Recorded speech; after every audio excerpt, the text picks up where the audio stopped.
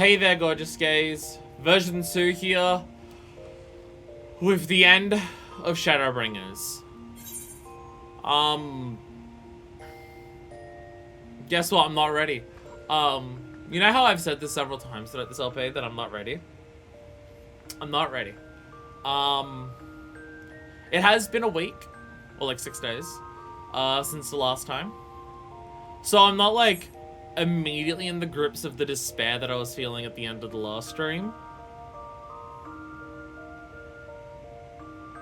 But the last thing I did in this game before starting up today was go around and talk to as many NPCs as I could in the first.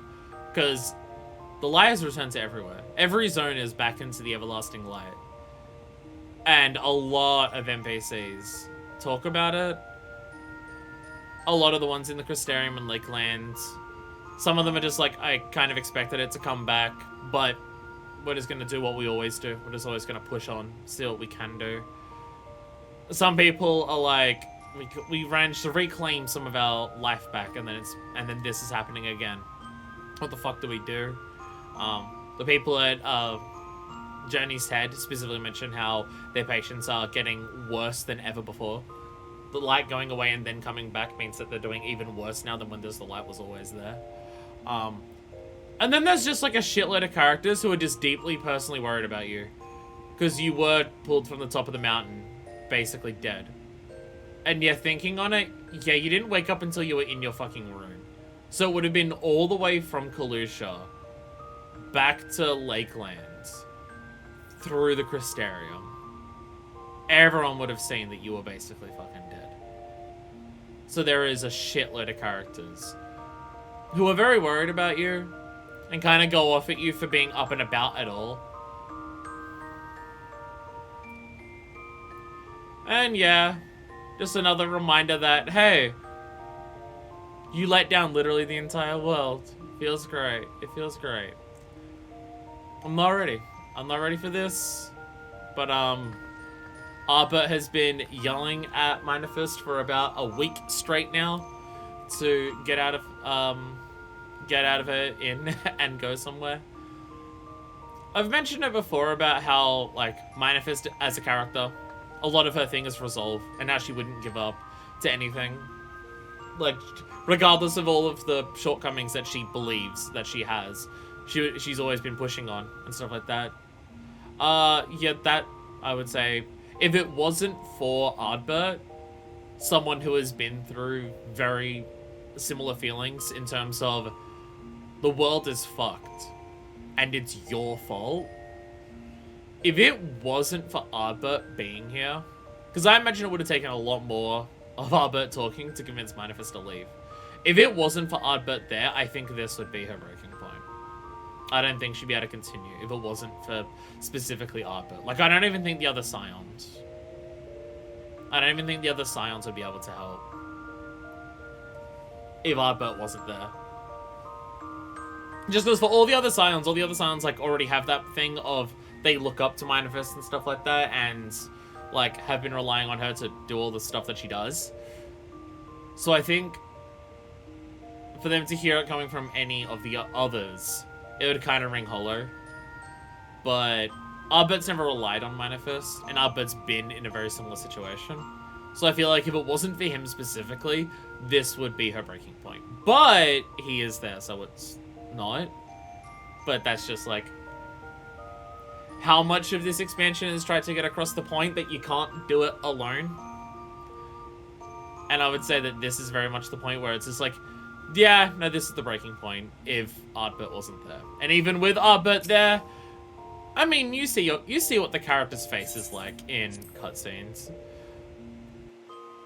You have a look at your character's face after, like, everything happens, and your character is just fucking sad as hell the entire time. They can barely struggle to do anything. Hello, everyone. Hi, everyone. Minifist can't muster up the energy to wave.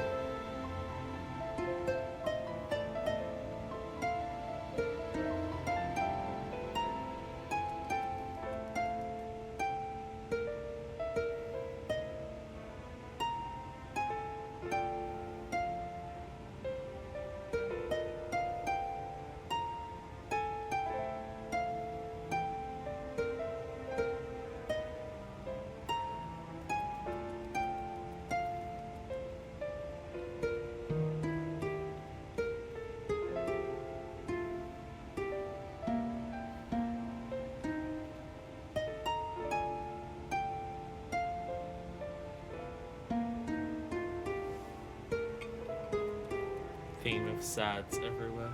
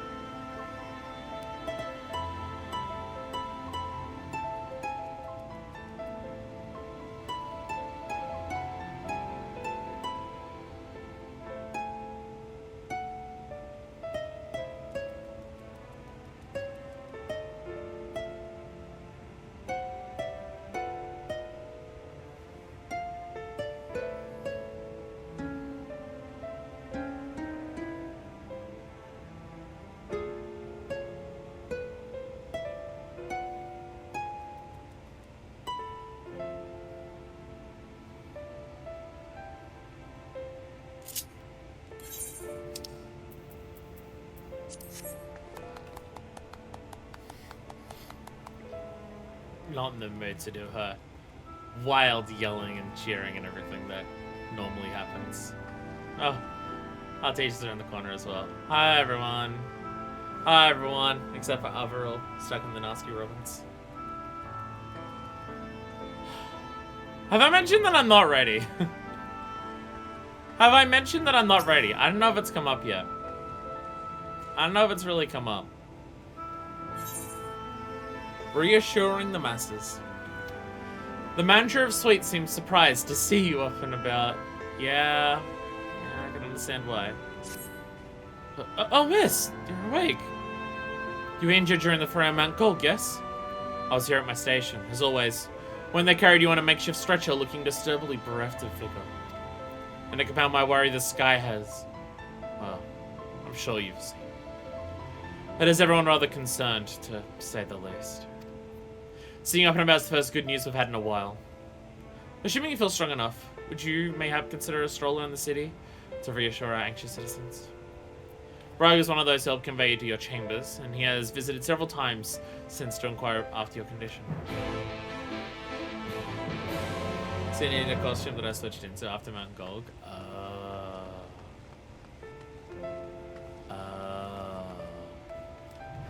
That's what that is. That's what that is.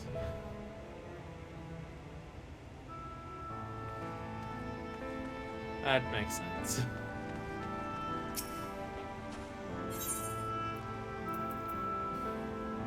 It's weird to get to this just like, yeah, we're at the finale of the expansion, and the mood is just fucking depressing as hell.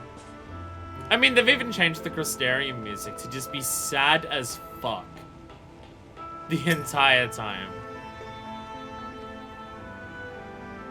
Like, this is the most dire it has ever been. And it's just, oh fuck. Just the way that it feels is, oh god. Well, look who's back from the dead. Aye, it was a grim sight. Your companions looked fairly ready to drop when they brought you in. So I offered a helping hand. Couldn't bear to see them struggle, sir. I knew, my friend. I feared you had one foot in the grave. Cold and lifeless you were. Like a corpse that was somehow still breathing. Then they told me some evil bastard went and snatched our poor exarch away in the midst of the chaos. Wicked Wyatt, what is this world coming to? Bah, but moaning never solved a thing, did it? Nay, it's times like these that we Crystarian folks stand tall and do what needs to be done. Trade with Yulmore is back on the table. Let's make use of those resources to fortify the city against the Eaters. Whatever misery the fates deem to throw at us next. Speaking of misery, Chestnut was worried sick about you. A healer ring in our hands is not a sight you ever wish to see, let me tell you. Am I gonna be reassuring the masses, or are the masses gonna be reassuring me?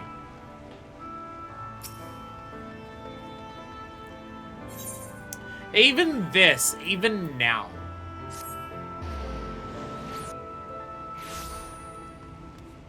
The people of the Crystarium are undefeated. Even now, like the attack was bad enough, but the return of the light and the Crystarium still is what it is.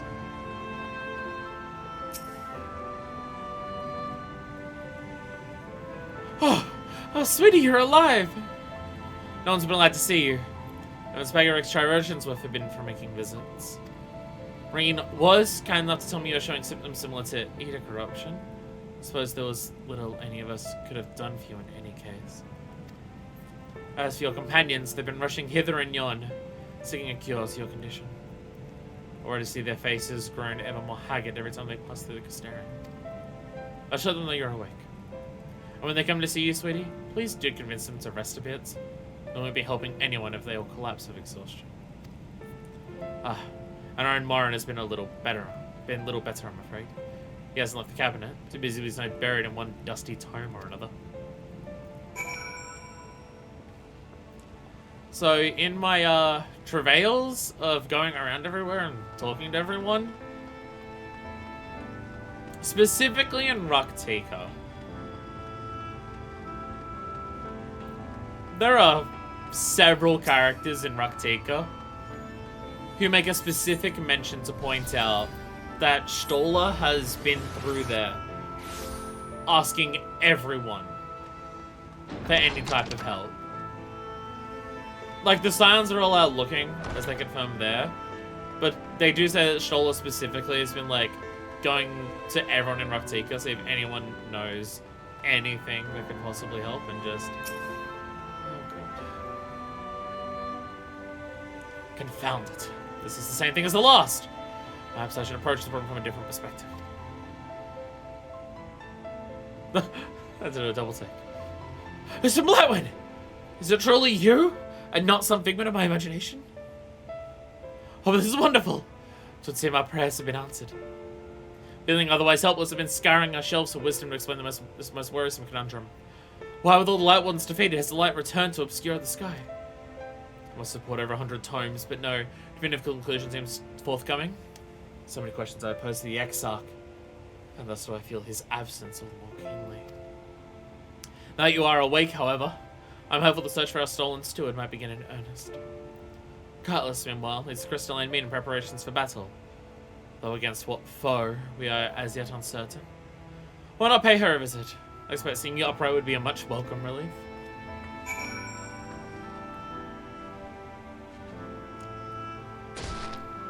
It's amazing in your relatively short stay here. I feel like this expansion is probably meant to be timeline-wise a fair bit shorter than the others.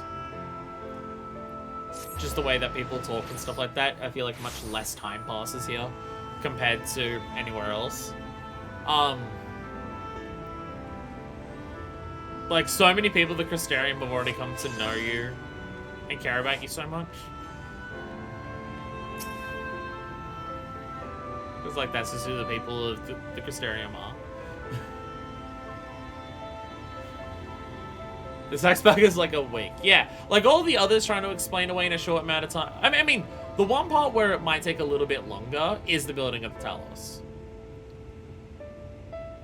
Like, at bare minimum, building the Talos has got to be a bit more time. Just because everyone would need to physically get to Kalusha.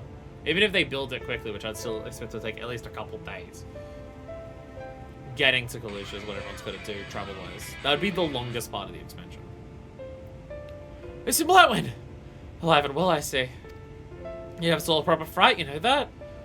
The friends you made in the Facets have been talking with me, wondering what they could do to help. Hey, the fact that I've been helping out the Facets is, like, actually cool. Anyway, I'm glad you recovered enough to stand. You're not planning on striking out straight away, though, are you? I was hoping to have a better look at your equipment. So our boat and airship travel is basically non-existent. Yeah, it's by Amaro. Yeah, the only way to get to Kalusha is Amaro from the Crystarium, pretty much. And we know that you can't take airships because, well, Sin Eaters. That's why we couldn't get to Mount Gould in the first place. And boat? On what fucking currents?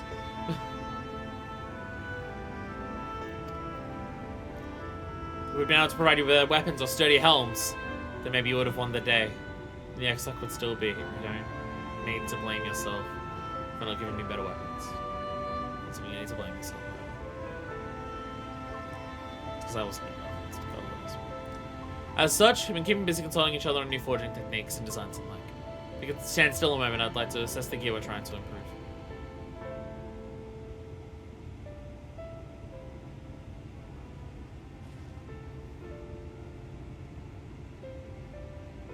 Aye, well, that's some fine work, I must admit.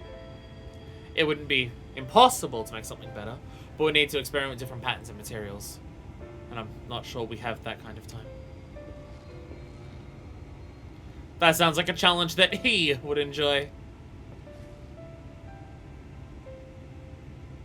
Who are we talking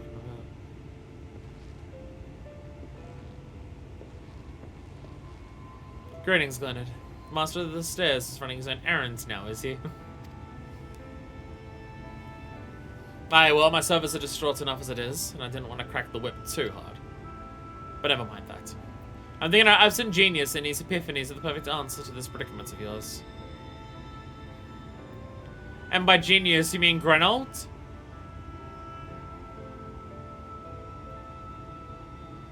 Is that who I think it's meant to be? Is that meant to be who I think it's meant to be? If Moen is here, oh god. Don't worry about it. I won't worry about it. He is a man of unrivaled gifts, so I won't argue with you there. What good does his talent do if you can't bloody find him? No one's seen hide nor hair of Grenold since he wandered off some years ago. You know what he's like once he latches onto an idea. He's really closed himself in some forgotten cave, completely absorbed in his latest creation. I wouldn't even know where to start looking. That does make things difficult. Still, if that eccentric is someone you're destined to meet, I'll wager he'll show up soon enough. My time at the bar, many can tell I've heard of the strangely fated encounters, even if you of them might be stretching the truth just a bit. I'll keep my noses to the grindstone for the time being. But on the off chance you do encounter Grenell, we always take advantage of his brilliance rather than wait on our slow and steady progress. This will talk when you're fully recovered, of course. I'll let you get back to convalescing. Ah, before you do that. You're actually the reason I came over here in the first place. I don't suggest partaking of my stock until you're properly well, but if you've passed any of the stairs, then I have a regular who's eager to see you. So, I'll come back. I'd best be getting back. Just because the world's coming apart, it seems, doesn't mean we have to follow suit now, does it? Here. We can't forget the heart upon which the city was founded. With the excitement, might have much of a home to return to.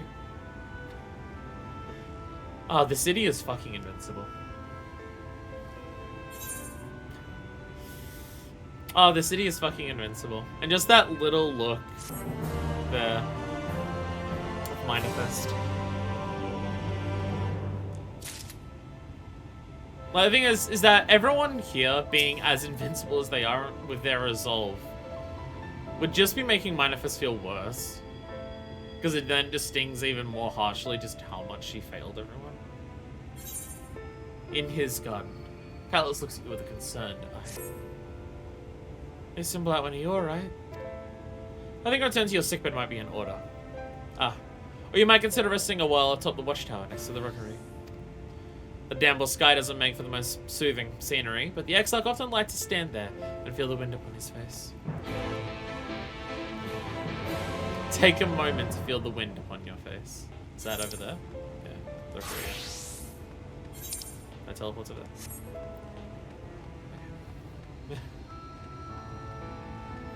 I shall feel the wind upon our face. And break all my ankles at the same time.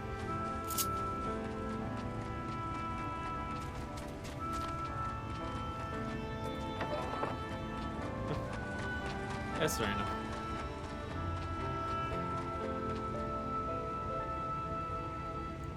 Lot of stairs. So.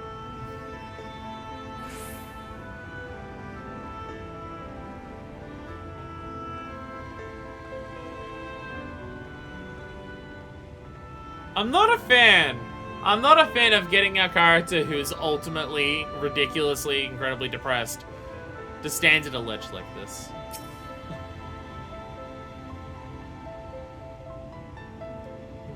Not a fan of the themes of what they're trying to do here.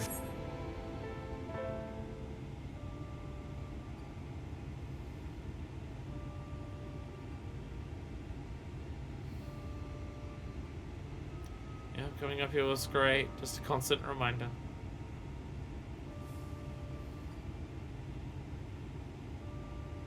The people of this city have spirit, I'll give them that. They've not lost the will to fight. I bet. I can imagine how torn you must feel, looking at that sky. Knowing what it means to everyone. And that you're responsible.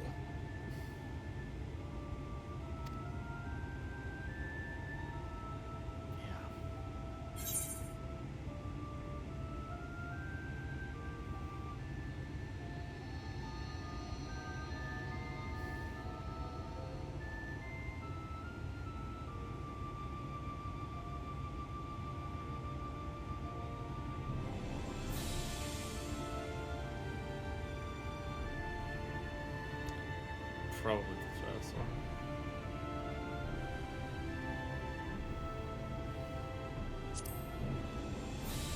Secrecy is worse. I'd rather people. If you're thinking of coming clean, don't. It might make you feel better, but it would make things 100 times worse for them. They're better off not knowing.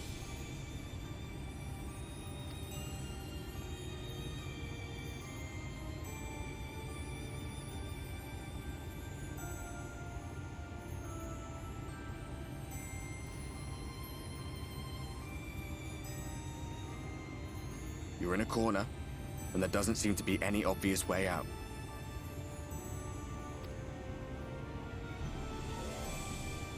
But that doesn't mean it's over. However hopeless it seems, you haven't lost yet. It's the one time where I think every character surrounding Minor Fist has more resolve than they do. Normally it's the complete opposite in every other situation.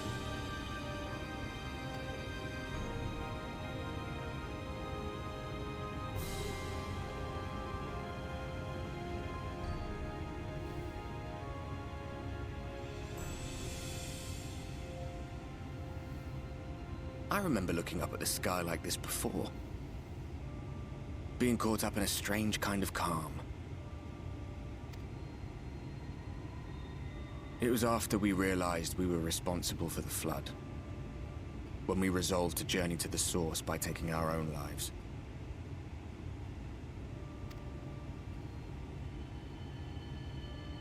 One last sacrifice. One last fight. One last failure. And then the Oracle appeared and, well, you know the rest.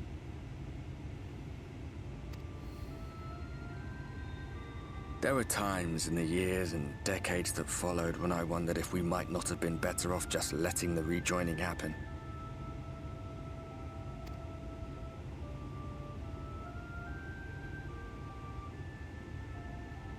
That we'd made one last mistake.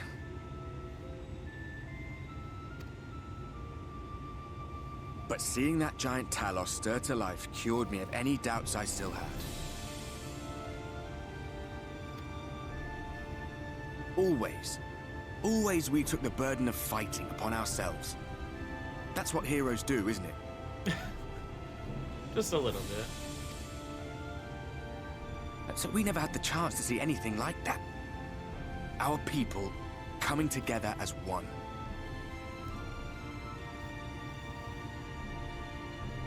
It was very special to see that.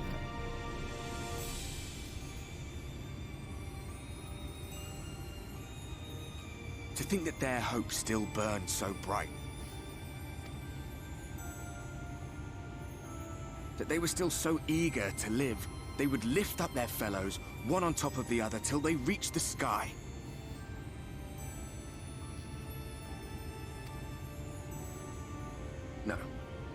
We made the right decision. And I can finally feel proud of the part we played in helping this world survive.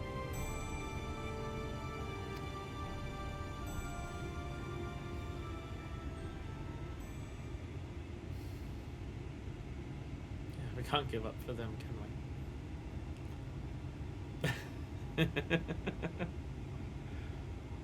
Well, come on then.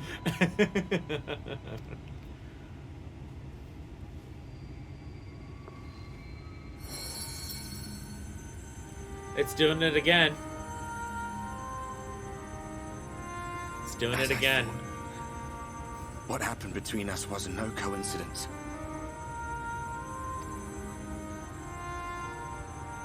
My story may be finished, but the fates have gifted me a minor role in yours.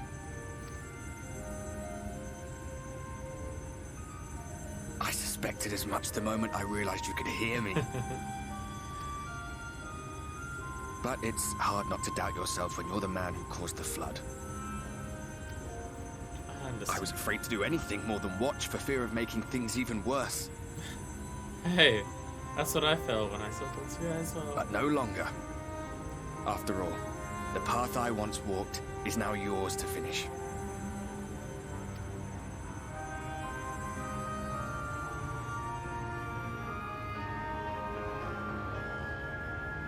For what it's worth, I cast my lot with yours.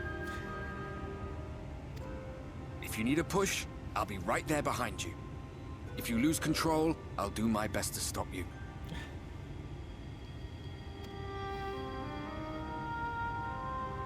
Thank you. So, let us be about it, hero.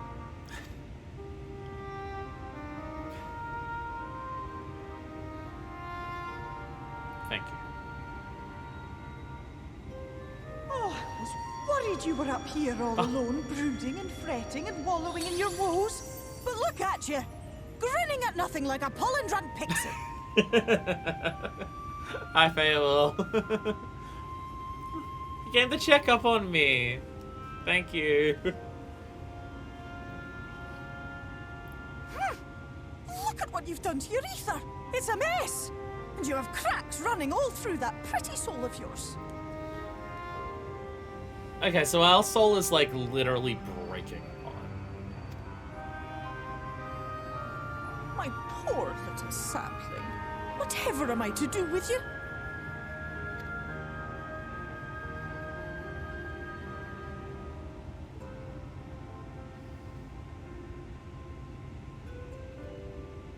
Shall I yield up my throne?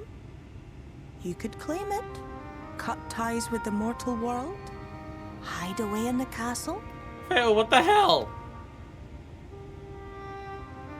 Fail, what the hell? It won't fix the problem, but would it really matter?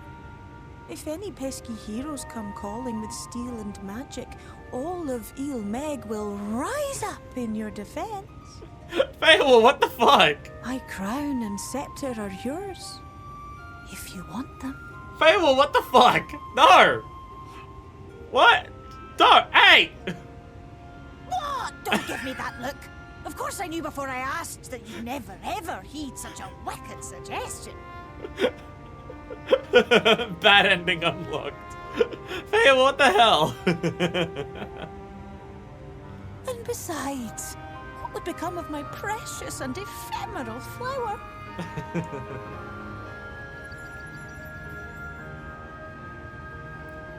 Oh, my dear beloved sapling. You are lost, confused, and have precious little time to gather your wits.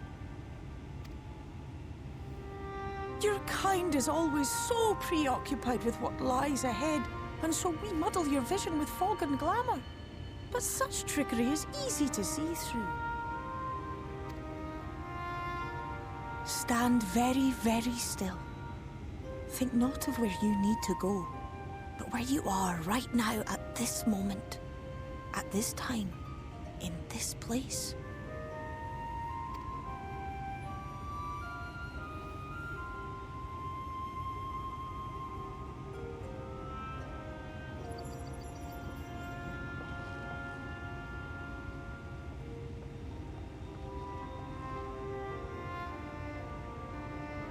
our cairn of crystal. From shadowed hood he watched you go, his ruby eyes with warmth aglow.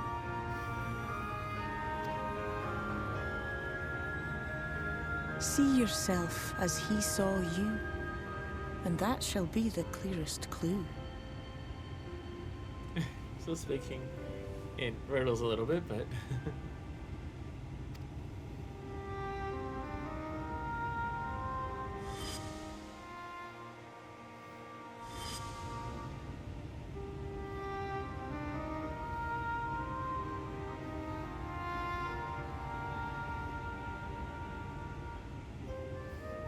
You stand in his garden, dear sapling. Ask his flowers what they know, and you will surely find an answer. But what will you do with it, I wonder? I'll be watching and waiting. Waiting and watching.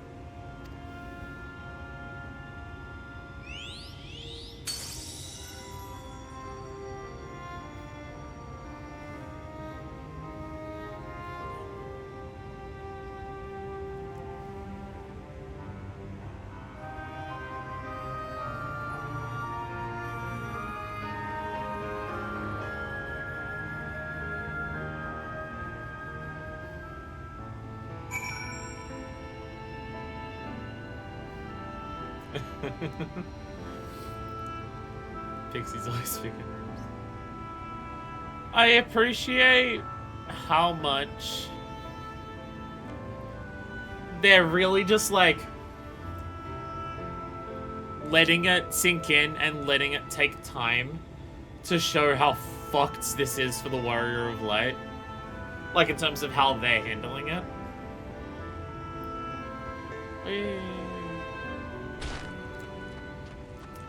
Like, your character is their own person. Letting it linger like the cranberries. Like,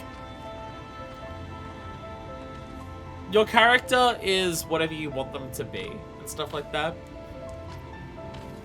But it's one of the things I appreciate about this game so much, and why it's so hard to not view your Warrior of Light as their own character. Or like you formulate who they are. Because obviously there's a lot of games where you just create your own character and that character is whatever you want them to be. Like whatever you project onto the character is who they are. But this game, while it wants you to do that and actively encourages you to do that a lot as well, it is also willing to have cutscenes that are focused about what your character is going through. Like they don't have scenes where it's just let yourself imagine what your character is going through. Like, they show you. Because regardless of what your Warrior of Light is going to be, they're probably going to be feeling pretty fucking fucked at this point.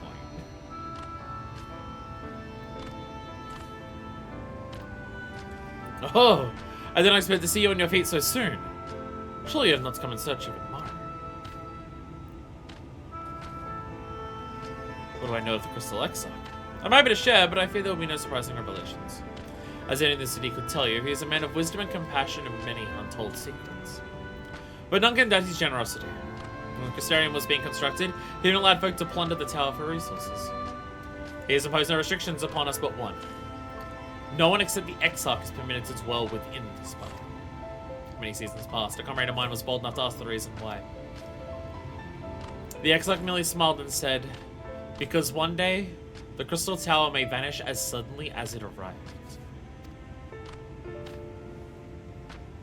Checkers, the back is really loud in my right ear. Might be this one. Might be the scraping of that.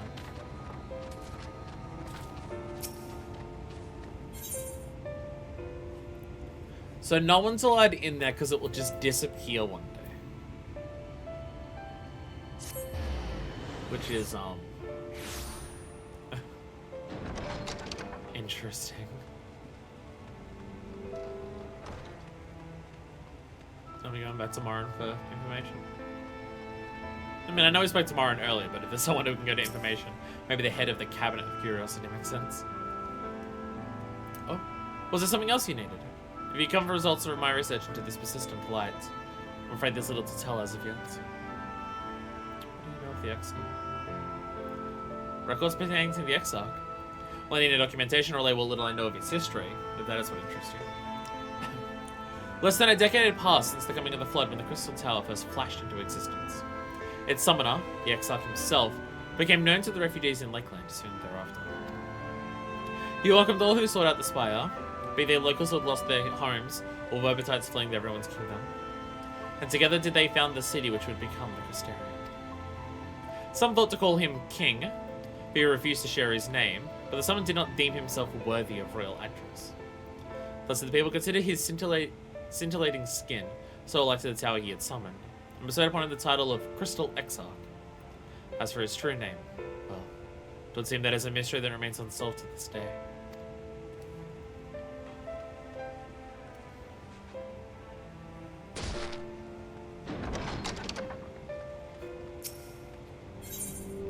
He really did just appear. And is like, hey, we're doing this now. We're saving the day. I worry that the primary reason that he told no one anything about who he was is because he knew if we found out who he was, we wouldn't let him do what he did. Serena, what's coming from Leslie? I literally skip jumping the contrast and the temperaments is clear.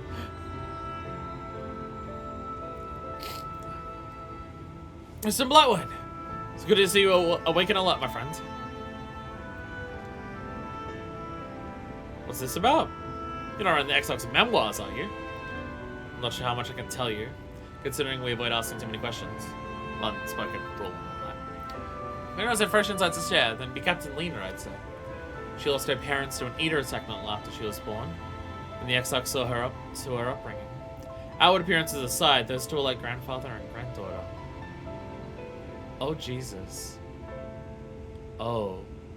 Yeah, I didn't realize Exarch literally fucking raised her. Imagine the news of this predicament hit her doubly hard. Not that our proud captain would ever let it show. If you do decide to talk to Lena, she'll be the usual post at the ancestor gate. That's outside, right? Yeah.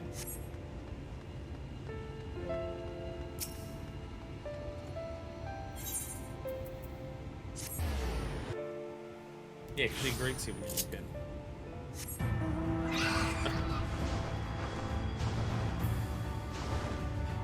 We have not depressing music for a second. As a treat, we are granted music that is not depressing. While we speak to Lena. Hi, Lena.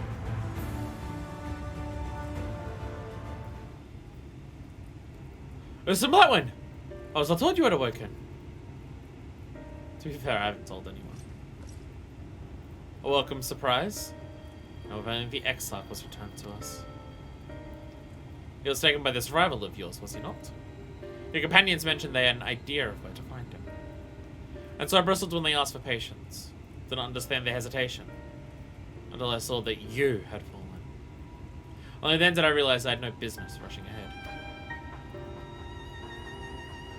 Even so, the delay has been no less agonizing.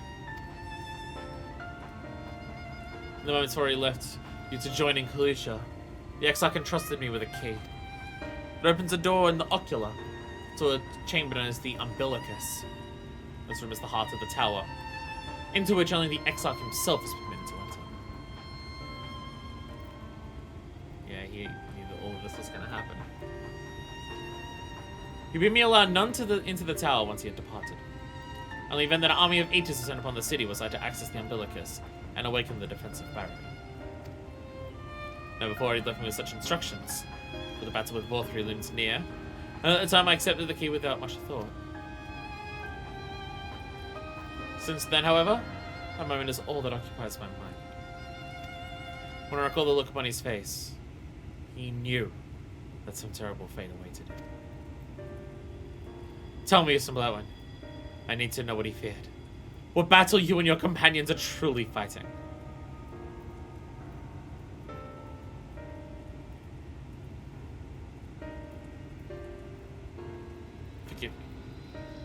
trust in the exile. I should not be voicing these doubts when he is not here to respond to them personally. But you have come with me with a question of your own, have you not?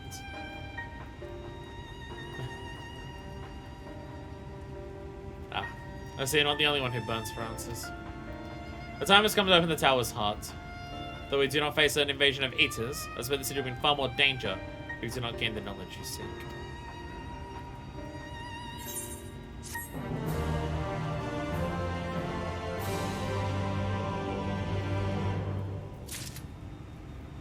Listen, Shadowbringers LB has a new art of exile creating the tiny leaner in his lap. Oh my god. Oh my god. The unbroken thread. Oh dear god. Alright, everyone get ready. We're gonna cry for like a third or fourth time already today. Lena urges you to follow. Come, meet me in the ocular, and I'll unlock the door within.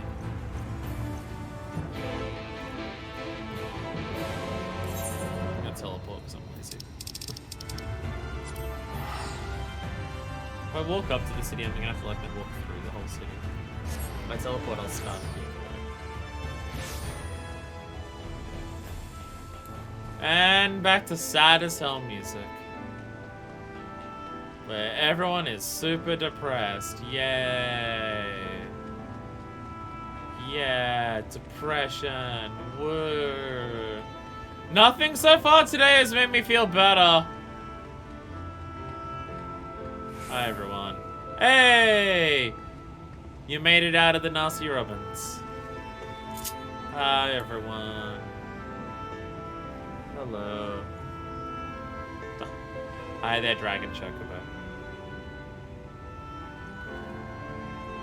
God damn it, I'm still having stuff thrown at me. Val's not even here and I'm still getting stuff thrown at me. Oh no. Oh no. Averil really is the most diva of all of us, isn't she?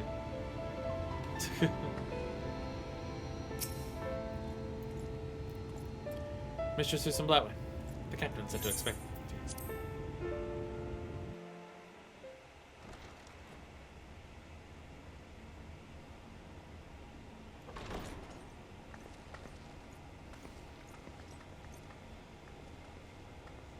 I have unlocked the door to the umbilicus. You are free to enter. Once you have what you require, I'll see it sealed once more. Until then, I will remain without.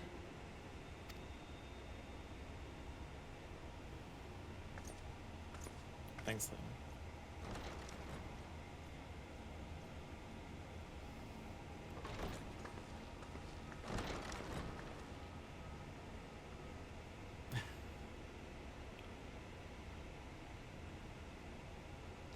There's a lot of books everywhere. Stoller, you have no need to fear about how messy your cave was. Ponder the orb, Manifest. Ponder the orb into an echo vision.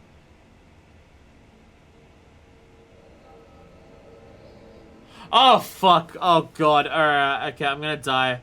Oh, I already know where this conversation's going. A moment to collect my thoughts, I prithee.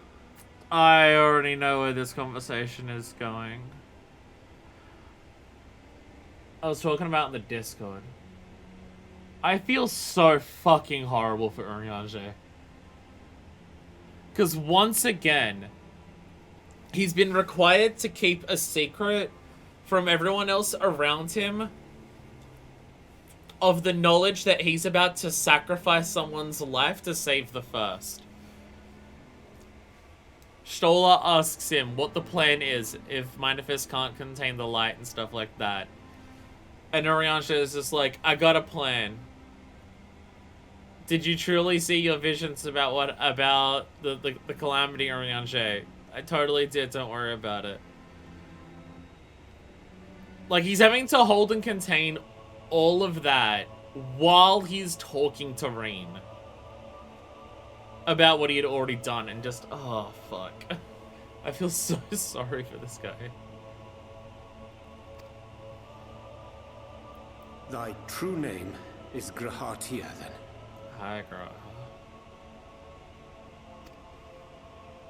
By thy claims, thou too art a native of the Source, though from an age beyond our own, when the 8th umbral calamity hath visited devastation upon our star. Yeah. He's from the future, after it already happened. It wasn't Oriange's vision, it was Graha's knowledge of what had already happened, because he comes from the future. Thou hast, by subtle means, reached across the boundaries of time and space to unsow the seeds of catastrophe, ere its creeping vines drag our champion unto an early grave. And also the rest of the world. It's not just about saving me.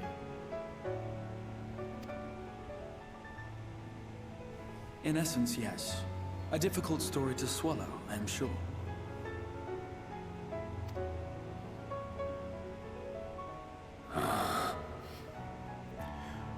Fuck, this is too much for me to handle. I doubt not the veracity of thy words, not the account of thy coming, nor that of the fated calamity. I mean, Oriange personally knows how close this world is on the verge of rejoining. Yet my mind straineth still to apprehend the enormity of this tale. Wouldst thou favor me with a gradual unfolding of its chapters? Certainly. But where to begin? I should start with those great minds who survived the calamity. Sid Garland being perhaps the greatest. Sid survived. Sid fucking survived. In hopes of staying the unending tides of war, he and his fellows pursued all manner of possible solutions. One of these was rooted in a theory which unified several fundamental principles discovered over the course of the Warrior of Light's adventures. It proposed a method by which one could enter the River of Time, traverse the rift, and leap between worlds. I said last time, this is just describing several different raids together. Several adventures that we had. Perfecting that idea, however, was a work which consumed their lifetimes. And thus was it left to future generations to decide whether theory would be put into practice. Oh god, how long was it? Oh god, how long was it?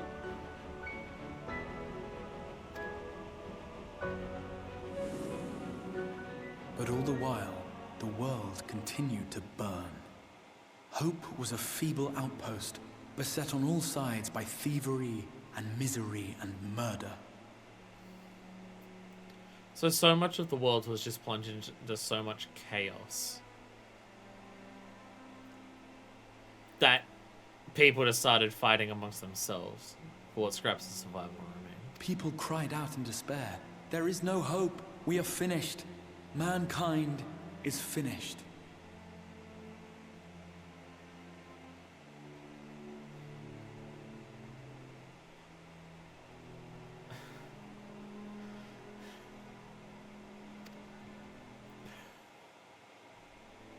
Then others raised their voices in answer. I'm having deja vu. Does sound a little bit similar to what Emmett was telling us when we were turning into a Sin Eater. It probably is exactly the words, but I'm not sure of that. Though we be beyond salvation, those who came before may yet be saved. We will forge a crossroads and pave the way for a different future. By the wisdom of our forebears, we will prevent this calamity from ever having come to pass.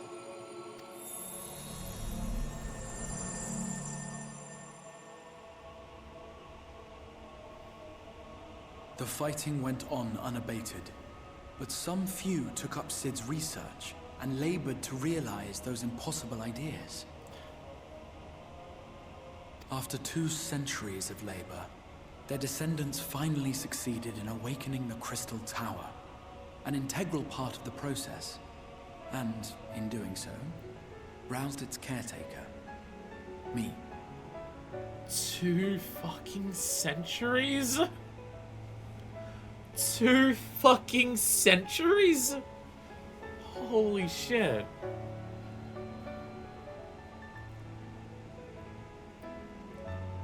For a We don't know enough about how time travel works in this world. Would it just, like, erase their timeline? Would it just not help theirs at all?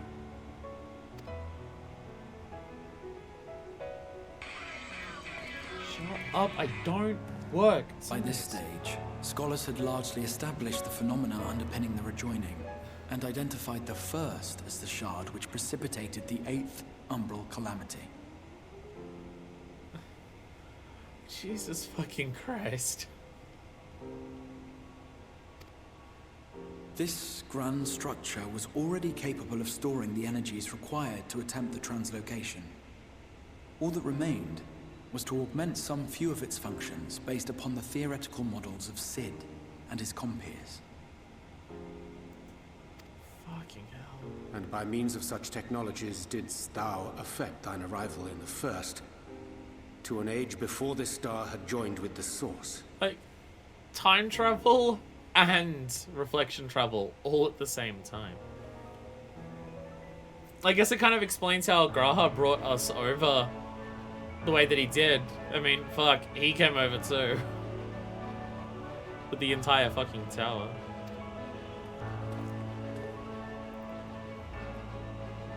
Some while before, as it turned out. It is all but impossible to predict how time will flow between one world and the next, and we missed our mark by almost an entire century. But this only worked in our favor. The Sin Eaters could not be defeated without the blessing of light, and summoning the only woman who might stand a chance against them would require decades of preparation.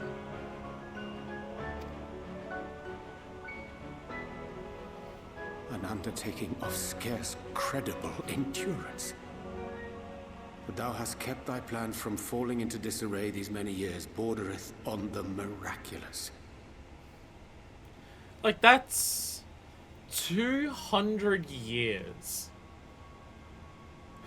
of post-Umbral Calamity, of people keeping the work of Sid alive and continuing to work on it, to do something that even the Ascients can't do. And then arriving here and having a century of getting this to work without, like, being run over by Sin Eaters. Sure did look to those who lost before to lead those who walked after for quite a few years indeed. Jesus Christ. Yet howsoever history be rewritten, thy present self was shaped by events which followed the calamity. Yeah, how does time travel work? Are they just gonna disappear? Will they continue to exist? Will it be its own rejoining? Should said catastrophe be averted, the very skein of thine existence will unravel. Surely thou hast foreseen this. Do we know that that's how time travel works in this world? Our only example of time travel is explicitly a closed loop because Alexander made it that way, because it was the only way to actually, like, help the world. Like, they kind of established in Alexander that time travel can kind of do whatever the hell you want it to in this world, theoretically. We just happened to do a closed loop in Alexander, because Alexander specifically did that to ensure that he both existed. Oh my god. Oh my god, I was wondering that.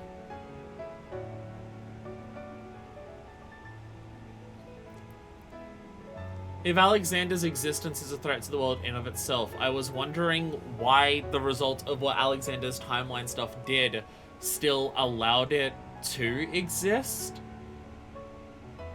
Because it acknowledged that its existence was a threat, which is why it sealed itself in stasis. But then why did it allow it itself to exist in the first place? Why not recreate a timeline to where it never exists? Did it want to make sure that it existed because its prediction stuff predicted something like this needing to happen? And they basically describe Alexander as an ultimate ridiculous supercomputer. The whole thing of Alexander is it can predict the future and know the effects of any of its outcomes of any of its time travel stuff. Not because it's seen it and done it before, but because it is just that good that it basically can see the future anyways without having to travel into it.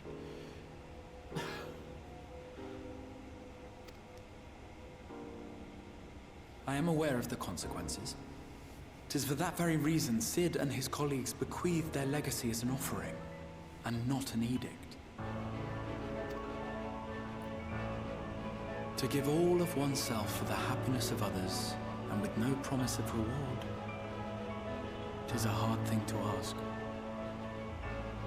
Fuck everything Emmett says about how we're not as good as his people because of the tragedies that we give rise to, or like because of like the way people came together in his. Fuck any of that. Fuck anything that he says. Look at this shit. Look at how this shit's coming together.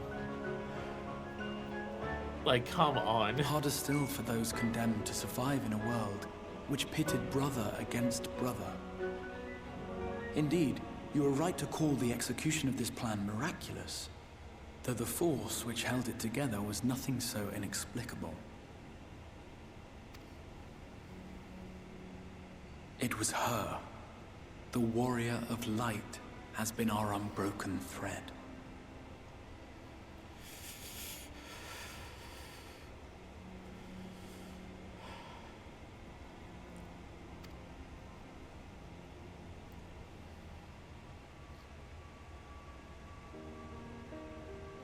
Where others would stumble and fall, she would rise above. Where others would break and run, she would carry on. The warrior of light's tale is one of unyielding bravery. To tell it was to feel courage. To hear it was to feel hope. It was a breath of inspiration in an age of suffocating shadow.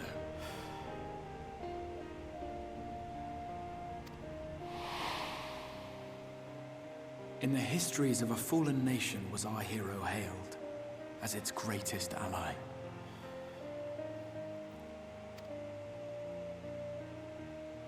In the time-worn pages of a noble's memoirs were her deeds joyously retold.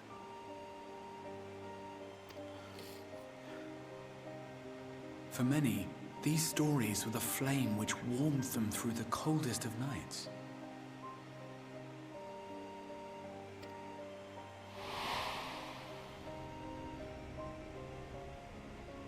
And so it should come as little surprise that the plan found no shortage of volunteers, concerning as it did the Warrior of Light herself. It was their chance to add their own verse to the hero's saga. She was the lodestar that brought them all together, to send their final message back through time and space to her.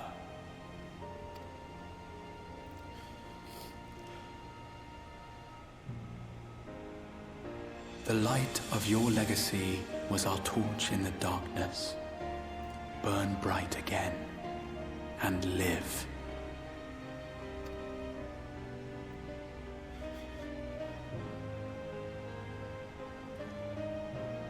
I am merely the bearer of that wish, come to ensure it is safely delivered.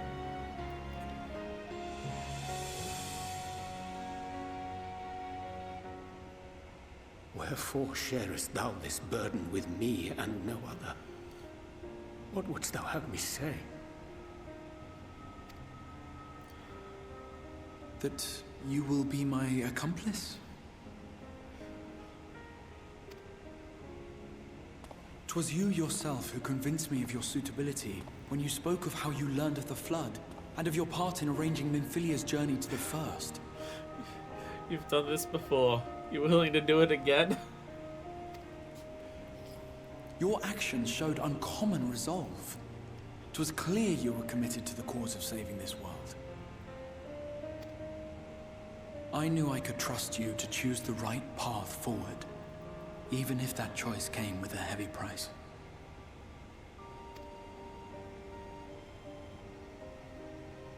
What price?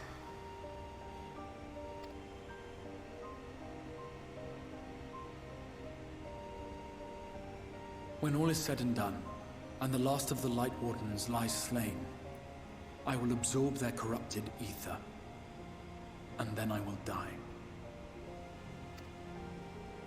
Knowing what I know of your companions, not to mention your champion, they will try to stop me.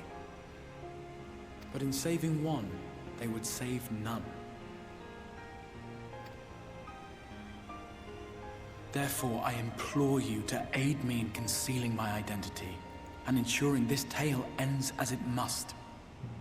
To this end, I would have you take what I have told you of the Calamity, and make of it a portent. A prophetic vision you beheld in the swirling chaos of the Rift.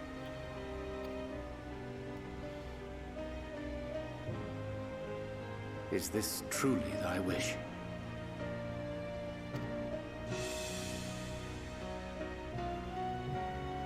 History remembered the Warrior of Light, as I knew it would. And I will suffer no other to rescue the champion whose star has charted my course.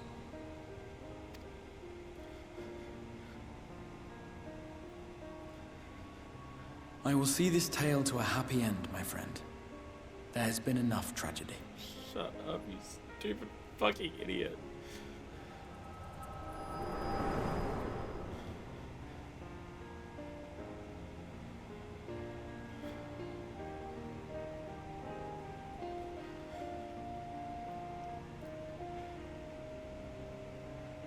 Careful now. If you lose control again, the light could claim you for good. Although it's probably only a matter of time before you succumb to the change in any case.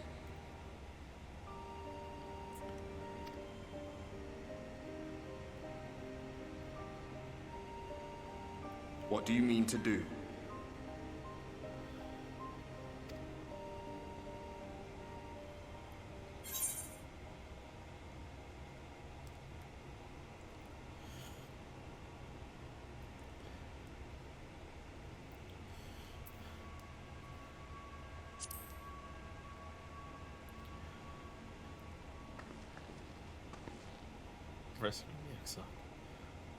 Protect him as you care about, is all that matters to me. Then we should be on our way. Dacian mentioned the Tempest, did he not?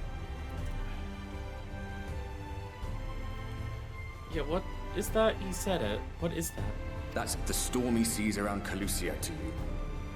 His lair must be down there somewhere, hidden beneath the waves. Okay, no wonder I couldn't predict what the final zone is, because it's literally just under the water. Okay. Okay. How the fuck do we get... I mean, I can get there, I can breathe underwater. Guess I just gotta swim a lot.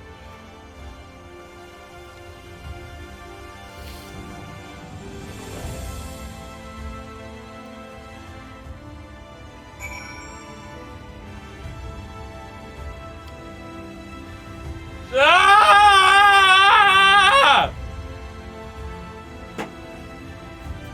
I should have got my tear rag ready before!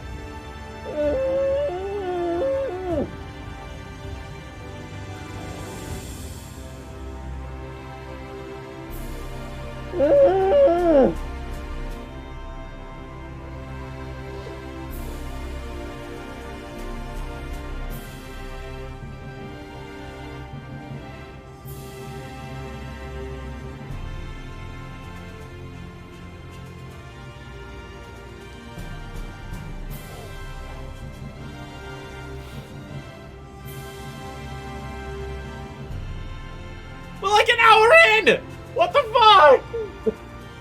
We're like an hour into today! Oh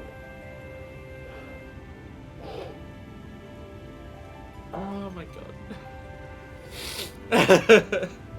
Yeah, this will stay here, Win. This is gonna be on the table the whole day. I'm gonna need to probably wash it several times by the end of today.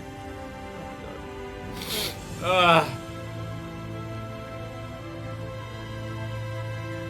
Don't you ever read your message out loud? I'm gonna cry. I'm gonna cry more if I read your message out loud.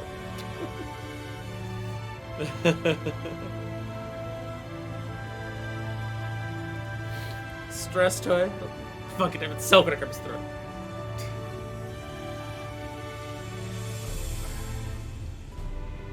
So that, I say that. At this point, it's like, I'm not even like, I don't even have my ires or objections pointed towards Emmett Selk. It's not that I like don't think what he's doing is unconscionable or like horrible, or that he's just like straight up evil.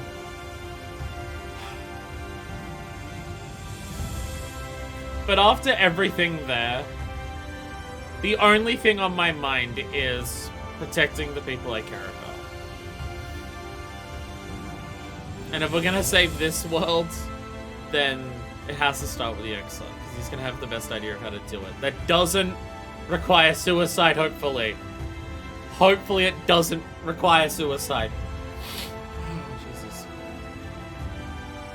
Whatever bad you feel you've done, you'll always be remembered for the greater good you did. Your legacy will be one of hope for those who remain long after you're gone. Save the cat.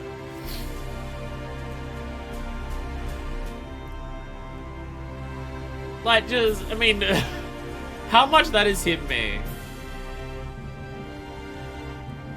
Because you gotta, like, you gotta remember that it's like Umbral Calamity happens during the war.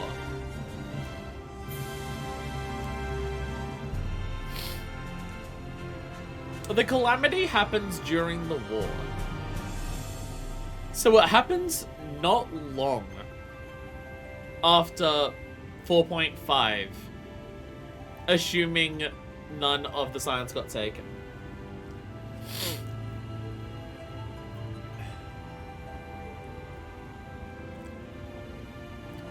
And what was Minor Fist feeling? Like, right at the end of the Stormblood patches. Especially after Yotsu. Like, that was the most that Minor Fist just felt like, I am not a hero. I am not a savior.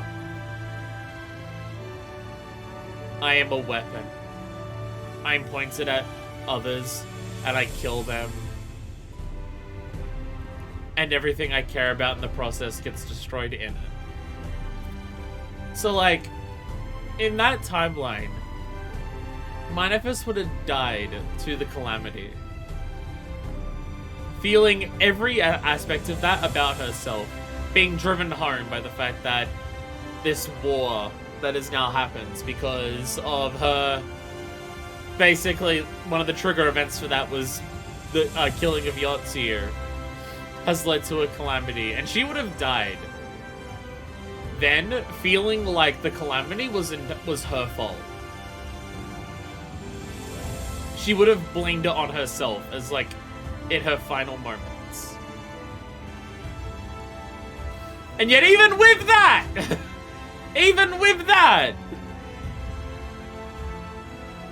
that's how the future remembers her.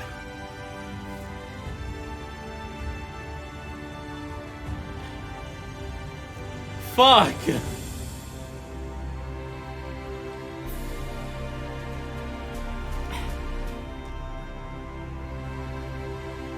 And yet, in spite of all of that, look at what we're facing right now!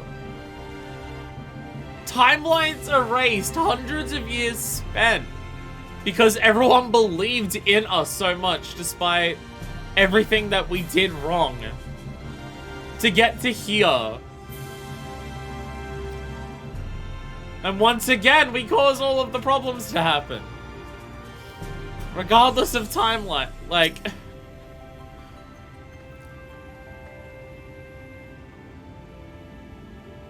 Like, unless we get rid of this at some point. This is all just going to break Minor Fist down even more and more and more, and they're just going to feel like time has been erased just to prove herself, like, all of her doubts about herself right again. Because this is still happening here. But at the very least, Well, it hasn't changed what she thinks of herself, and in fact justifies it even further. Giving them the resolve enough to keep trying because everyone else was able to. There is still that. Hasn't changed their opinion on who they are or anything, but it's definitely helped to give them the resolve to carry on. Because if everyone else can, fuck, you can. Ah! Did you find the answers you sought? I don't know if they're the ones I was looking for, but probably the ones I needed to hear. If there's nothing more you need, I will go and look for them.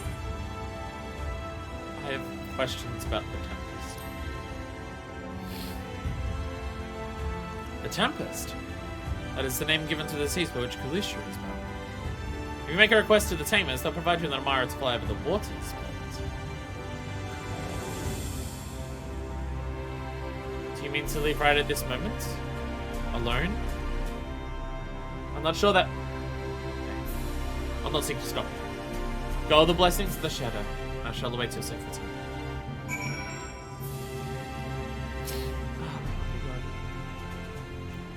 Why did the Thames the Amara launch? They'll lend you a base carry over the Tempest.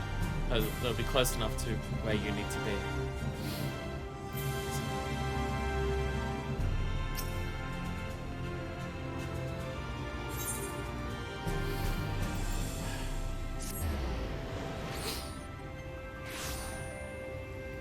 Everything's fucked and everything's awful. And my brain. Yeah, get out of my face.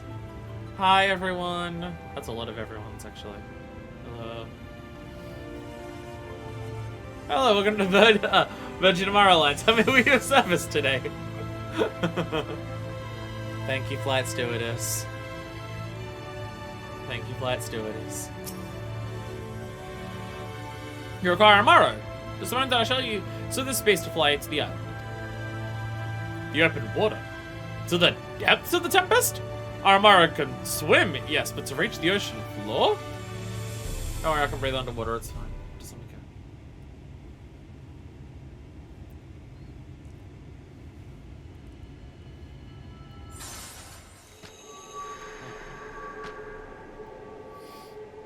Sooner rather than later, please. Ah, we have found thee. Oh, goddamn it. Oh, fuck. Word reached us of thy recovery, and thus did we gather with all haste. Been a while since we've had a spam bot. Been a while. I was trying to leave before you all got here.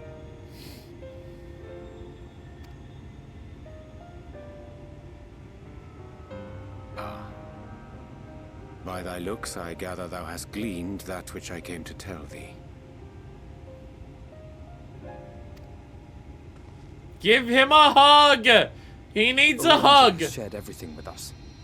The Exarch's true identity and purpose. Give him a hug! He needs a hug!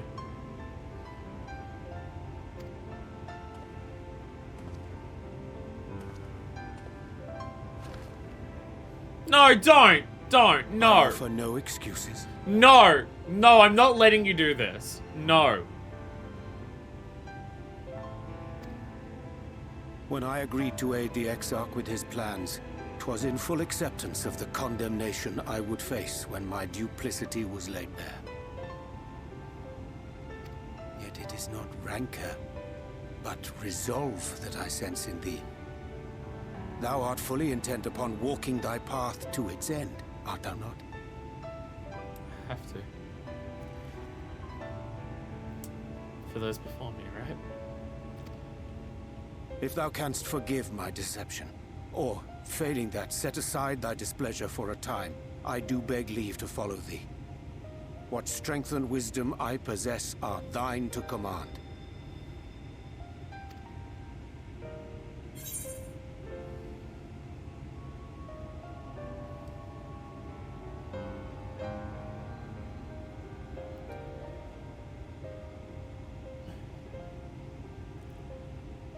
See, for Minor Fist, she would apologize to Urianger. She would apologize to Urianger. She would apologize to him that he has to go through this, like, torment that he's had to go through. Because she would see it as another failing of hers. If she was, in her mind, if she was stronger, if she had resolve to accept what needs to be done, and to accept that Graha would have to be lost, then he wouldn't need to, like, hold this and feel the guilt and the torment of needing to do this. It would be yet another instance of Minor Fist feeling like someone else has had to suffer because she's not strong enough. And she would apologize to Urianger here. Hug him and apologize to him.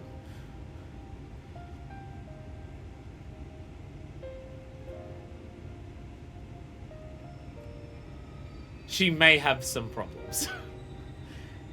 She may have some problems. And everything around her is reinforcing them, but also telling her that she has to push past them at the same time. But this is the closest that the game is giving us. But canonically. I think she tried making sure apologizing, Shell would shut that shit down.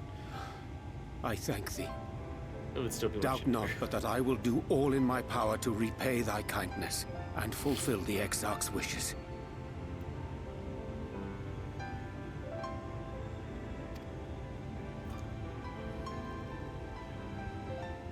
I'm sorry, but I don't think this is a good idea.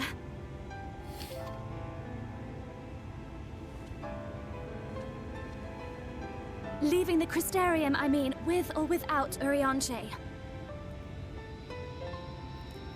I mean, given the Warrior Light a mind of their own is part of my praise of the story. But as someone who's streaming it, I can just explain in my canon what happens at moments. Most of the time when the Warrior of Light like does something of their own accord or has emotions of their own accord, they would line up with Minor Fist anyway. Because Minor Fist is just like a Warrior of Light, so pretty straight for like a lot of it. Because a lot of it is just her reacting to the events of the story. As someone who started out, well, eventually got to the point where they just wanted to help and save as many people as they possibly could. But as someone who's streaming it, I can just explain what Minor Fist canon is when the game doesn't let me be very, very specific with my choices. What I did for you won't last forever. There's no telling when the light will break free again.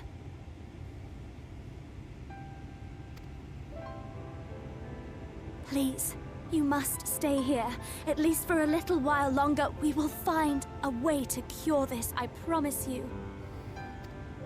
How can you make promises? We don't even know where to start. Alize, please. You know Reen was only trying to help. Of course I know! I know only too well! But making promises you have no way of keeping is not a kindness. It's a lie. Plain and simple. We've all searched high and low for an answer, and every one of us came back empty-handed. I am not about to stand in her way now. Not after failing her in her hour of need. No, the least we can do is...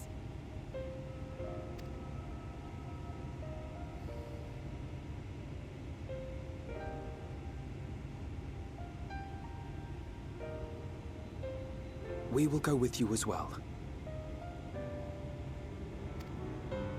There is naught to be gained by standing still. Indeed, we have exhausted every other avenue. Lead, and we shall follow. If there is any hope to be found, then we will surely find it at your side.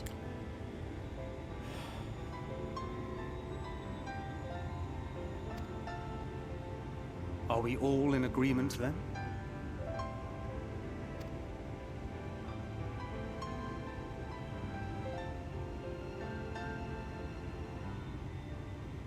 Is there aught we can do to help? Oh god. Oh dear god. Oh god, it's everyone. Story, we do know you're in for a fight. Oh god, it's everyone. And while the Exarch's away, it falls to the rest of us to see the Warrior of Darkness is given a proper send-off. Of course they knew! Of course they knew! Of course they knew! You told them! No. Well, not in so many words. Aye, we didn't need it spelled out for us.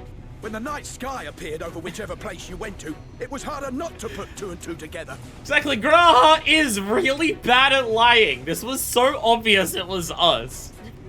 Everywhere we go, the night sky comes.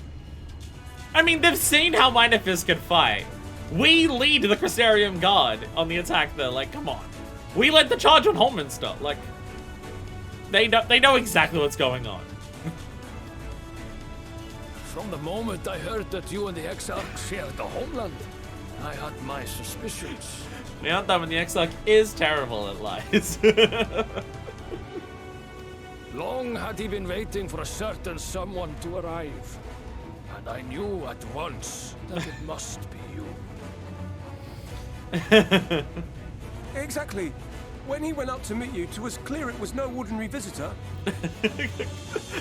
Literally, before people even saw me, people were just like, oh, this is someone special. And then the night sky returns like a day later. Volumes. I could feel his excitement. He was practically prancing. That's right.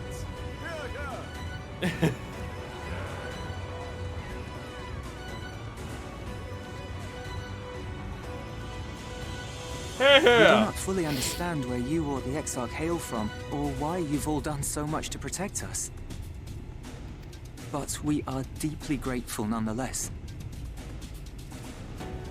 So, if there is anything at all we might do to aid your journey, you need only name it. What would you have of us? How do I get to the bottom of the Tempest? You might have invited them to join us, where there are not so many. But come, they are waiting. What is your will, O Warrior of Darkness? God damn it, Stola! God damn it, Stola! Assassin me back! God damn it. And the Crystarium, leave it to us. Hope for the best, but prepare for the worst. Hope. But they also defend the Crystarium until we come back.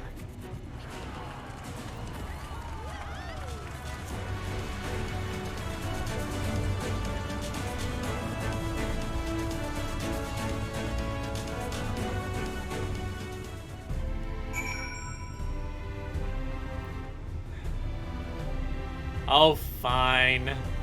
We'll embrace being the Warrior of Darkness, then. No need for hiding. No need for secrets. And maybe it's a little bit of an extra push that we can have for us. Let's actually be the Warrior of Darkness, shall we?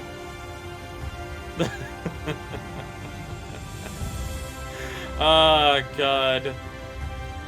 The game gave me a reason to not, like, do my pre-made Dark Knight glam because it was too heroic for the story reasons, only to give me a reason to switch back to it at the end. Hey! Hey! Grinded for this? You mean I passively just was using my, Poetics and Grand Company seals and slowly buying the materials for animal weapons, and then I just made this when I had enough. What else am I meant to spend my guild seals on? The Stormblood boxes to get the minions? All that ever gives me is Tarotarus.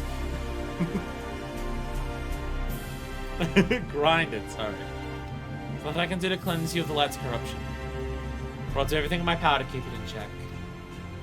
If the Warden's Aether overwhelms you again, you will become a Sin Eater, so please, save your strength for when it really matters.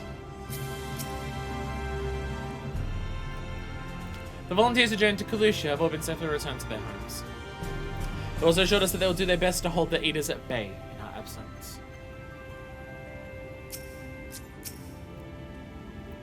Gods know you've spent enough time charging into danger on our behalf. It's only fair that we return the favor. God damn it, everyone! Ah, you motherfuckers. Ah, you motherfuckers. I once said that I wanted to fight for Estinian, but I wanted to save him. Not let him be sacrificed for a cause. And now I say the same to you. God.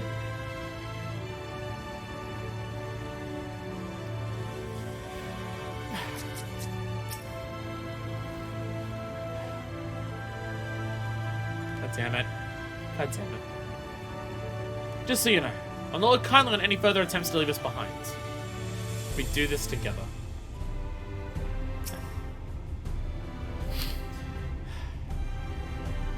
God damn it. Okay, so, like... do we have a cry counter today? Because I don't think that'll work. Because I'm pretty sure I start crying before I've finished crying from the last time the game made me cry today. I don't know if we can just count this anymore. Because it's just a rolling stream. Fuck. The game started giving my tears a refractory period to recover. Ah. Christ. Thus is fun to commandeer on tomorrow for thy journey into the open sea. I fear the following dive down into Emmonsog's underwater abode will drain even thy legendary stamina. Thou, during thy convalescence, would consider the most efficacious method for reaching the depths of the Tempest. And I believe we have arrived at an elegant solution. Yet, ere we discuss this step, I suggest thou dost conclude that such pressing business as remains in to the end of Castera. Once the sea closes above their heads, we're unlikely to surface again until our grand deed is done. Point of no return. Point of no return.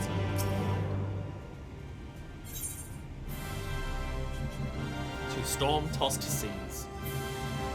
Roger is patiently awaiting word that you're ready to depart. If thine affairs are in order, then I shall unfold to thee my proposal. Our destination is the ocean floor. Yet our goal is not simply to arrive there. Nay, we must needs to have the means to breathe and fight freely. Kojin blessings for everyone, Pog? Actually, I can't even fight. Thus I petition the aid of one of the Fae, a being with whom I have yet to meet face to face. Rather than waste words in the explanation, I bid thee follow me into the hamlet of Zellan, which lieth to the south and west. All will become abundantly clear, I promise thee.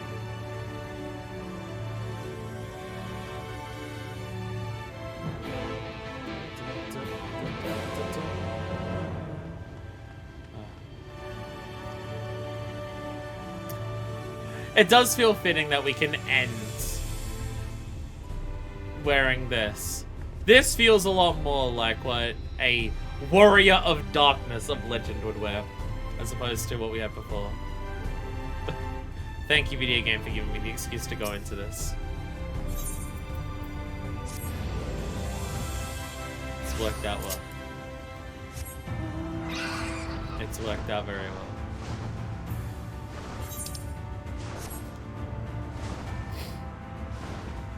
Again, none of it has changed Minifest's confidence in herself. But it's reaffirmed that regardless of what she considers of herself, regardless of any of that, to always try. Never give up. If you can fight, fight. If you live, live. To throw the gremlin's words back in its face from the intro. or you can go for the things that Ardbert said after the attack on Lakelands. But I forget the ones after though the victories may be hollow claimed it. I forget the other parts beyond that for that. I've seen that cutscene once. I have seen the intro movie for Shadowbringers, probably not even exaggerating, over 100 times. times, so I could quote that one a little easier. There to the west, can thou discern a hump of isle rising above the water. You mean Ken? You mean fucking Ken? The foliage-covered mass hideth the key to our safe descent. Some close to the plunge thee beneath the surface. Thou shalt soon divine the reason for mine insistence. Ken is relevant? Though it be much to my shame, but I can but flail and flounder where thou mayest glide as a fish. I shall board a boat to the island, and spare one and all the spectacle of mine inept strokes. Alfred, I need to teach you how to swim. Alfred, I need to teach you how to swim. But Ken is relevant? Ken is actually relevant to the story. What the fuck? I thought this was like a corpse when we were looking at it before. Gotta have an Oriange Bois moment. How does Oriange go, whoa? But how does he do that with the way that he does that? Does he just fall into the water and go, pretty?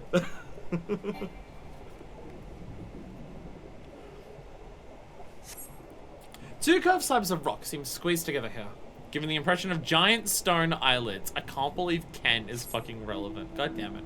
God damn it! The game got me with this. We came looking at this, and I was looking at it just being like, why does this look like a corpse of a giant fucking whale? And it turns out it's because it's the body of a giant fucking whale. Though it appears solid enough, the rock yields slightly under your touch.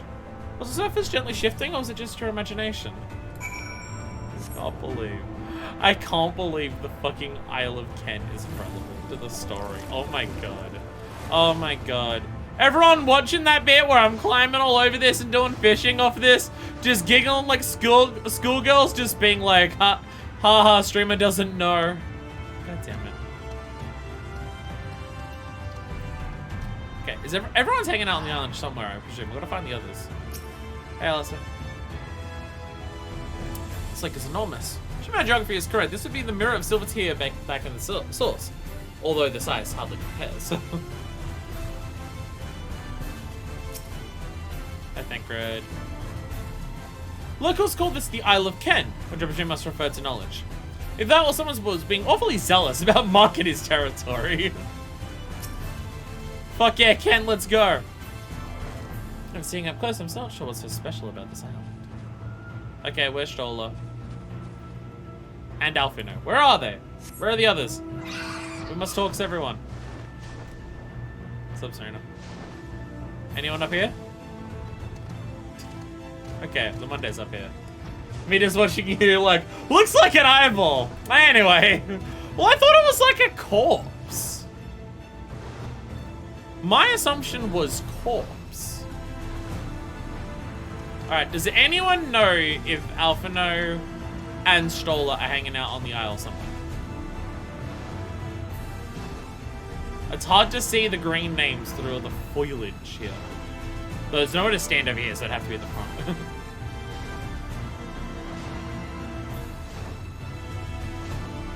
Where are they? Oh, there's Alfino. Oh, and there's Stola. Oh, because you're meant to swim over, and then you're meant to swim up, and then just go up there. Right. Because you have to. So that's the thing, you have to be able to get onto this island without flying, because it's part of MSQ. Oh, there you are. Once a complete underwater investigation, the path here leads to the top of the island. That was meant to be the hint of, hey, this is how you get up here if you haven't worked it out. If you solve the Oriange's little mystery, then you can find him further up the slope. 'Twas all rather obvious to my eyes, though I concede I have an unfair advantage.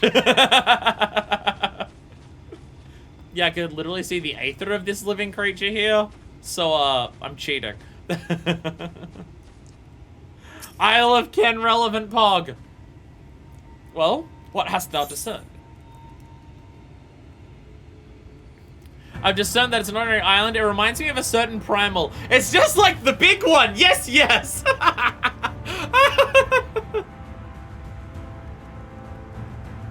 3. Pick number 3, my lord. Fucking. I mean, kind of like the Bismarck, but also the Bismarck is a flying whale. The numbers in Tribe Quest bonus dialogue.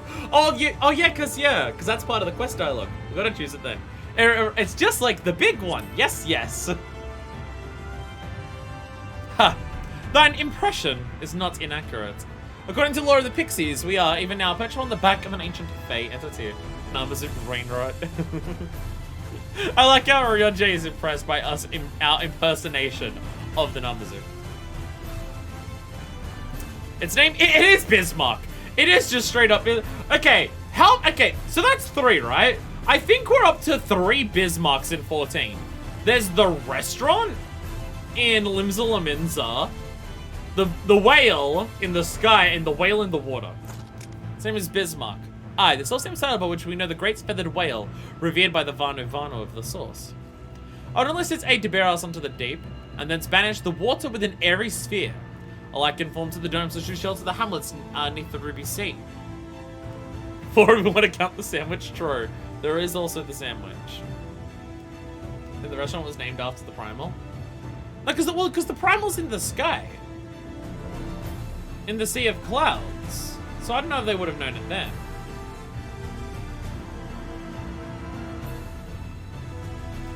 Okay, so the whale's just going to make something like we had in, like Tamamizo and stuff. Interesting. Within its compass, we may move unencumbered and defend ourselves when the hour of battle cometh. As it most surely shall. Now I must needs ask for silence whilst I make my supplication.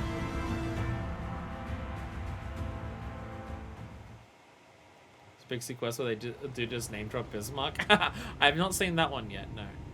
I don't think I've seen that one. And I've been reading I read the dialogue for the dailies of the tropes. Well, I don't think I've actually come across that one.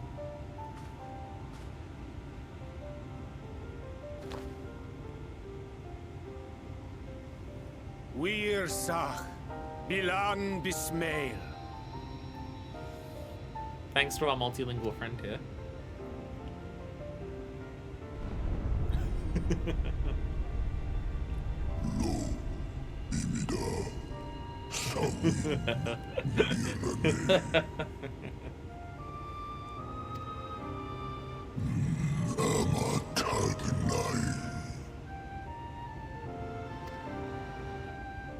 Fallen si lor wislan, ada si alina.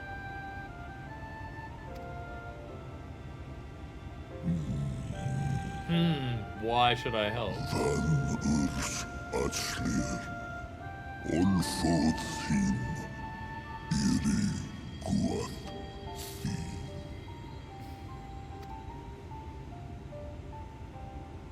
Oh dear. I don't need to speak Fey to know that didn't go well.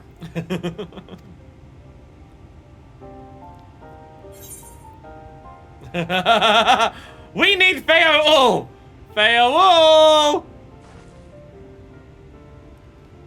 Oh, my dear Branch! He told me to call on you when I needed help!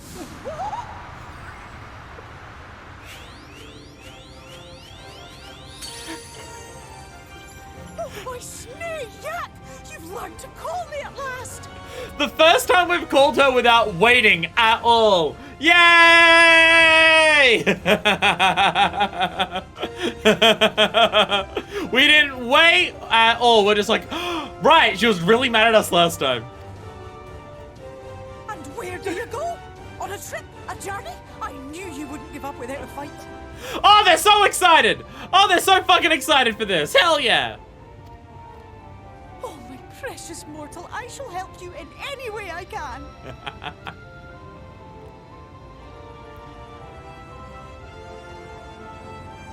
Oi, Bismarck! Yes, Bismail win picked. Van Dromi Drom Jacob. Van Reed Richtje. Fucking finally, my Branch. Jesus.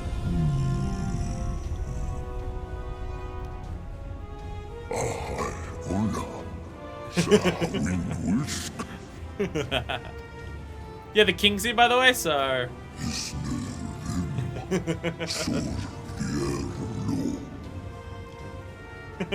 Yay!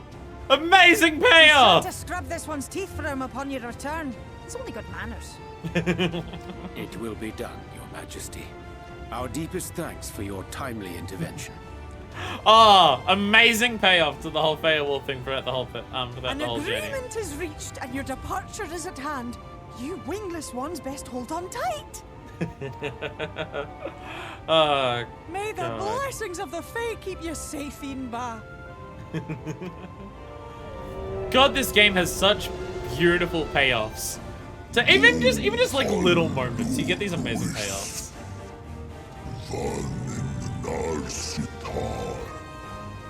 And this Brendan Fraser is the way. Brendan Fraser as Bismarck. And away we go! Fuck yeah, whale! Fuck yeah, whale!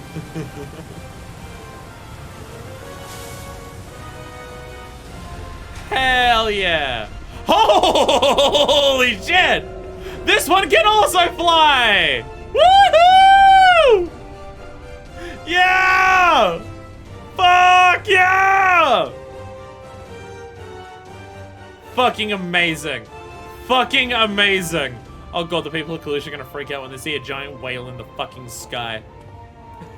And just like that, it's all gone back to the way it was. I'm sorry. What was you expecting? 100 years of honey and rainbows? People in that fuck-ass village on the lake. What the fuck? Seeing them Yulmore types wake up and smell the ashes was miracle enough for me. The magic in the air when that ladder started moving. And when that great hulking Talos rose up. Gods. So I think nothing that we're doing right now has a plan to fix this. Our plan is to get the X-Lock back. Hopefully the X-Lock has some plan that doesn't require suicide to fix all of this. But like, where we're going won't fix that, so I don't know what the fuck we're gonna do. I could live 1,000 years and never behold anything so amazing.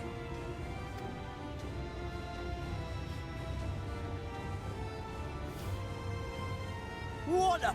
Do you see that? Flying fucking whale!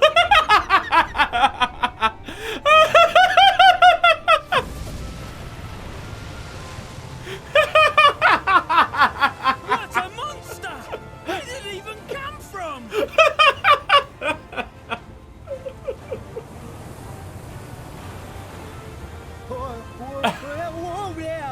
It's not stopping. Run! Run! Run! Oh dear God! Hopefully they're okay. Hopefully they're okay.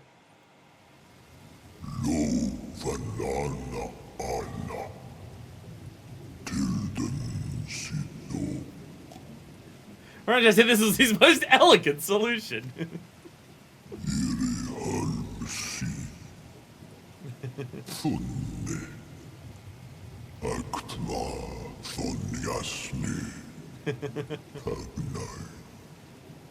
Thanks, Bismarck. Thanks, Bismarck. Wait, so has Bismarck breathed an air bubble down here for us to breathe in and then can leave and that air bubble stays? I mean, I guess the one in Tamamizu is permanent, but like, holy shit. Is this at SVA? I think it is. Different language, but possibly. That has that deepness to it. We made it! We made it! How big of an air bubble have you given us? How big of an air bubble have you given us? The breath of Bismarck. See how it swells to form a dome beneath the waves? How big's the zone? It's a lot bigger than any of the ones we had in the Ruby Sea. The Tempest's floor is laid bare. In defiance of the blinding sky, this place holds fast to its gloom. The last refuge of he who denies the light with every fiber of his being.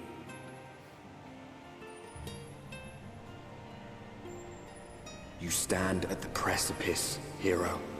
Journey unto the heart of darkness. Finish it. The Tempest. I mean, for an expansion that's had its whole thing be recreations of, like, ARR and Heavensward zones, and a little bit of Stormblood, this is one hell of a fucking trip to give us as the final place. I've been wondering for ages what the fuck it would be. Yeah, I did not predict the bottom of the fucking ocean. Holy shit. Amazing. Sure, it's gonna fuck with the wildlife down here a little bit to just not be in the water anymore. Get his ass. I'm being impressed by domes of the Ruby Sea, but this makes them look like bubbles in a stream. Hey! Whale! Whale! The Indigo Deep says hi. Like, it is, yeah, it is a recreation of a place that we've had in the Source, just not one we've been to, unless you count fishing for spectrals on top of it. Because it must be powerful indeed to create a gem of this size. You can only pray to whichever gods are listening that it continues to hold. This is amazing. I can't even see the surface. Yeah, not even at all. Holy shit, we are down fucking far. Pull our water out of the way, we'll be able to venture quite some distance. This look must be hiding around here somewhere. I dare say Ranger enjoyed much playful attention from the Pixie still on the lore of Bismarck. He is nothing if not a dedicated scholar. I mean, this is the guy who tricks the Pixies into making him tea, so... He's a bit little freaked out. Full glad I am that Bismarck was true to his word. We have arrived in the Tempest, safe and dry. Do you see that we shall find the lair of Emmett Selk?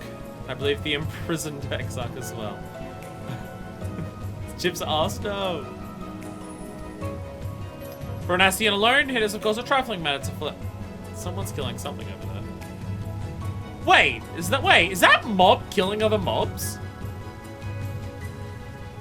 Is that mob killing other mobs?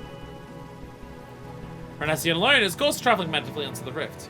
I suppose such travel is now impossible with a mortal in one's custody. Nay, he not soon risk his prize, the Exarch's very body serveth as the gate of the Crystal Tower, and its powers of temporal transportation. Plus, I'm all but certain that this underwater realm harboureth our friend and the enemy both. We have but to find. I'll try to vessel with an effort one of these days. Oysters on the half shell.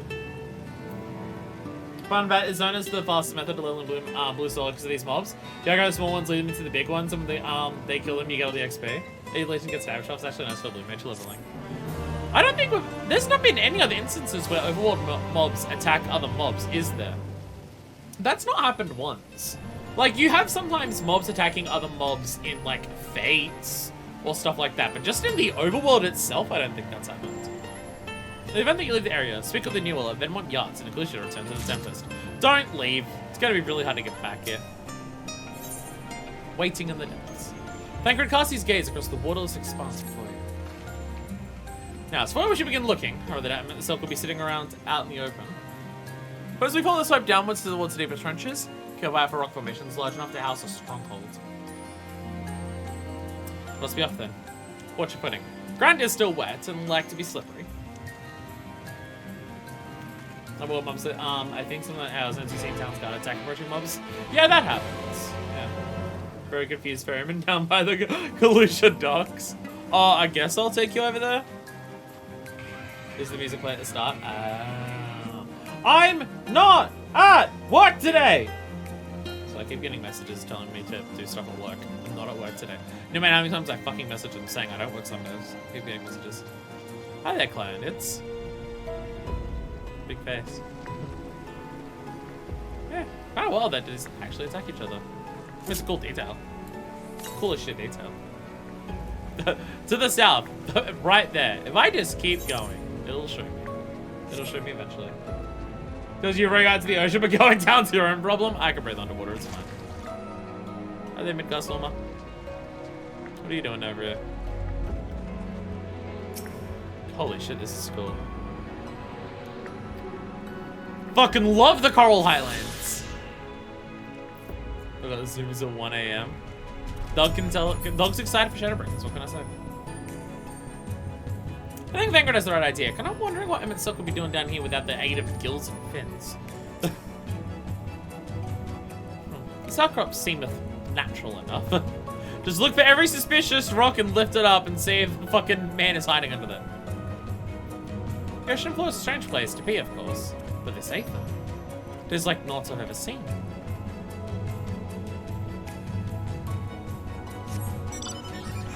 Very much am getting Coral Highlands vibes.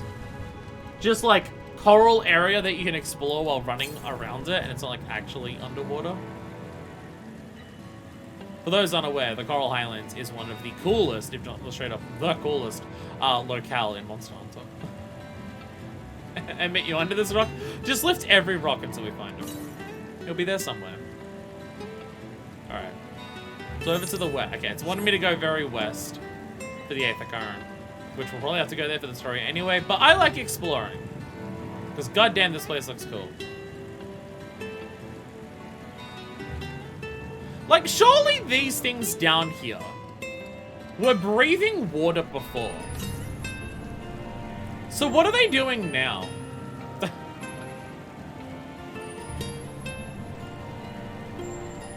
So what are they doing now? Okay, I feel like I've come across somewhere that I probably would have come across doing story, but it's fine. Breathing water, obviously. Oh, sorry. Sorry, yeah, that is breathing water. They're vibing. Very slow asphyxiation. Oh, that one's a little more concerning. Maybe once we're done here, the dome will collapse and they can all go back to breathing water.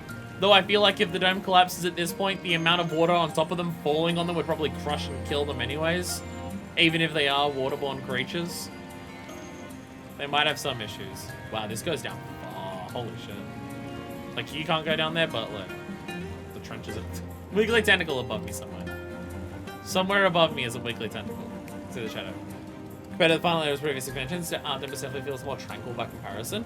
Not what I was expecting from a Final Zone for here. Like, Azis La feels ridiculously hostile. Because that place is sharp and jagged, and there's chimera, like, things fucking everywhere. It's a nightmare of a place. And then, obviously, the locks. Well, the locks in of itself, it has, like, a tranquilness to it. But it is the front line of war. So, not really the same. But yeah, this is just, like, getting to chill out here. Oh, hey! The Undo. That was going to be our original plan to get into Galisha. The Undo here. Hello. Are you struggling without the water here? My bad.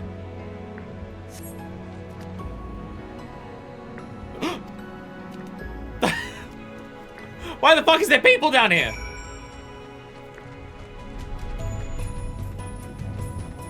I'm seeing a couple different whales here. Flesh whale versus mechanical whale. Fucking fight, let's go. Hey, Midgard versus, Fairy Chocobo. I'm being chased by whales! I'm being chased by several whales. Being chased by several whales. Ooh, we got pretty places down here. This is pretty. Cool, Siobhan.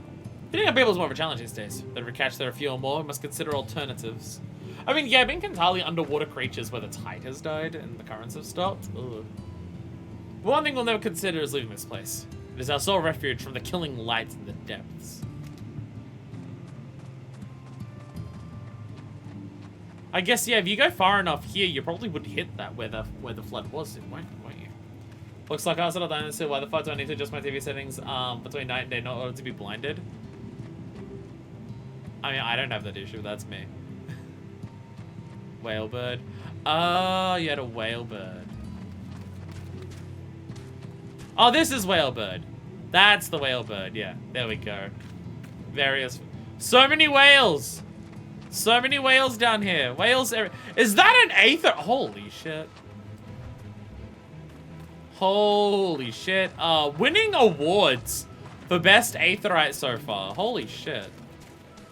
Oh my god. Fucking majestic. Then there's also me. Hey, only I'm allowed to make that joke. Only I'm allowed to make that joke. Manta ray! Similar to a whale. More underwater creatures. This is how much water they got left.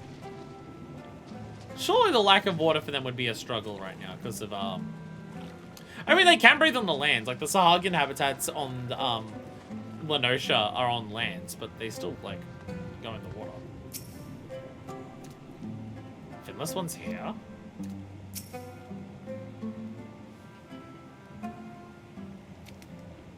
The finless ones! They followed me!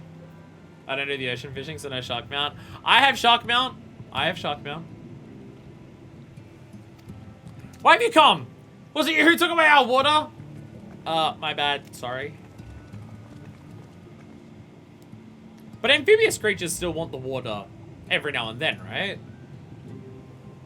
Like, amphibious creatures still need water, like, every now and then, right? Like, amphibious creatures can't just survive solely on land, right? Like, if you have a frog habitat, you gotta have, like, them be able to go into the water and go into dry. Ah, so this is where the Ondo make their home. I had wondered. Pray forgive us any inconvenience that we have caused. We were not aware your people lived here in the Tempest. We need this great dome of air that we might conduct a most urgent search, and thus beg you for your understanding. Maybe we only need to get their skin where to give birth in. Okay. Yeah, sorry that we're suffocating this entire village and society, but like, the 7 of us need to be able to breathe. So. Chieftain, what are we to do?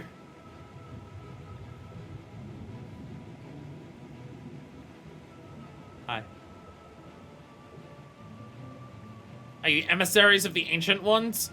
Well, we've lied about this once before, so let's lie about it again. Absolutely.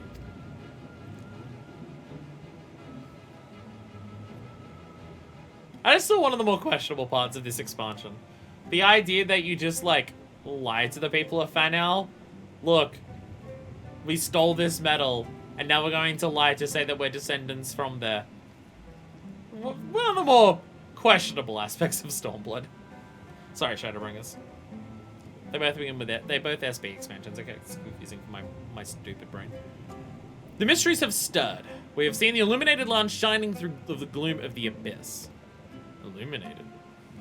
Claim to be descendants, just allies. I mean, still by stealing shit from one of their ruins. If you are the emissaries, the chosen, I bid you welcome. If you are not, I bid you leave. I mean, I was invited down here. I was literally told by someone to come down here. I am not sure I understand. Would you be willing to elaborate? The fact that you need me to elaborate means you're not. It would seem not. I suggest we withdraw for the moment.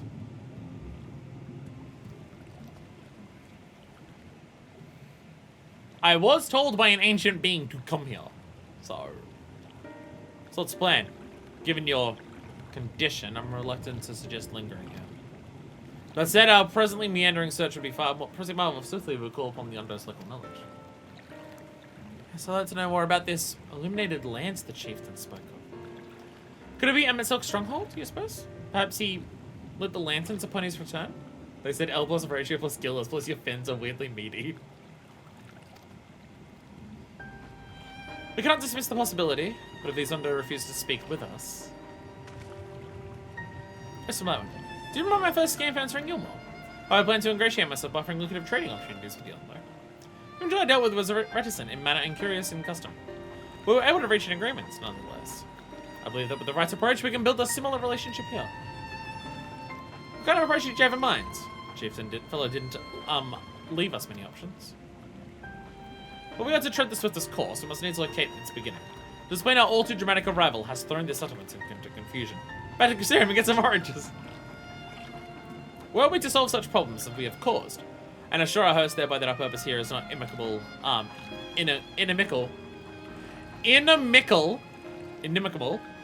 to them, they yet may prove amenable to reason. I smell chores, but very well, it can be done quickly. Thancred, you have a daughter, you're not allowed to be a baby. What do you think? I have nothing better to offer, but I do worry what will happen if the Undo's tales end up leading us to a dead end.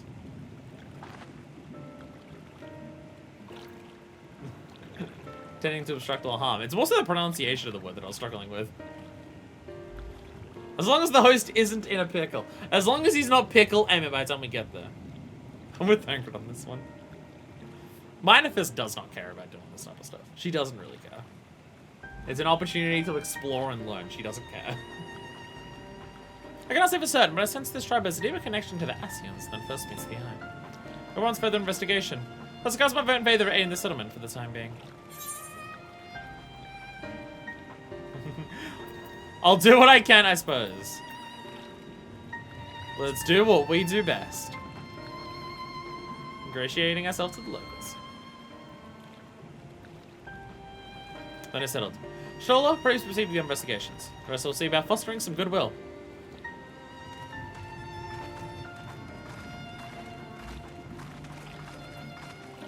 You gotta remember that Minifest is dating Stola and also best friends with Alfino. The opportunity to do busy work, if it means learning stuff, is shit that she'd be on board with. Doesn't bother her. Hey everyone. So I gotta get out my shark. Where's my shark? I wouldn't eat a cheeseburger with the wrapper on it. But then again, I'm not a shark.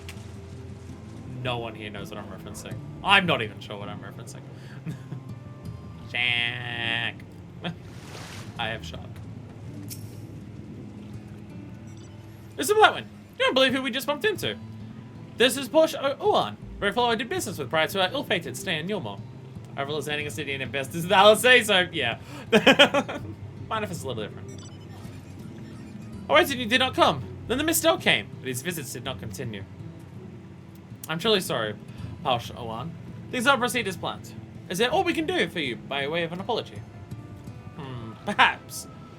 Where the dry return, a cavern to the north, is home to giant crabs. We do not fear the crab, for we are the swiftest swimmers. But now there is no water. We run and they scuttle close behind, snipping and snapping with their claws. There are too many of them. Too many. Ah, I believe I can be of assistance here. I want to view some Lowen. If you've not found a task, you must welcome to join me.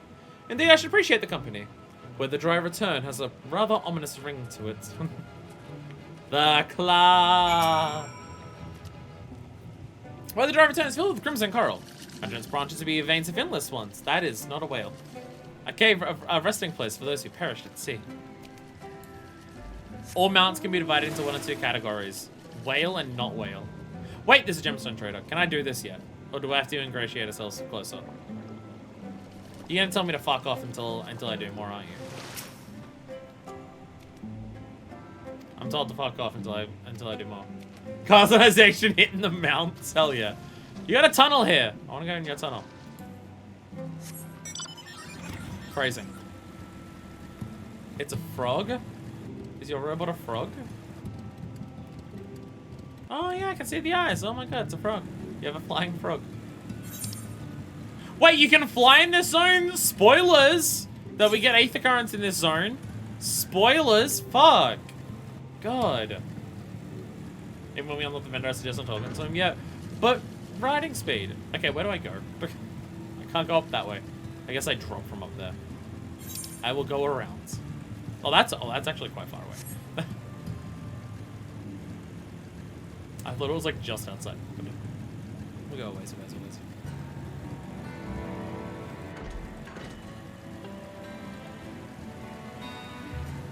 Music vibes here are chill. Helps me calm down from how many times I've cried today. Maybe we shouldn't have a cry counter. Maybe it should be a cry counter. Like a cry timer. Instead of a cry counter. Just count how long time-wise we cry for. Work it out as like a percentage of what percentage of today do I cry for.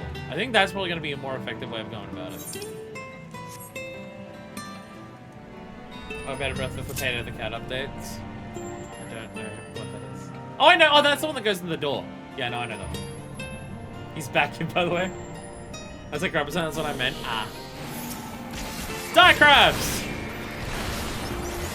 Die crabs! Fuck yeah, crab mount. Yeah, actually, you know what? You're right. Customization. Crab. What did I do?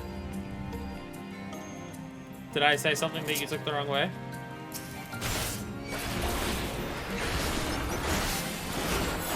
Or did something happen? You told me to die? I was talking to the crab! I meant the crab, not you!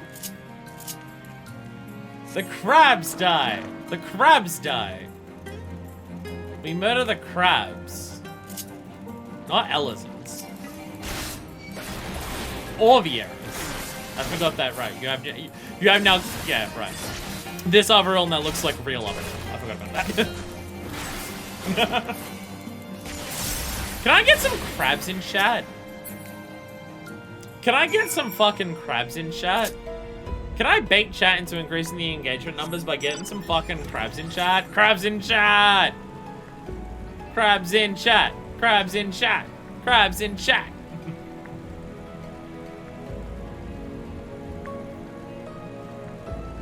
I'm a Cancer, does that count?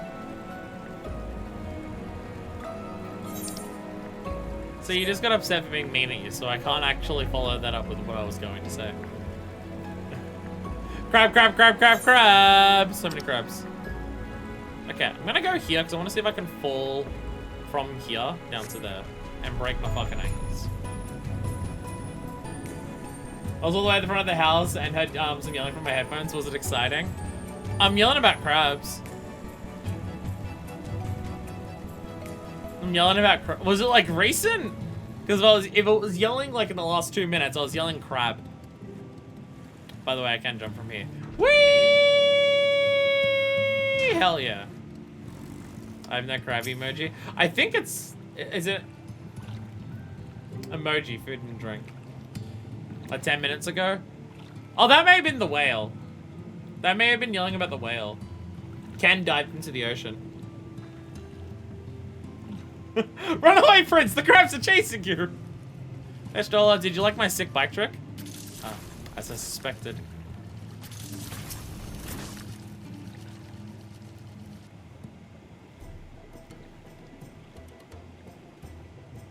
You could crack their shells? You must be stronger than you look.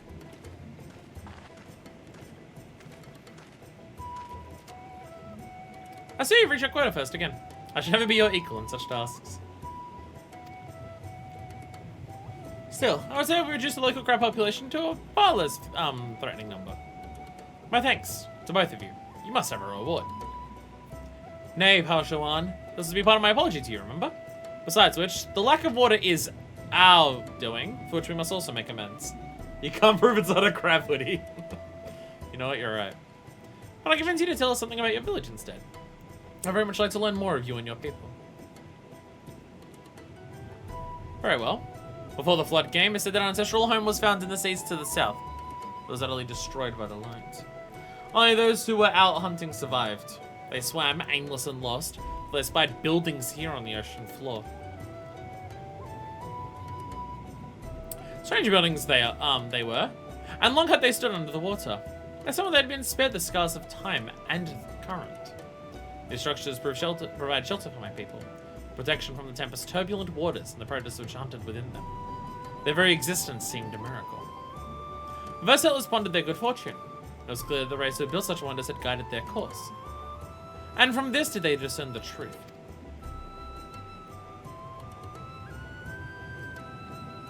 The ancients had chosen us to serve as caretakers of their eternal sanctuary until such a time as they returned. Thus, if it's judged that your coming, and this great vanishing of water, was by the ancients' design, you will find warm welcome here.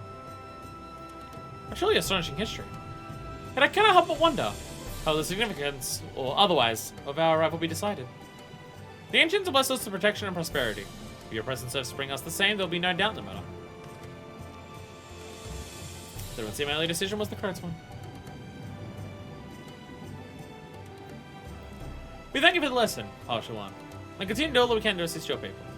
Should you desire help with any other trouble, pray do not hesitate to ask. We shall return to the task at hand. Only, do try not to overexert yourself, my friend. The risk far outweighs the gain.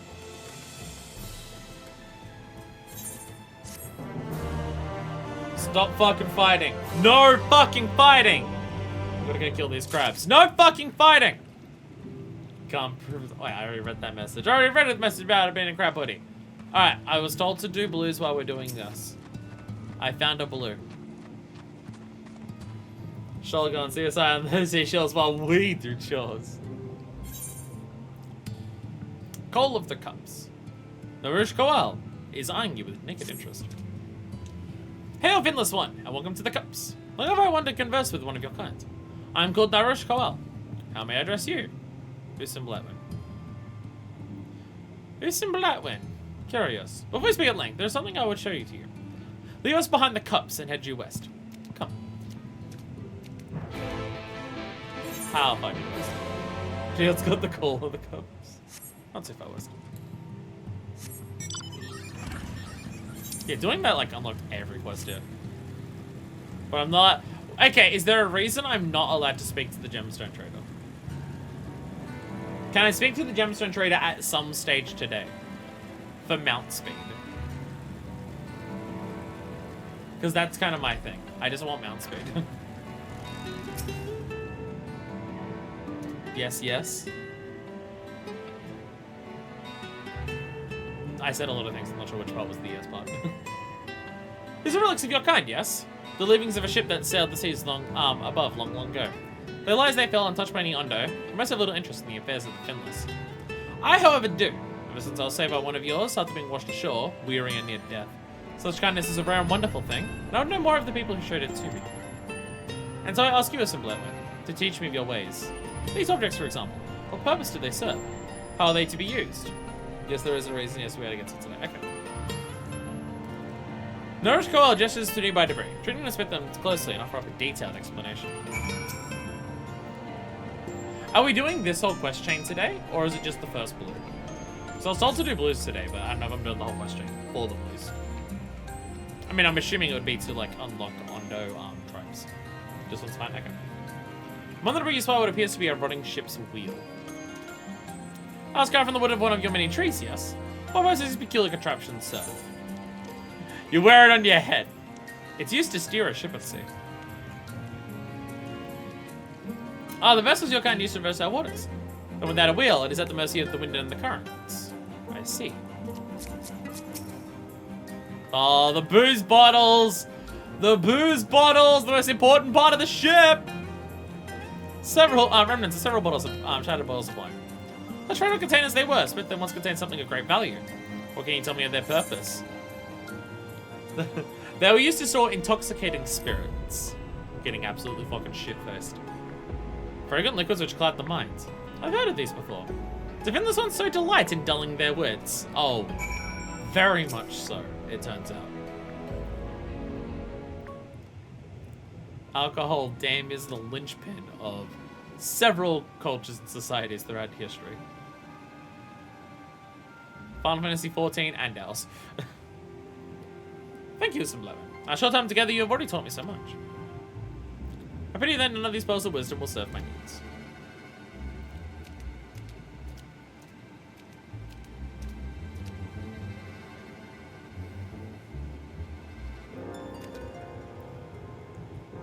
Narosh!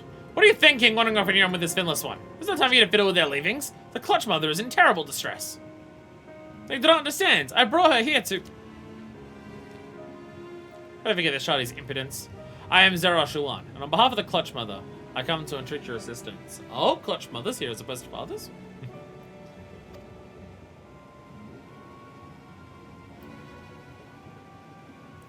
Seems you don't realize that in driving back the waters of Tempest, you have placed our beloved Clutch Mother, leader of the Ondo, in mortal peril.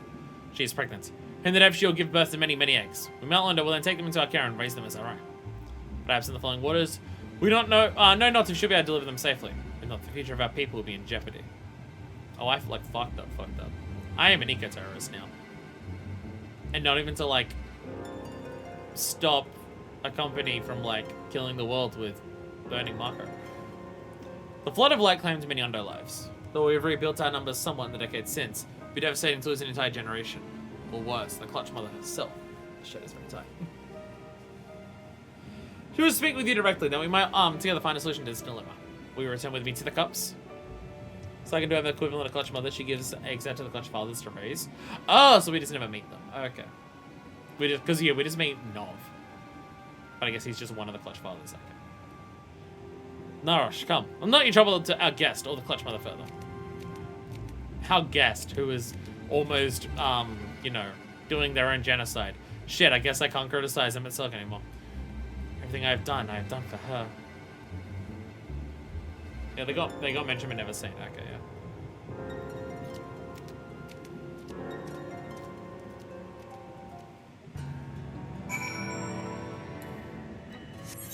Alright, okay, so the cups is... Hey, look! These things. I was in a Eureka party. We were trying to grind out bunny boxes in Hydatos so we could get this mount. Out of our group, 2 people managed to get it. It was incredibly lucky. Okay, you're a pile of rocks. What are you? Oh, Jesus! Slightly more ominous than what I was expecting from that pile of rocks.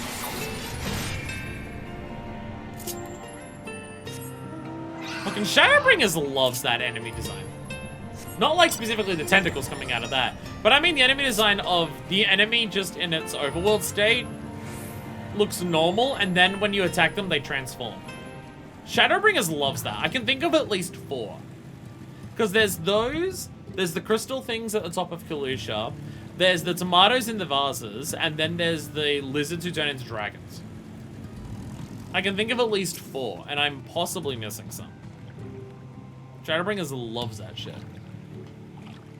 Which makes sense, because it is good shit. Sorry, cups over this way. We'll finish that part first. Oh, that's what this door was. Cthulhu reference. The Dagon? If only you would listen.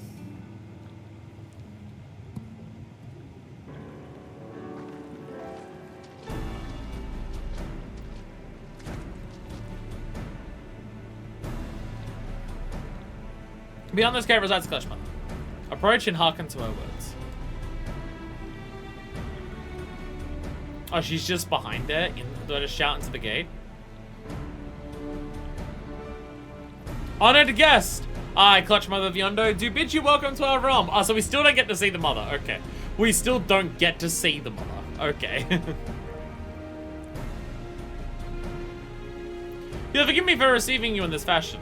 For the safety and well-being of my children unborn, I must remain within, away from the dangers without. As you know, under normal circumstances, this place would be filled with blessed water, from which I would draw strength and support to bring these eggs into this world. Alas, I am but half submerged now. I fear my ability to fulfill my sacred duty. Think we're gonna make a completely unique model for this?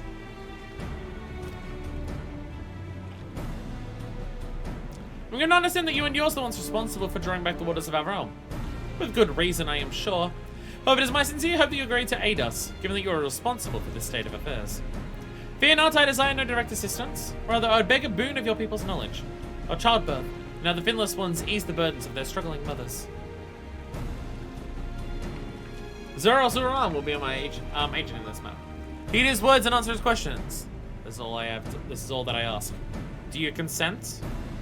I do, with what little I know about this stuff. I will try my best. I thank you, honored guest. Go well. And also go to hell. He killed all of us. Then it is agreed. I must consult with her attendants before we speak further. But now I bid you and Naresh Kowal go about your business. But be ready if called upon. Wait, just simple that way. There's a hair somewhere in my neck and I can't get it off. If you're wondering why I'm showing myself out live on stream. Have you a moment to converse in private? Outside the cups, please.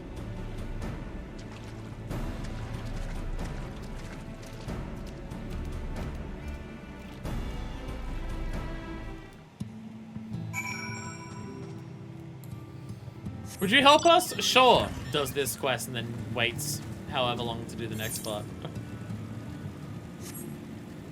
So we'll get to finishing this, because again, I'm going to assume this will unlock Ondo tribes.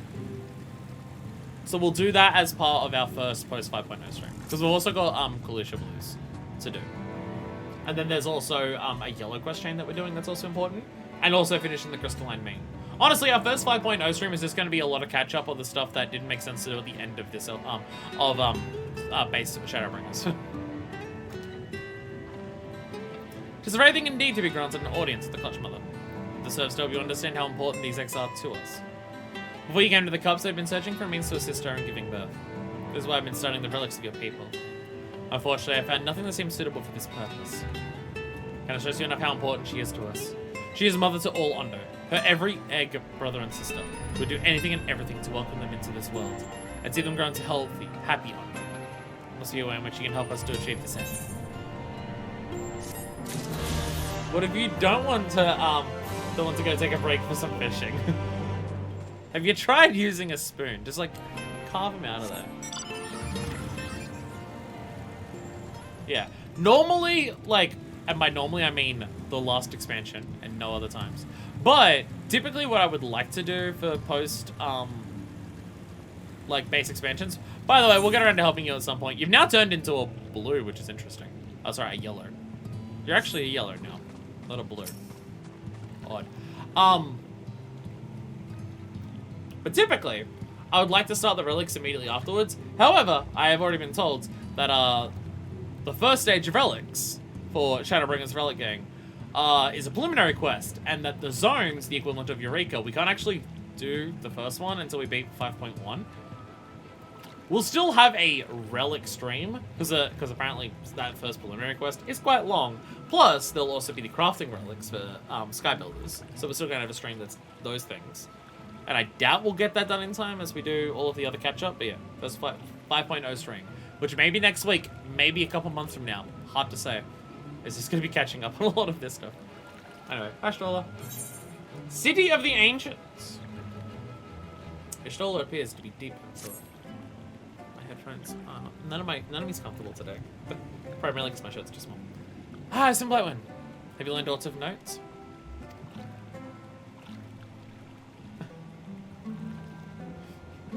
I just see a pinned message saying whoopsie doodle. And now it says Clutch Mother's matriarch, but they got mentioned but never seen.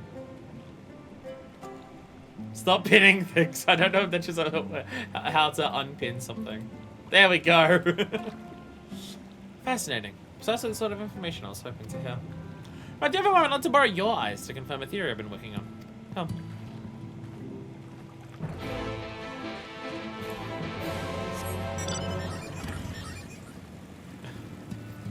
Is Stola getting spoilers because of her magic eyes?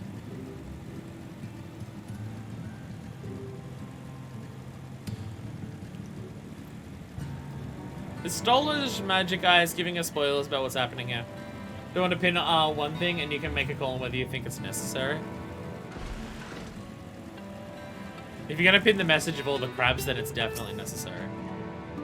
Then it's definitely necessary. Now, there are two tasks I'd have you perform. The first requires you to inspect the buildings that surround the Undo settlements, and note their most distinctive characteristics. For the second, I wish you to use this knife to take scrapings from one of the remnant walls. Pray be as thorough as you can. I should be waiting here for the results of your investigations. Alright, survey the walls. When investigations about to start, I'd like to put focus of the stream on 5 finishing 5.0 over there, so she can cypher share that won't be a spoiler. Tell Fire about it over the Discord after the stream. I agree. I don't necessarily want a play-by-play of everything that happens that I can be told about with FanFest. This is true. If they reveal the name of the second job, you can tell me that. That's the one thing that's, like, I'm willing to divert, like, if we're, like, at the end, then no. But if we're chilling doing something like this, and they reveal the second job, that's fine. This stream is going to be happening during the Japanese Fan Fest because I'm great at timing things. I don't think I pinned something else. I'd pin the stop pinning things message. Deathbreaker as the second job? That would be hilarious. Second job is supermodel and the poster chart is overall Arno Zion for the 7th Dylan. Alright, time to survey our surroundings. Damn it. I was going to immediately turn the camera to look at Stoller again, But, no. It won't let me do that. Alright, where's the shoebill hiding? Cyanide lava. Hello.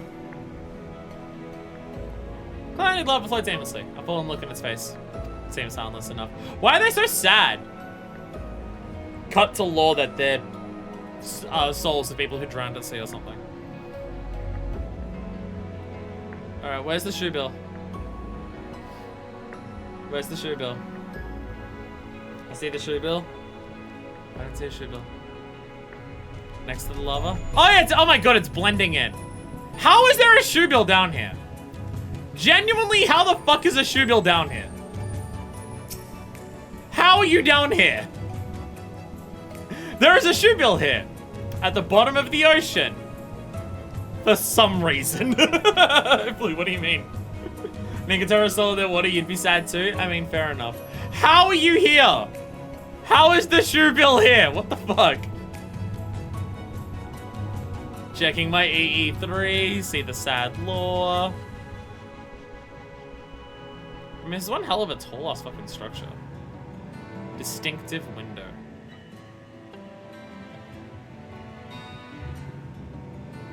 What is the window? The tall slender towers feature many elaborate windows, the likes of which you've not seen you've seen nowhere else. I mean, the idea of windows for an underwater thing has been interesting. What light is it letting in? Light doesn't reach down there. So the idea of there being windows at all is, in of itself, rather curious.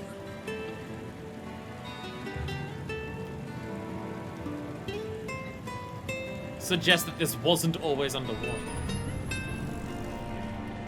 Remnant wall.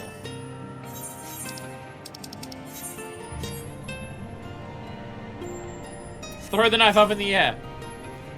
You set the point of the knife against the wall, but even after applying considerable pressure, you cannot remove so much as a flake of stone. Wow, even we can't chip away at it. Even we can't chip away at the wall. So, buildings so older to be older than the sea. Yeah, it's kind of my thought process. That this shit was built before an ocean even was here. Which in of itself is, scary. And what have you discovered? Shit's old, shit can't be broken. Both old and also somehow indestructible. But why is the rock forming around it? Time. Yes, I'd agree that the windows are most distinctive. But some structures appear the same to both your sight and mine. And you say you could not so much as scratch the wall, even with all your might behind the blade.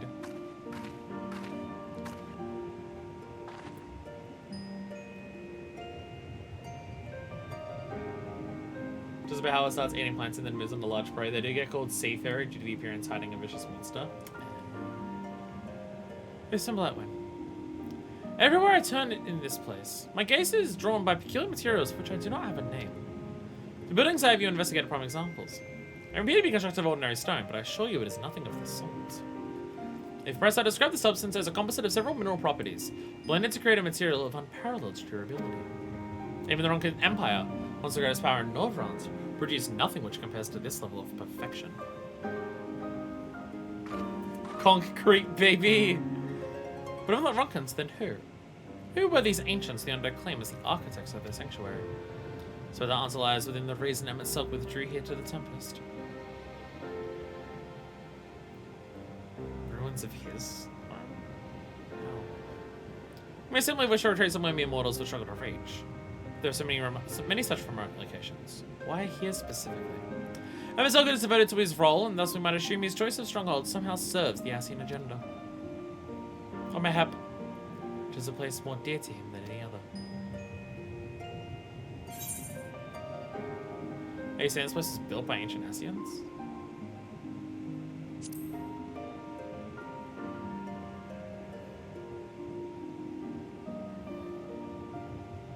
That is my theory. These structures are remnants of a time before history, of a style that was yet whole and unbroken. Could stand to reason that these ruins don't exist, like in our world too. We just haven't been down there to see it. Such tracing the source would have been obliterated by a succession of unborn calamities. Also that. Also that. But here in the first, they might have remained untouched for millennia.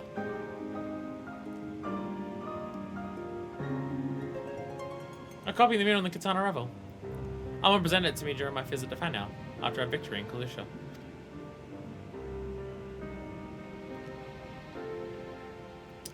Here in the first scene, by Mitsock's own words, it depicts the city of aeons past and the disaster which befell it. The design is much simplified, of course, but do you see the similarities between its towers and those you've just inspected? End of the world happening every 1,000 years isn't great for historical record. Yeah.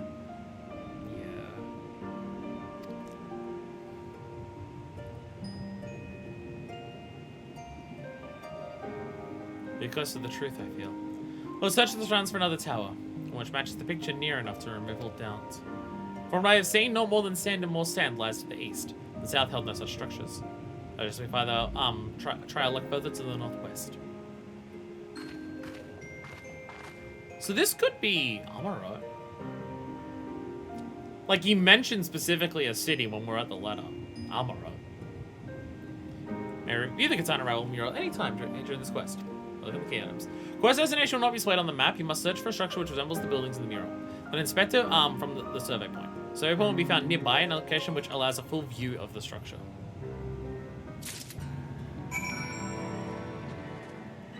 Northwest, right? Wait, northwest is this way. Northwest, right? She said? Northwest, yes. Make sure I go in the right bloody direction. Ah, shit, it was probably where that fucking Aether Current was. God damn it.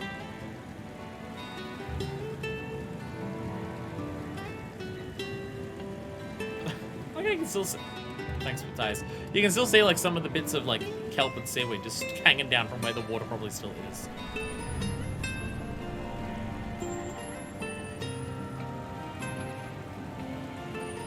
I mean, I don't see any structures over here. I mean, there's these ones here, but... how far? Oh, hey! Hey! Hondo B-Ring. Let's say, how close am I to the edge of the map?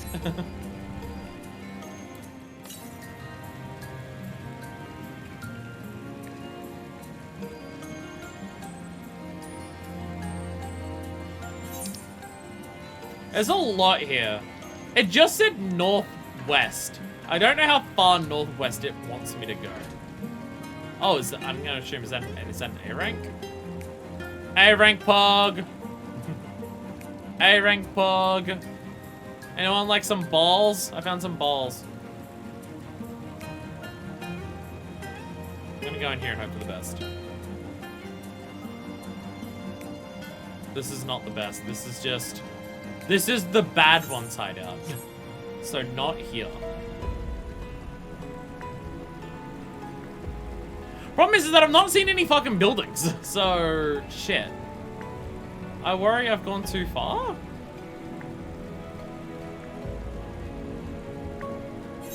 Though it still goes over further.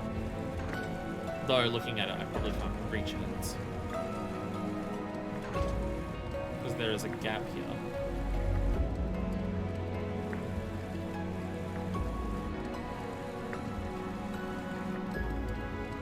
Can't see any of the distance at all. Okay. What's up? Do you want to help me kill an A-Rank? A-Ranks take a lot of hits in this, so... and I feel like I've gone too far. Where the fuck was that Aether Current that I hit? What about this one section that I've missed? Okay, this is where the Aether Current was. This is where the Aether Current was.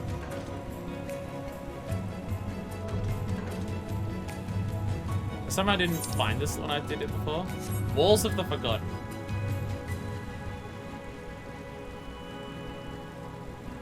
Hey, look! Survey point! I went a little far. This does not look like that.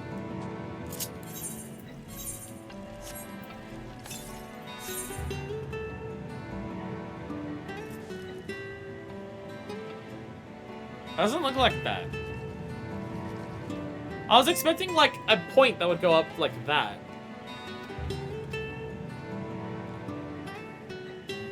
There's a small building in front of the Black Tower in green. Oh, is that what I've been looking for? Oh! Oh! I was looking for the towers in the background. Oh, okay. Okay, so this is the thing in front of the city. It's a little broken. I thought the whole point was that it wasn't destructible. And that it lasted this whole time. That's what confuses a lot of people. Yeah. I was looking for something way bigger than just this. Well, the front of it matches.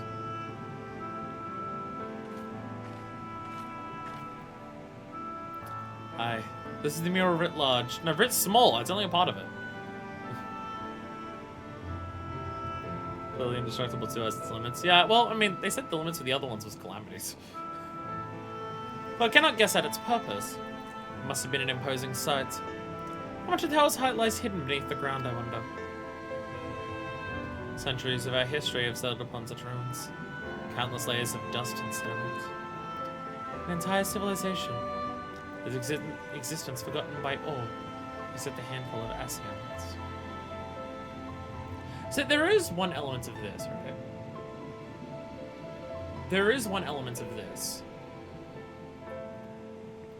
To truly tie into the themes of the expansion properly, like what Emmett Silk's doing can't be justified. But if we're to truly bring together the themes of the expansion together, what has been something that we have done in basically every fucking zone up to this point? Looking at and looking to the kingdoms that have fallen in each of the places to help us in our quest. Ronka, Vobert, Nabatha Rang. Look to those who walked before to lead those who walk after. All of them have been about learning about the cultures that were lost in the flood and honoring them. Doing stuff that honors their wishes, honors their legacy, honors their history, everything like that. If we're going to truly bring the themes of the expansion together, we have to do the same for the Asians world.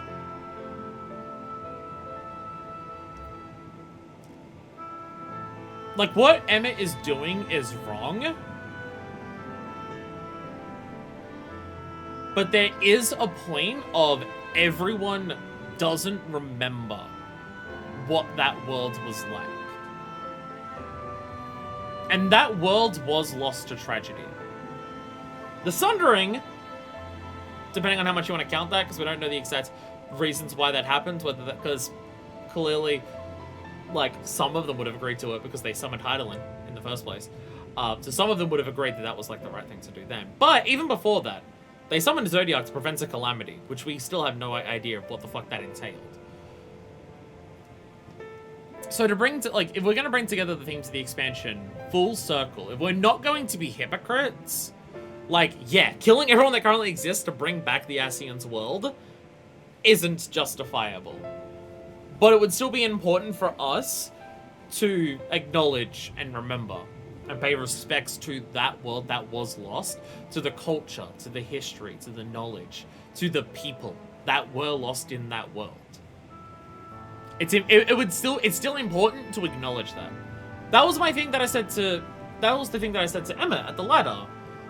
Emma tries to imply that we should remember what we were, or at least he kind of hints at us and like pokes and prods at us. I still stand by he knew who we were, and he can kind of see who we were in us, because he smiles when we walk into rooms. He says to us that we would remember, like, not that we would remember that previous world, and that was the thing that I said to him then. That it's just like, whoever I was before the Sundering isn't who I am now. It's a different person. But I can acknowledge that's where we've come from. I would like to know more about them and honor them. Because I'm here because they were lost. And so that would be a show of respect and understanding of where we've come from. Like, that is still important. And that is, again, that's just applying to the Asians world the ideas that we apply to every other lost civilization that we've come across in the first. So something like this, where we are actually finally getting to this point, in terms of Shola just being like, yeah, they're all gone, and like just realizing the enormity of what that actually entails. And yet it did exist. They lived here, in this city.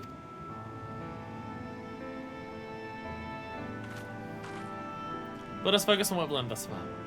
The Honor Chieftain spoke of mystery stirring, of a land illuminated. Judging by his words, he believes this phenomenon related to the Ancient's return. Thus we can surmise that what the Undo saw shining in the abyss was, in all likelihood, it's another remnant of this age-old civilization. And who else would light the lanterns, as Rain put it, than Emet himself? 'Tis almost certain he is there. And he told me to come, so I have been invited. I have been told to come here by the ancient beings. I wouldn't even be lying. I wouldn't even be lying to the chieftain. Just, you know.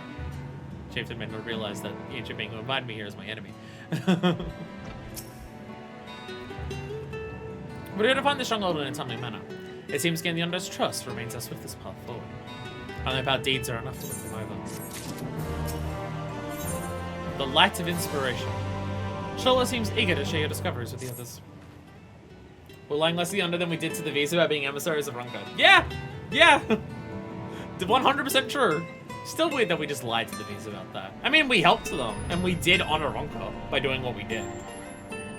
And we're still continuing to do that with the Qatari quests.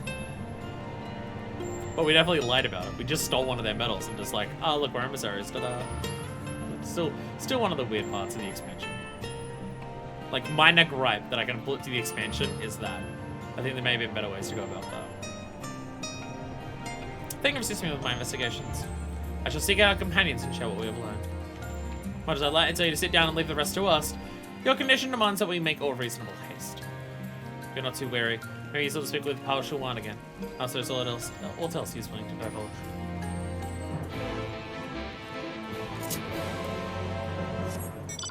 I'd love to watch later on YouTube so you can go directly to later on avoid spoilers if you want.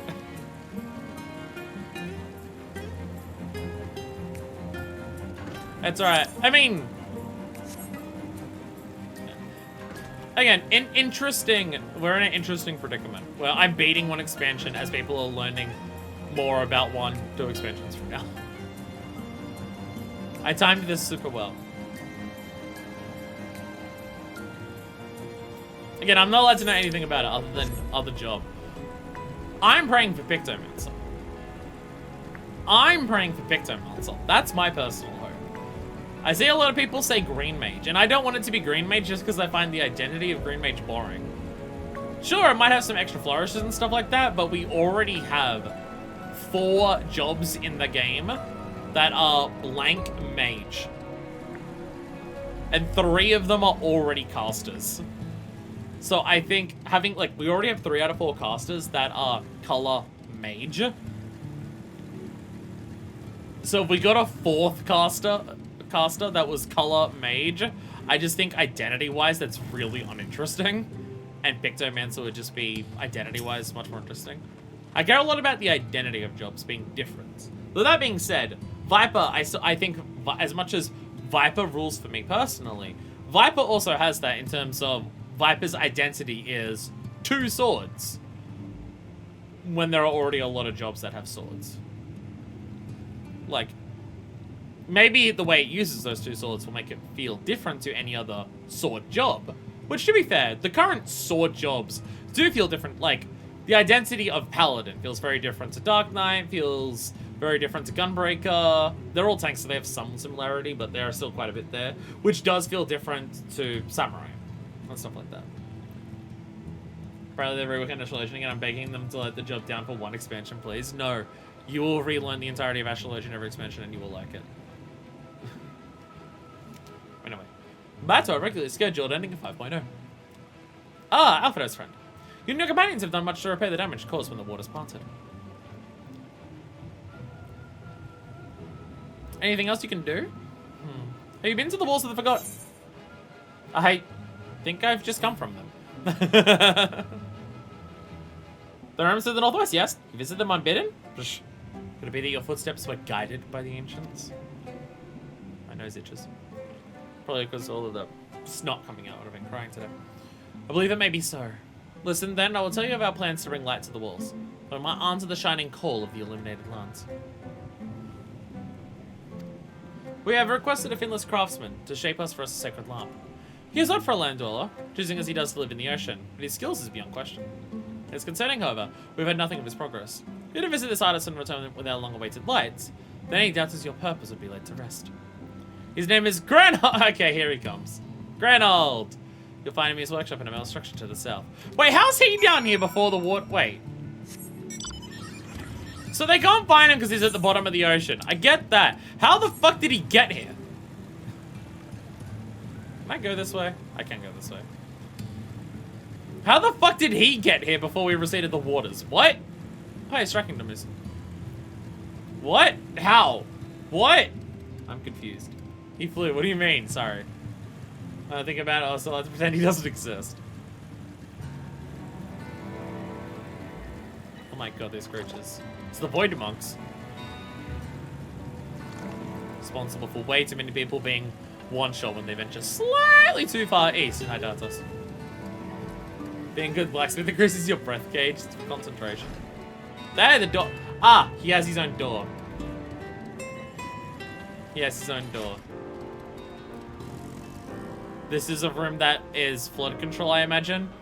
Open this, and then this room floods it all out. You can see little drains on the side here. I'm just gonna assume they're drains.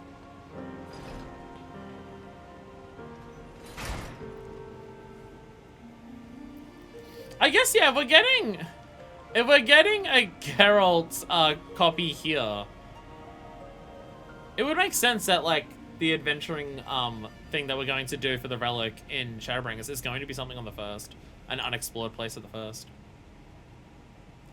Unique music is nice, I guess. It has unfortunately now stopped, so there he is, shirtless as I expected. Sup?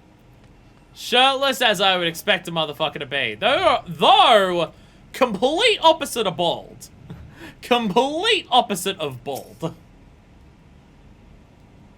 Oh, that's just great, that is. Mine's playing tricks on me now. Look, Reynolds, someone's going to visit you at the bottom of the bleeding ocean. Or it might be as you're a ghost, eh?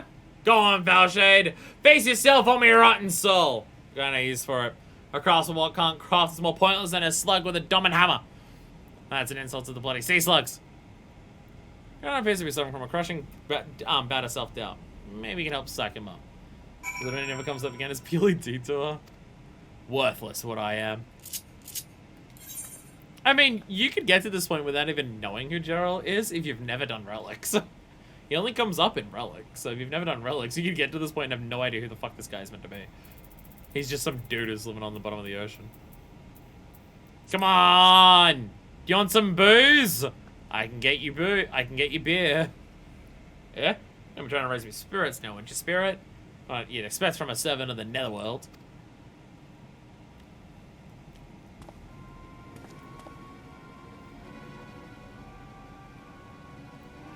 Don't give me the head with the sword, like the blunt end, the side of it. Hi, I'm here. I'm real. Has it really come to this?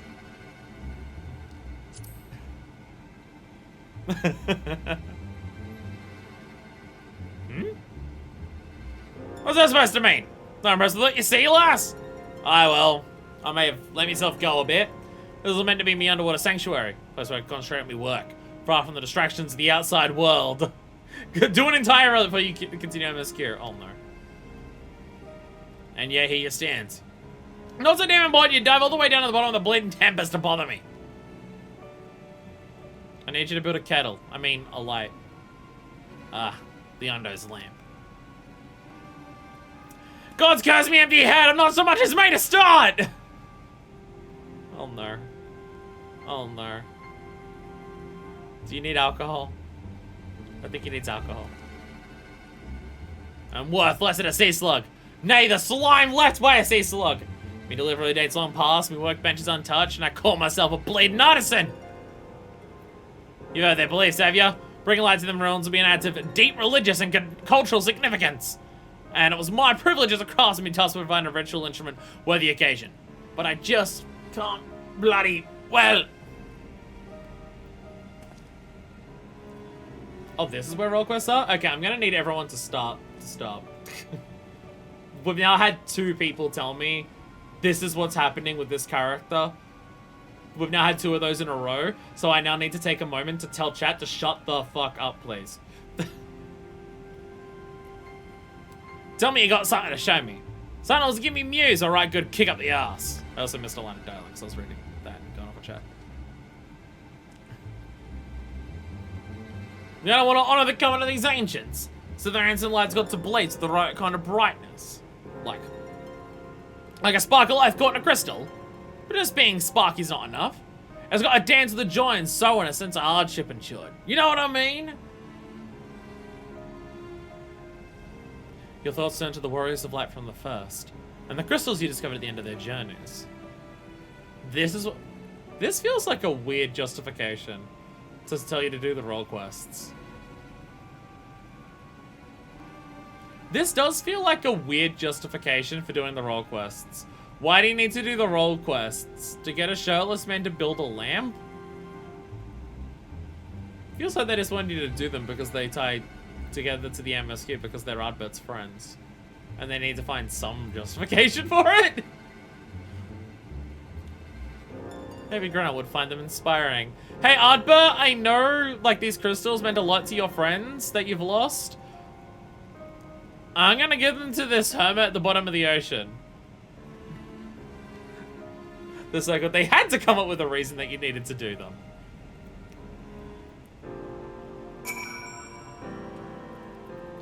I've let the undo down, but more than that, I've let myself down. Might as well go back to mending kettles. Should I ground the crystal which belonged to one of Ardbert's companions? Yes. There you go, I have Ronda Ray, I guess. What's that you got there? Such striking beauty. It shines with the heartache and laughter, and the transience of life, like a turmoil of history made manifest. Imagine having to go around and then do the entire role quest chain now.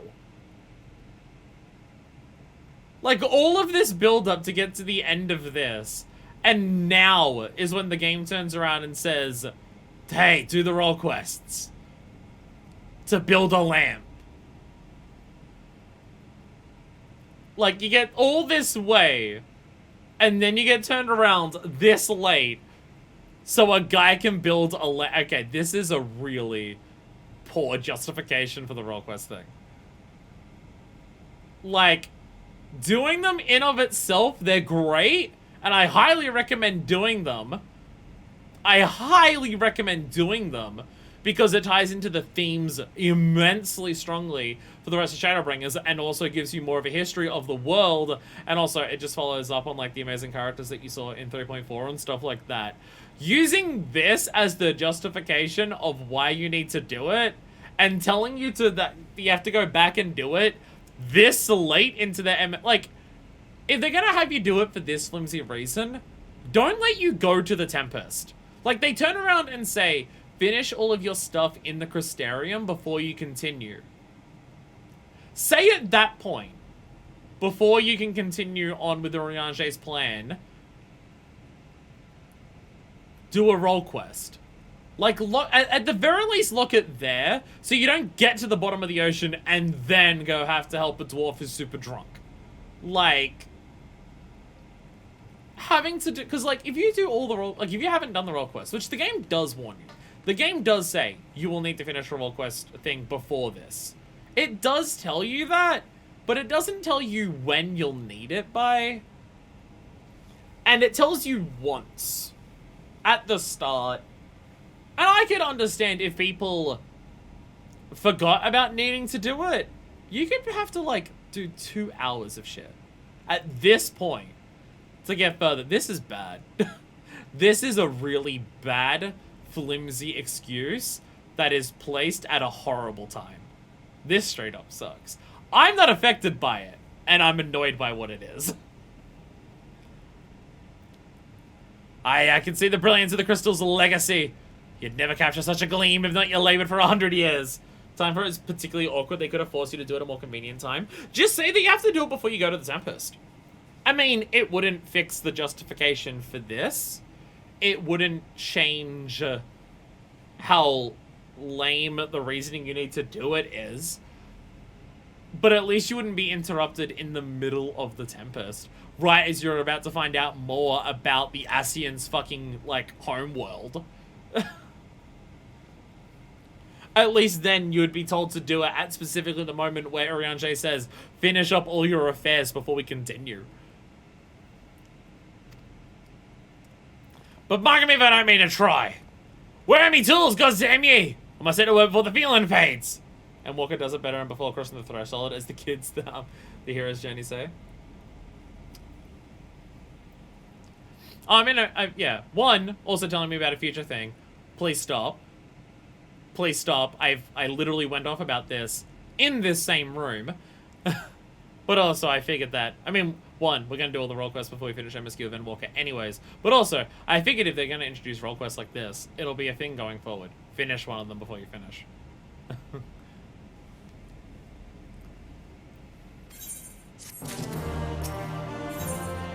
The Illuminated Lands. Grell is brimming with newfound inspiration. I can feel it! A vision forming in me mind. Step aside, lass, and let me itching hands get to work.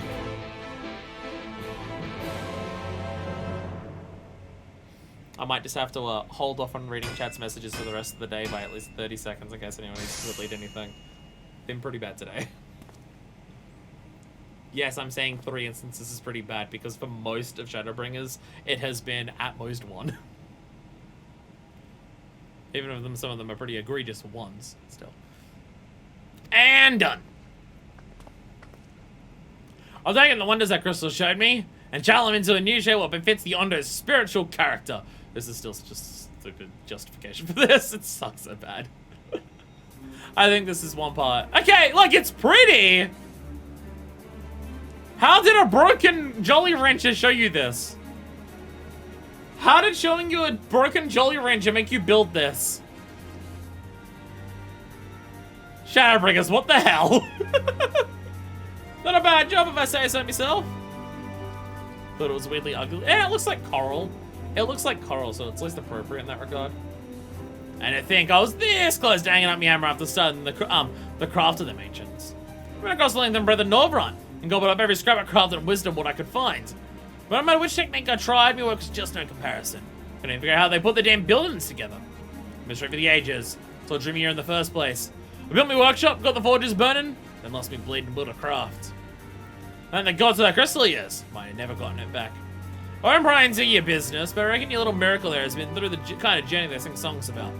The echoes of the memory of holes just speak directly to your heart.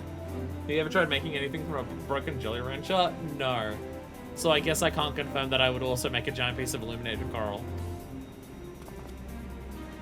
I can still feel them coursing through me. Inspirational fading away. It's worn up stronger and stronger. Give me the chance, I reckon we can weave the Crystal Saga into other things as well. This really feels like it's building up to the relics. But bugger me, I almost forgot the Ondo's commission. If you could drag a lamp over to Tol's Arthur for me, I'll stay here and dream with new armaments for you to try. Really sounds like this is building up towards relics. Really feels like this is the intro to relics. You know, access the Ground's Forge. Current roles will become available for collection based on role quests you've completed. Eh? Oh, is this job gear? Oh, it's job gear. Oh. HPC wanted to fit in Gerald so people could get their job armor and look cool for the end. Hey, you can wear the full job gear if you want to. Okay. By the way, here's the Shadowbringer itself. Here is the Shadowbringer itself. I thought my headphones just died. No, sound just went quiet. That is the Shadowbringer itself. Look at that fucking thing. Well, there's a couple of job quests, job armor gears for level 80 that I figured we wouldn't have gotten this until we did the level 80 job quest that we unlock after Shadowbringers. But hey, we got it now. That is the Shadowbringer itself. Use the Shadowbringer to use Shadowbringer while in Shadowbringer. So the thing is, I would buy this and use it now, but my sword glows. I don't know. I feel like this sword feels... I know the other one's literally called Shadowbringer. I know the other sword's literally called Shadowbringer, but look at the thing that I have. I think this is more fitting. Also, the other one is like a big worn and like rusted out sword. That feels more fitting if you're going for the edgy Dark Knight Glaims, but none of my Dark Knight Glaims have been close to edgy. So, it doesn't really fit this glam either. It's cool that it's there. I imagine a lot of people would finish this in Dark Knight using the Shadowbringer and it would feel badass as fuck. But it is not the vibe that we currently have going for us here. Hi everyone. Bye everyone.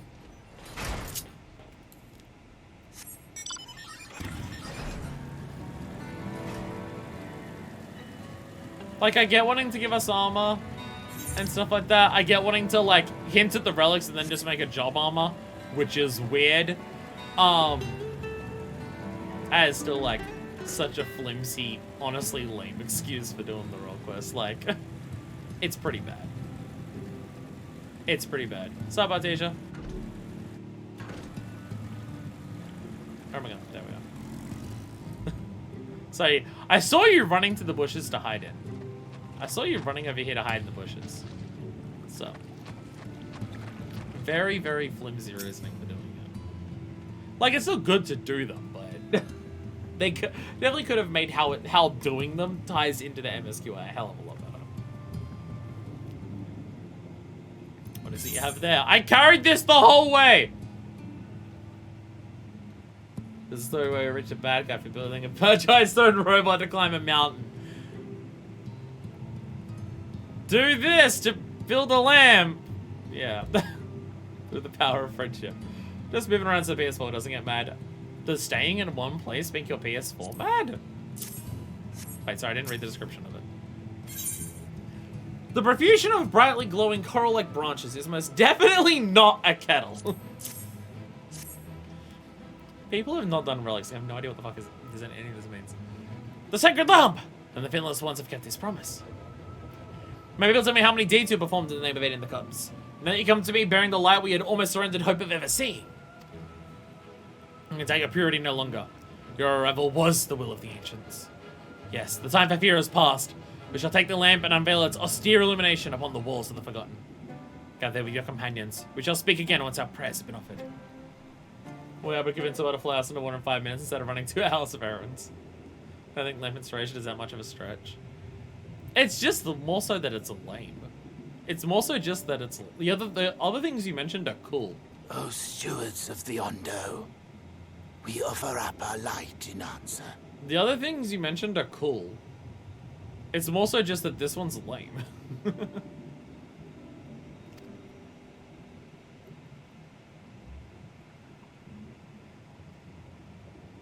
That crystal you showed the artisan.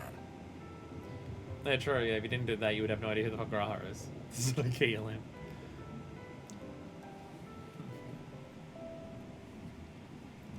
Hi, Oddbert. Did it belong to one of my friends? I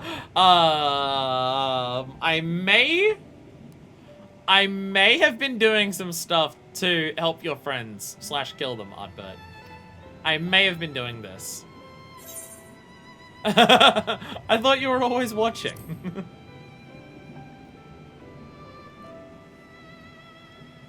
I tried to give you a measure of privacy.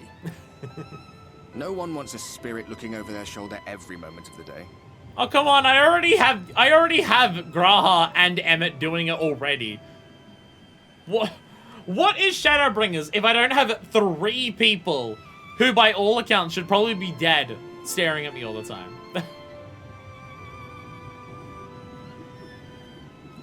Pictomancer confirmed, Bog. So tell me, if you would, how did you come across that crystal? Which one is he referring to? Which one's he referring to? I got a lot of them. I got a lot of them. I, like, slew 4 different cardinal virtues. I was right, then.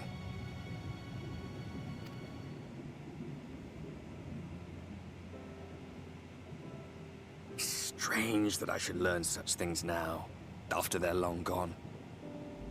They were fine friends, every one of them.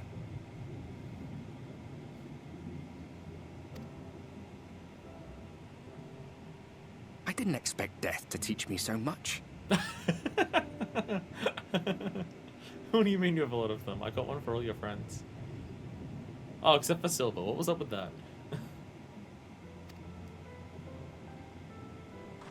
About them, about Seto, about you, about the hope that hides at the heart of this world. He only said specifically that he did one role quest line. Oh, so the dialogue changed so they did all of them where he just doesn't mention any of them by name. Okay. Yeah, Ardbert watching on the world without people knowing that he's there. It's just been like, holy shit. People about this world cared so much. I've never been one for idle chit-chat, but if by some miracle I could see them all again, I doubt I would ever stop talking. And here we're reminded that the only person that Ardbert can talk to is us at the moment. I'm grateful I got to bend your ear at least. And just for that, I reckon I'll stick with you. To the very end. We're like, actually like, super close friends. Considering the way that we started, and even he didn't really like that we were here at the start of this, it's amazing how we're just like good friends now.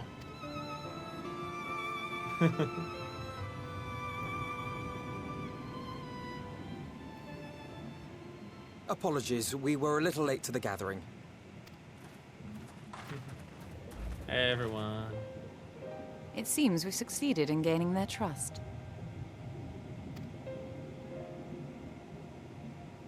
The delay wasn't exactly welcome, but at least our many hands made light work. And they seemed especially impressed with your contribution. Our hero indeed.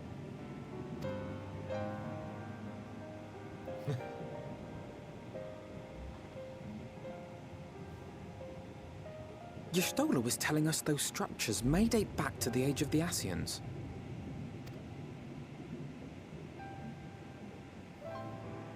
An Ascian homeland. Despite his many protestations, I never quite believed Emmett Selk was telling the truth. Nor I. But there is no denying the evidence before our eyes. Clearly this was once a great city. A home they would see restored, no matter how many tens of thousands of years it takes. The time I can understand. The other lives is a little bit harder to justify. It's a hollow dream when you think about it. Even if they manage to rejoin all the worlds, they'll never bring back the ones who were lost. But would I have done any different?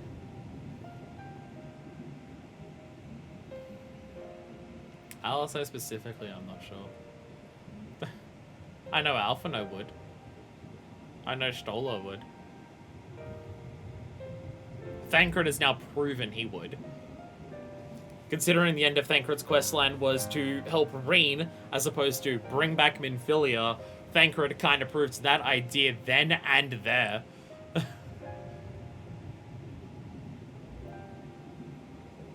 Alisei deals with loss particularly hard out of this group.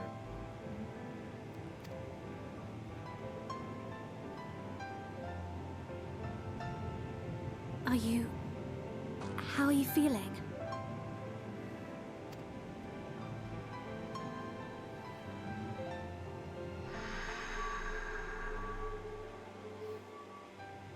Peachy.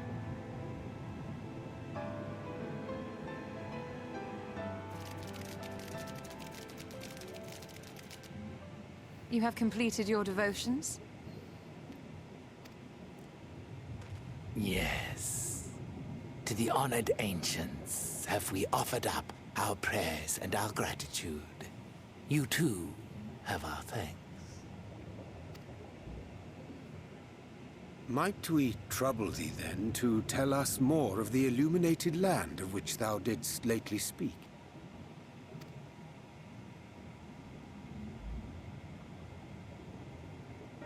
To the west of here lies a great trench.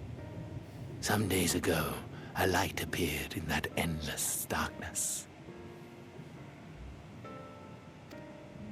Curious, we ventured closer and discovered in the depths an entire city.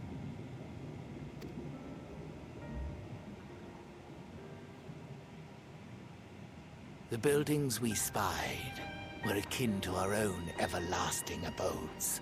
Impossibly so.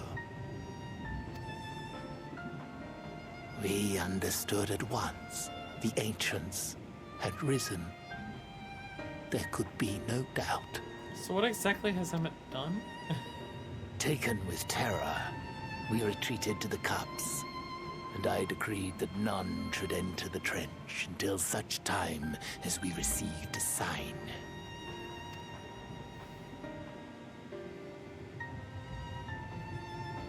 Might it still be possible to reach this city of the ancients? With no water to drown you, a finless one could now travel there. Yes. I am convinced you are the sign for which we have been waiting. My people will show you the way.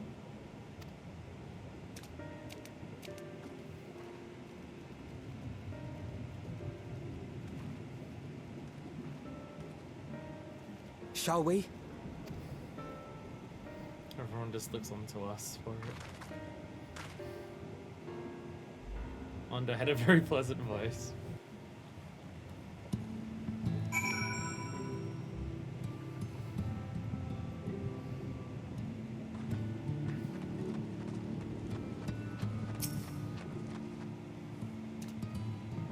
The chieftain had bidden me guide your steps to the illuminated land. Come, the way lies downwards. Follow the path of coral and rock, and join your comrades below.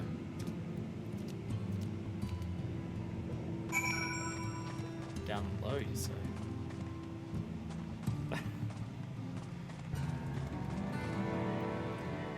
It's the mini game from Rhythm Heaven of like beating the Mochi Day.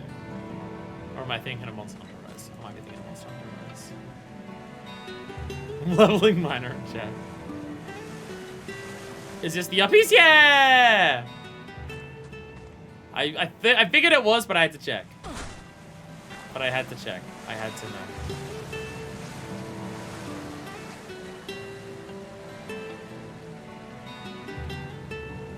Hi there, Octorox. It's going down now. Hey everyone. Got so many people to talk to now that the entire squad is here. During the time I've sent help on the Undo, I've been introduced to quite a few of the local varieties of sea life. Although seeing monsters may have them more apt, probably best to avoid them if we can. Mean. And the Undo is fascinating. They live just like us in some ways, but that's completely different in others. The way they think, the way they play. But let's come back here and learn more about their culture. The dome lasts that long, I wonder. Really gotta get you all to... I gotta learn how to do the fucking Kojin blessing on my own, so I can give it to others.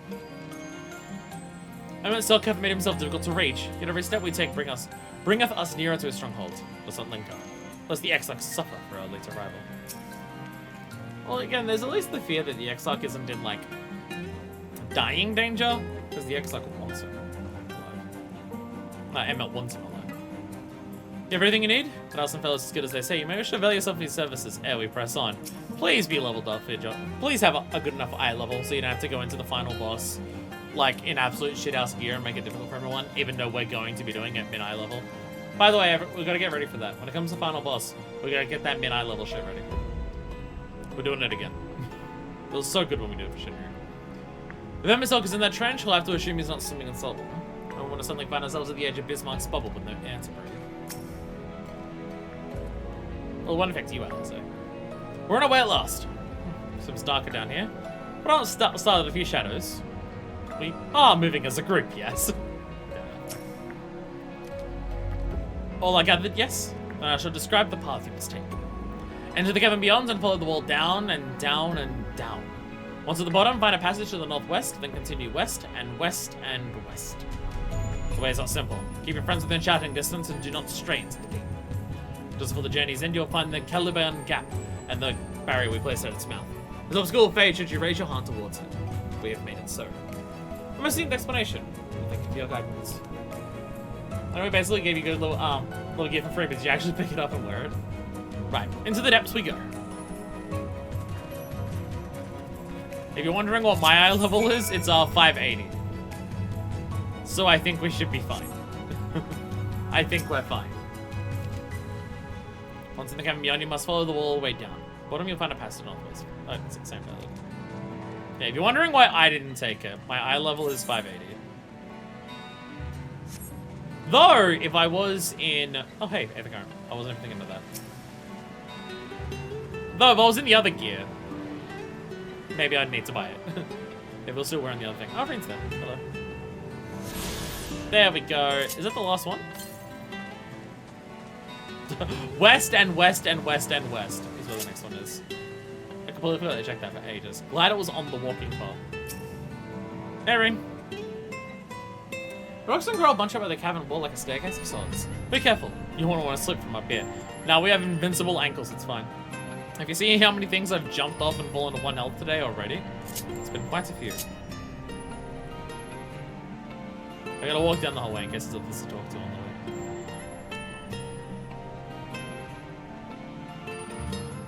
Titanium kneecaps like Mario. We're so strong. We're so fucking strong. This is not at all what I was expecting the final zone to be. Even just in terms of like how we're exploring it and everything. It's just such a departure from anything I was expecting that it's so good. Well, she's best water could carry you clear to the top again. Not that I'm eager to try it. If you haven't been to the Gold Saucer, that's what these do.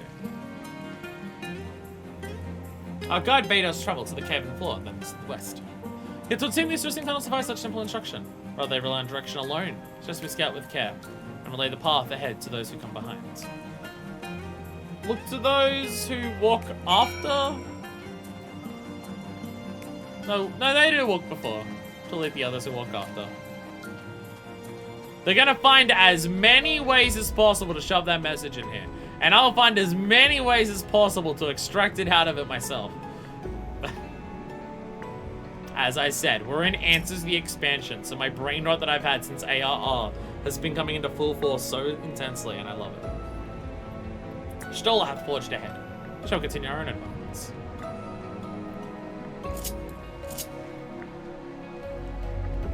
There she is. We're gonna walk across the squishies. The drops drop off sharply here, but I think this coral should be thick enough to serve as a bridge. But it's probably slippery as fuck. It's coral that was just underwater, and it's round. Holy shit, the risk of slipping and falling off this is immense.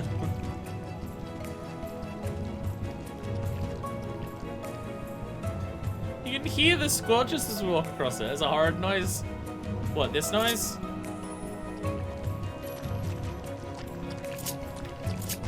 Wait, where is it? There it is.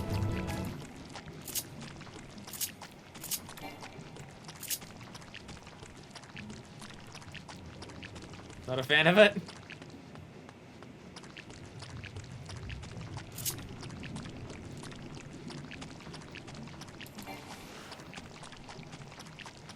Yeah, rapid noise, let's go.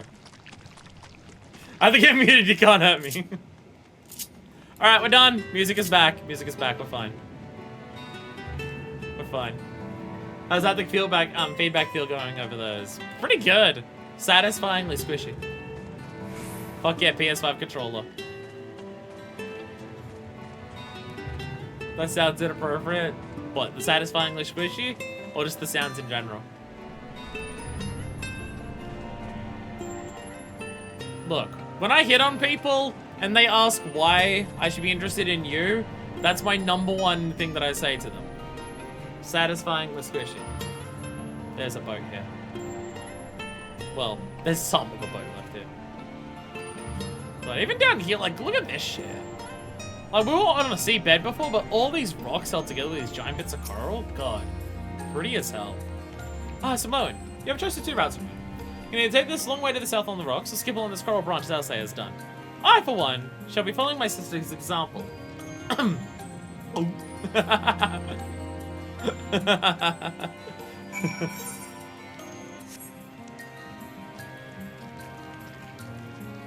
Fuck you, actually make you do a jumping puzzle for MSQ. Actually have this be a jumping puzzle that you have to complete to continue MSQ. The players deserve it.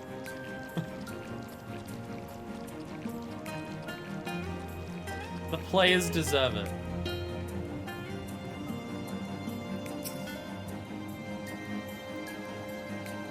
Whew. Not to it. Ozzy's already gone ahead. We should catch up to her. I hope none of my friends die because they want to take the fast round. They slipped off the very slippery rounded coral on a massive gap. Well, I see some smoke in the distance there. Be cruel to me, I'm legendarily bad at jumping puzzles. Like 3 jumps. No, not like Kugane Tower. Kugane Tower might be a little mean. Make them do like 3 or 4 jumps though. That's what I want. There you are. Come on, I think we found the tunnel we're looking for. Just like a couple jumps. Just a couple. They force you to do math in this. They force you to do math as part of this. They force you to solve puzzles. We can do a little bit of jumping. We can do a bit of jumping. Ooh, very colorful stingrays. Look at them.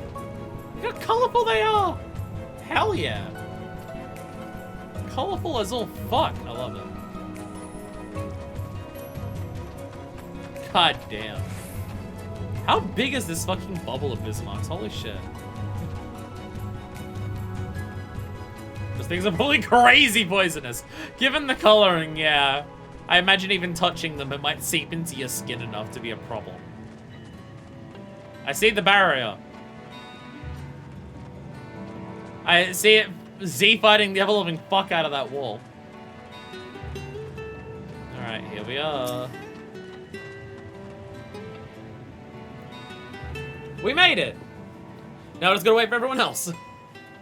Here, this must be the barrier that Ondo spoke of. Hey, they all made it! Da da da da da da da da da. Well, that was rather more arduous than I expected. Feel a sudden rush of gratitude for the smooth road our ancestors cut through the wilderness. It was a treacherous path indeed.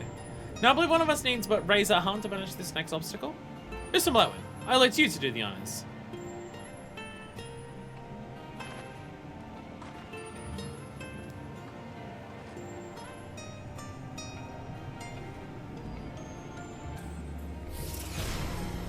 Yay, I did it! I'm so good at everything. Cracking my knees. Give me a second. Adjusting my clothes.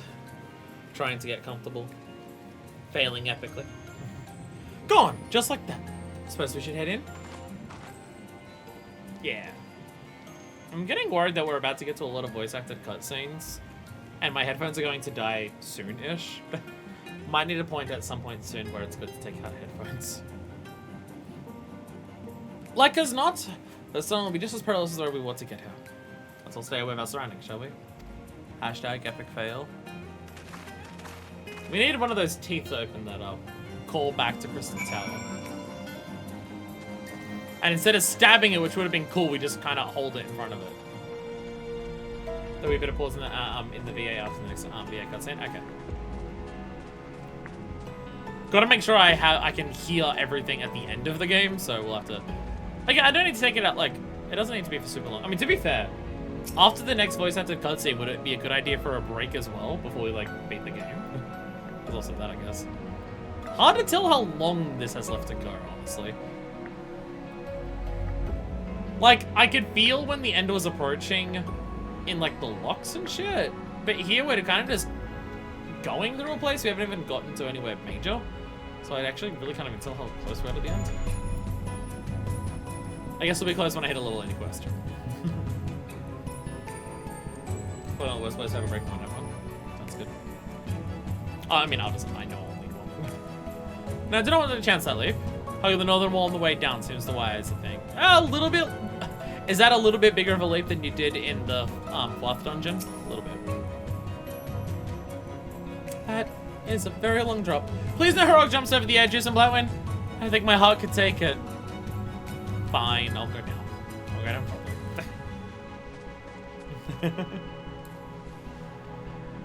Have you forgotten that I'm a trained dragoon? Wait, the dragons have fall damage? Like, canonically? The dragons have full damage? That's a really long way down. Do their jump abilities allow them to land properly? Or do they just have the ability to send themselves up into the sky? And they just have they land on a dragon's back in a squishy spot to not die? True, ninjas reduce full damage. Canonically, probably not. Ninjas are the ones with actual full damage reduces. True. True, yeah. They're not on special jump stuff, probably. Well, what if right before you land, you, like, jump horizontally? Just to, like, traverse your momentum. Like, you fall down, and then as you're about to hit it, you jump that way. So then at least, like, your momentum isn't just crashing you directly into the ground. Where thy footfalls, my friend. Our road taketh us ever onwards, onto ever deeper darkness.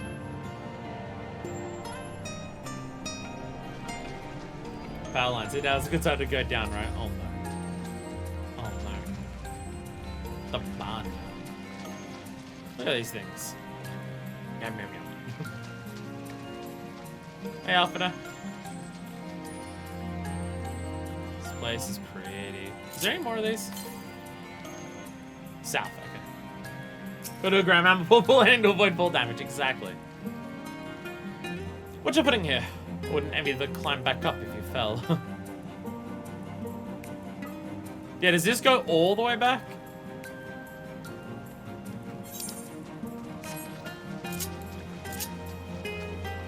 I do like how a lot of this is just trying to work out together. Where the fuck do we go? We were told to go west. Look where that is though now. When it's a rest for time, I should like to explore these side passages. May happen another day. So my girl knows what's up.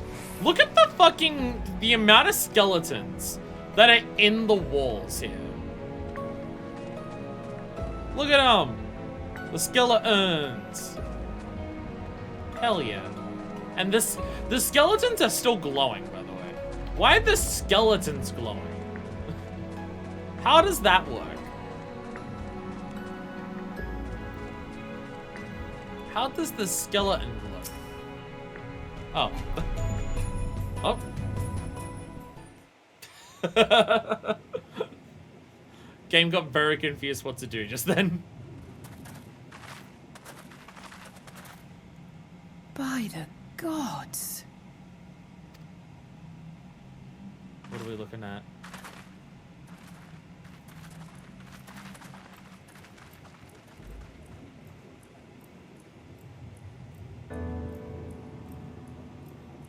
Holy shit. So when they said the lights had come back on.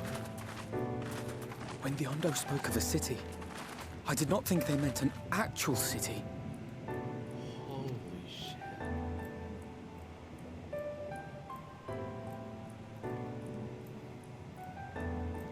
Then we are seeing the same view.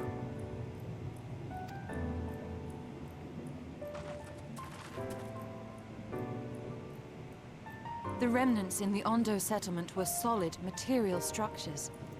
But these...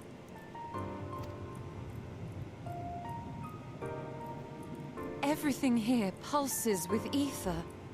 'Tis an enchantment on a monumental scale. Emmett Selk just made all of this?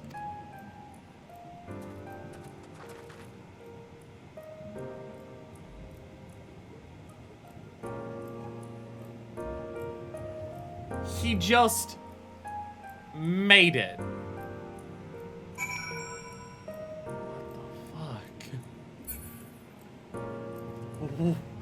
Oh god, seeing it out of cutscenes is, oh my god. I'm not in a cutscene, that shit's real. That's a, oh my god, what the fuck? Holy shit. Let's pick up crowns here. The cluttered city streets are far more conducive to infiltration than wide open spaces. It's always to our advantage, trust me. Okay, my headphones are now saying low battery. Great. I cannot blame the unknown for fleeing the spectacle of these brooding edifices. We, however, have not luxury of fear. Wait, is that the voice acting cutscene you meant?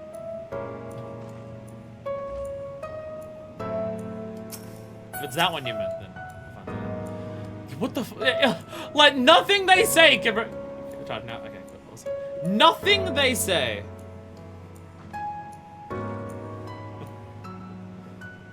Sorry, Raharan's internet. Raharan's internet died at the wrong time. I'm gonna change my head this up for a bit. What the fuck? Nothing they say prepares you for what this is.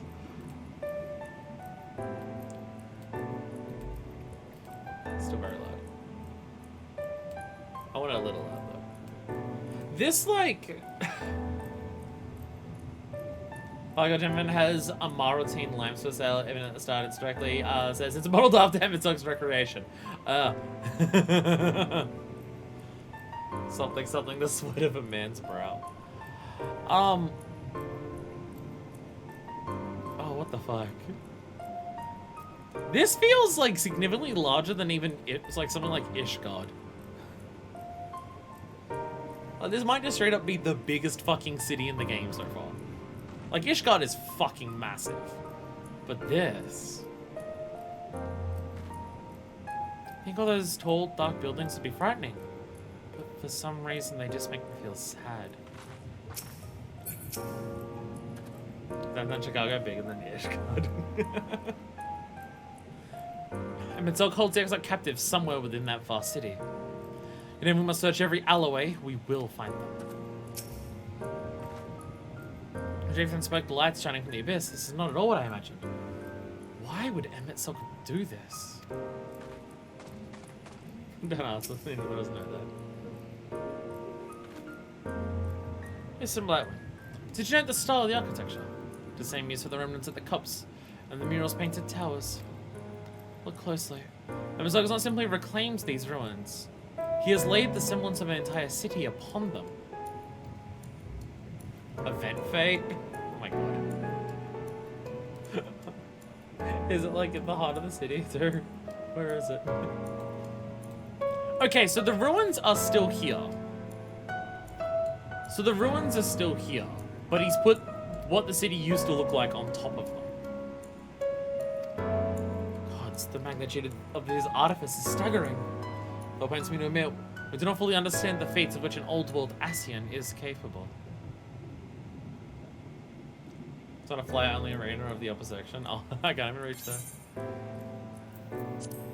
We got like the luckiest Odin spawn to start with, and then every other event fate has been the worst spawn to ever happen. The end of a world. Well, we're at the level 80 quest now.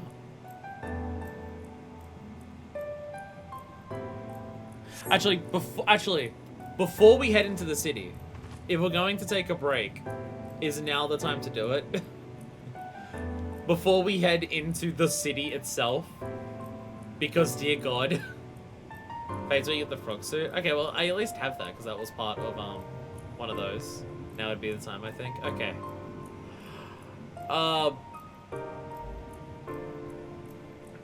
Big fucking city awaiting us when we come back. I'm gonna go to the bathroom, have a sandwich, let my headphones charge. I'm gonna re-put them in to make sure they're charging. Be very delicate and careful to make sure they're in and properly secured. Okay, that one actually lit up. That one actually lit up that time to say it's charging. The other one didn't. But sometimes they charge without doing that anyways.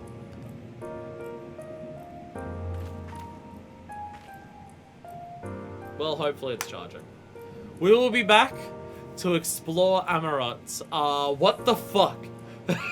What the fuck? We are back.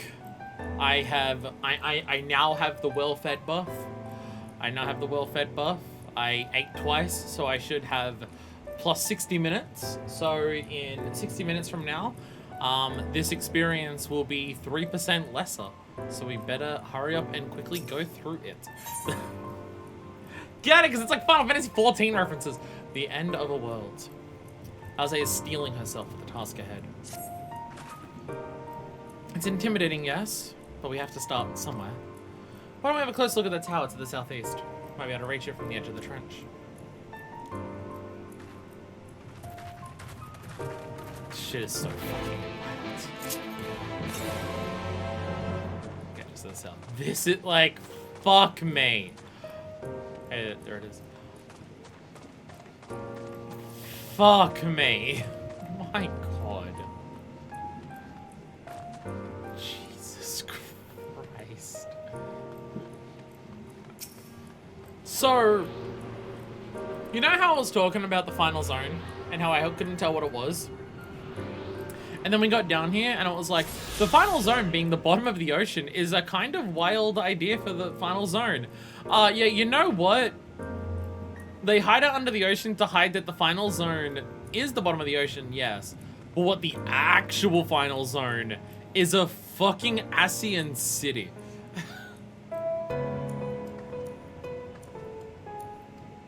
Like, the idea of the final zone for this expansion being a replica of a city before the world was sundered is fucking wild as shit.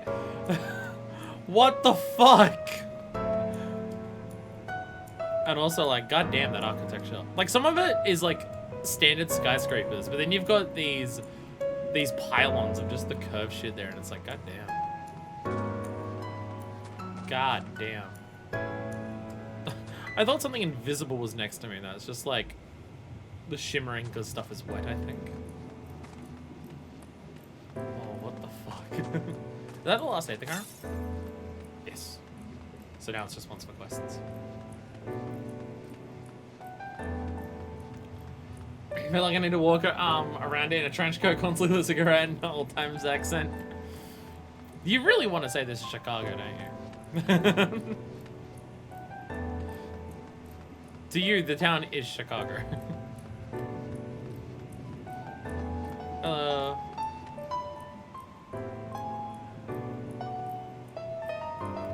need to do this so I can hear it.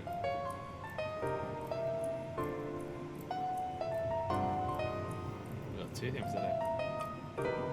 This is whatever town Mildred Pierce takes place in. I don't know what that is.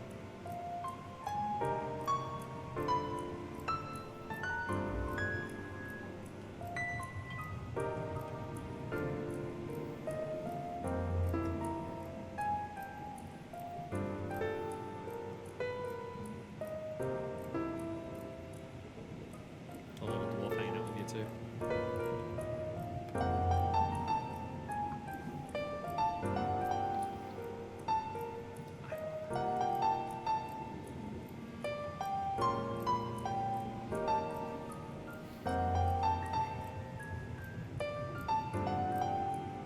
I feel like you've almost got it synced up to what's playing on my end.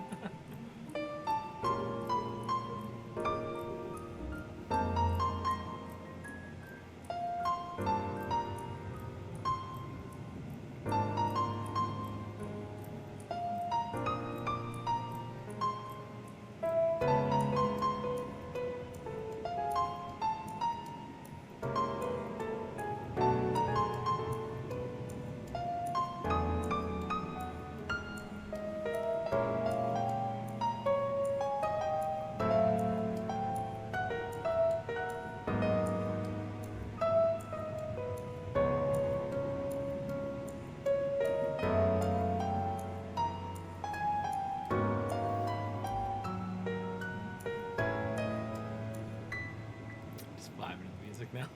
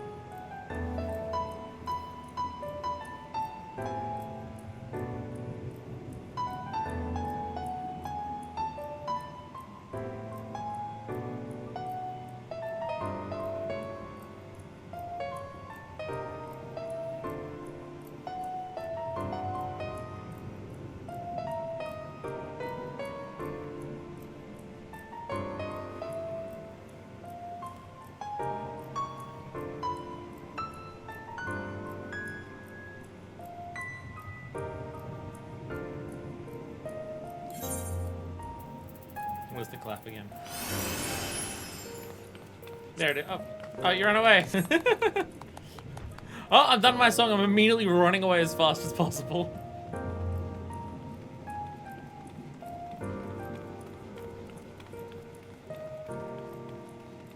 It is very pretty music here.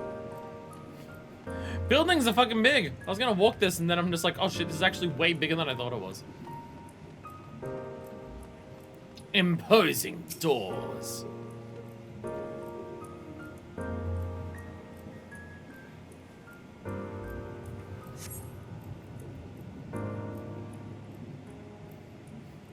Why do I feel like I'm about to go down an elevator and this is secretly Anor Londo?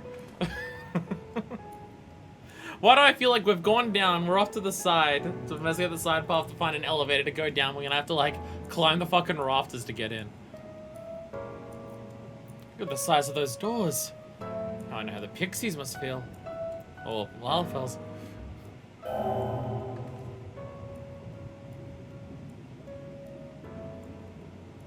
How am I recognized by name? Mine first do symbol I when recognized. Welcome to the city of Amarot. I built Rapture. True, the Bioshock reference would make more sense because it's underwater. But I like the Anor Londo reference. How did the voice recognize me? What the fuck? Will you be riding the lift? What? Did the building just welcome you? I was also passing strange. Did Emerson not invite Symbol to visit his abode? His plain that coming was expected.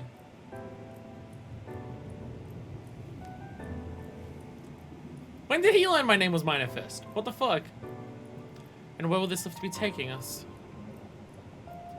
Lift services every level of Akora Heights, but is presently configured to convey passengers directly to the ground floor.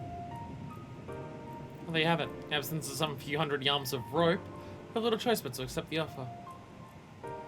With emphasis on the we. How about you walk into that place alone?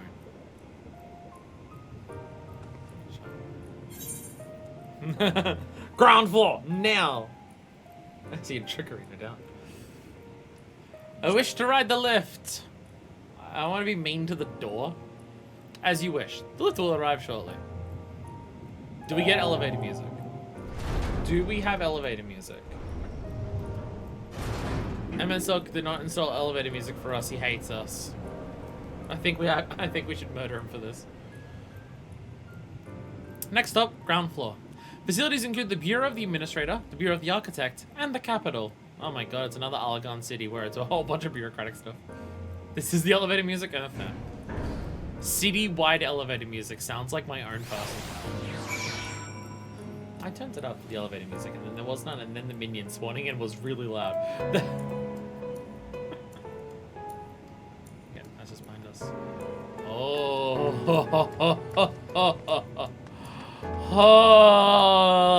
holy shit, okay. Fucking okay. My god. Hello, everyone. Hello, everyone. My god. Mine eyes do not deceive. We stand in some manner of communal square. Just a moment.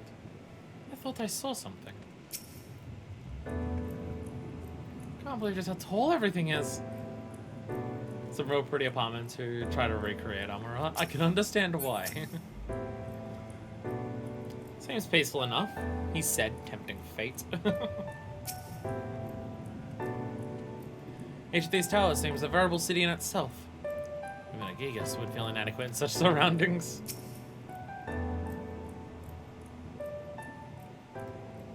Yeah, definitely bigger than any of the other cities. 100%. Not even fucking close. It's only at this distance that you start to realize just how big the buildings truly are. What did that voice call the city? Amarot? Now you can see how visualized. Look, over there.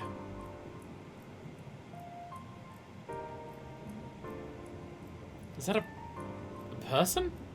I know, my mistake. That's a giant. Doesn't seem to have noticed us yet. Giants or no, a resident of this place may have much more to tell us. I say we make the first move. Oh, but you can't just... Ugh. Well, he's already started to try and talk business with the locals, so... And it's a somewhat similar mask what the Asians were. Pray excuse my boldness, but might I ask you a few questions? Okay, they're... Okay. Really tall. I was wondering if they were like a little bit bigger. Really loud too. Really loud, booming voices. Yeah, they're like possibly 3 minors on top of each other. Holy shit. Oh, what adorable costumes. Are you children on an excursion? This district has much to teach you. How odd. That sounded like no language I've ever heard. And yet I understood every word. Just as he understood us.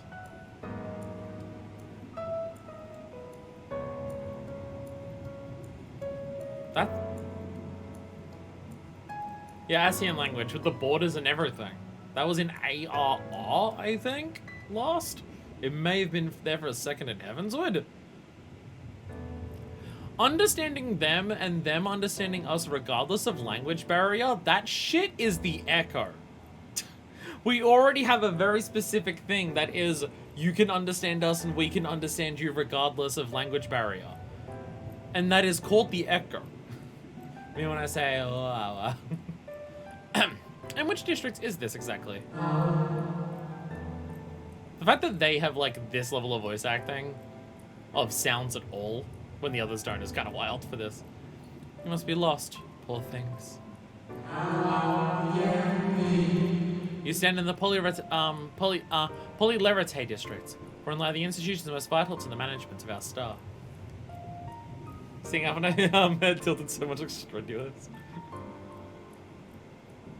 The management of our star. The viewer's children because they're small. Can you tell us where to find Emmett Silk?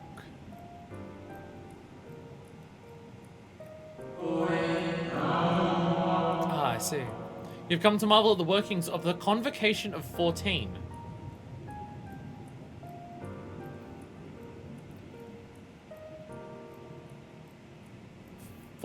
Is that the 14 seats that we saw in like the Nabriel's boss fight room that the ASEANs had in ARR and nowhere else?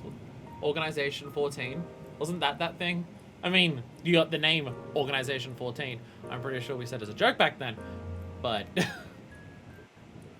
Convocation of 14.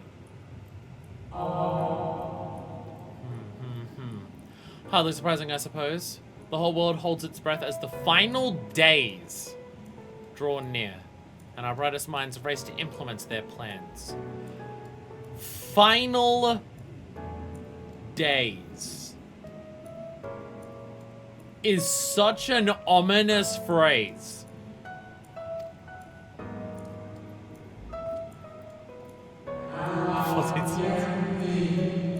Thus you must understand that gaining an audience at this time will be next to impossible.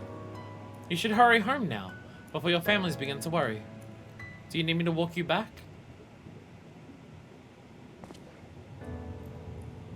No, thank you. We will be fine. Okay, so what is this? What are we actually talking to? This isn't one of them still alive. Did Emmett also create this?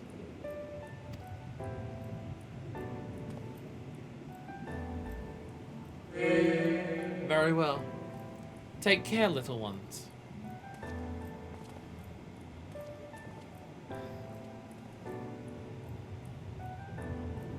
And just like that, fades away.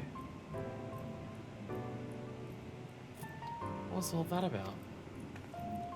To my eyes, these people appear as arcane entities.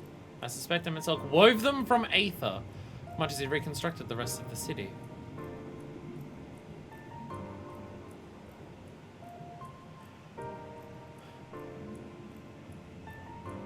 Now, obviously, I don't know what these people were like.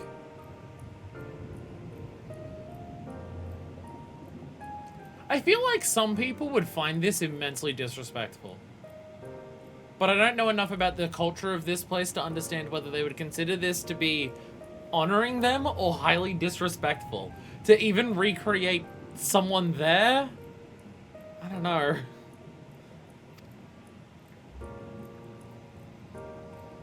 The final days. That sounds like what they summoned Zodiac for, given the fucking name of it. Very gosh, but also just how lonely do you need to be? Motherfucker is unwilling to make any friends with any of the Sundered people. So, such words well befit the oblivion described to us by our Asian foe. A catastrophe of unprecedented scale, which then set in motion the summoning of Zodiac, and thence Heidelin herself. But that happened centuries and centuries ago, didn't it? It meant as if they were rushing to avert a disaster here and now.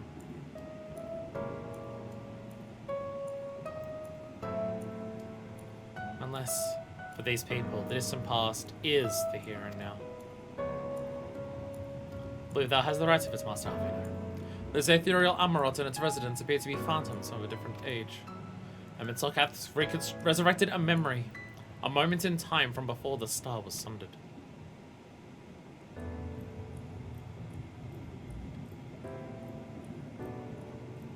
So we find ourselves in a long-destroyed city inhabited by the long-departed. An unusual situation, to be sure, but at least able to parley with these agents. But they seem downright eager to chat. I dare say we use this to our advantage. Split up, strike out some conversations, so we can't learn the location of our quarry. While we're at it, it wouldn't hurt to wheedle out a few more details regarding this convocation of 14 and their impending disaster.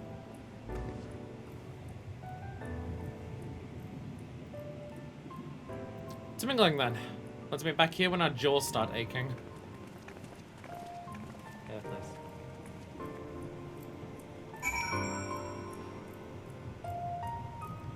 This shit is fucking wild.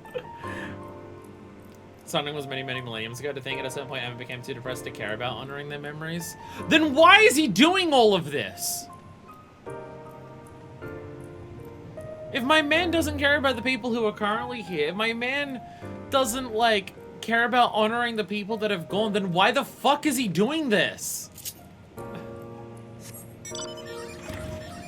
Why is he here? Why is he still insisting on this being what he does?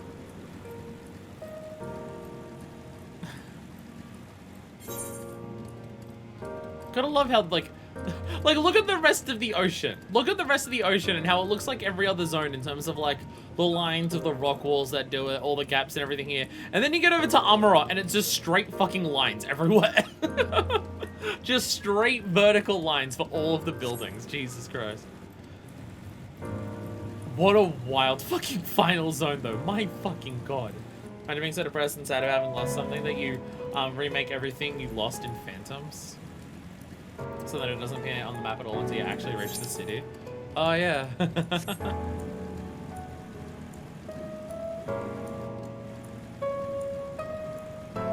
Anxious Moratine. Good gracious, child. Where is your family? They are... Yeah, they're like 3 Minifis on top of each other. That is ridiculous. Holy shit. You should not be alone at a time like this. Run along home, quickly now. Have you not heard? Though yet confined to the lands across the sea, a terrible phenomenon afflicts our star. They're calling it the final days. It is said that it starts suddenly, like a cacophonous keening from beneath the earth. The sound distorts all living things within earshot, and wrests from us control of our creation magics. So that's just a thing that these people can do. I assume this entire city is a result of Emmett's creation magics, and that is just what these people could do. And there's a sound that happens that just distorts everything. Once that happens, all is lost. Fear, pain, despair. Every dread impulse is siphoned from our minds and given substance. An eternal fall of fiery rain, an incessant spawning of nightmarish beasts. Okay, so the calamity that they were facing is just people here can just create whatever the fuck they want, it seems, if this dude's recreating an entire city and the people in it. And something just starts happening to the world that just makes everyone just create nightmarish beasts based on their worst feelings. There's Lala talking about Big Short. Sounds like a Lala problem. None can point to the source of the phenomenon. This is the star itself has fallen ill, as is a force inimicable. Stop saying that. Until life now festers and spreads. Does not matter time until Amarots too resounds to that discordant squall. You should stay with your loved ones, child. Stay with them. Oh, what the fuck? What the fuck? Even one of the short ones is still like... No, I can't say it once. You perhaps explain the finer points of the creation process. This is a child. Or like a teenager. So, part of me wants to say that they're wearing these clothes because they're all the individual people and Emmett can't remember all the individual people. But I don't think that's true. When we showed up, they talked about our costumes. I think everyone here just dressed the same and wore masks to cover their faces. Which is... Like, they all have the same model entirely. Inimical? No, I can't. I don't know how to. Inimical.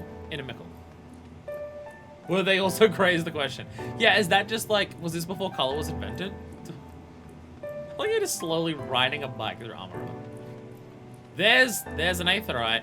So you can see from this Aetherite, you can see from that one that the Ondo took or based theirs on the ones that they had here. Hi there, person on a bear! Telling you we're in a noir movie. Oh Jesus, okay. We're at the bureau now. Jolly's can only bring you so far. This is the Bureau of the Architects, little one. If you've got assistance, I should be glad to assist you. But are you certain this is where you should be? I can't see over the fucking counter! Uppies! Need uppies! For the first time in Minefist's life, they need uppies! To understand that short doesn't mean unimportant or childlike. Well, the Ascians we know are in black robes outside of Elidibus. True! So all the ones who aren't them, do they wear grey? This bureaucracy is so valid. Please let me go to the bank, please, please. Passionate Almority. Is your first time here? Take a number if you haven't already, then settle in for a good long wait. Ah, bureaucracy. Wow, it really is bureaucracy. Wow, Jesus Christ. Okay, what am I looking at there? There's something coming out from behind the counter over there. I don't know what it is. Hi there, concept clerk. Welcome to the Bureau of the Architects, little one. I can't see you over the counter. Literally can't see you over the counter. I should be glad to assist you in locating the concept you seek after I finish assisting those ahead of you in the queue. Bureaucracy for immortals. I guess a long wait doesn't matter to them, does it? What do I mean by concepts? An audience with Emmett Selk. I'm afraid you have the wrong office, little one. Besides, you'll be far too busy to field questions of curious children. Sure, you've been told of the looming catastrophe? Every resource available to the convocation must be spent upon ensuring our world survives. They've yet to make an official announcement, but it said the 14 are moving forward with a plan of scarce, credible proportions, one which promises the grant's will to the very star itself. They'll invoke our mightiest spells of creation to birth an entity of all-encompassing magnificence, and then they will rewrite the laws of existence. It is a huge undertaking, and it must be completed ere the corruption spreads this far. Thus I say to you again, do not hold out hope for an audience.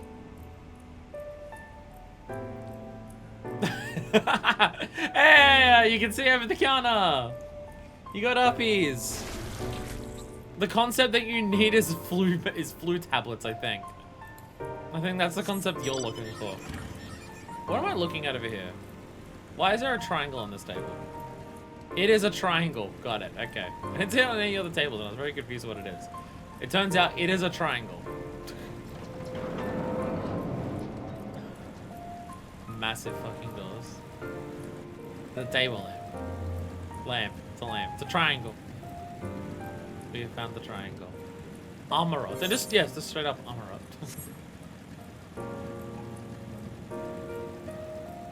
Oh, fucking my God. Jesus Christ. Jedi hologram. How the fuck is this the final zone of the expansion? I can't get over this. I can't mentally cope with this being the final place for the expansion. This is so fucking batshit insane. Like, I'm trying to absorb everything and take it in and just, like, ponder and think. But also, what the fuck? An entire city recreated from an unsundered world. Like, what the hell? Oh, what the fuck? There's a shop. There's a shop. Gundo one is like a ruined version, while this one looks like what it normally looks like. Yeah, I think, because I don't think Des had the two structures spinning around the top. That's like part of it. And that's the full thing there. Bureau of the Administrator. Citizens must be held to a higher standard. Hello there, Bureau Provisioner. Why can I buy fish bait from the people that Nemetzol created? Hello there. Do you require assistance with a residency application or a related matter? Bureau Reconditioner. Can you fix my armor for me? Thank you. Still gotta have Menders down here, just in case. Just in case. Do you require feed for your chocobo? Emmett likes to fish, of course. That's actually why he put it underwater. That's why this is underwater. So then my favorite repair NPC is Mender of Sticks and Mockholm. Yeah, Mender of Sticks is pretty fucking good. There's something wrong, little one. Are you perhaps lost and need me to help you locate your guardian? What do you do here? Well, the same things most other citizens do, I suppose. I debate various topics with my compeers. I dabble in the arts of creation. Every day I attempt to better myself in the world in which I live. We citizens of Amarot are the caretakers of this world, stewards who have harnessed the power of creation itself. It is an honor and a duty we do not consider lightly. You will get very young, so very, very young. You needn't concern yourself with such lofty concepts just yet. Attend to your studies, and I am certain you'll grow into a proud citizen and avid creator. What kind of place is this? But you hail from another city originally. Even so, surely you must know your stand in Amarot, the intellectual utopia that flourishes at the heart of our world. From the capital where our preeminent minds gather to carry out their duties of governance, to the Academia Anida, where devotees of knowledge strive to solve the greatest unsolved mysteries of our era, to the smaller but no less valuable institutions, Amarot has all that you will ever need, and so very much more. Probably the most important character in the entire game of the archetype of what do you do here? What place is this? Quite possibly the single most important version of that we have seen in the entire game. Stop driving a tank around Amarot. I don't know if you even could blow this place up. It seems like it's made pretty strongly. And also, if it's made out of Aether, then I don't even know how, like, tank rounds would work against it. There's a lot to explore here. Oh, everyone just walking around. Oh, the meeting of the minds is about to happen. They've convened an emergency assembly. This concerns us all. Agreed. We must hurry. Okay, I'm gonna go back to this one over here that we skipped before we head further into the city, because I'm going to have a wild guess and say I'm gonna have to go further into the city for MSQ anyways. So we will head back before we go any further. Yeah, people just spawn in and out. But they talk a lot. Do any of these count as alive? Like, I actually don't even know. I don't know enough about these creation magics to know what it counts as. I'm not even, like, I don't know. I have no context for it, so I don't even know. When you consider the implications of this latest calamity, you must admit, trust in the scholars. They will find a solution.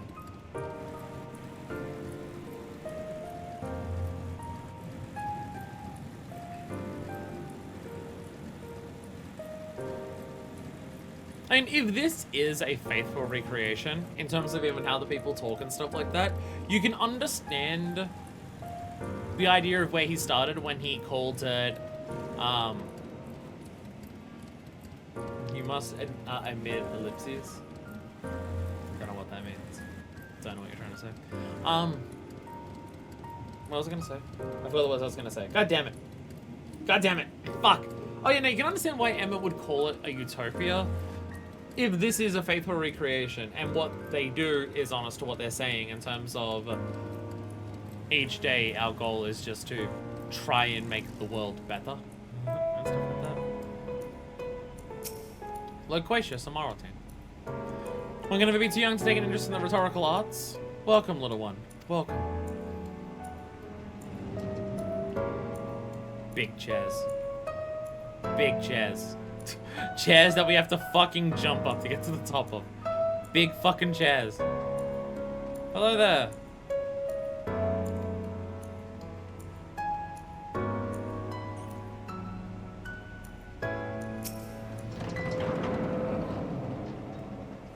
Society dedicated to creativity and global improvement.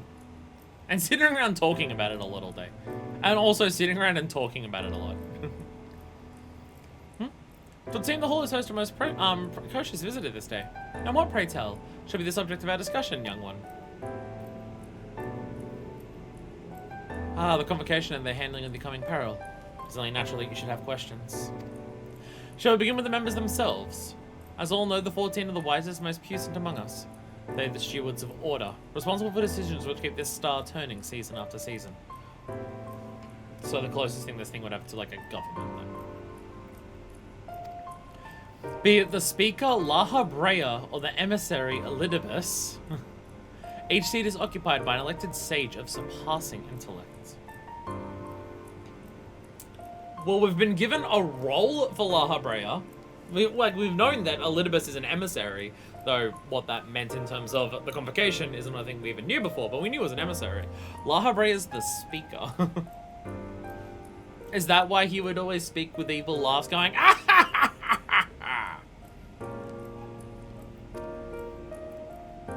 Logriff, Mutron, Emmett Silk.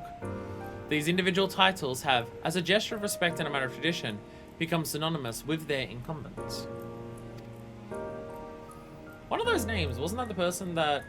Oh, bro, I went to talking this again in the title. One of those names, I don't know which one, but wasn't one of those names the name that Emmett said that he entrusted someone to try and, like, do the shit to this world that it did? Like, when he was, like, after he shot Graha? One of those names sounds familiar. But they both sound familiar, but they also both don't sound familiar. So I don't know which one it is. But I'm getting a vague familiarity with the name. With one of the names. Thus, there was great incredulity that I greet this recent rumor that a seat in the convocation is soon to be left vacant. If proven true, it would be an unprecedented development, and testament to the immense pressure under which our saviors are toiling. In any event, I for one am confident they shall deliver our star unto salvation.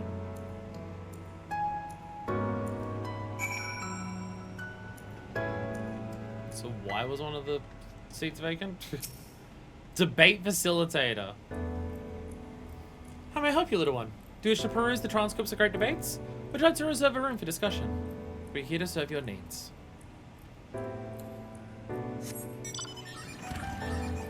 I mean, I do appreciate that we get to, hey, this is what the Asian's world was like. I do appreciate that we get here. The idea that your job title becomes your name once you take one of these 14 seats. Yeah.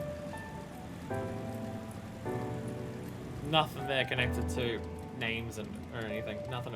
There's nothing fun about that. I don't know what you're talking about. Nothing at all. You literally become your job.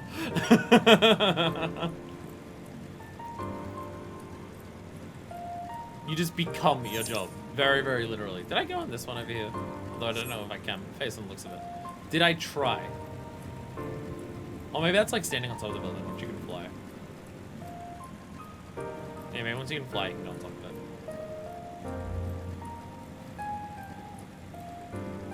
Oh, that's the name. My name is Security Guard.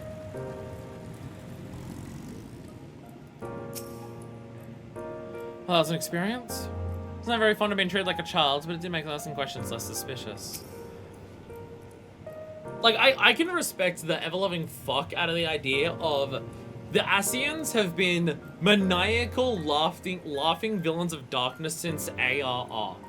That's what, like, they've just been in the background scheming and planning and evil laughing to kill everyone since ARR. And then you get to this, and it's like, hey, go and visit their capital city. And this is what you get. This is what you get.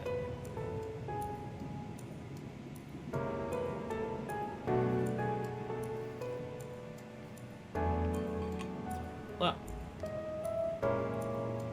Like, again, we've only spoken to a couple people here, so it's hard to get an exact impression. I feel like if the people of this place knew what Emmett Selk and the other Blowjob brothers were trying to do, I feel like they would probably hate it. Like, we haven't seen anything disgusting about, like, their views of how life works or anything like that yet. But in terms of betterment of the world, creating things like that, and discussing all of this, I don't know. Don't you feel like a society like that would hate the idea of several genocides of several stars to bring them back? I feel like they would hate it. Which again raises the question of who is Emmett Selk doing this for? Here's some light wind. If I was uncertain before than I am now, people of the city believe they face the end of the world. Cannot imagine what purpose compelled Emmett Selk to recreate this ancient Amarant. And yet I fancy I hear his words to us echoing throughout this ocean trench. He would have his story known. Yeah, yeah, even if we defeat him, we at least understand where he came from. Feels like copium on the Unsundered part. It really does! So that's my thing, is that like... That's why I find them compelling. Look. For me, Emmett Selk may as well be two entities. Oh shit, all the blues have disappeared. Do I do them now before I continue? Yes? Do them now before I continue? We're basically walking through a museum. I can very much, again, I can understand, again, if we're going into the themes of the expansion, understanding what this world was like, and acknowledging and honoring that, ties in with every other thing that we've done for this. But when it comes to like Emmett specifically, for me, I have to divide Emmett into two parts. There's Emmett the villain and Emmett the character. Emmett the villain in terms of what he represents ideologically, what he represents thematically, and what all of that means in opposition to the heroes. Emmett as a villain, I really like, especially with what we're learning here in terms of like what this city is like.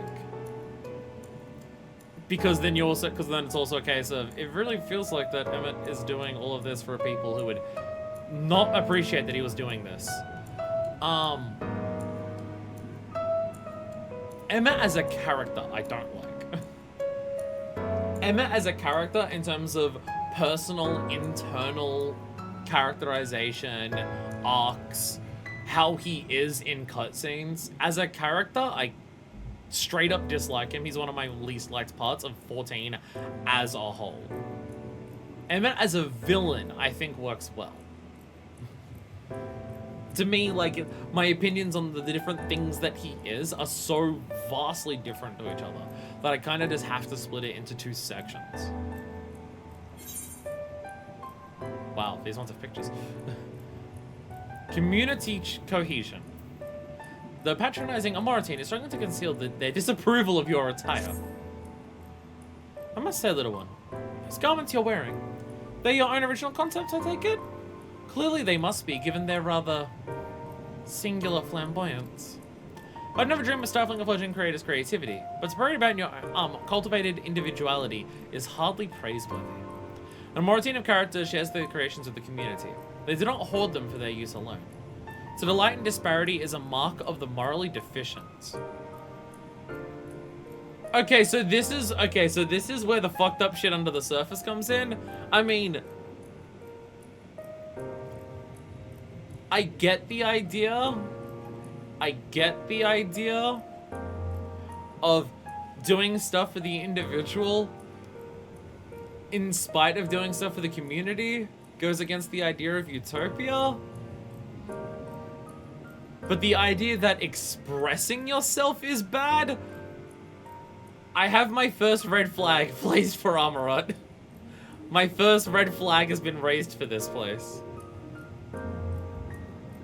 Literally, you're wearing your own clothes. That makes you morally deficient. What the fuck?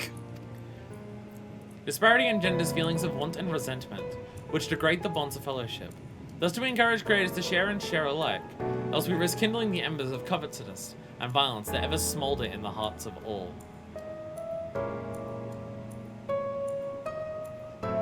I'll be honest, this sounds like a you problem. If you want what I'm wearing, you can make it. There's nothing wrong with that. And also, this makes me feel like the utopia is a facade after like 2 lines of dialogue. You can't look too far, make people jealous or bag your upset everyone. The idea that seeing someone as an individual is enough to stoke the flames of violence. He couldn't be bothered to level with their crafters. Literally, their whole thing is creation magics. All they do is crafting. They've unlocked the secret 9th crafting job, creator. My motherfucker's only got it at level 1. He got the unlock quest and didn't do any leveling for it. Go back down to the bureau. Hand some shit in. Mental crafting in a sense. I don't know. This line of dialogue immediately says to me, I may be reading too much into it, but I don't think I am. This line of dialogue says to me that it's just like, instead of honestly addressing the differences between people, because I mean, how much of Shadowbringers is people of differences coming together to lift up the whole? Like, because obviously that is part of what they're meant to do here in Amarot as well. They're meant to work together for the collective, for the community. Like, your goal is betterment of society. That is what you should strive to in your world.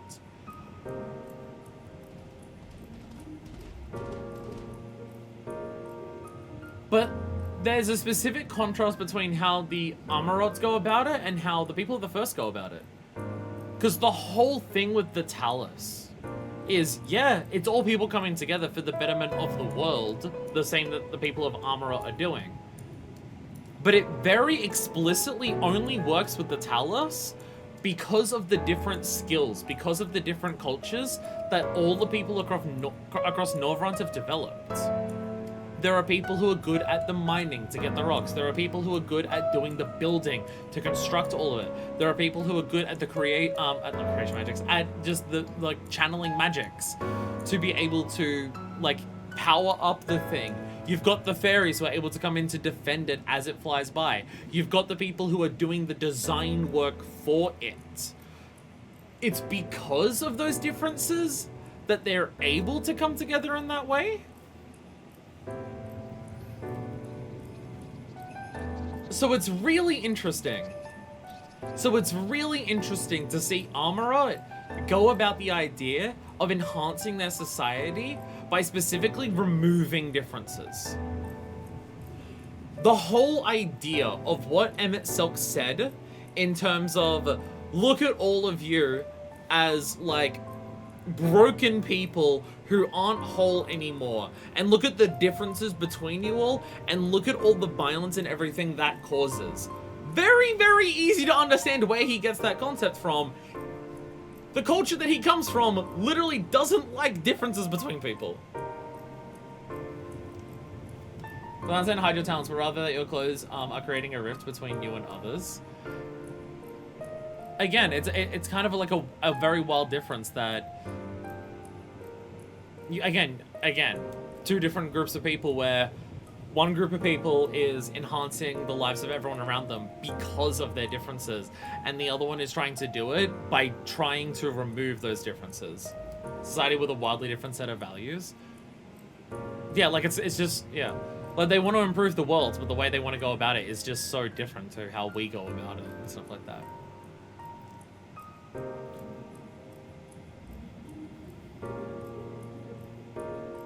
What's the Nanamo line? What's the Nanamo line from the Varus thing? What's the There's the Nanamo line when we're talking with Varus that's like the perfect idea that represents how we go about things now. In comparison to like what this guy's on about. I can't think of it.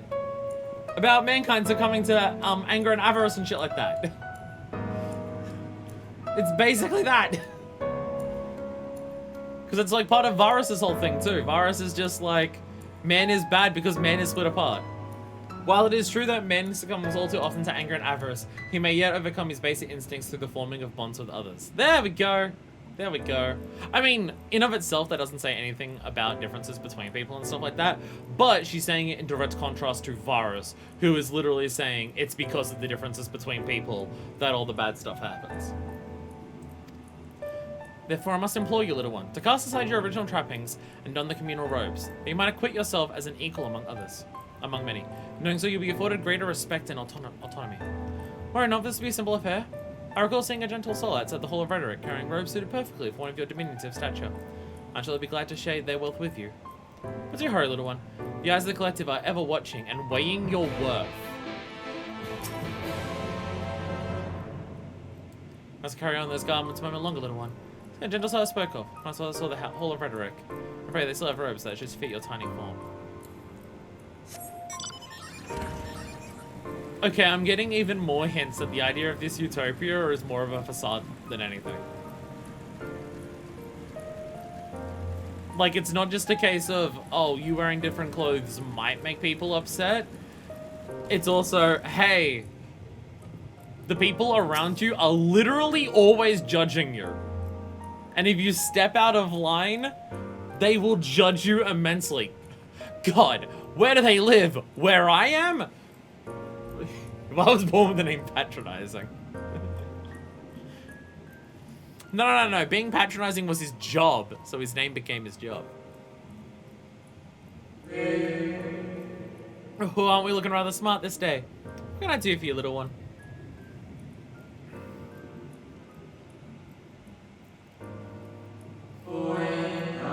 Robes and serve to live your ensemble. Ah, how prudent. Alas, I have nothing I can offer you at this present time. The ones your associates saw me carrying earlier were a failed experiment. I never intended to make them so small, so I disposed of them shortly thereafter. A failed experiment?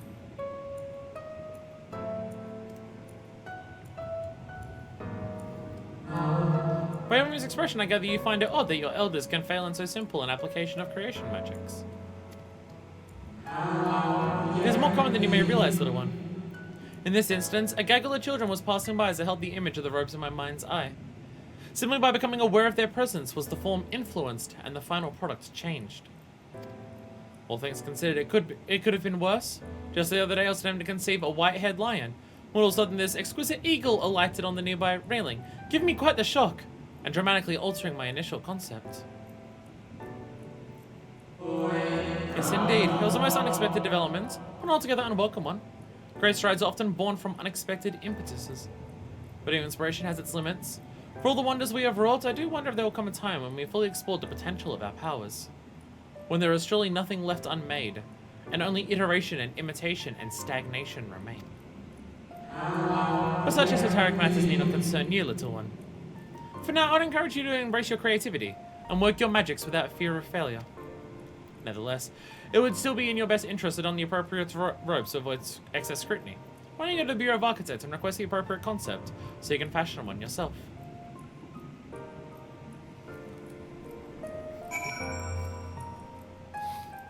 Compared to the way this guy's over, mate, you're complimenting your outfit rather than saying fucking get rid of it. Also might just imply the first guy's just an asshole.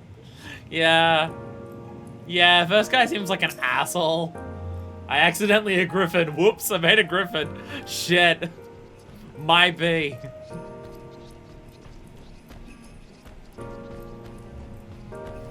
The way they bend down, they really do view us as children.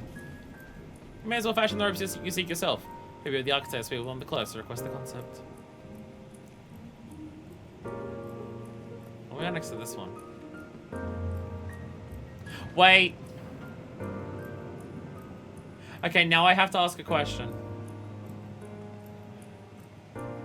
Now I have to ask a question. He said failed experiment for the robe, right? He didn't mean to make the robe the way that he did, so he threw it out. Then he tried to make a creature. Like, he tried to make a lion.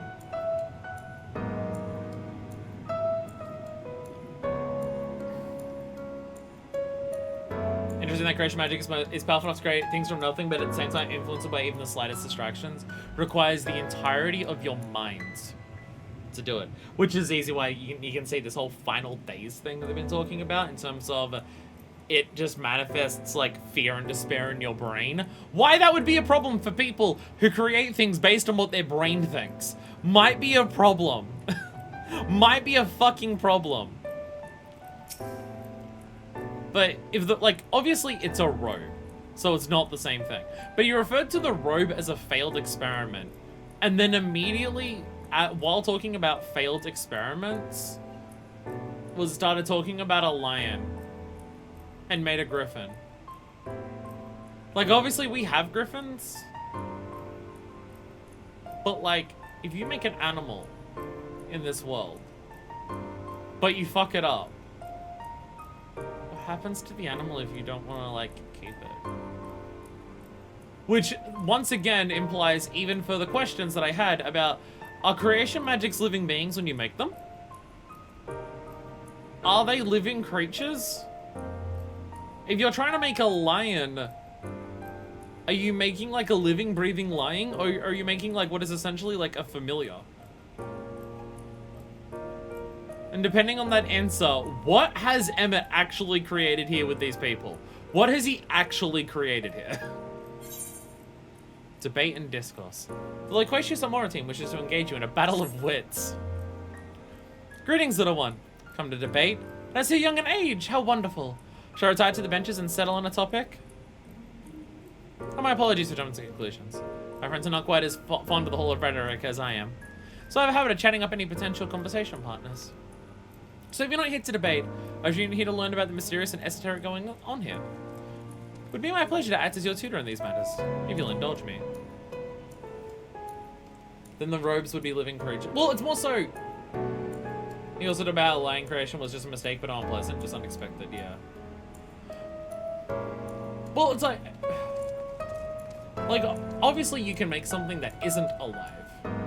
But the question is more so, can you make something that is alive? Like, can you make something that is its own living creature, independent thought, not an extension of yourself, that can, like, go on and live on its own? That's more so my question. Like, we don't have an answer for that. Obviously, you can make things that aren't alive, but can you make something that, I mean, I feel like once you're getting to the point where you're doing creation magics to create lions, I wouldn't be surprised if this world and society has, like, a blurred line in terms of what counts as living and what doesn't. I feel like this might be a place that tries to not draw hard lines about what that actually is. If they can create creatures like that. I'm gonna hit to debate. I presume you would learn about the mysterious and esoteric goings on here. It would be my pleasure to act as your tutor in these matters, if you will indulge me. The Hall of Rhetoric is, as its name indicates, a place where citizens may freely gather to discuss and debate all manner of topics. The central forum is ideal for open discourse, but smaller rooms are available for those desiring more intimate conversation. Oh, and there is a wealth of reading material concerning rhetorical techniques and history penned by the greatest minds on offer as well, should you wish to refine your techniques through self-study. To my mind, however, rhetoric is a living, breathing thing that is best experienced in the moments of conception and execution. Perhaps that demonstration would best serve to further your education. These phantoms fade in and out of space so they aren't creatures, but more like robots, scripts, and code. Yeah. Because they do just fucking disappear, don't they? A whole society of debate club nerds. I saw a contemporary of mine engaged in lively debate earlier, just outside the hall. Can't see if they're still there, and issued out my personal invitation to a friendly battle of wits. As our verbal fisticuffs proceed, perhaps there'll be an opportunity for you to join the discourse as well. Wouldn't that be wonderful?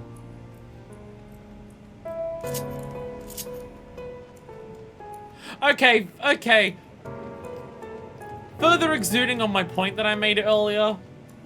A society of people where all they do is spend all day talking with each other, discussing philosophy and shit like that. I bring up the question that I asked earlier. Are the Armorots just fucking Greek? Are they just ancient Greeks? I have to ask this once again. Because I feel like they're just ancient Greece. I mean, especially the whole idea that they've got, like, several bureaus in the place that, like, is called the home of the birthplace of democracy. Called that.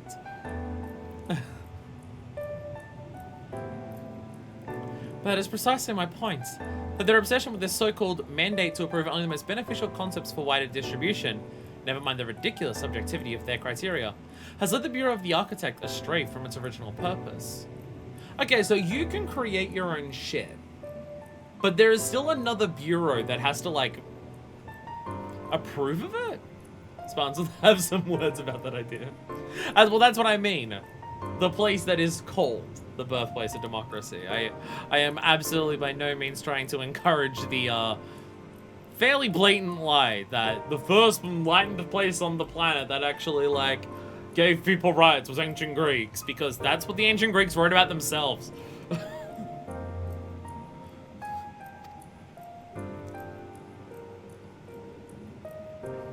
Huh?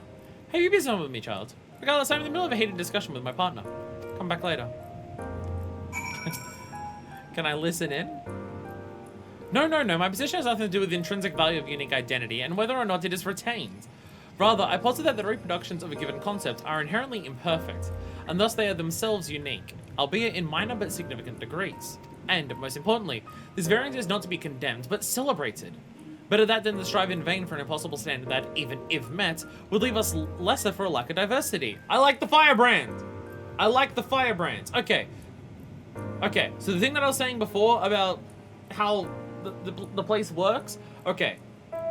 There are people here who are just like, hey, certain elements of individuality shouldn't be condemned.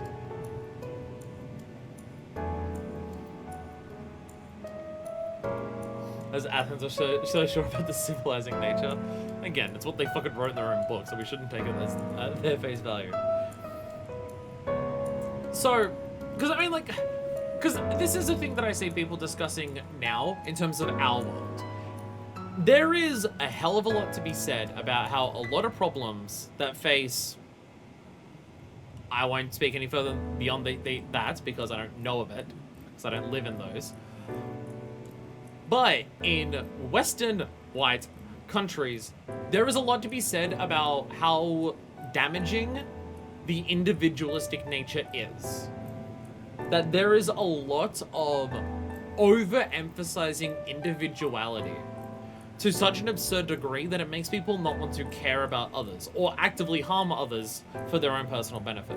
And there is a lot to be said about that. But I do see some people see that element of individuality, of not caring about how things affect others and only caring about what affects you, to then decry all forms of individuality in terms of who, like, people being their own individual people. Good night, Crafts. Sorry, it is probably getting very, very late for you. Good night.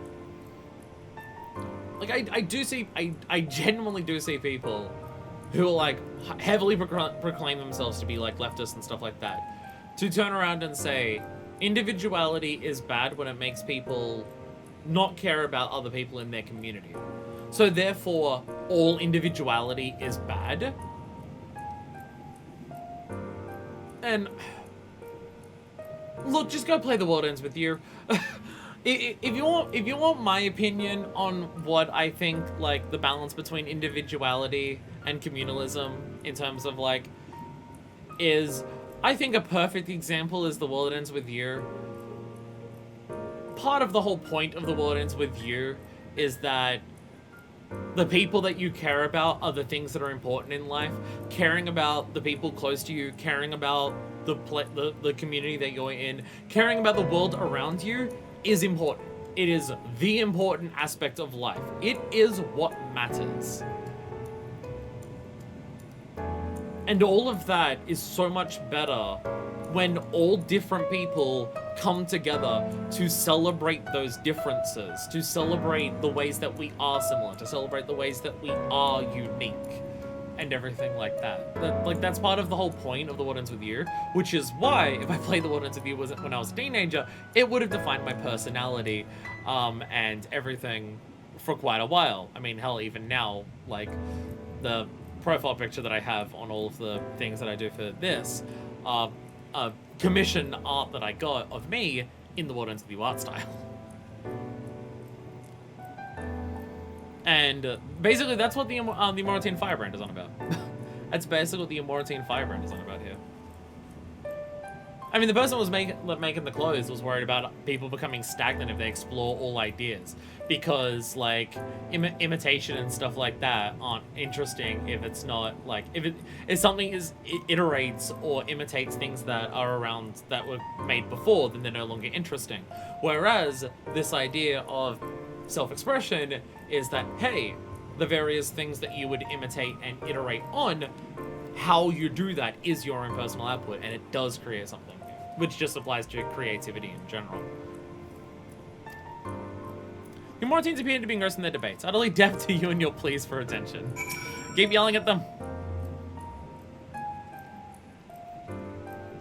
Why aren't you a stubborn little bugger? It's strangely endearing, I must admit. But we have all the time in the world. Why aren't you so insistent that I speak with you this very instant? Do these people know that the world's about to end? Or does the people in general just be like, the world's about to end? But when we say just about to end, we mean 14 millennia away. When they say that the final days are imminent, to be fair, for immortal beings, what does imminent mean? Oh, you're acquainted with that chatterbox. Suppose I do owe them a debate or two. Now's a good occasion as any. So be it. Despite being a society focused so much on the betterment for the world in general and the individual, there were still individuals with differences in personal philosophy and opinions. Yeah. It's just that the patronizing arsehole that we first spoke to wanted to give off the impression that any differences are bad. Because that guy was a patronizing asshole. That guy was indeed a patronizing asshole. So you're to be an observer? No, that will not do. You must be an active participant. You must engage in the discourse. And by doing will you learn and grow, little one. Almost got one guide. I mean, to be fair, that one guy was trying to say we should be a society of one guys. That was the guy's point, was that we should all be the one guy. That guy's an asshole. I mean, to be fair, the Firebrand's outside. Like, the idea that the individuality does have, like, limits in terms of how much is accepted. The Firebrand is clearly talking about that. The Firebrand was talking about how the Bureau isn't appreciating that individuality and how they're losing track from their original purpose. And he was debating that with a guy outside. So I think it's probably there are different, like, there are probably people in Amarad who want to discourage that level of difference, and that seems to be the more rising common sentiment that it's taken place in one of the bureaus. But there are people who want to try and push against that. You see how one bad guy's words could alter the whole on all of them? It is wild, and I love it. I love that they're willing to fucking do this. This is the world of the Ascians. Think about what the Ascians have been since ARR. Hell, think of what Emmett Selk has been in Shadowbringers. Emmett Selk is a guy who's just like, I'm going to cause several genocides so my people can come back, because fuck everyone else, my people deserve to come back. And then you get to, like, his own creation of these people. And I feel like these people would fucking hate who Emmett Selk, I feel like they would hate what Emmett Selk is doing now. I feel like what Emet is doing now is spitting in their face. Which again raises the question of who is he doing it for? Well, we absolutely want to do these bullies during MSQ. Oh, this feels essential to MSQ. I'm shocked they're not part of it, honestly. I see you found my friend. Thank you, little one. And without further ado, let us commence the promised debate. Meeting game time. Debate meeting game time. Let's fucking go.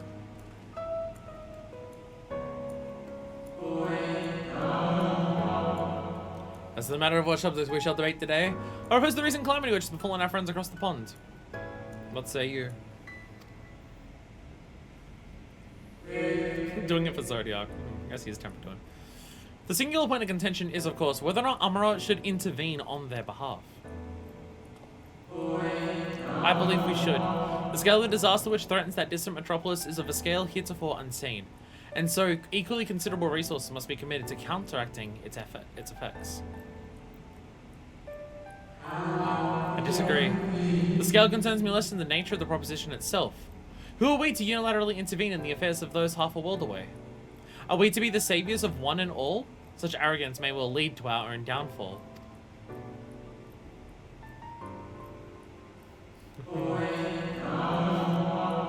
If we do this, are we more Scions of the Seventh Dawn, or are we more Crystal Braves? I understand your concerns from a philosophical standpoint. I fear you're too quick to dismiss practical considerations out of a desire to maintain an unassailable moral authority.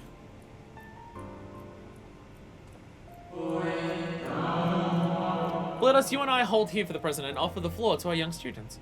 You've heard our opening salvos in this debate concerning the fate of our neighbors across the sea. What is your opinion on the matter? Do we go halfway across the star to the other side of the sea to help a nation who is struggling with a major problem that's facing them? I wonder if our past actions have a specific thing for this.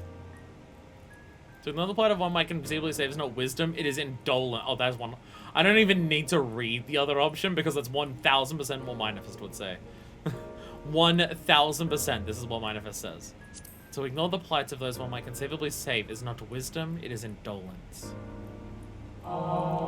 Indeed, indeed. The same can be said regardless of one's opinion on the morality of intervention. There is a clear and undeniable benefit to Amarot in using the situation as a testbed for our newest creations, though we might develop and refine our defenses against the potential threats of our own fair city. Quote Louis Suarez and move on, obviously. Oh yeah, that is actually, yeah, that is a literal Louis Suarez quote, isn't it? I'm pretty sure that is a literal Louis Suarez quote. Didn't that come up during the Rising quests? I think it did.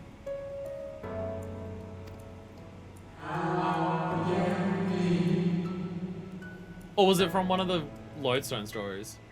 I don't know. However, you see the moral high ground. Word for word, yeah. Was it not our young friend's point that we have an ethical obligation to aid those in need? Yet not only do you instead elect to focus on the benefit to Amarot alone, but you also deprive our distant neighbors of the agency to determine their own fate. Misunderstand me. What benefits Amarot benefits all creation, I firmly believe. For the knowledge and wisdom we stand to gain from intervention can then be shared with others, empowering everyone to more effectively surmount similar trials in the future. I appreciate this argument. Aaron Jack quoted during the Warrior Darkness saga. I appreciate this argument because you can see, like, you can understand where both of them are coming from, and you can also very easily understand why both of them, like, also have, like, problems. Like, both of them are making good and bad arguments here.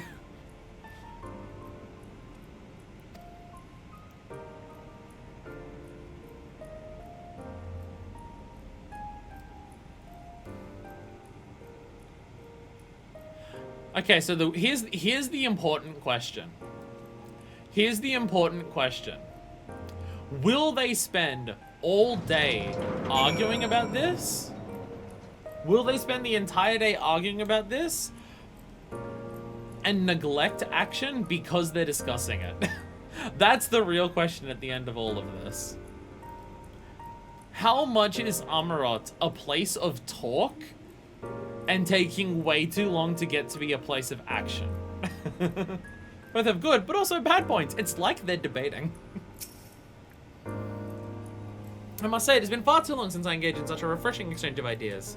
My colleague was equally delighted by the opportunity, you may be assured. Some decry it is little more than academic exercise, after all. We failed to reach a meaningful consensus. But I dare say they missed the forest for the trees. Are we not more enlightened by the experience? Have we not been exposed to a greater variety of viewpoints? Is there not value in this alone? Yes. But does it result in any form of action? Are you all people who just sit around talking all day to come across with like what you can conceive as objectively the most morally correct thing to do and take so long to do that you end up not doing anything?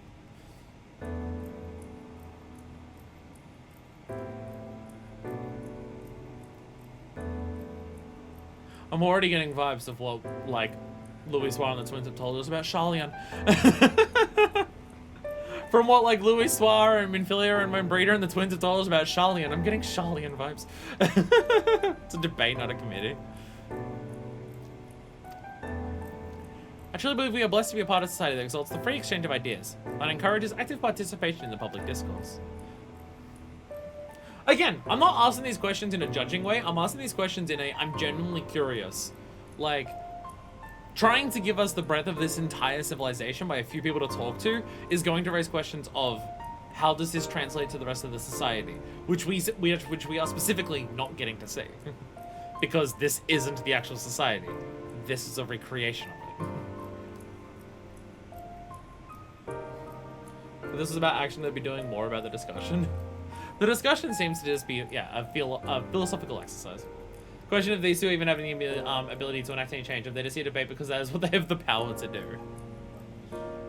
Again, none of this is me judging or criticizing the culture. It's me saying I have these small glimpses and I'm so curious to learn more about how this like reflects and translates to the greater culture of this place. Because it is so wild to finally get to like see anything about where the Ascians come from, and it's this! It's so cool! This may have been no more than your first foray into the exciting world of rhetoric, but since you have the soul of a debater in you, you may have the potential to change Umrods in ways no one ever thought possible. I shall be watching your trajectory with great interest, my young friends. There was a dude who said that the complication was making plans. Well, is the complication making plans about anything other than the final days? Though, to be fair, if they're talking about something that's hitting another place, then maybe that is also Final Days related. So there is that.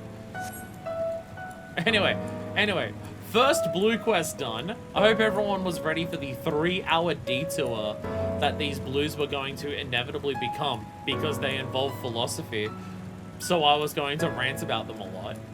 I hope everyone was ready and prepared for this. I feel like if you know me at all, then you were expecting this. And honestly, if you're watching part 110 of my Final Fantasy XIV LP, you were probably excited for it. Yeah, you were probably excited for it.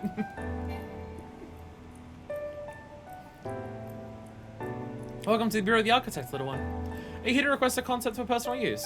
So what sort of concept did you have in mind? Robes. I'm apparently making everyone offended by showing my tits off too much. They're too sexy for the world to handle. It was by design. Yay, philosophy! Woo, philosophy, let's go. Communal robes. That'll take about a moment to prepare, but before I fill your request, I should caution you. Pardon me for asking, but your creative potential is, relatively low, is it not? We're trying to assess these things, and I fear that you do not possess the ability to express this concept in physical form. It's almost as though you completely lack it, though that can't possibly be. But regardless of the reason, you needn't worry. We have special tools that may be used to address this very eventuality.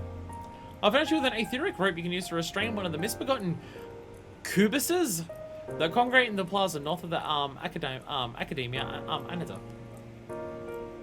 Academia Anida. Been following YouTube videos that can be company at work. Thank you. I'm glad that my videos can make the doldrums of work a little more bearable. You'll need to weaken your core before you can reliably bind them. But once you have, you can repurpose their energies to create your own ropes. Curious what on earth any of that entails, but alright. And while we're here, we're never going to get those ropes. Responsible creation. The bureau attendant seems to be regarding you like a lost young child. Greetings and welcome to the Bureau of the Architect. Are you in need of assistance? It'd be my pleasure to answer any questions you might have. Behold the magic of the ancients, a robe. Oh, and also a rope. To your left is the council where you may submit registrations for new creations. To your right you will find the council where you may requisition concepts on file. And assuming you're not familiar with the services we provide. I see. A more detailed explanation is in order then. You understand by harnessing the powers of creation we can give physical form to all manner of concepts, yes? By this point I am. Picture a bouquet of fresh, fragrant flowers, all the colours of a rainbow. Now picture the self-same flowers formed of delicate crystal, impossibly fragile and radiating hues beyond the visual spectrum. Every day our people push the boundaries of imagination to conceive new and striking designs like these. But there are limits to what a single individual can shape with their abilities alone. Those who have greater ambitions may offer their concepts to others here, but they might with the strength of many accomplish what one cannot. Oh, okay, so there are things to create that are like outside of their realm. That they need multiple people to come together too. How much though? Emmett has recreated this city. Or is he just particularly powerful? Or is he just particularly old, so therefore he's gotten more powerful?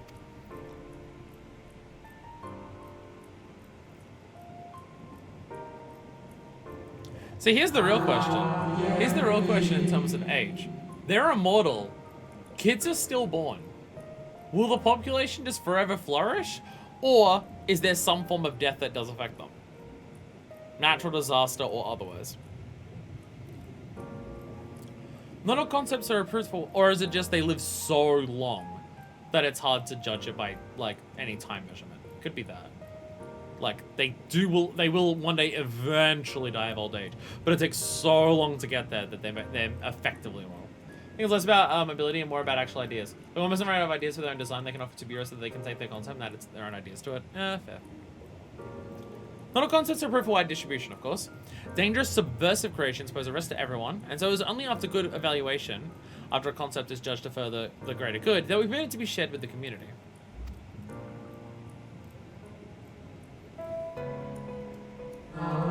Do you understand, little one? Since you're here, I think you might benefit from progressing with some of the others, currently availing themselves of our services. Why don't you go and speak with some of the citizens, waiting for their registrations to be processed? I'm out of that water. Might as well let to believe my explanation was more than sufficient. I expect you may gain greater insight in this way.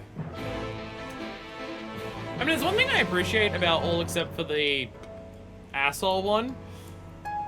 None of them view our lack of knowledge as like a moral failing. Like a lot of the things that we're asking questions about are part and parcel and like the literal foundation of how this world works. No one has judged us negatively for not knowing this stuff. Everyone has encouraged us to learn more and has helped us do so.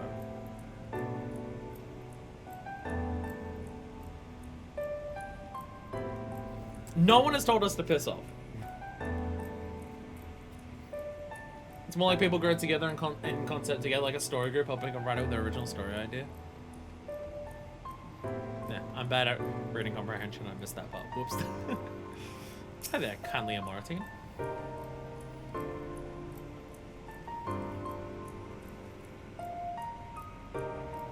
Hello, little one. So very it is to see one of your size roaming about here. Come to learn about the Bureau, are we? I mean, today they're registering a new creature. Boneless and with semi-translucent skin, it drifts through the air like a dancer on a summer breeze. Its tentacles trailing behind. It utilizes gas bladders to propel itself from place to place, you see. I mean, it's not the most elegant of designs. I'd not shed a tear if it were rejected, quite frankly. What can I say? I take pleasure in conceiving unorthodox designs. A beginner like you shouldn't take after me, though. If you're looking to pick up a few tips, you should probably ask someone else. Is that my number they just called? If you'll excuse me.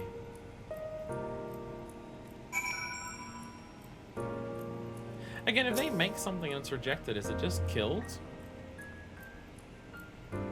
Or do they make, like, non-living versions? Ones that are just closer to familiars first?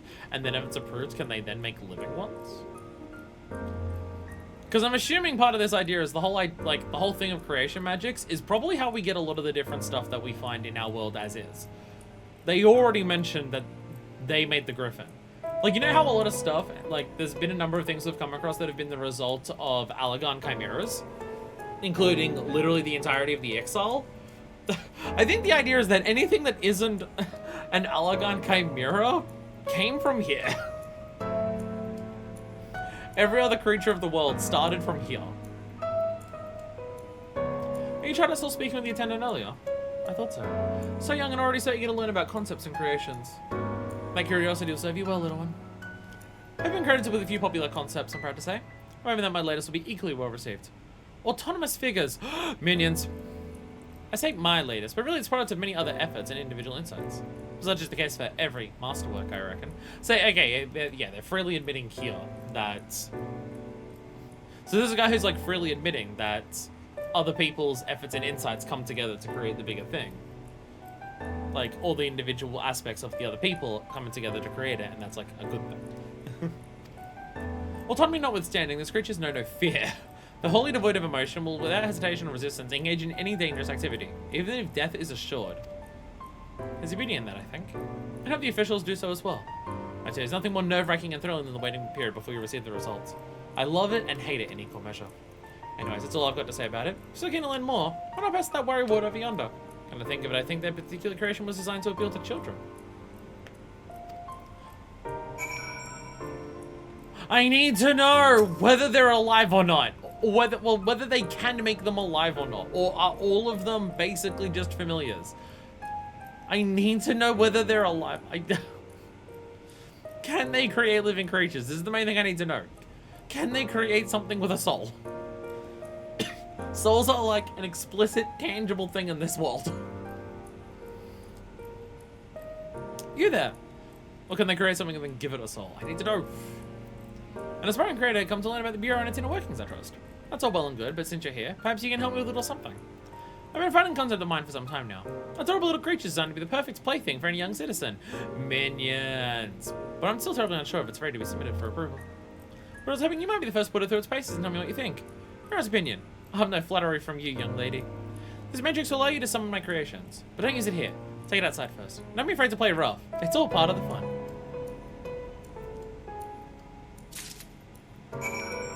Use the concept matrix outside the Bureau of the Architect and play with the creations. Okay, I have to go down there. Playtime! Playtime! I'm gonna summon it. And it's gonna be like a 15-foot ogre. Literally has the evil fart gas around it. Curious how that'll allow you to harness the power of creation and give form to the concepts within.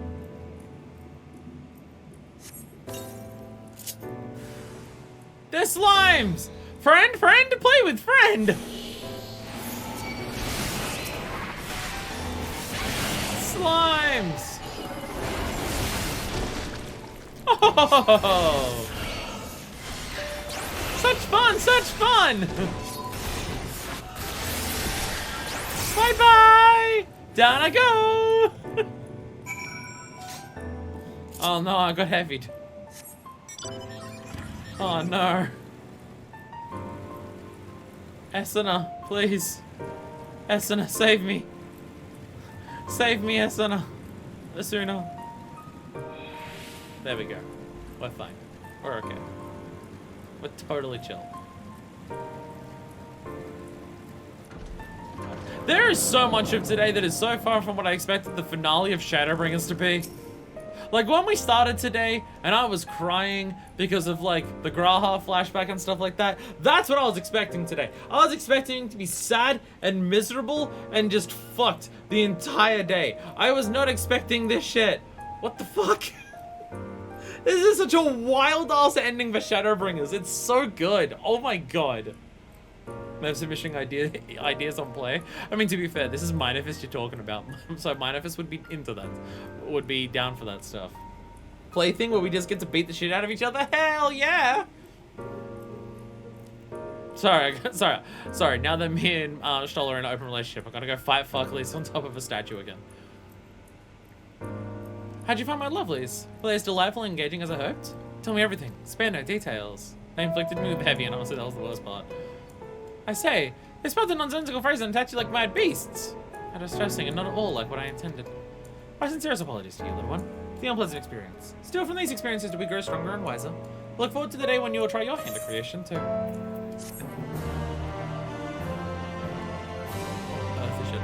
It's just...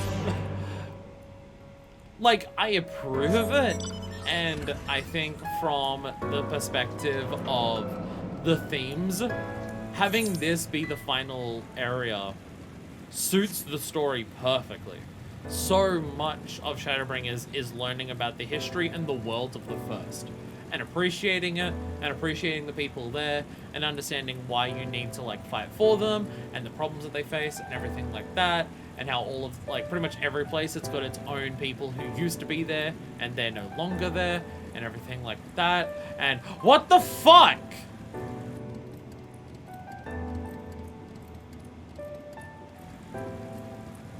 There are enemies here. Why are they just here? These are just normal overworld enemies. Everyone loves the Cubus. Why are they just overworld enemies in Amara? What the fuck? Why are these the overworld enemies here?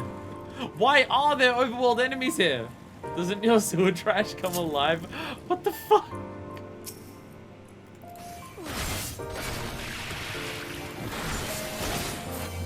I'm very confused.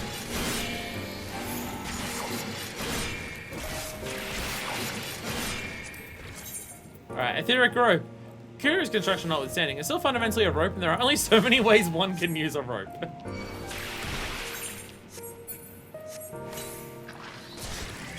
Ta-da! I did it. I caught it.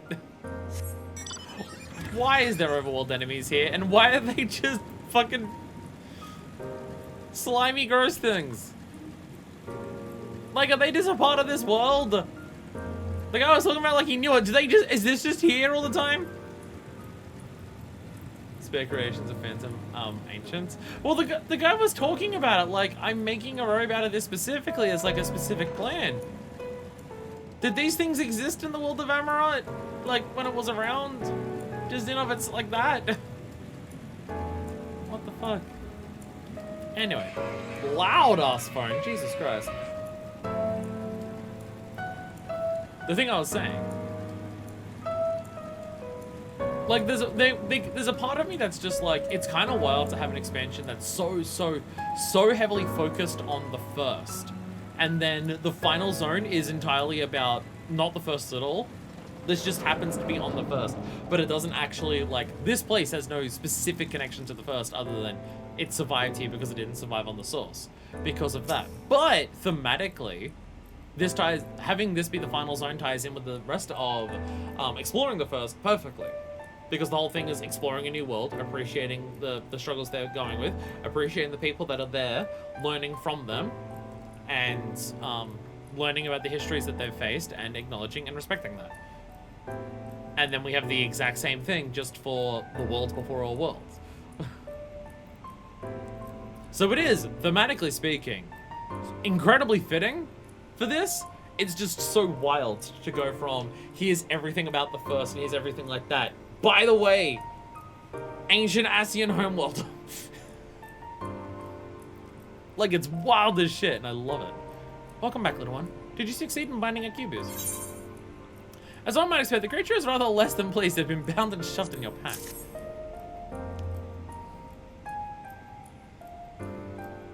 You have done well, little one. Allow me to siphon its energies and prepare the matrix for you. It should only take a moment. Here you are, a creation matrix that you may use to generate your own robes. The concept is described upon the crystal, which has been infused with the aether of the beast you brought me. What? Why are you looking at me as though you don't know how to channel the powers of creation? It is as natural as breathing. Even a newborn babe has the instinct. Even if your potential is lacking as one of our people, you must surely know what to do. I mean, we used the other creation matrix. We used the other creation matrix that the person gave us. They just don't want to give us their fancy clothes. Boo. Well, that is, I believe, every Aether current for this area. Until we beat Shadowbringers, then we can fly here. Yes. We'll actually be able to fly in the Tempest before Galicia. Can't fly here yet, but that is all the blues. That is all the blues. It is now high-speed railroad until we beat Shadowbringers. I'm not ready. But that means that was a very, very, very worthwhile diversion. Yes, absolutely 100% do these blues alongside MSQ. Lightning crystal to make a robe, like how weavers use them to create clothes, creation magic in a lesser fashion. Clever. Clever, yeah. Eggs with the lightning crystal, yeah. Alright, sorry. Sorry, I got distracted. I had to make some clothes and get into some arguments with people, but I'm back. But I am now back. A greater purpose. Oh, this gives me the Aether Current. Oh, I was expecting the final quest to give me the Aether Current. No, this one does. Alphina was awaiting the return of your other companions. We can compare notes once the others return. Hopefully then our next move will become clear.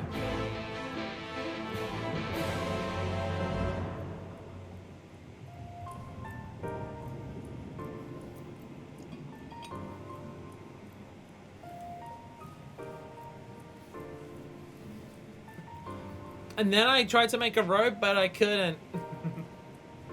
So it seemed our conversations were much alike. A looming disaster, creation magic's running rampant, and this convocation's efforts to bring salvation out of chaos. I suppose there was talk a little else in the time when these events came to pass. Except for people shit-talking me because my clothes stink. Someone shit-talking me because my style too fly. Manifest, your style too fly. Your boobs too big. They'll kill you. Ah, Urianger, if I may. What are your thoughts on the ancient arts of creation? A fascinating discipline indeed. All the mind can conceive may be rendered in reality. All that is required is a clear concept upon which to focus one's will. It is not dissimilar to the primal rites taught by the Asians, wherein ritual ceremony breatheth life into figments of myth and legend. Oh my god, I did not paste that together. Oh my god, I did not paste that together. Oh my god, primal summoning is just a way that they use their creation magics. And it requires crystals because we don't have the aether that these ancient beings did.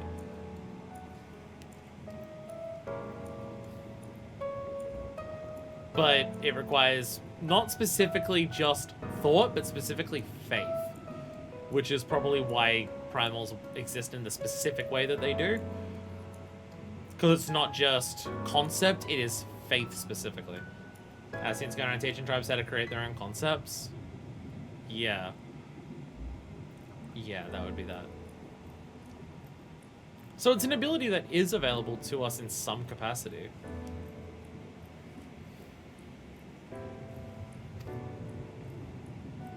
I see we arrived at the same conclusion then. The people who lived in the age before the Sundering were blessed with vast reserves of mana. No matter how draining these creation magics must be, it seems they paid the cost with no more than a fraction of the aether which coursed through their own bodies. If we would attempt the same, such spells would soon deplete our energies, and then seek to draw the balance from elsewhere, from a hoard of crystals mayhap, or from the very land itself. As when the art of creation was placed in our hands, it became, in effect, a means for destruction. Yeah, because that's a lot of the thing of the primals. They draw on the energy of everything around them. You need lots of crystals and aether. Like, yeah, you need, like, massive, massive, ridiculous amounts. Like, several shipments worth is usually what's required. An interesting matter, or you do what Acel did, and it's a fucking crystal of light from Heidelin herself. An interesting matter which no doubt bears further study. But despite all these revelations, we are no closer to finding him itself. Has anyone learned aught which might lead us to his location? Not directly, mayhap, but what we've learned, it seems a convocation of 14 is sequestered in the nearby Capitol building. When we went to see for ourselves, the attendant wouldn't let us through without a written permission. So I tried to look at the bureau of the administrator, and we thought these permissions might be issued, but the clerk said that he couldn't help us since our names didn't appear in the registry. And that was where we gave up. I wonder though, Simpler, could you be eligible for one of these writs? The voice in life seemed to know who you were. Might be that your name is registered to the bureaus as well. Worth a look, I'd say. I mean, I'll head back to the capital and search for a less official point of entry. Just in case. That is a hair that is bothering me. Pray allow me to accompany thee on thy reconnaissance. An arcane perspective may prove needful. Define one of them. I think I'd like to speak with more of these ancients. Oh, they know something that could help cure someone's condition. Would you mind coming with me? Of course I don't mind. Just lead the way. Rain being like, can I make friends my age? Oh yeah, the twins are my age. Or she's got a crush on Alice. I don't know. I don't know how many lesbians the game's giving us. Then Yashol and I will busy ourselves with further exploration. There is surely more intelligence to be had. And so we part ways once more. This time, however, let us reconvene from in front of the capital. Also, really just nervous because Alice cheated her out earlier and she wants to make nice. Eh, sure. I prefer the lesbian theory, though. Not at all biased. Not at all biased, but I prefer the lesbian theory.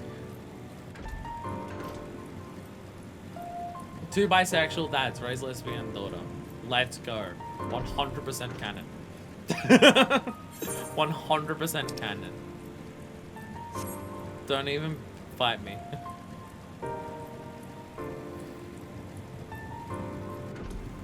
I mean, Alice is definitely all but confirmed to be a lesbian. She's had 2 girlfriends in the story.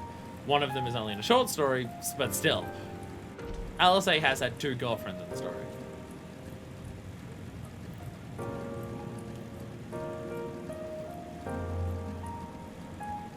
No bias, just lesbians. Exactly.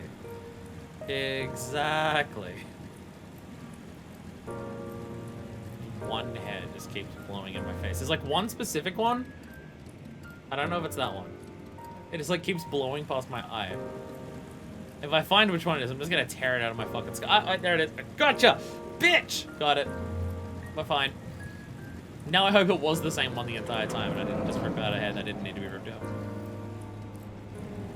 And the other day, oh, to be fair, both of them died. Both of Alice's girlfriends so far have died. Because she had a girlfriend in one of the short stories, and then she had a girlfriend at the beginning of Shadowbringers. She kind of 0 for 2 right now on the girlfriend. That is such a fucked way of saying that. Oh my god. Wow. Wow. A visitor's read. Yes, I can assist you. Full name, please. Stop. 14. Stop burying the gays. First Orshafon, then Alice's 2 girlfriends. Stop burying the gays. Now imagine you're in Rhea's canon. Fine, full name. Manifest Usin Blightwind. That's why in the story she's looking at number 3. Please wait near the counter while I confirm your details. Alright. And now we wait. Alright. Right, this is bureaucratical shit. We might be oh god, we're waiting for so long. Oh, fucking bureaucracy. I'm glad this world is dead now. I'm glad this world got sundered. Manifest do symbol Blightwind. Your application is ready for collection. God damn. I keep standing here thinking it's a normal distance, but they're so tall that I have to, like, get here. As your residency was approved by Emmett Selk himself, further forms of identification will not be required. Here are application documents. Submit them at the Bureau of the Secretariat, and the clerk will issue with a visitor's writ to the capital. Motherfucking Emmett inviting us down here, saying, come down here, bitch, fight me. Knowing that we would have to go through the bureaucratic shit to get here. My god. My god.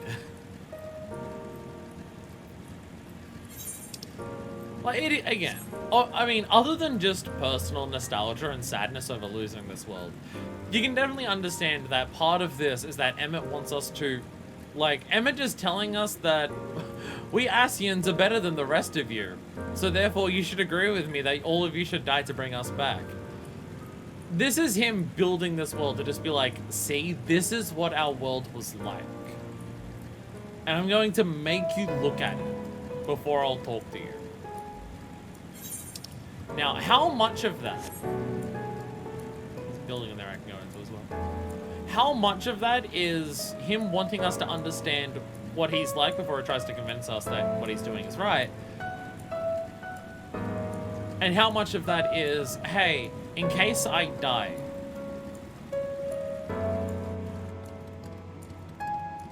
I'm one of the few people left who has knowledge of what this world is like. This is what it was like.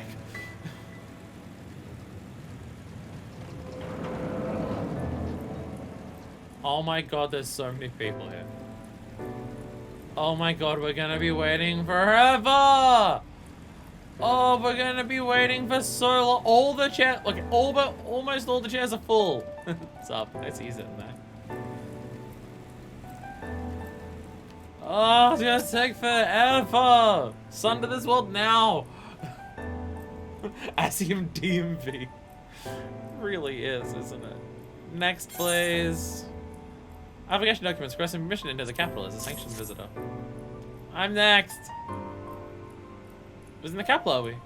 Please take a seat. Your name will be called once your application has been processed. For fuck's sakes.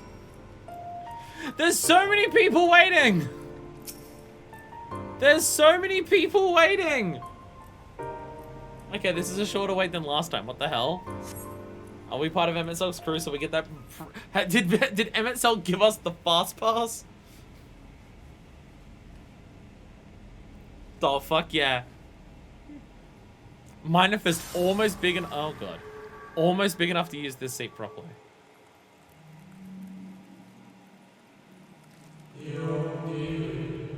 Oh, hi. Yeah, sure. Sorry, don't mind me. I'm just having a little bit of dying.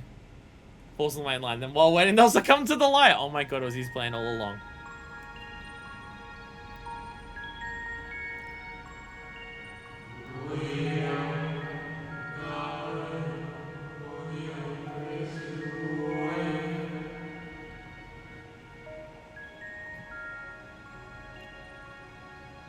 Excuse me, what the fuck?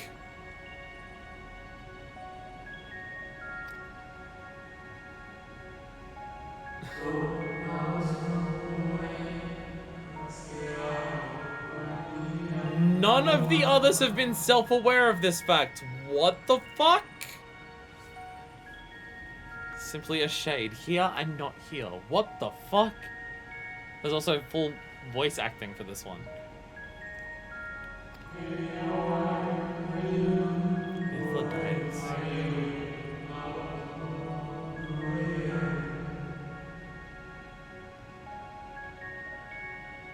This one has a name. This one has a name. Hythlodaeus.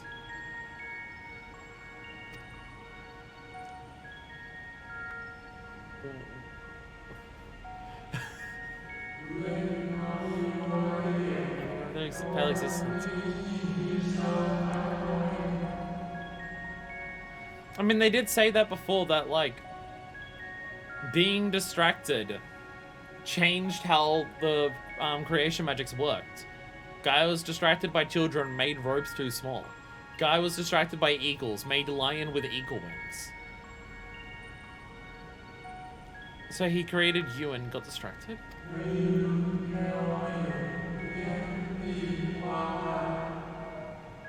Oh, boyfriend. Boyfriend. Oh, okay. Okay, boyfriend. Close friends with the ellipses. Close friends to Emmett Selk. Boyfriend. Got it. Understood.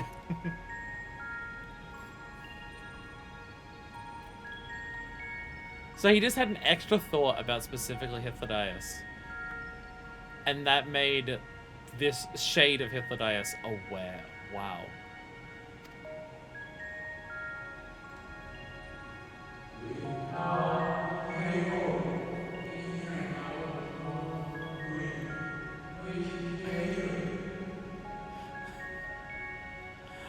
I play a bit part.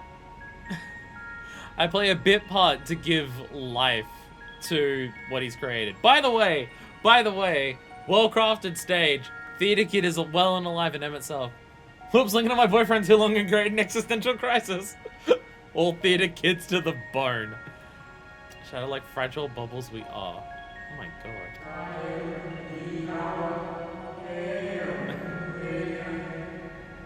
Okay, we'll just chill and wait. We'll just chill and wait with Emmett's boyfriend, okay? Oh, the line is so long. Thank God I got someone to talk to.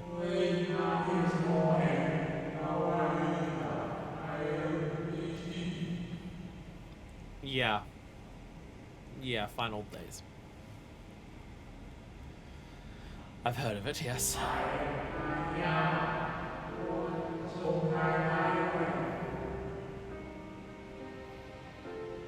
the fuck is this? Like... The threat seems incredibly concerning.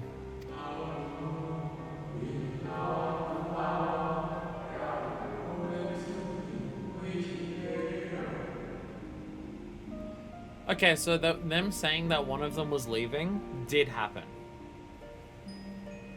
At the time that Zodiac was created, one of them left for some reason. The fact that this is now the second time that one of them left for some reason makes it feel like it's rather important.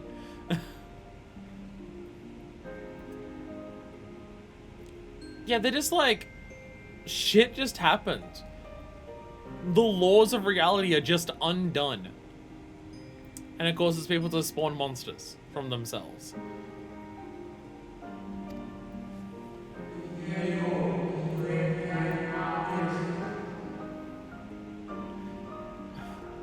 The first time that we heard of Zodiac being summoned, the word sacrifice was used. That was the explicit word they used when Emmett first described that Zodiac was summoned as the will of the star.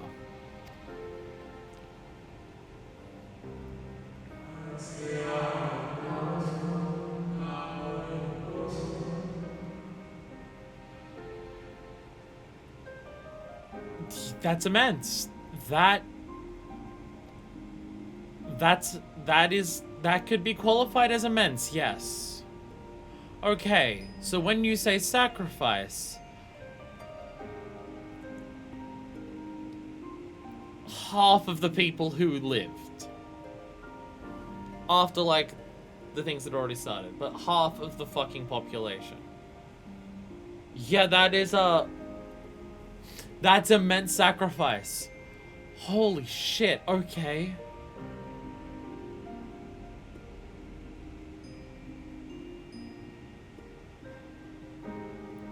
That's a lot.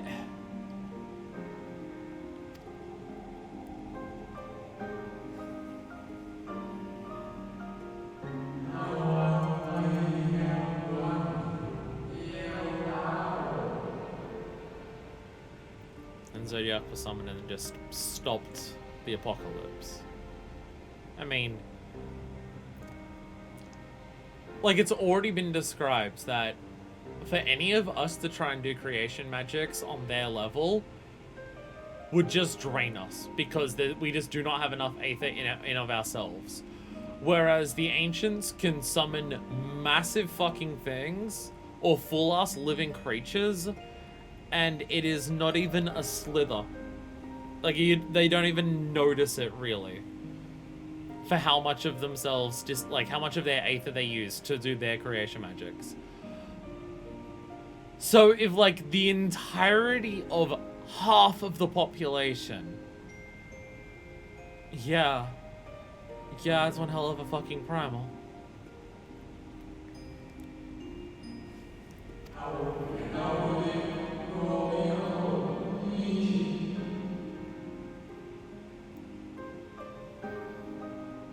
Okay, and the world was still fucked afterwards.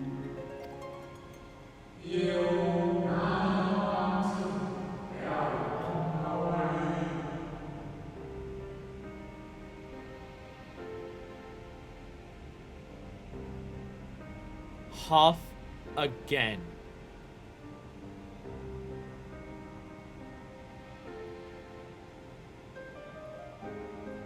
Half again.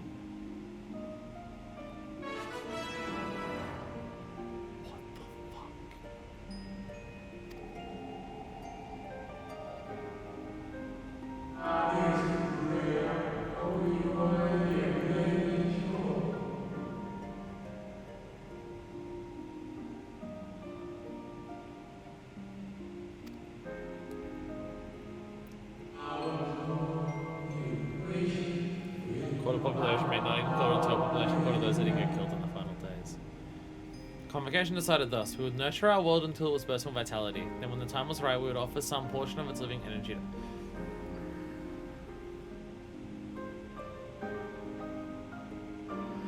Okay. Okay. I'm understanding why Heidelin was summoned. I'm understanding why Heidelin was summoned. At what point does it stop?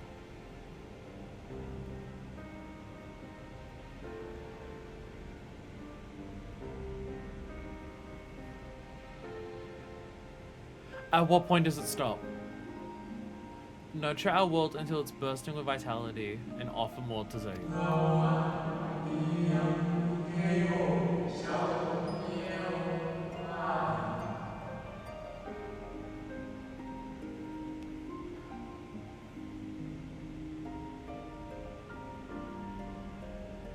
This feels like a people unable to grieve and process trauma.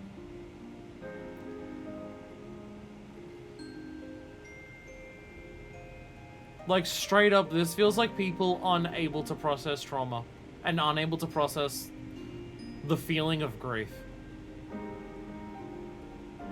Because they were fucking immortal.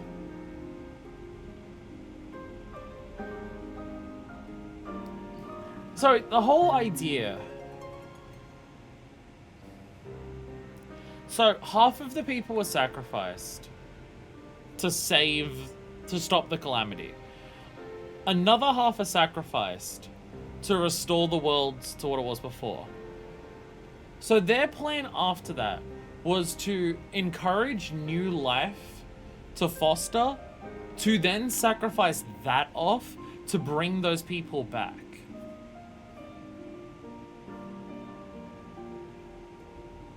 You can see very clearly where the ASEAN playbook comes from. This is where the ASEAN playbook comes from.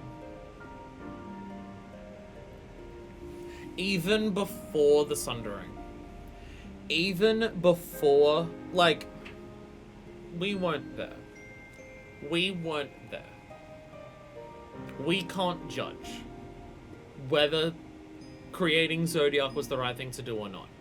We weren't there. We don't know the level of it. We don't know the scale of it. We didn't experience it. We can't judge the original Summoning the Zodiac. It's way too far removed from any of our experiences. We can't judge whether that was the right or wrong thing to do. Like, you can have your own opinions on it, but to try and cast it as definitely the right or wrong thing to do, too far removed from our experiences and what our characters experience here to even come to an idea of that. I can understand why they did it. I'm not saying it was the right or wrong thing. I'm saying we can't be the judges of that. Another half of the people to restore the world to survivability. Maybe without that, people straight up wouldn't live. Maybe. Again, we don't know. Hard to judge. Maybe they would have been able to create the world to be more survivable in time if they put the energy into it, but we don't know. Maybe if they didn't sacrifice yet another half, the people who were left there may have just died because they couldn't survive on there. Again, we don't know. We weren't there. It's that next step afterwards that really explains why Emmett is the way that he is. Before the Sundering, the plan already was to create new life and encourage new life, to sacrifice it off, to bring back the people who we sacrificed to Zodiac.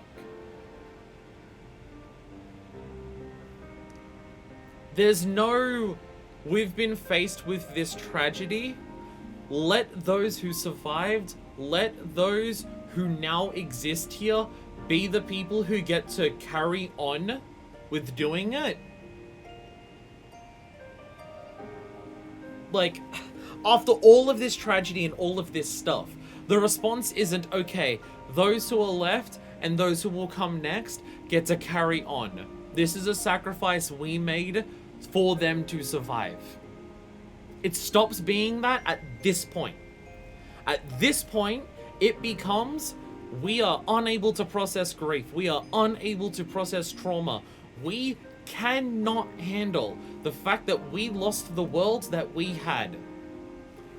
Let us stop creating new life to, as you say, involuntarily sacrifice it off to bring them back. Would the people who sacrificed themselves to Zodiac, was this part of the original plan?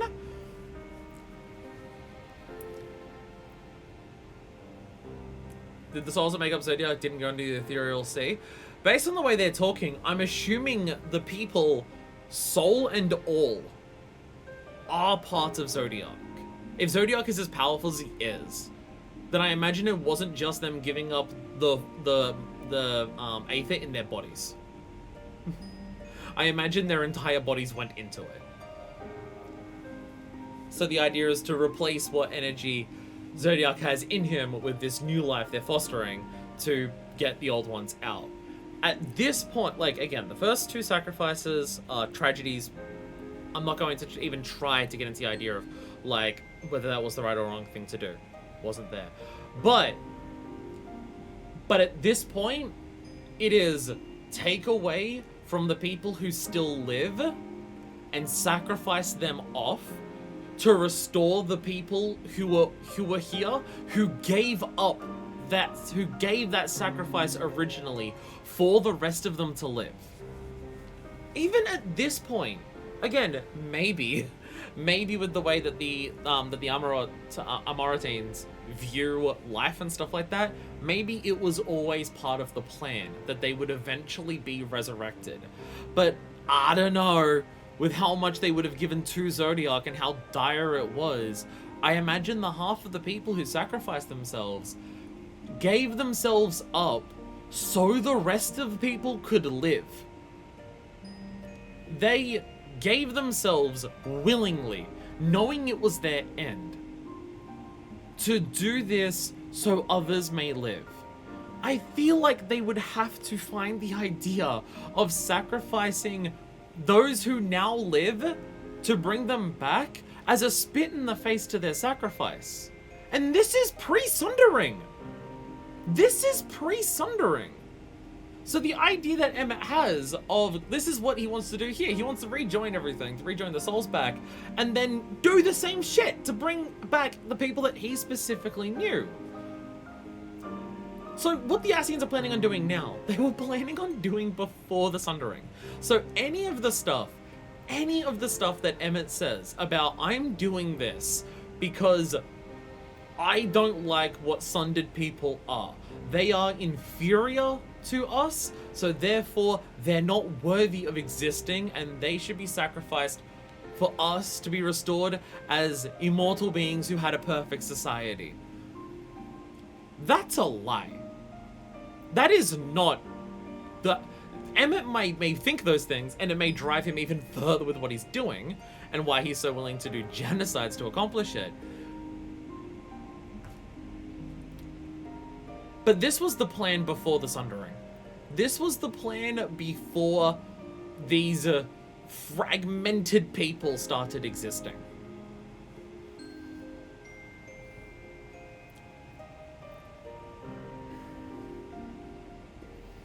At this point, I imagine he's going to say that Heidelin was summoned. At this point, I imagine he will say that Heidelin was summoned. Because, I mean, again, if we're going by what Heidelin believes is the song Answers, which considering how much of Shadowbringers has been the song Answers, I'm going to assume is accurate. It seems like the idea of Heidelin being summoned is in response to this.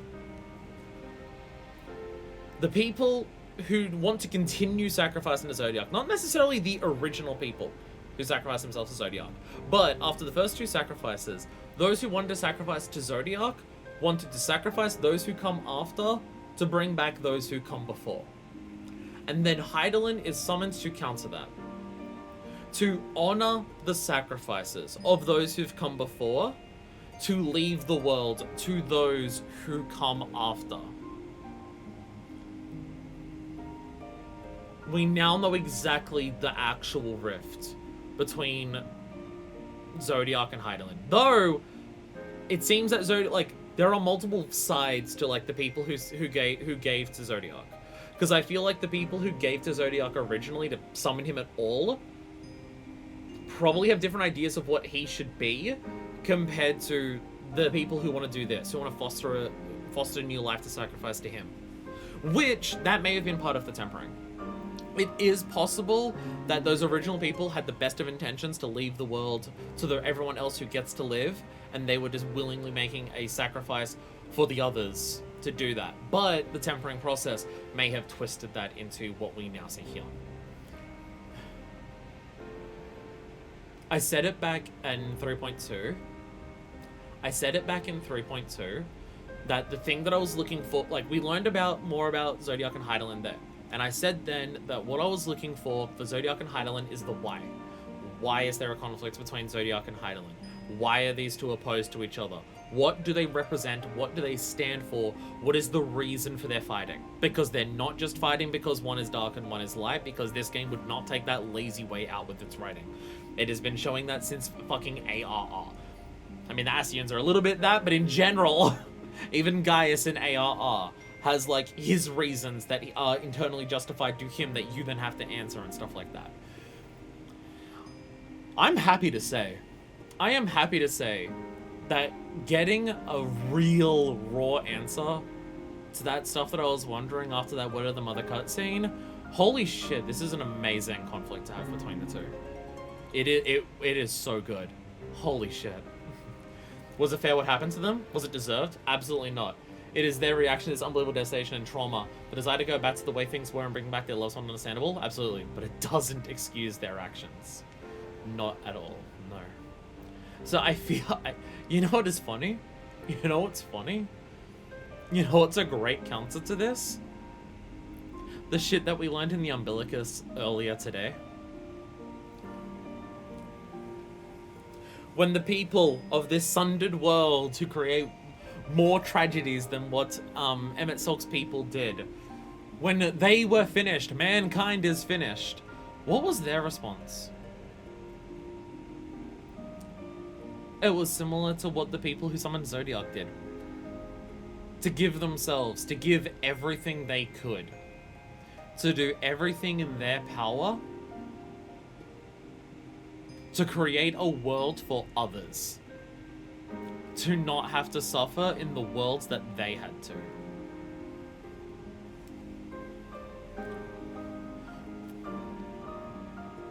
The people of the world now have way more in common with those who originally gave themselves to Zodiac than what Emet-Selch does.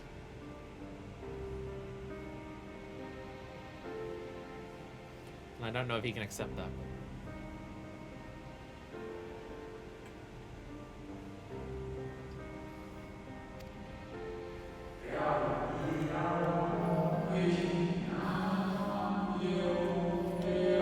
And now that I've ranted for 15 minutes, and now that I've ranted about 15 minutes in terms of what that line represents and what it means about Hydaelyn, here comes the game to explain the thing that I just talked about. The thing that always happens whenever I start ranting in this game. Enough have been sacrificed to Zodiac that this new world should belong to the lives newly born.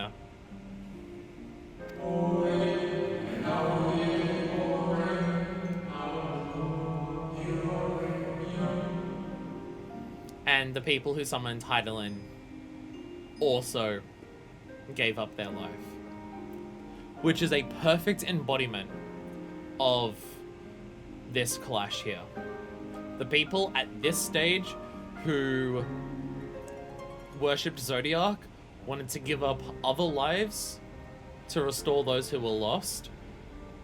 And the people who wanted the world to belong to those who now existed on it gave up their own lives to create Hydaelyn. After terrible calamity that killed most people and there was a ton of bloodshed and wars, then everyone came together to stop the original calamity. No, some people started working on it originally. Some people started working on it originally because Sid was there. Sid survived and Sid started working on it afterwards. Graha mentioned that Sid didn't get to finish it, but he was still working on it. And it isn't the collective, of the entirety of society. It is a small offshoot of people, but still.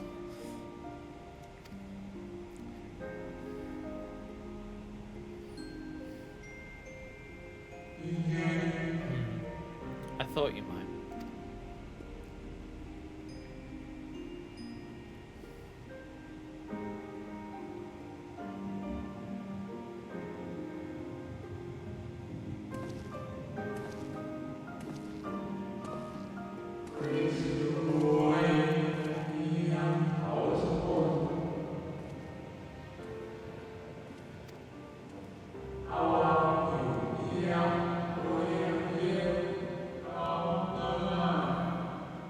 But that's the problem. He's paying the price by having to wander this world alone for so long. But he's explicitly trying to make others pay the price.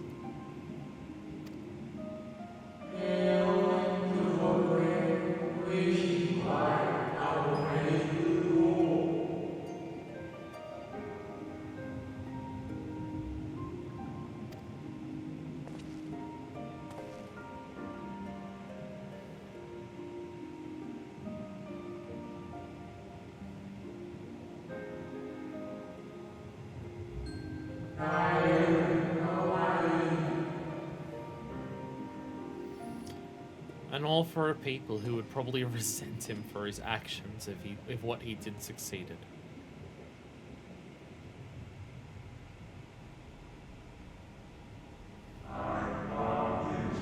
Hey, I got cold.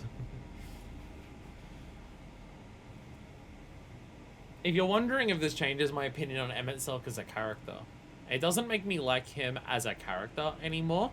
It makes me like him as a villain more. There's still two separate entities in my brain. The fact that Emmett Silk shows up in cutscenes for so much of it means that I have to look at him as a villain and as a character. I still don't like him as a character. It improves him even further as a villain. As a villain, very good. As a villain, specifically, very good. As an individual character, no. Dang, that wait was long. Time flies by when you're talking philosophy and ideology. It seems your turn has come. Pray do not let me keep you. Everyone else got called first. Jump off! I'm tiny. Yeah! Big fucking jump.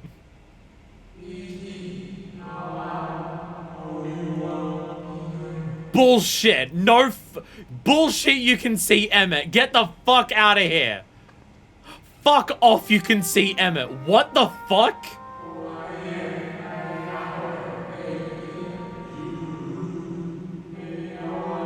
Who the fuck are you? What the fuck? What the fuck? Hey, Ardbirds, thanks for playing.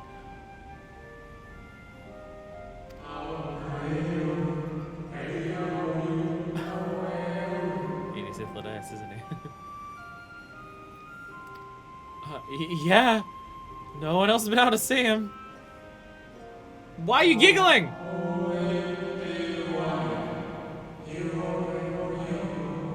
And there it is confirmed. And there it is explicitly confirmed. We are indeed two shards of the same sundered soul. The stuff that Seta was saying to us. The fact that we can see him at all. The glow that happens when we touch dicks. Sorry to ruin the moment.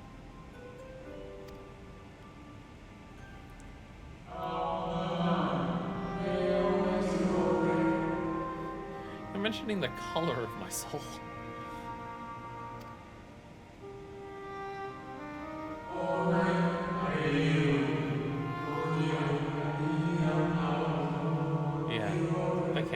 Yeah, Hythlodaeus and Emmett Silk both knew who our unsundered self was. They both knew us.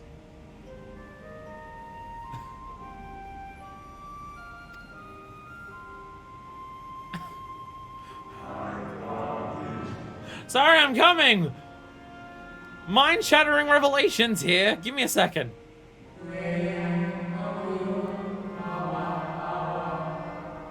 New old friend. Oh my god. new old friend. Jesus.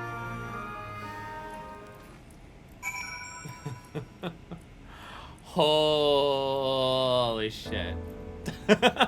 You can see over the counter now.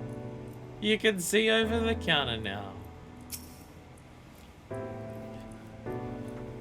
So I would say, sorry, I gotta move my shit down. So I would say, which cutscenes are people looking forward to me the most from the finale? And obviously, I'm pretty sure that just entails most of the finale. I imagine that one in particular is one that people wait for streamers to get to. Though possibly me more than usual because of how much I've been talking about the conflict between Zodiac and Hydaelyn and what that represents. So the new class trailer because the Panthers thing was today. Sup, clone? I've been playing Shadowbringers all day. I have seen that it's Pictomancer, and I know nothing else about FanFest. But any stuff that I can learn from that, which it probably won't be much, I'll worry about afterwards. But I did say that Pictomancer was confirmed. Sup, clone? We just got introduced to Emmett Sock's boyfriend. If you're wondering whereabouts we are in MSQ, we just saw Emmett Sock's boyfriend. He told us about how pretty much everyone is dead. Everyone sacrificed themselves to Zodiac. A lot of people fucking died. And yeah.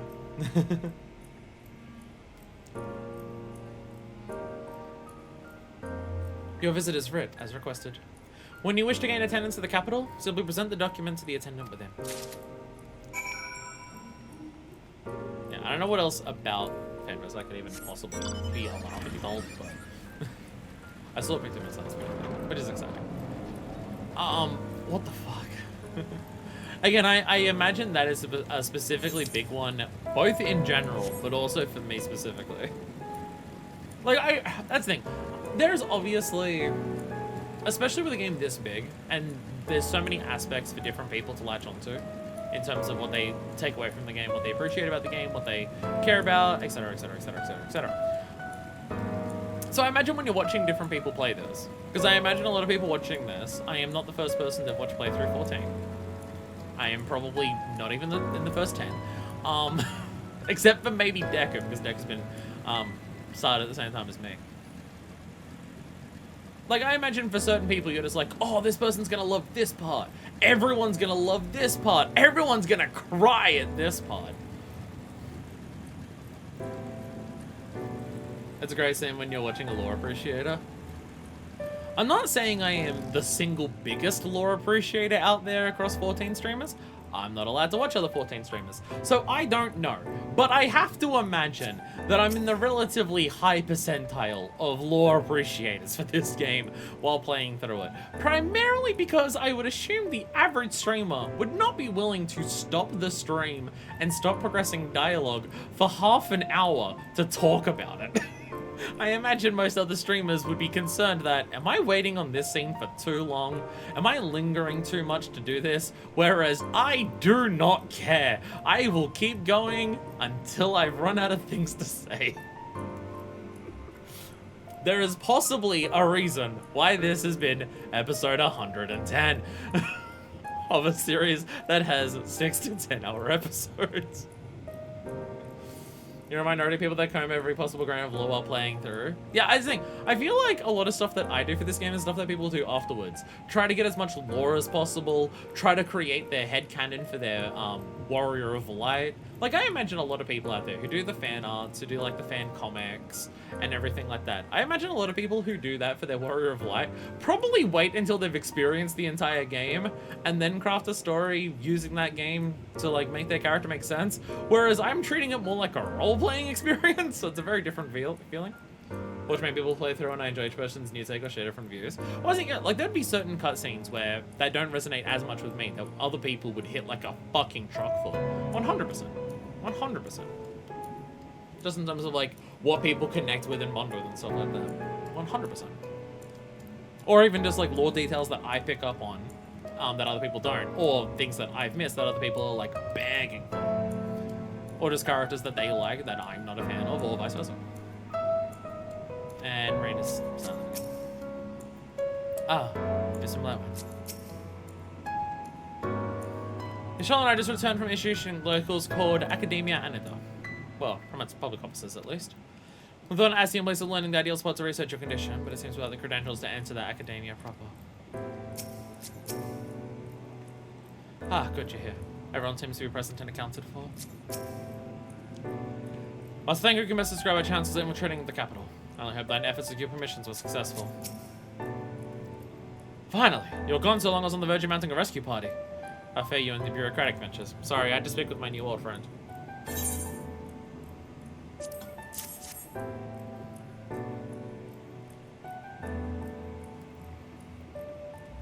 Should I headphone yet? Not yet. Ah, I see my instincts were correct. And technically the last one was voice acted, but the voice acting was...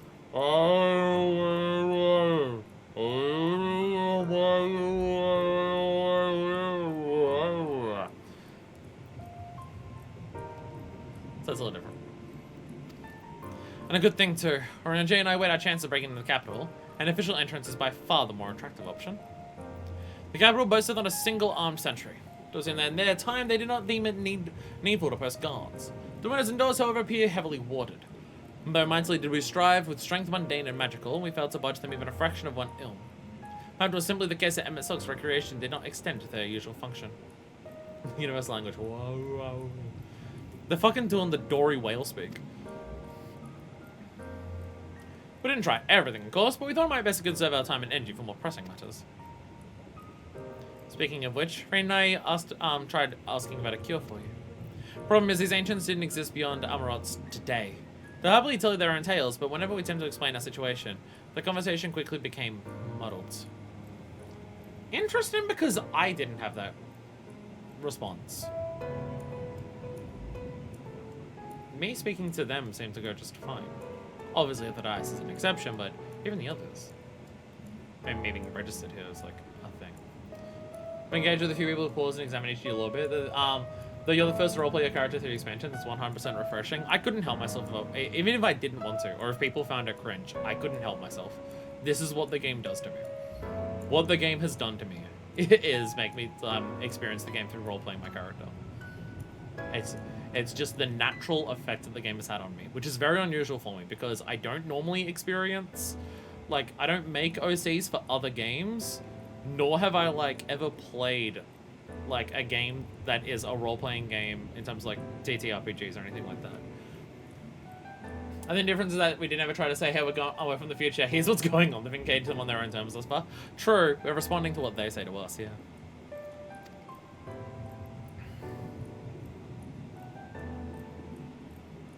What of you, Samblowen? Was aught worthy of interest said during your efforts to obtain a writ? Watching the early videos, some of the funniest things he said was, if I stopped and talked to all the NPCs, it was like me years to finish.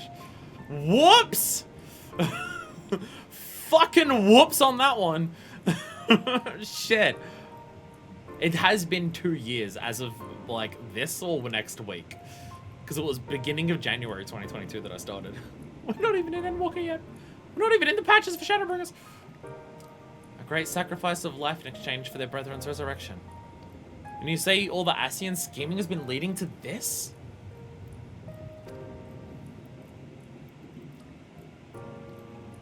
All this time. But they still mean to enact this plan, then things won't end with the rejoining. No, even if they rejoined everything, even if everything was rejoined, they're still gonna kill.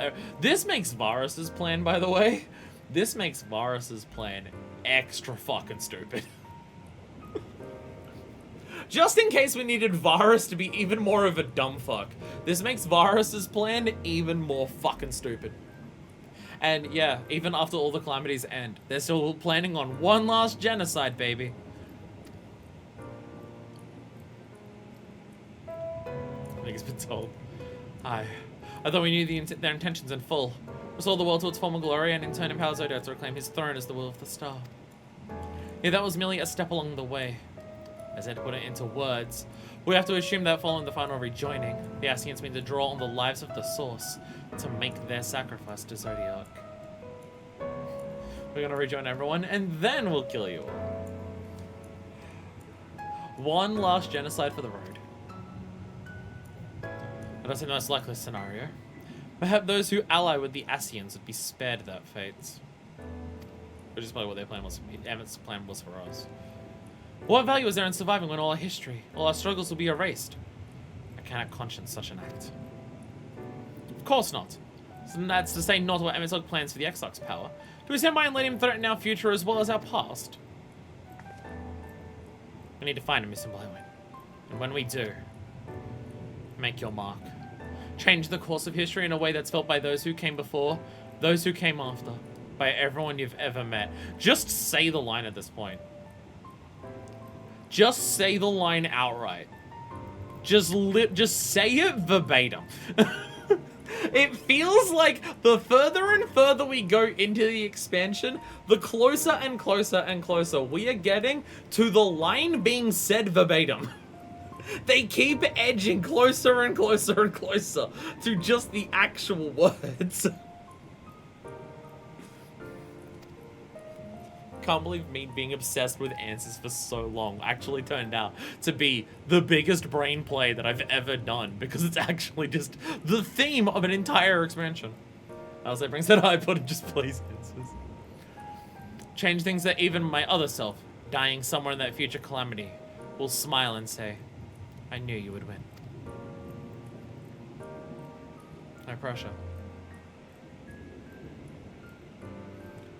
Is fighting him at Silk the only way?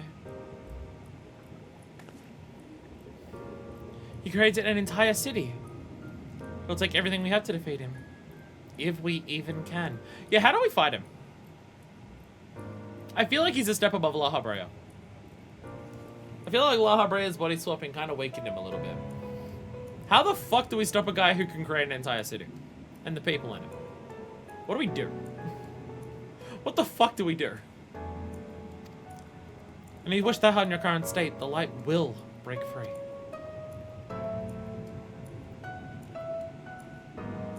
The sheer impression lies with you, just as it lies with each and every one of us.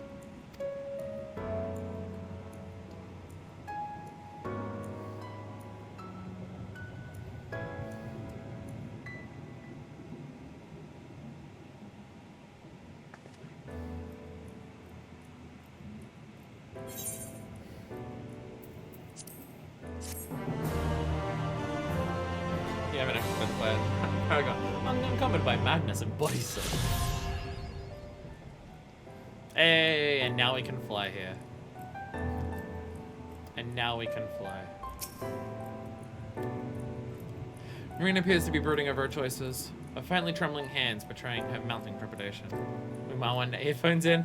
We might want earphones in. Am I going to speak to Alice? And is the word Shadowbringers going to appear on screen? Is the word Shadowbringers going to appear on screen if I talk to Alice? Because I feel like it might. I have this hunch. I have this hunch. Pray God that these were charging this whole time. They should be. They should be. The light was orange. That is the speakers again. I've selected the speakers once again.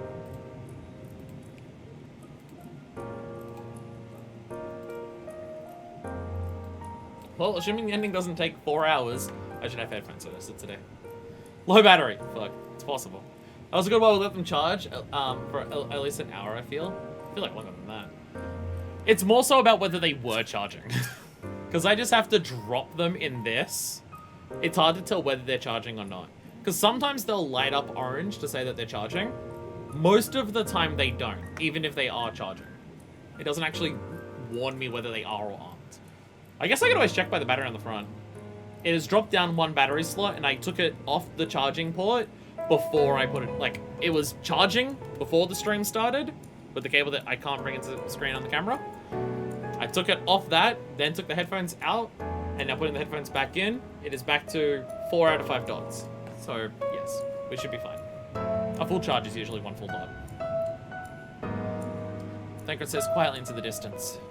He seems calm and assured. He's easy to spawn of confidence rather than false bravado. Okay, I'm gonna have to, sorry, give me a second. I'm having horrific sound quality. I will have to reopen. I have to close and open the play window. Give me 1 second. Hide moment, but I need to be able to hear it. Please open.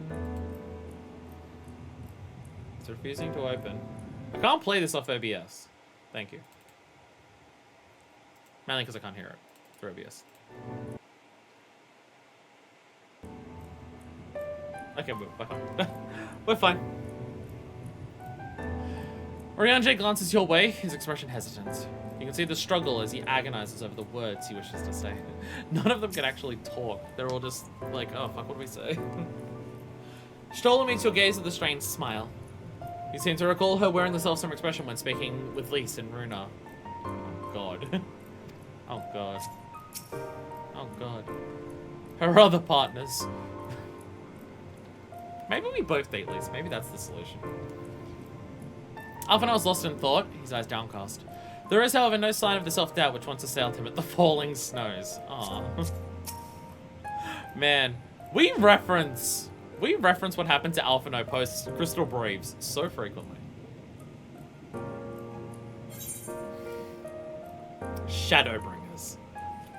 What the fuck is Emmett standing in front of? What the fuck? Alice appears to have made her decision. Here we fucking go. Do you remember that talk we had atop the tower in Motsuk? I'm still the same mind now as I was then. I don't abandon you, you don't abandon me. And together we make a difference in this way. It's me. There's always hope if we look for it. I saw it again and again as you tore those veils of light from the sky. If we keep taking that step forward, there's a chance we'll find a way to save you. So no matter how long it takes or how much it hurts, you can count on me to keep walking.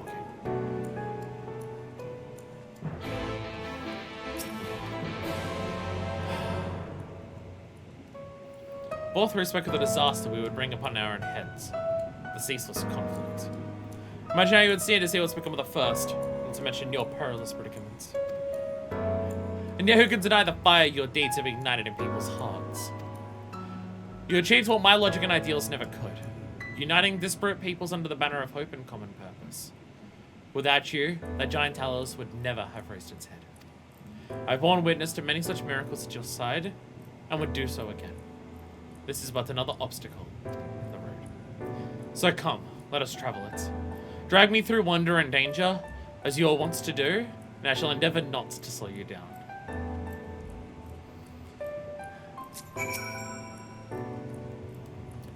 As well thou knowest, if we're to usher Emmett Sog unto his rest, we must needs bind his Ascian soul, and then shatter it with overwhelming force. Oh fuck yeah, we can't even just kill him, can we? Alright, fuck, he's still an Ascian. We're still gonna do the white aura sight bullshit. Oh god. Fuck.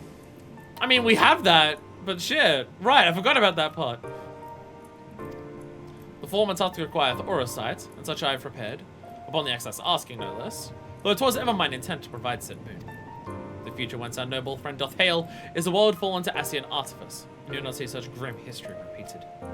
In a sense, such destruction would be the culmination of the exile's efforts, a reward for all he hath endured these many years. Yet as thou stridest into the jaws of peril, forget not but that his fondest wish, and that many of others besides, is to see thee survive unto the morrow. It is in pursuit of that happiest of outcomes that I do pledge to remain at thy side.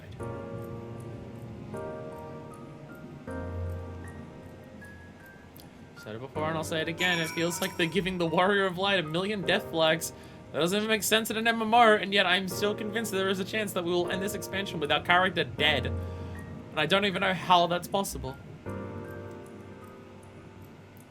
Our time on the First has been a never-ending succession of trials, as arduous our path on the Source ever was. Yet through all our journeys together, through that deep and foreboding wood, you have helped me stay true to my convictions. Thus I would return the favor. Do as your heart decrees, without hesitation or regret.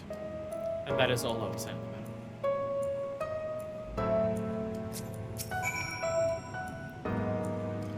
Well, this has put everyone in a solemn mood, hasn't it? Honestly, we're not even sure if this will be the end of it. But I suppose we should speak our minds when we have the opportunity. You taught me that much in armor rank. So give me this moment of sentiment, is simple, Edwin. By dragging me to this sorry mess, you give me the chance to think and act as I should have. For Reen's sake.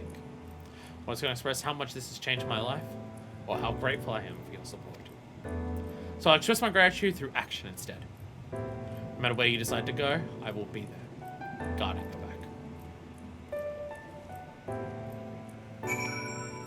Like, he kills you when I asked him, wouldn't be the first time. Yeah, but I feel like this one might take more. I feel like this one might take a little bit more. Fish is being thrown at Serena. No, I got one actually. No, I got one. You know what I'm realizing?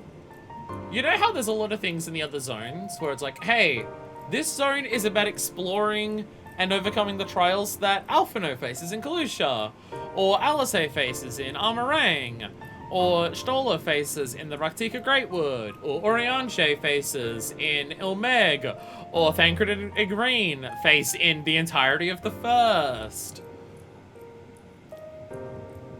This zone is about the Warrior of Light. As they've said there, we have supported the others throughout their personal journeys, throughout this entire expansion, and now everyone is returning the fucking favor.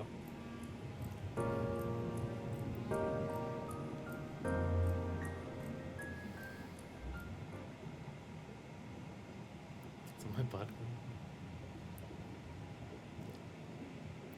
When Mampillion entrusted me with her power, she warned me that no matter how strong you become, you can still fall victim to despair. You can still feel powerless. I felt that long ago. She was right. After you collapsed on Mount Gulg, my hands wouldn't stop shaking. If I made a mistake, if I failed to find the light within you, I was terrified you would die. Even now, you could be moments from turning, and I wouldn't know how to save you. You, Thancred, the others, you've all been there when I needed help. And Philia surrendered her life to me. Her legacy. I was ready to do the same for you. And I want to, I do. But I'm not good enough. Show me to follow your example. And I've tried. I've really tried. I mean, I wouldn't be here if it wasn't for you. Straight up. Then you shouldn't hang your head. I shouldn't?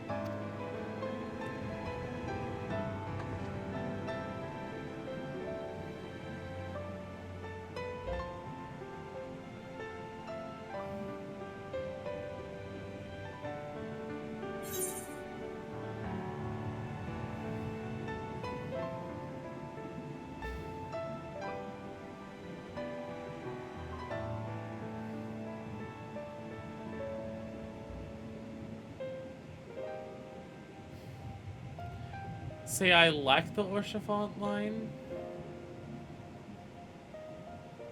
I like the Orchifant line. But this line suits Minifest a lot more. This line suits Minifest a lot more. We must all keep looking forward. At the heroes who fought for this world. I'm not sure who you... Actually, never mind. I think the answer might be different for all of us.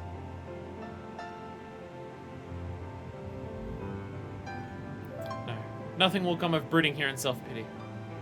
I've made my decision, Isumar. I'm going with you.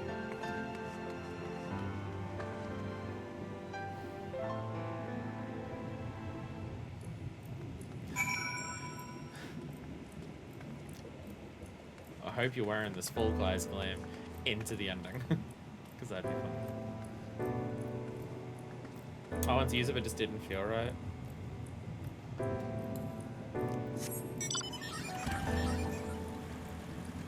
And the other one in terms of just like literally the thing that convinced Minifest to go through with this was that idea of people fought for this world. So it's on us to continue fighting for it. Hello. Hello. Oh, you bought the top. No, not the cup. You bought the top. I totally get putting this on board. This is the new wood guardian. Wood something. Glam. That's on the mugshot. I really want to buy it. It's really good. It's really good, but it's also very expensive. Hey, Artesia. Hello. What's up? Hi.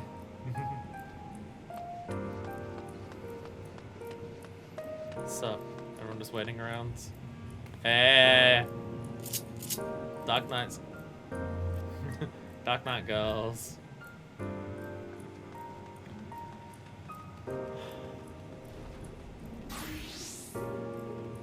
Oh, you're inside. Oh. Hey, everyone! Had people waiting for me inside. Hey, Rhea. Hello, Monday. Where'd the Monday go? Oh, yeah, somewhere around here. The capital. Big! Big fucking place. Hey, everyone. Sup? Sup? Welcome to the capital. All visitors must present an official written permission before admittance will be granted. Your documents appear to be in order. You may proceed into the capital. But any guests you may choose to bring with you must remain in your vicinity at all times.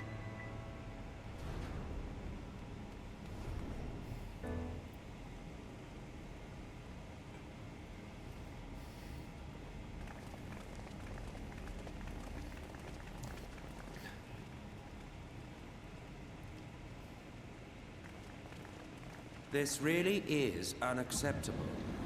I gave you very specific instructions. Emmett Sulk. We found him. My invitation was for an abomination, ripe with the power to bring about the world's annihilation. Unfortunately, I didn't bring a mirror for you, Emmett Sulk. Not this half-broken thing. Whatever am I to do with you? And I see you insist on keeping the same familiar company. Are you so lost without them? Says the man who recreated an entire city and its people. It is not she who is lost without the familiar. Thanks, Stola. Every time I want to sass Emmett, Stola joins in with me. Thank you. Not content with remaking an entire city, you aim to fill it with the reconstituted souls of the dead. Do you think this is honoring those you've lost? I may have gotten a little carried away in my attention to detail. Added a few unnecessary flourishes. Well, there's no point trying to hide it. Yes. Once the rejoining of worlds is complete, Zodiac will regain his full strength and shatter his prison. Then we shall offer up the Source's remaining inhabitants in sacrifice, that we might resurrect our brethren who died to bring Zodiac into existence.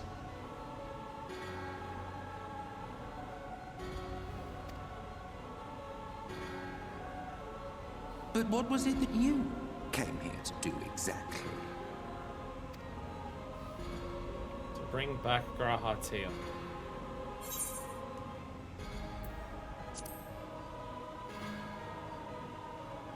I know it's important to me. And Well, it's it not can't stopping have you, him. but The protecting wisdom the that people I man care about. guards may open up new worlds of possibilities. He has unlocked the secrets of travel across the rift, and through time as well, it would seem. Quite an accomplishment for one of his incomplete nature. Oh, please, he surpassed what any of you could do. I must explore the limits of his capabilities and harness that power for the Ardor.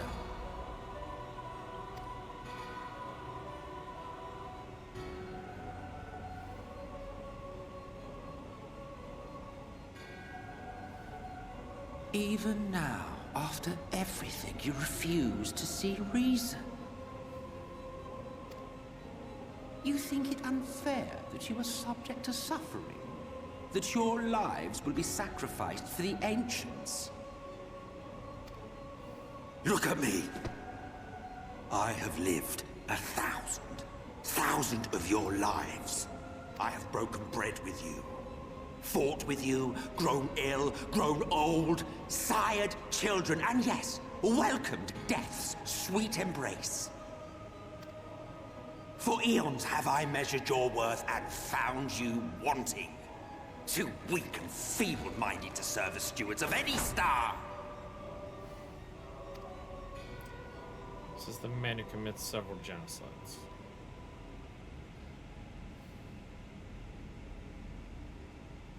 Have your recent spats with Vorthri and his Sin-Eaters taught you nothing? Have you not learned that your ignorance and frailty beget only endless misery?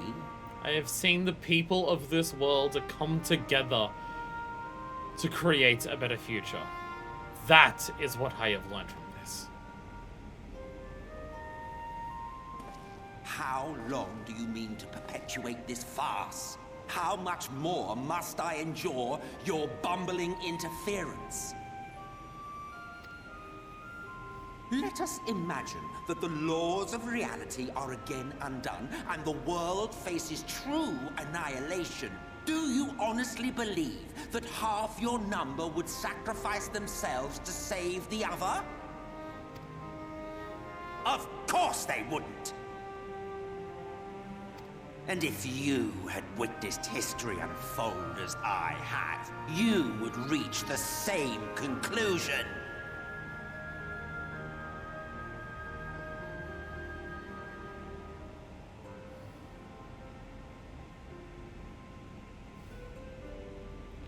I have a million bobs to throw at you. But none of it's what I care about.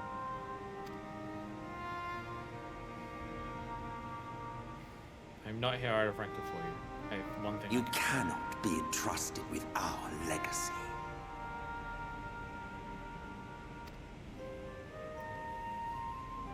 I will bring back our brethren, our friends, our loved ones. The world belongs to us, and us alone.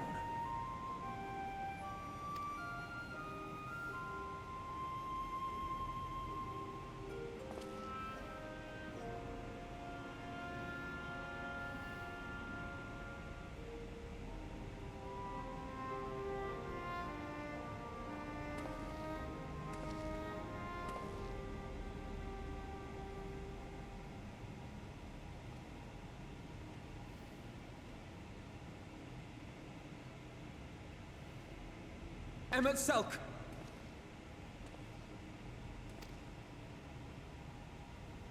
We understand, truly, but it makes no difference. The ones you love are in the past, while ours are here in the present.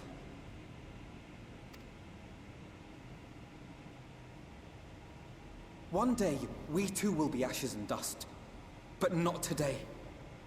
Our time is not yet finished.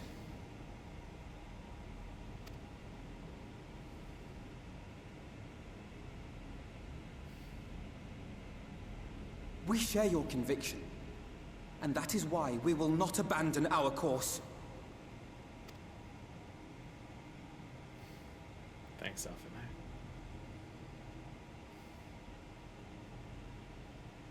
You think us the same? You think your tattered soul of equal worth to those I lost? Then come. Earn your place. Prove yourselves worthy to inherit this star.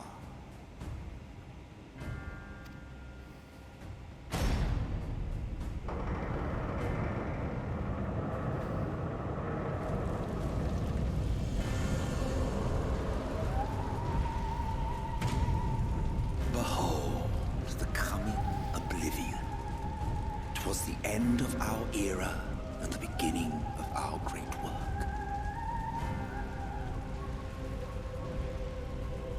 as if he recreated the final days. A fitting backdrop for your final judgment. Just gonna get rid of future cutscenes. We'll leave it on this.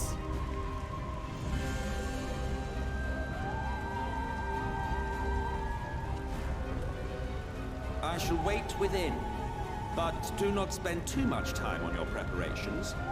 There's no telling how much longer the guest of honor will last.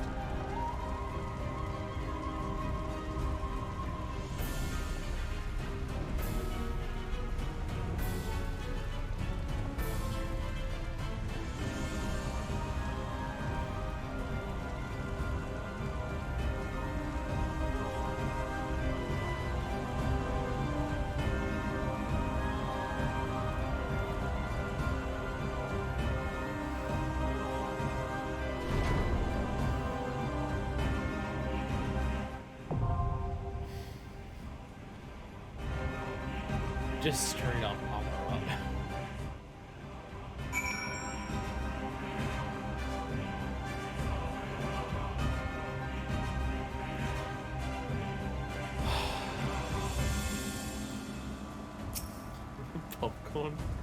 Popcorn necessary for the end. In those final days, Tinto the monstrous beast was set loose on the city. Terrors made flesh by sorcerers run rampant. Though Mitselk hath been faithful in his reconstruction, but must be prepared to face many such abominations. No killy little wave, he's serious.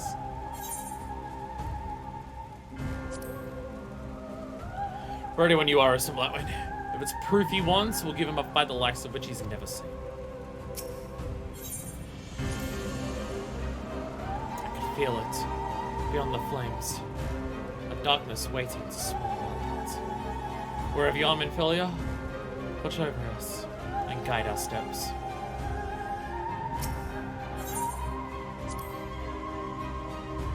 I reasoned that Emerson could not harm the Exarch until he learned the tower's secrets, but his parting words suggest otherwise.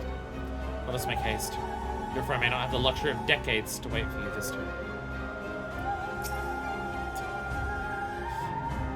Another way of saying that, Jesus Christ. I won't ask you to hold back. My time has long passed. I'll try to snuff out the worst of the embers before they reach you.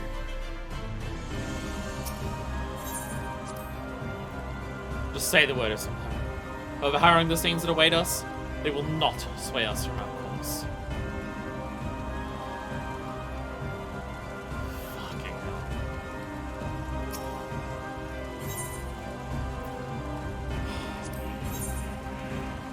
Amarot. To the depths of the Tempest, to the ocean floor itself, you have come to rescue the Crystal Exarch from the phantom city of Amarot. But barring your way as the architect of this ethereal construct, Emetselk, the Ascian who would lead the first up to destruction. The light within you strange as its corporeal confines, threatening to break free at any moment. Time does not favor the warrior of darkness. You must break the final days of Amarot and confront Emetselk in the very midst of this recreated calamity.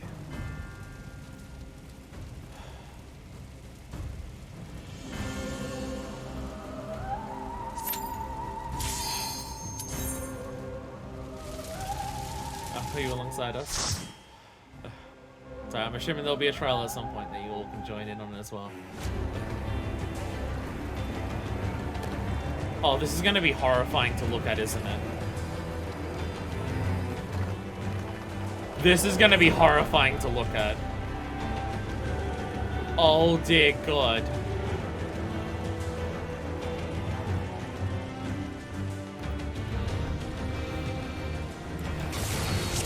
Welcome to the final days of Amarot. Oh God, he's gonna narrate this. Bear witness to the first doom.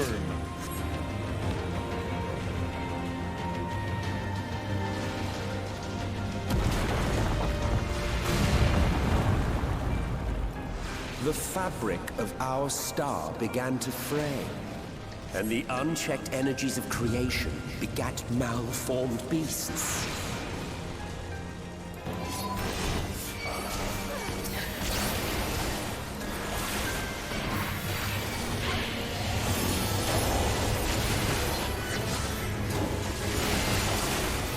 slightly concerned. Slightly concerned for several reasons.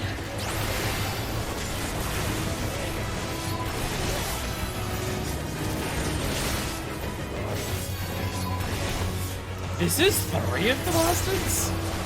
They're fucking strong.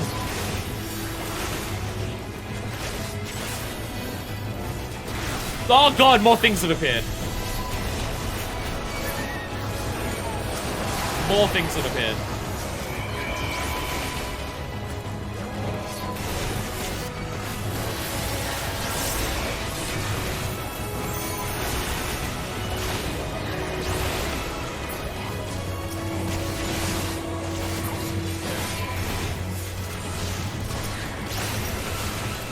Yeah, a lot of these are like creatures that we've seen before, but horrifying nightmare versions. Like, there's bombs and horses and shit, but they're all like nightmare versions.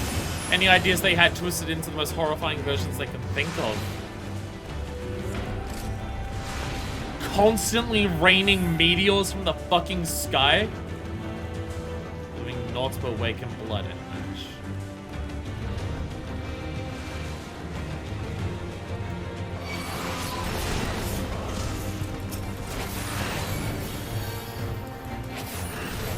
Fucking hell.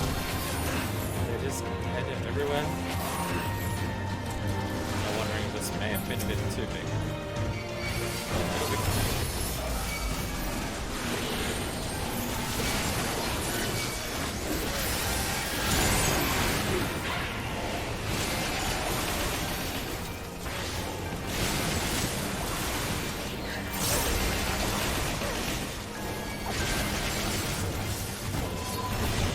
A lot happening. A lot happening. Oh god! Sorry! Sorry, one of them wasn't on.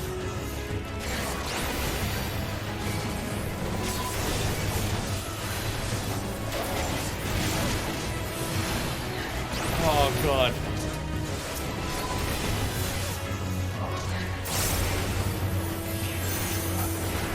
Just as prayer gives rise to primes, our dread made manifest our deepest fears. The first beast. Fucking hell. The first doom before us. Oh god. Doing this as a dungeon. Oh my god. First beast was striking in its sadness. By the way, I can fucking breathe now that I'm a little lady. Get to actually use it.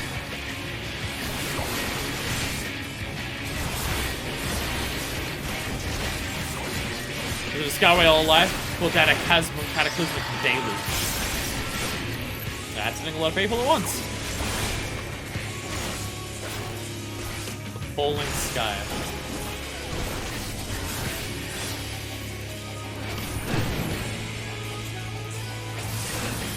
The final sky.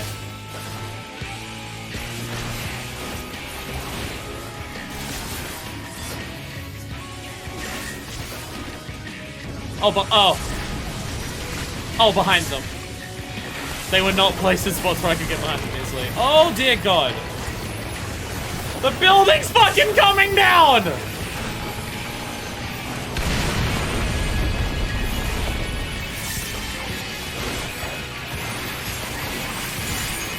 Fucking god damn.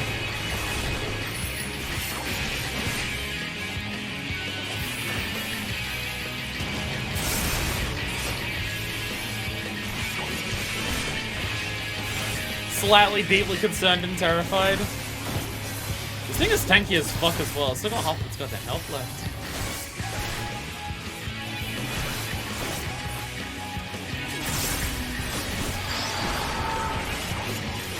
Might have done it a little too early.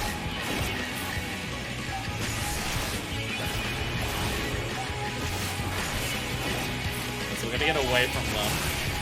And the several AoE markers that exist. Oh god. Oh god.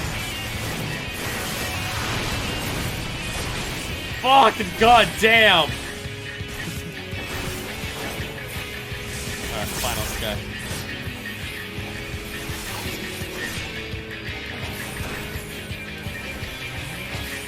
Oh god! Horrible time for meteors! horrible time for those meteors on us there. Holy shit. Alright. Oh god, another building.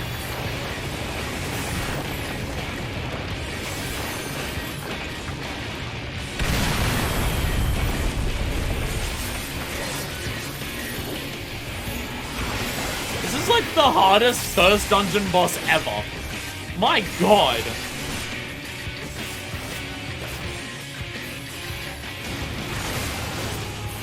Motherfucker is going for it. Holy shit.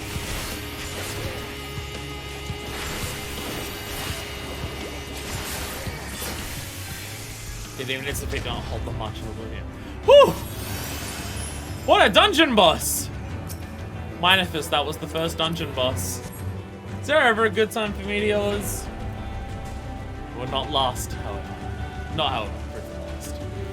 Right before Ecliptic Meteor, or I guess Final Skies, it's called there. Oh my god. Oh fuck. Constant AoEs the entire dungeon. Oh, river bridges everywhere. Fuck.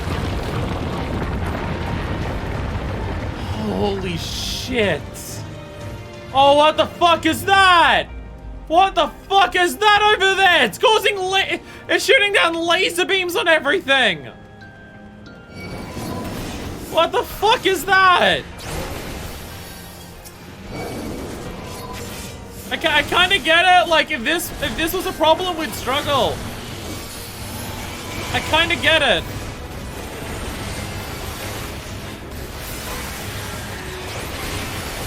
I get it. Yeah, this is pretty fucked, Emmett. I don't think it justifies killing everyone, but yeah, this is pretty fucked.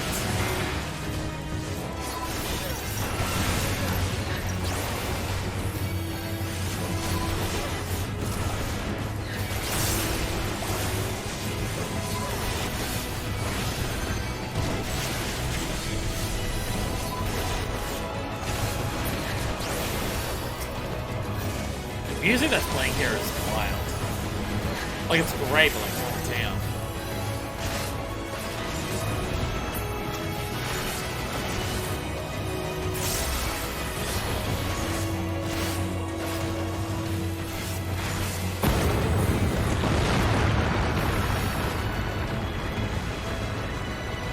The land buckled. The cities burned. The waters ran red with blood. How the fuck did this happen? Soon did the sun bend low, scorching earth and boiling seas. How the fuck did this happen? Oh god, there's several of those things that are shooting laser beams. Oh god, one of them's right there! One of them's right there! Oh god! Oh god, the motherfucker is there! I have no idea how this shit works on Twitch.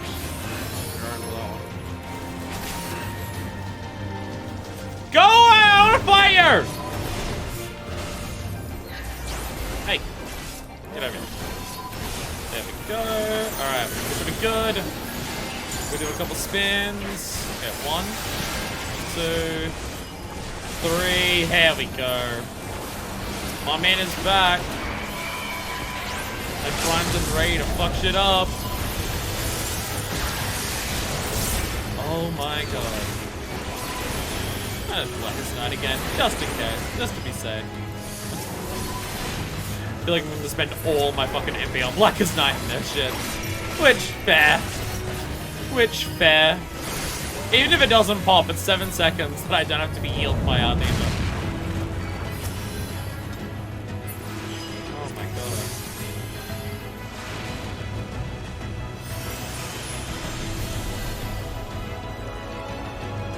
Fucking god. Oh, what the fuck is this? Yeah, this is,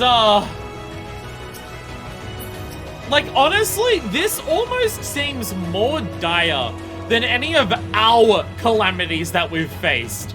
I mean, they're talking about how, like, shit's happening to the earth and the water and everything at once.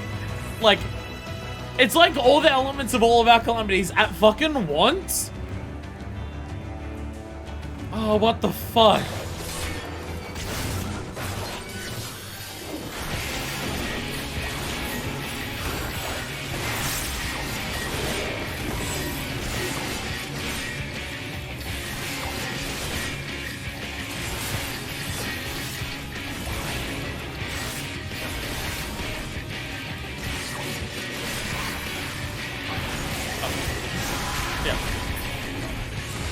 Oh! Oh! Pawn. Hey! All eyes on me. I wasn't expecting an ad phase in the middle of one of these fucking bosses. Was not expecting an ad phase. That one hates you. Even me attacking it, it doesn't want to actually stop it from trying to kill you. It just straight up targets someone and says, bitch, I'm coming after you. Scares us out and right. Fucking goddamn it. It's like they saw us talking about how mob pools are harder in dungeons. Mob pools are harder in dungeons than anything else. So fuck it. Mob pool as the dungeon boss.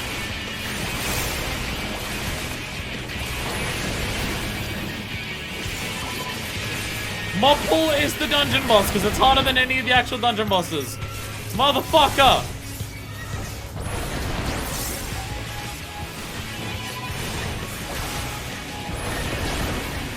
Dear God. For a second, Riddick cannot be expunged. How many? Oh my God, the gremlins are here too. Oh God, the gremlins are here too.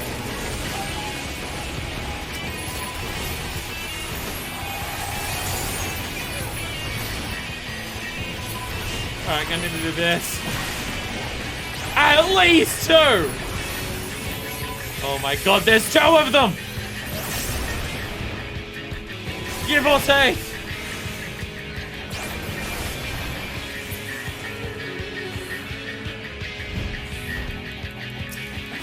Depending upon the horror, the beast bloats and then shivers, then ruptures. Okay. DPS it.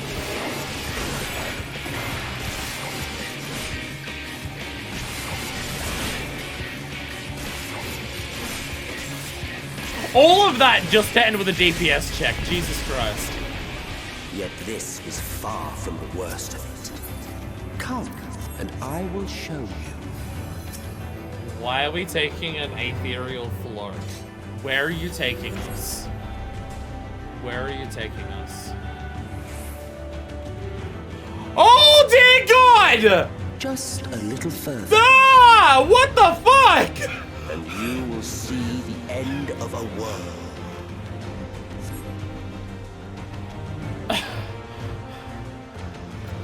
Why are meteors coming from this far in the heavens? Why are the meteors coming from this far in the heavens? What does that have to do with creation magic? Yeah, that's the end of a fucking world there. Oh, what the fuck? Oh, what the fuck? Okay. Okay. May the cool enough aim, but our very sins. Will the demigods live on the surface to scare in meteor showers? Probably. True. Oh my fucking God. Ah, it's attacking us! It is indeed pissed and mad! The creation magic scared of meteors, so it calls them from the fucking heavens? What the fuck is that? It's one of the Omega bosses, but still! Early look at other continents. I mean, they're slightly scorched a bit. A little hard to tell what they are. So I thought I wasn't dying from a giant flying rock. I mean, understandable fear. Especially when this shit happens. I feel like this would be a self-escalating issue. Like, I feel like once this starts, people are gonna have a hell of a lot more things to be afraid of, and it rapidly escalates the process.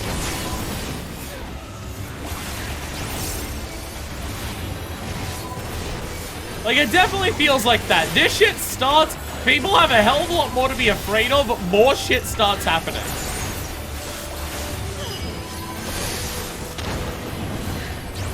Will I need to use Living Dead? Will my hand be forced to use Living Dead? Or can I get away with nothing but TBMs on repeat? Maybe I should have Living Dead there. That probably would have been the honestly smarter option. The star was fading. We saw we had to weave its laws anew. Okay, so you know that thing I said before? You know that thing I said before about, we weren't there? It's hard to say whether them summoning Zodiac in the first place was the right call. I'm looking at this and I get why they did it. I'm looking at this and I get why they summoned Zodiac. I fucking get it. Fear would beget fear, which, yeah, and then, yeah, this would just rapidly escalate. And then the tremors like goes on the floor.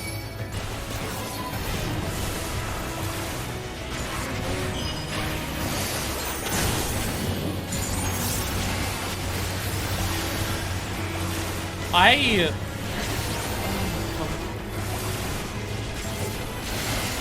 100% the most impactful dungeon so far. Like, in terms of sheer impact, in terms of what it feels to go through it, I'm living dead. In terms of what it feels like to go through it, dear God.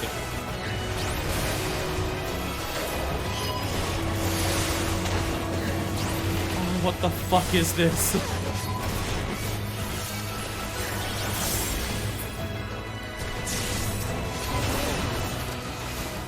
What the fuck?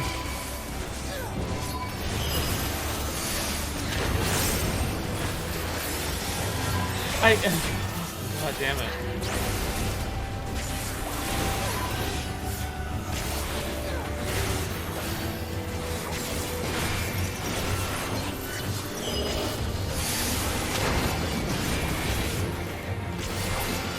But between us and our goal loomed a final misbegotten fiend. What the fuck was that? What the fuck was that? Oh, what the fuck?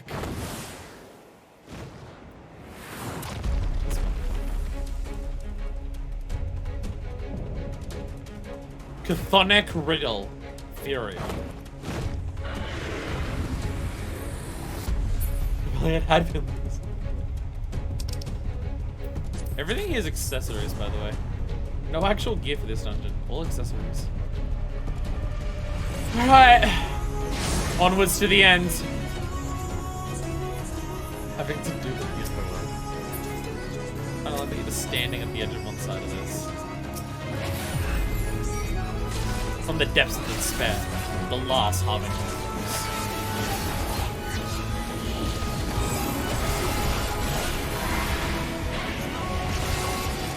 Oh, TBN?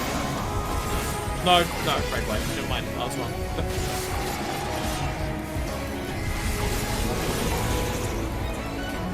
Apocalypsis? Oh, I see. I see, and I'm not there in time! I made it. That is long lasting. Someone had a fear of pipe organs, and it caused this fucking thing.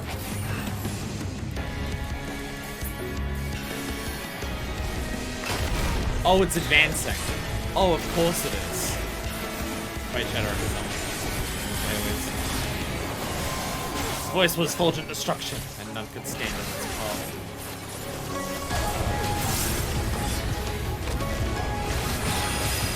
Oh, shit! I lucked to not be in the way of that.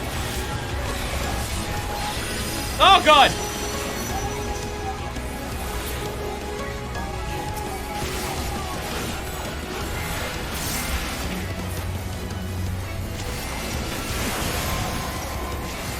Shit hurts like a motherfucker.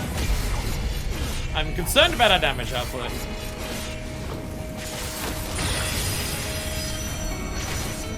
How do you know where that spawns?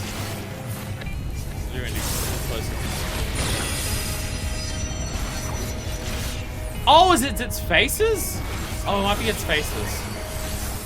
The faces will tell you. Okay. Face is flow to tell you where it comes from. I have locked into not being hit by a single one of them. It is only half dead. Oh God, we have so little room. What do we do? Oh, what the fuck do we do?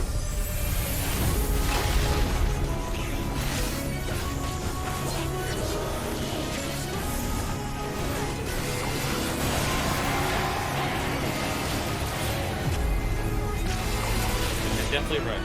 Oh, there's faces there. I see. See the faces this time. There's like floating faces.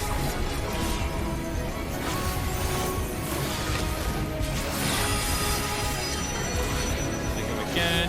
I gotta see my floor! Because there's more of the AoE meteors coming in. My AoEs for this, alright. Almost a Dark Missionary back.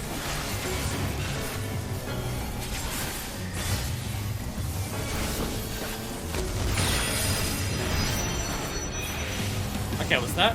I didn't see the face for that one.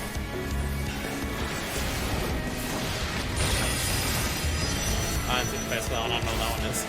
I'm not being hit by any of it. Again, by pure luck and happenstance, but...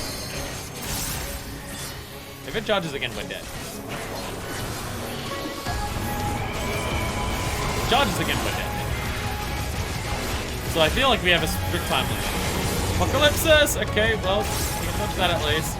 That decides to sacrifice our star would surely perish.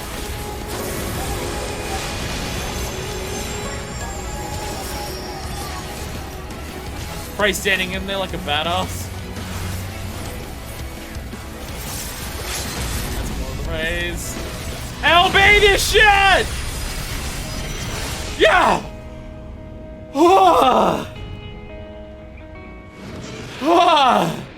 So, best dungeon in the game so far. Is anyone will anyone even attempt to make an argument against me in that regard? Will anyone even make a vain excuse of an attempt to argue with best dungeon in the game so far? And it's like decisive. Fuck. Reflux is pretty hype. Yeah, purely gear. Purely gear. No weapons or like armor or anything. Can't hard. Not for despair, nor fate itself. We shall not falter. Where is Emetzark? Be on your guard. This is holy Israel. This is it. The first final bit. I imagine that would have been particularly difficult for Stola to watch. Because Stola's sight is, you know, Aether. I feel like that would have been particularly hard for her to watch.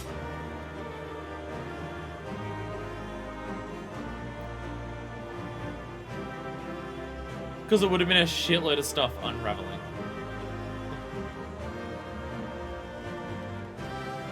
She'll understand that a lot into disappointment. No! It's a long way to fall. Holy shit. God, look at the skies. Or space, I guess I'm saying. Weird to have this music playing over this backdrop.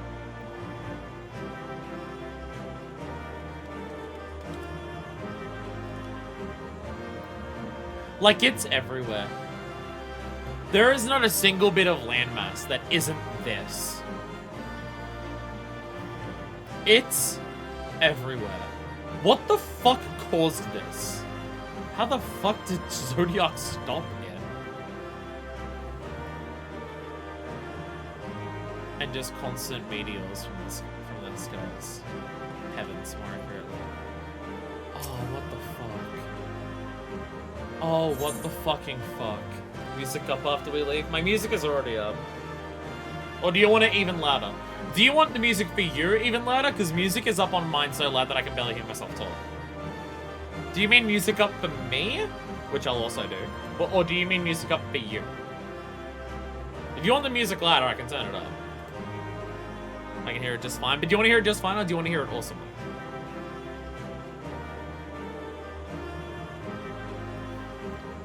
The final boss theme moves on at this. Am I ready to press this button? Turning it up a little bit. I'm not ready to press this button.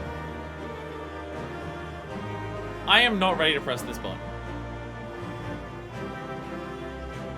I'm not fucking ready.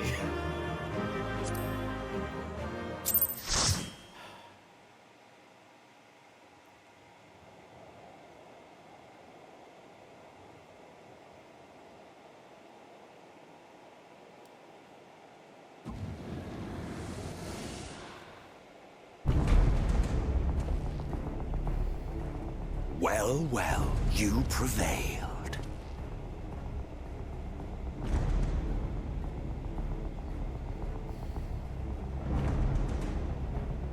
Nevertheless...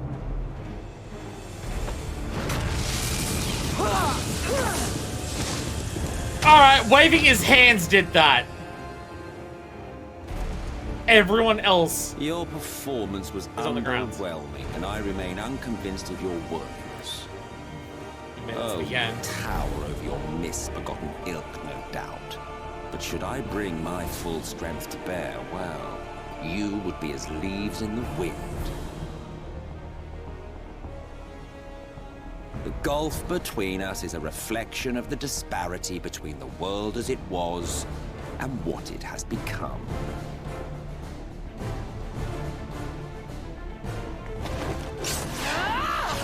Go, Alice!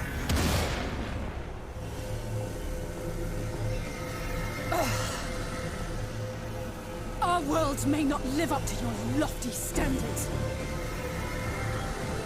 But they are our worlds, our homes, full of life and love and hope. And we won't stand by and let you destroy them!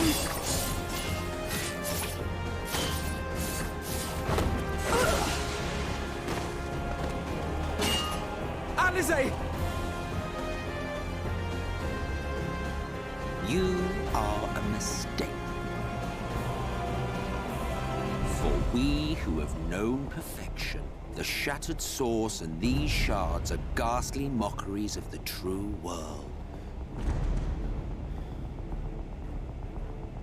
The ephemeral lives you exalt are pale imitations, utterly devoid of meaning. It's for us to decide.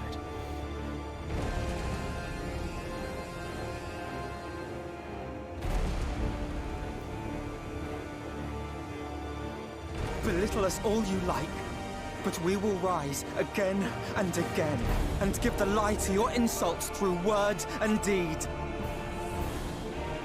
We define our worth, not the circumstances of our creation. More prat.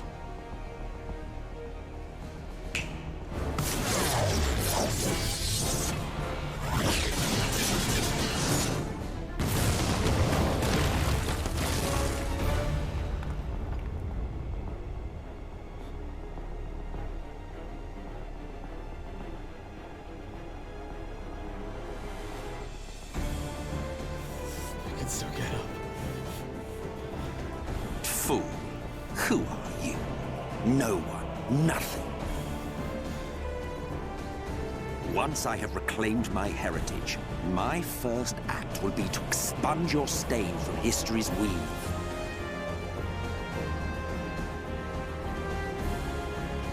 My world will have no need for heroes.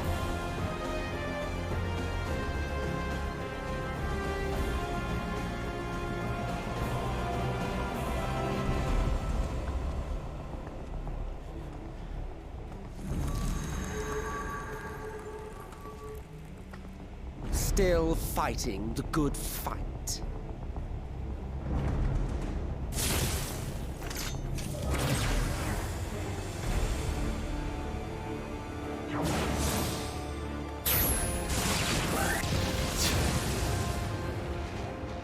It is true that all we hold dear is fated to fade away.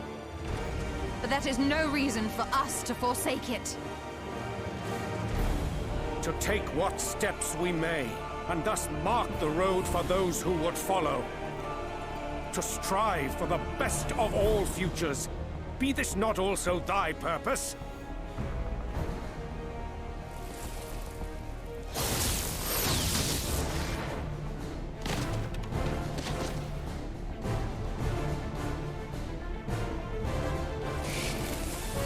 Do not presume to speak of my future.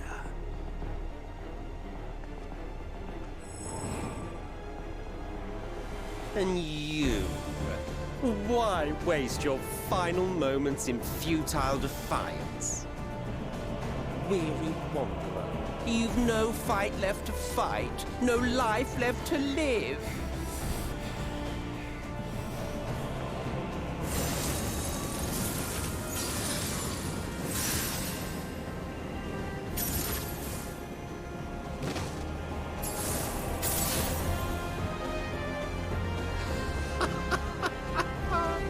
You see, the light will not be denied. Surrender to your fate, and let the transformation take you. Rise up in madness and fury. Devour the vermin infesting the land which is rightfully ours.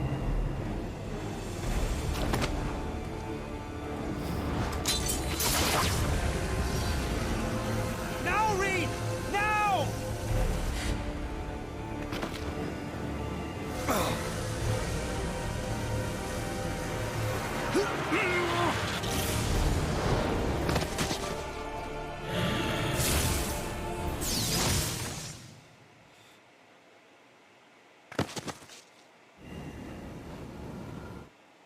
Fight it. You have to hold on.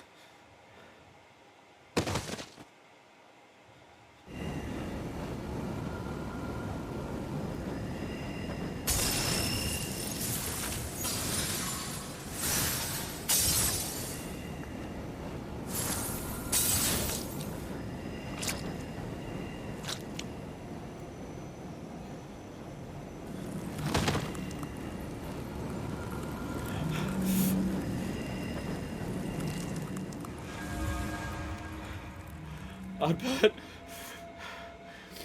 think I need that push about now.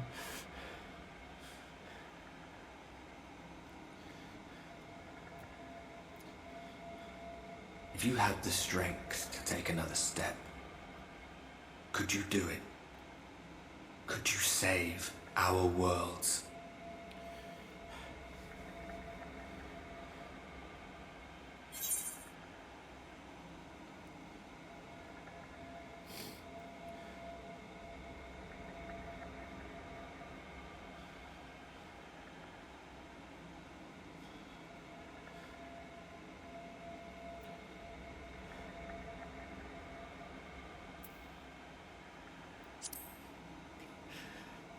What?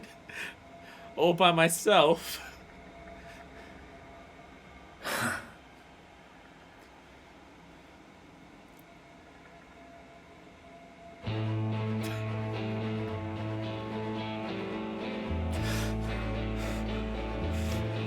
Take it. We fight as one.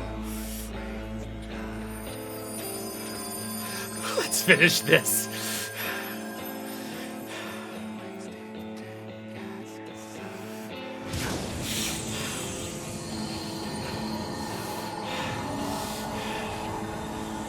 This world is not yours to end.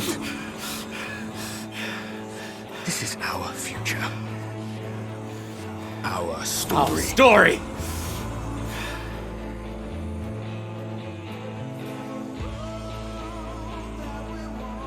No, it can't be.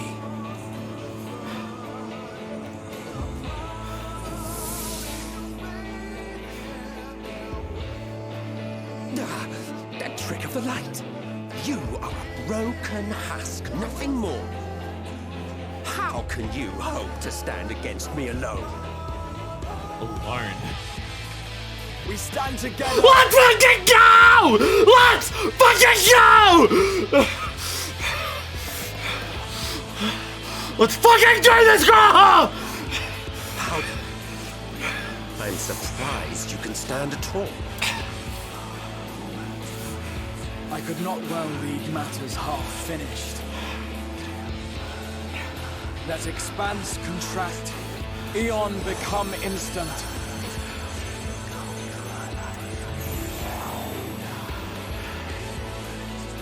Champions from beyond the rift Heed my call!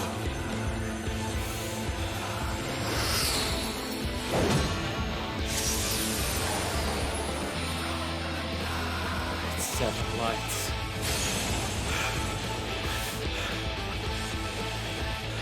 Damn you! Damn you all!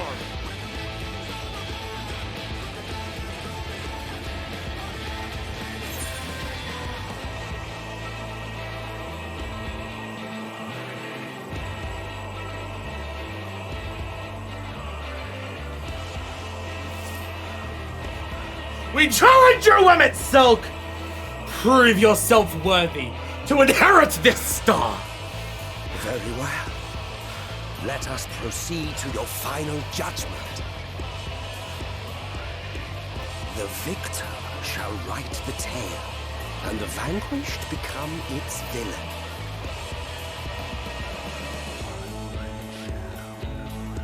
But come, let us cast aside titles and pretense, and reveal our true faces to one another.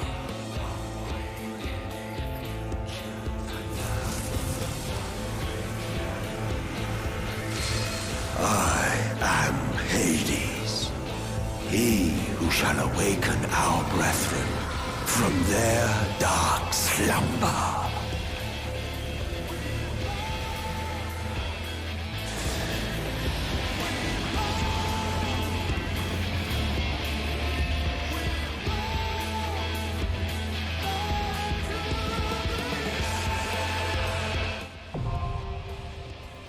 The dying gods.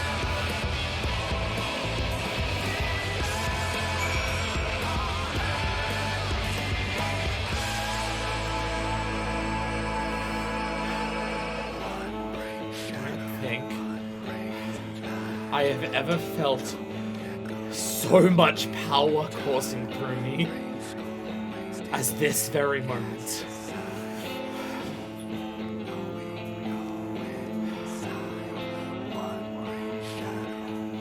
It's time to fucking do this.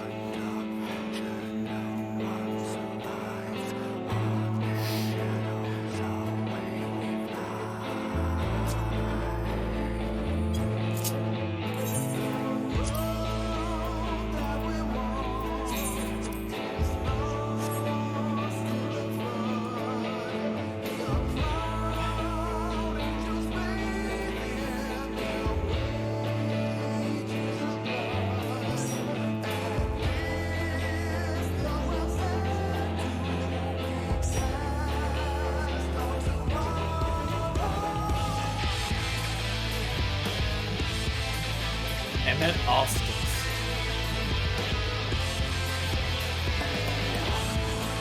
To reveal our true faces. Our true face. Well, there's more so faces.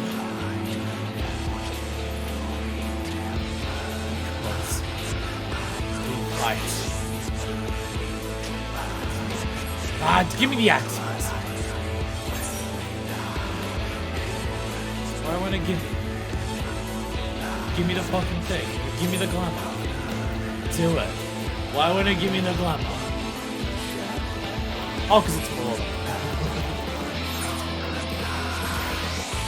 There we go.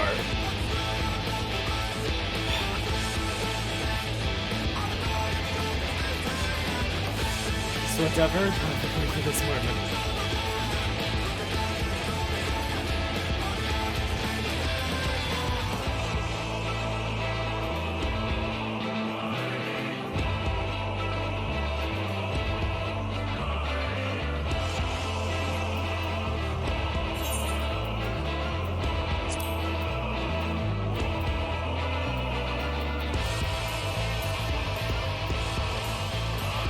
Do this. How do I make this looking? I think I can without leftover or another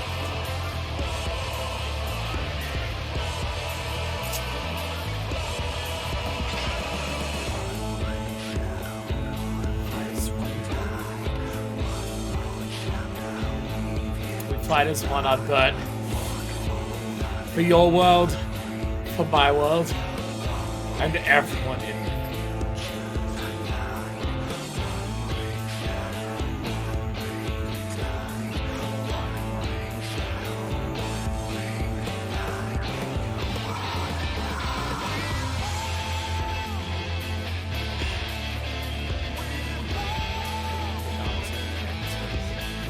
Because I'm worried it's gonna overwrite the Actually, if I just put this, no, let's put this.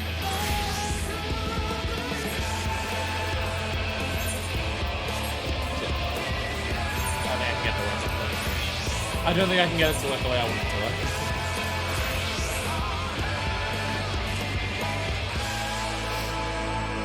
Because I don't want to like overwrite this one, but it's a portrait. It doesn't count. Just imagine the portrait is this armor, but this ass. Are we in the thing?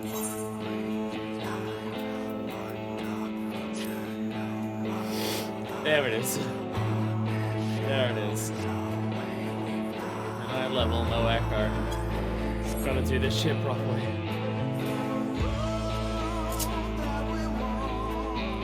Can read the. Oh yeah, this is the Judy thing, isn't it? Right, the actual Judy for the Dying Girls. By Emmett Silk's own words, you are no one, nothing. Your life a ghastly mockery of past perfection, utterly devoid of meaning.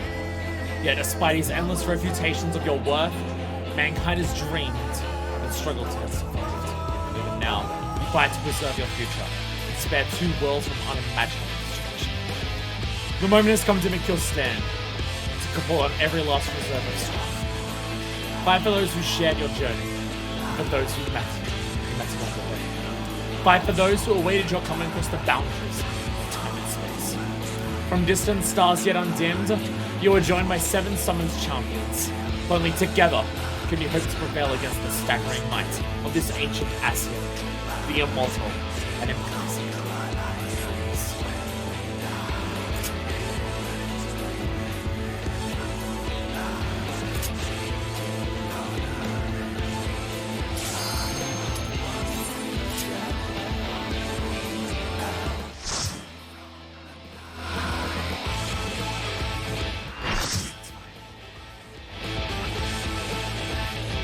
Oh, character music again.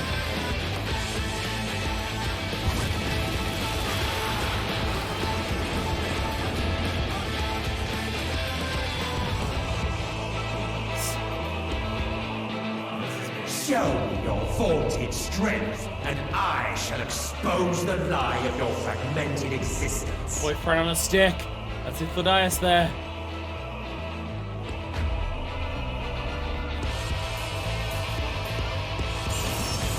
Yeah, let's fucking go! Oh, it shows you spawning in that. Oh, let's go. Oh, let's fucking go.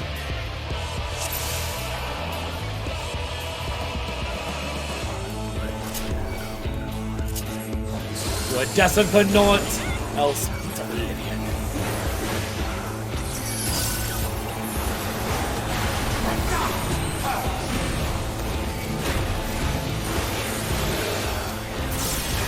I remember that I'm playing Warrior now.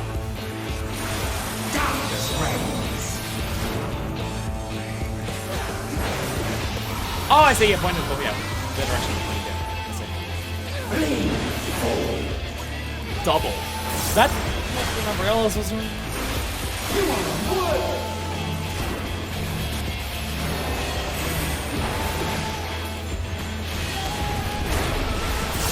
Your pain is mine.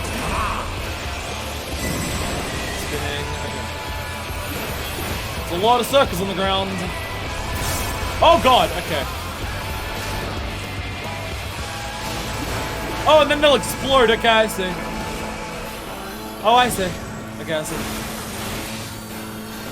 Oh god, that was looking to hit here. Yeah, okay. Yeah, it's the width of the circle around there.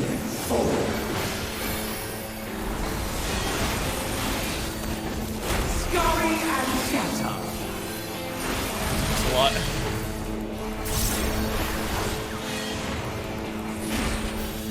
That's okay.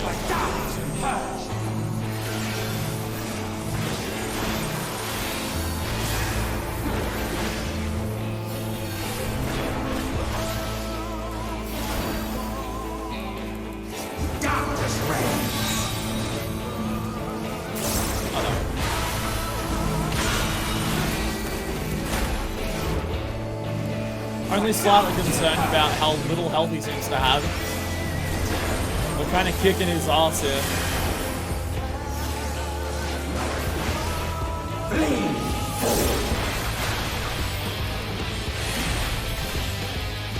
You are worth.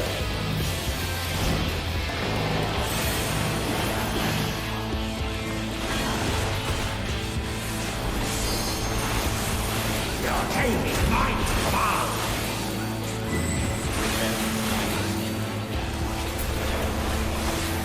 Oh.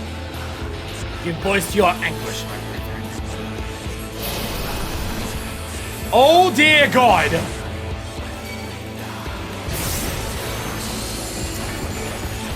Are they gonna move? Okay, they will actually.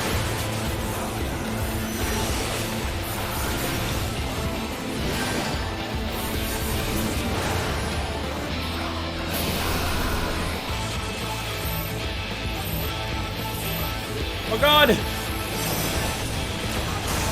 Oh God! Something to our hopes, our dreams, our prayers.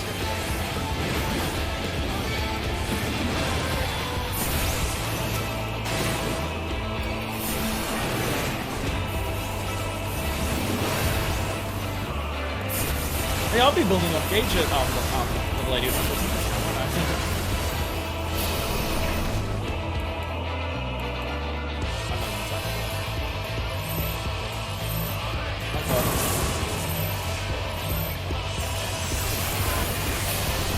Undeniable great smile, perfect world, surprising. Oh God!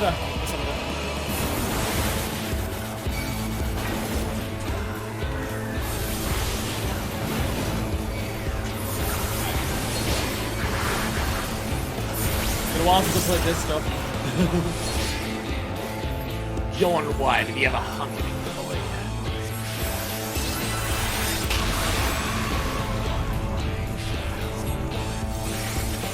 There's a resilience. Might as well. I have all eternity to break your stubborn wills. I am stifled by this vessel of flesh. You reset the limit gauge with that shit. What the fuck is he doing? Oh dear God.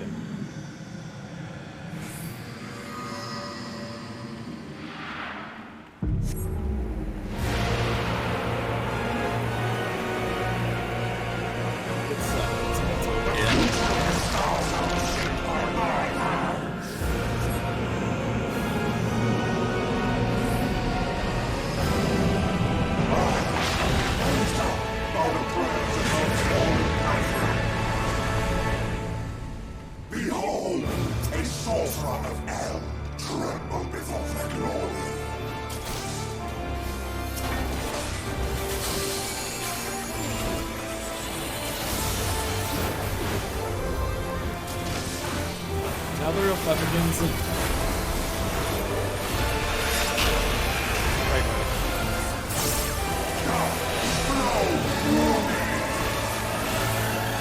Laser beam, what the fuck? Oh! Oh God, double tank buster! With AoEs!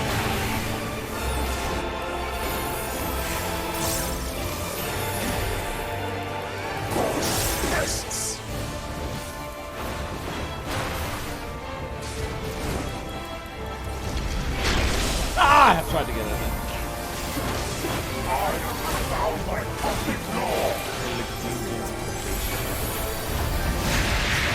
Oh, besides. Okay. Cool. 2 volt seconds, that's fine. I got the shit.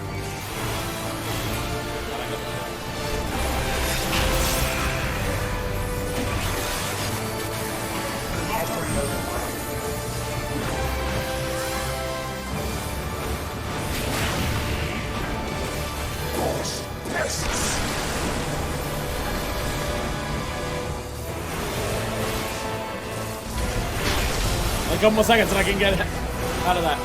Okay. Alright. Take some shields!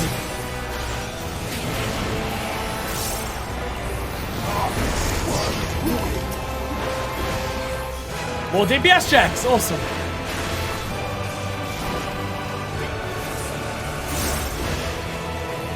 People are stuck in there. Get out! There we go.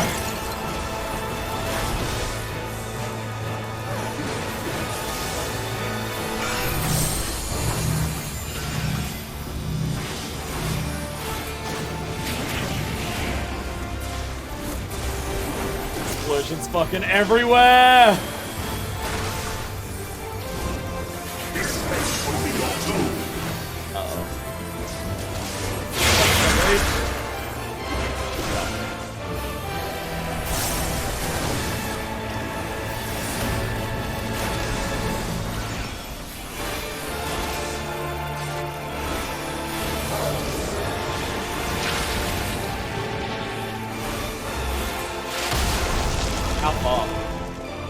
Oh, yo! I had fucking in a release going. Let's go. Didn't even hit me. Didn't even have to use arms length.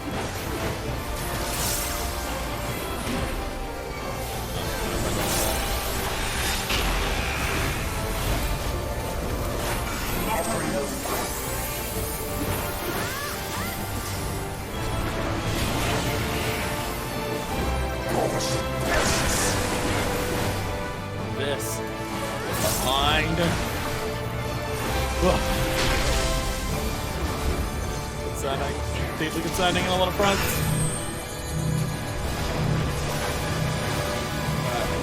Tech busters. Those are scary tech busters.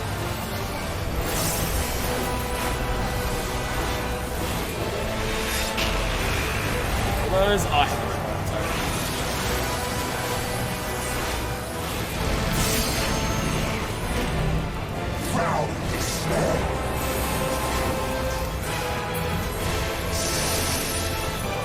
Fetters! Oh shit.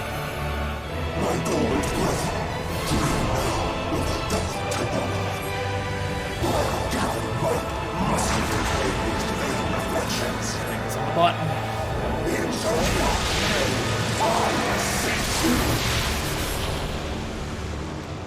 The light within her champions grows faint. Alright, everyone! Fucking match! Let our resplendent light shine forth!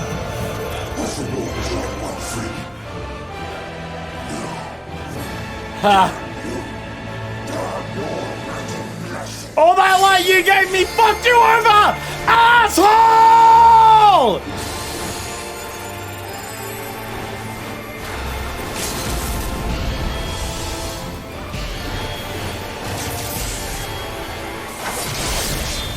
Fucking get him!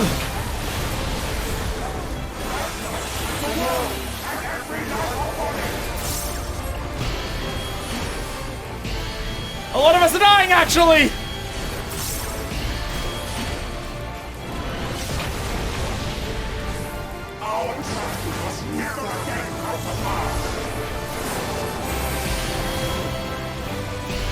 We actually all died. Oh, like a lot. I wonder if that was meant to be a tank LB.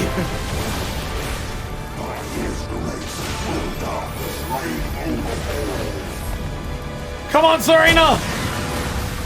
Tranquil shroud encompassing all.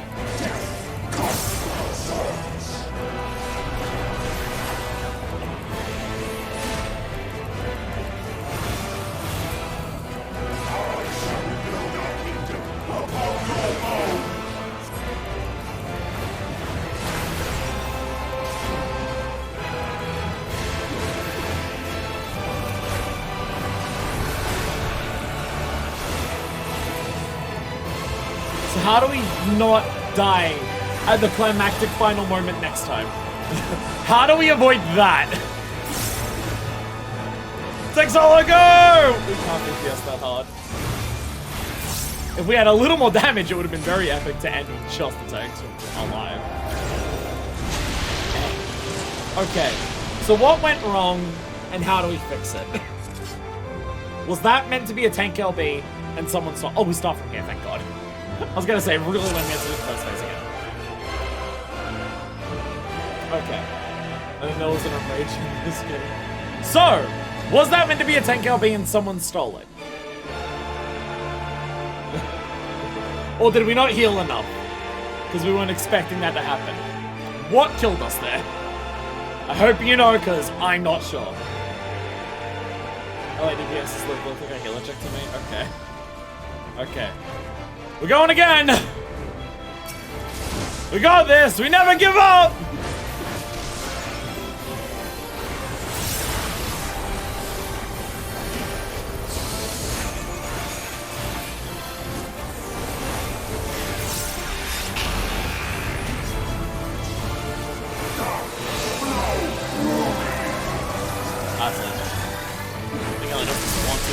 Catch Ripple of God.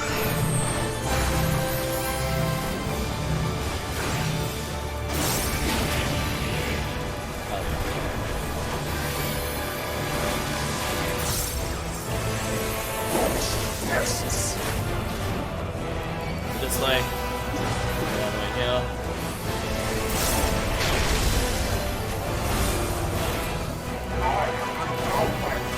Location.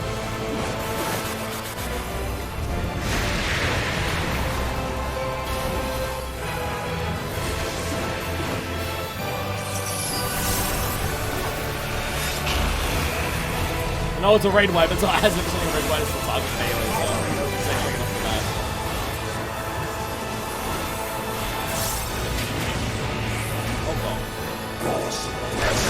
Oh god, we both went 10-10, I didn't realize you were over that 10, my bad. My bad.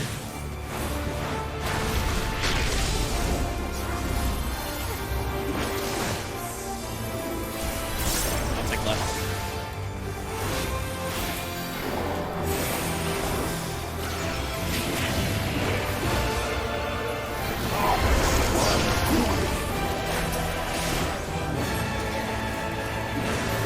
Go, my friends! Oh god, the other tank's in there. Get out of there! Free Serena!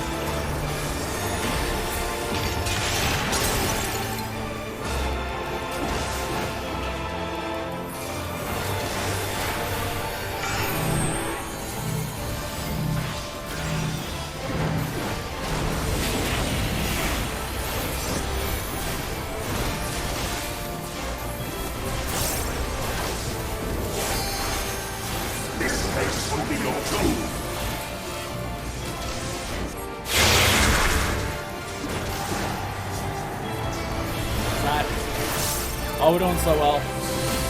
Look at the lack of on stacks, any negative debuffs. Debuffs. Yeah, I don't have any base this time, so we will have to actually do that again. Oh god, if you're too close to the front, they just straight up. You have to actually stand like close in the middle. This is so.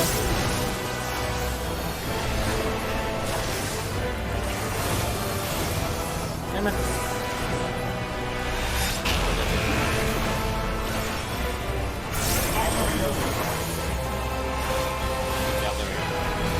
There we go.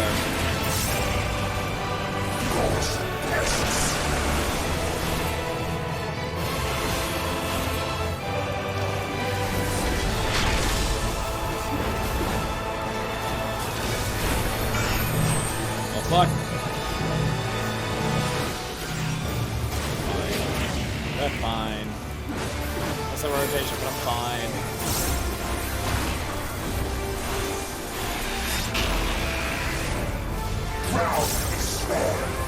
Okay, I will save Shake It Off after this because I know we'll need it.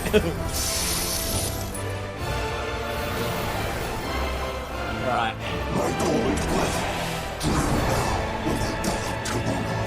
Bring on that mash. Get ready on those heals. Get ready on that DPS.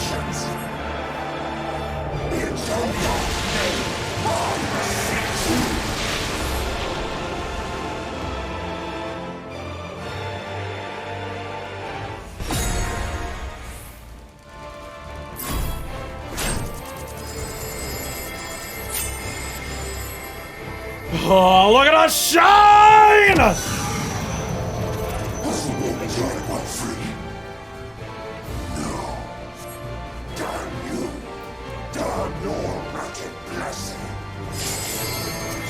Here we go!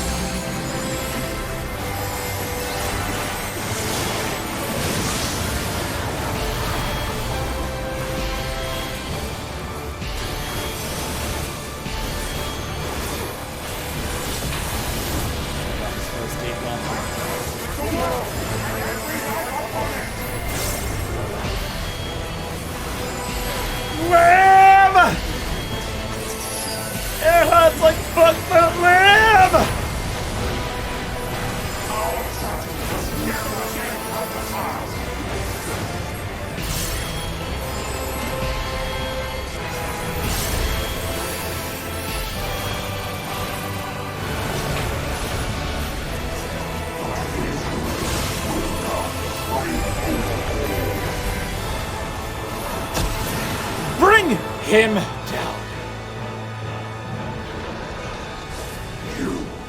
You have no power over me.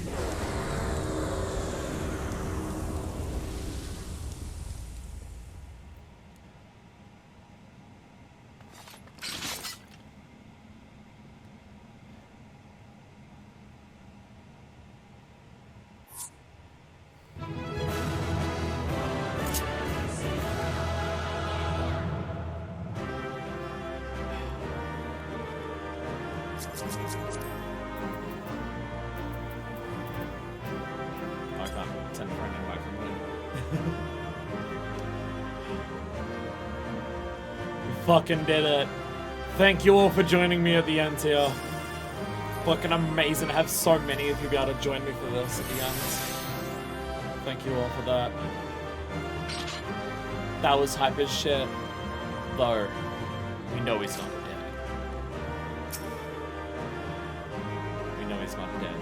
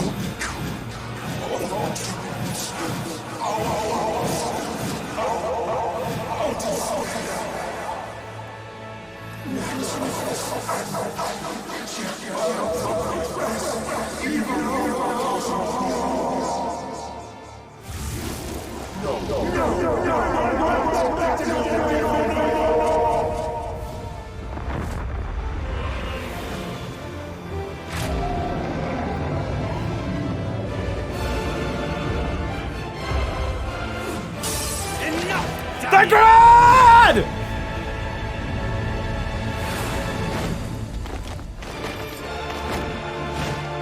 Aura sight! Thank you. Oh!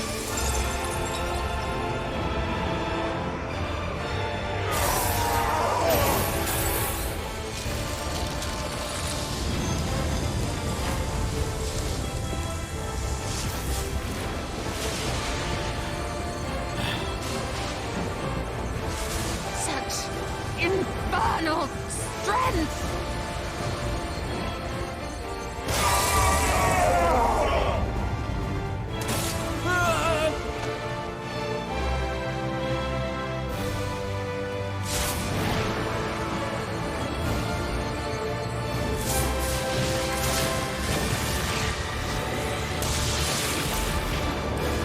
Now!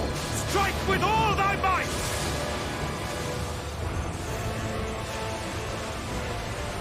Amatsalk! If we must wander, then we will wander. If we can still fight, then we will fight. And for as long as we yet live, then down until our very last, we will live!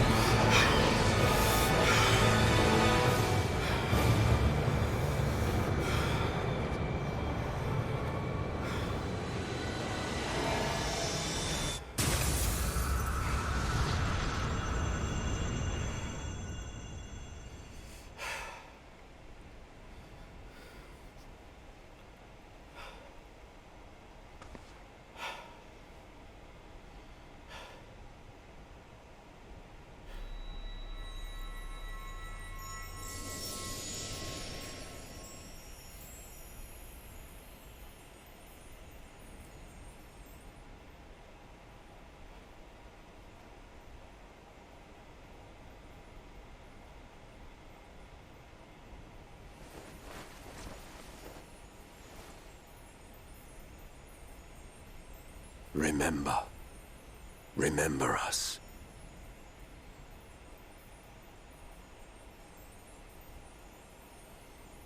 Remember that we once lived.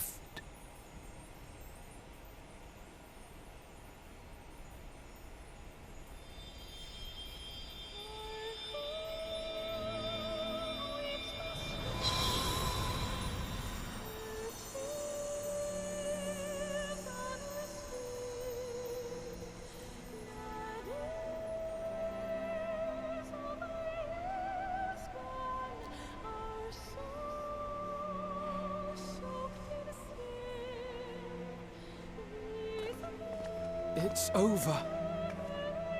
Emmett Selk is no more. More importantly, how do you fare? I feel great, actually. I feel great. What dost thou see? Her ether. It is as it used to be. I think I used a lot of it just then. As a disciple of Zodiac, the Ascian was the darkness to your light. I can but assume that when you set your strength against his, the light within you was spent. No, it's more than that. Under the strain of that incredible flood of ether, your soul had begun to break apart, yet now it seems somehow restored.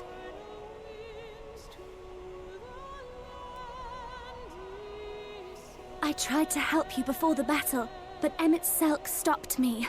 So, how did you... exactly what did you... Can you tell us what happened?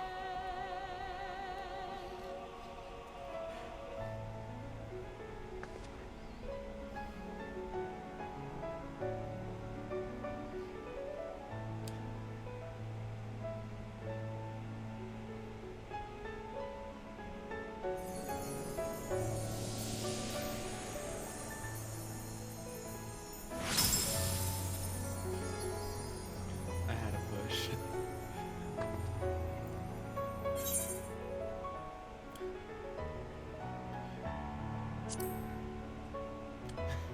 And help from a hero of this world.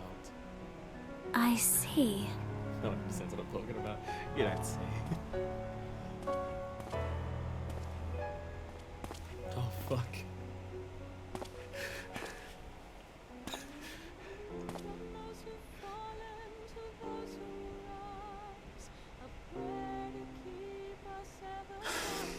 Where to start? I believe I owe you all an apology. And you, most especially.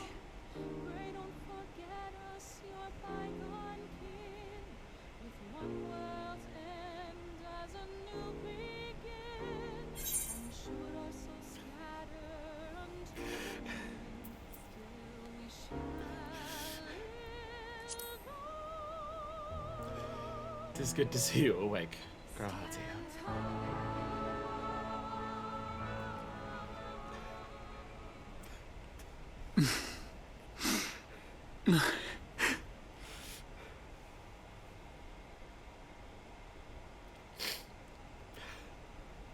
Well, 'tis good to be awake.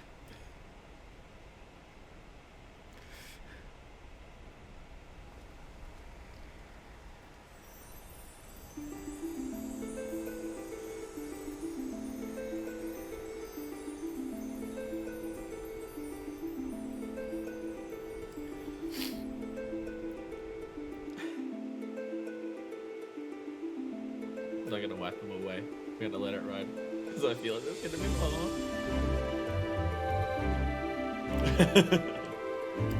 I saw the whale dive in. So, those mad souls dove straight into the ocean over there, did they? All I could see from here was the whale, Master Chai. 'Twas surely Alphino and those friends of his. They did something heroic, mark my words. You need only look up there for proof of that. We actually did it. As you say, my We love. actually did it. We survived. Our friends survived. Sure to be back. Any moment now. Graha survived. Any moment. And we saved the world. Did we actually do it? Is this real?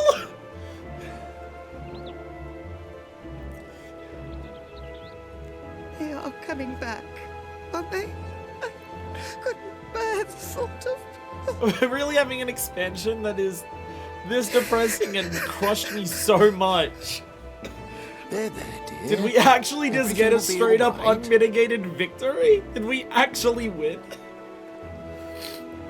I don't know how to process that.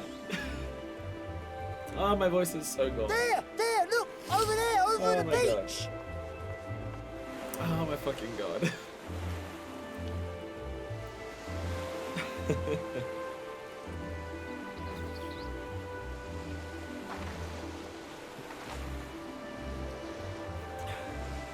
Ho there! Greetings! You all alright? Welcome back! The beach we found Triss still washed up on.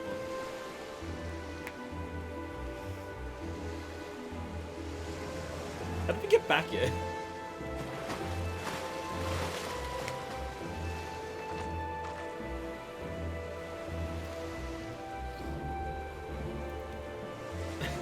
Some of them seem more fun than the I others. didn't think we'd be swimming the whole way back. Heavens. Heavens. Take me. Alphino! Oh, hells. How are the two 30-year-olds coping the best here? How are the two 30-year-olds the one that are doing the best here? Wait, where the fuck's Urianger? Wait! Where's Urianger? He must have fallen behind. But shouldn't we look for him? He'll wash up sooner He's or fine, later. Don't worry about it. He'll be fine. Alphino!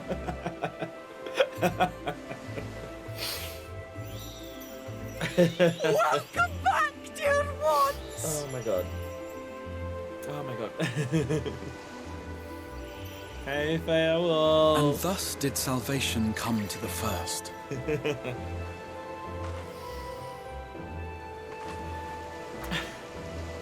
We actually did it. The lamps of Amarot will We actually fade did along it. with Emmett Selk's enchantments, and the depths shall be as once they were.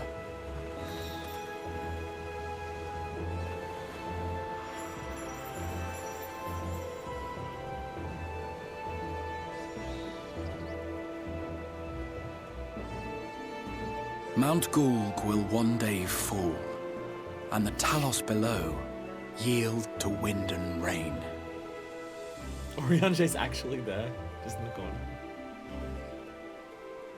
This tale, too, will fade with time, passing into legend as the world heals and moves on. That's why we do this, alright? That's why we do all of this.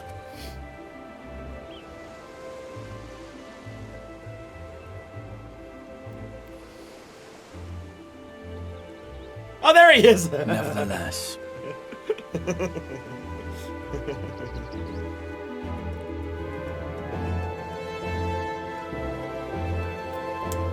sunless sea.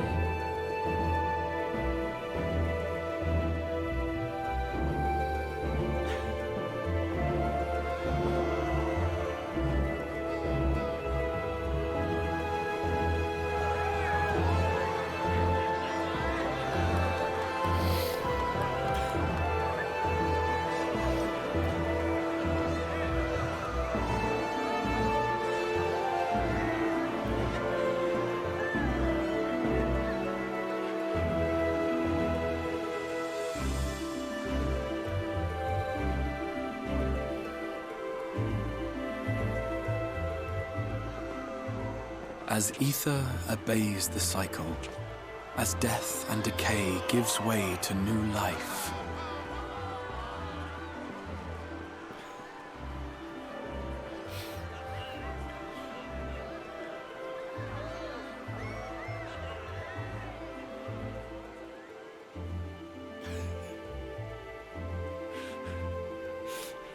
so too do the memories we share inspire others to rise to greatness. For we who walk before may lead those who walk after. Okay, now we got the verbatim quote from Answers. Now it's just being Your said road verbatim. goes ever on, as does your story, as does your legacy.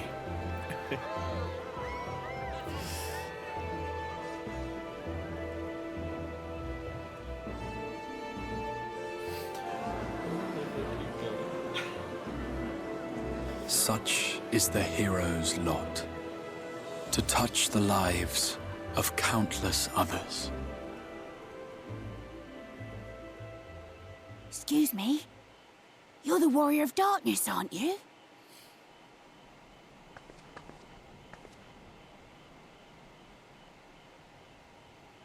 Where are you from, really?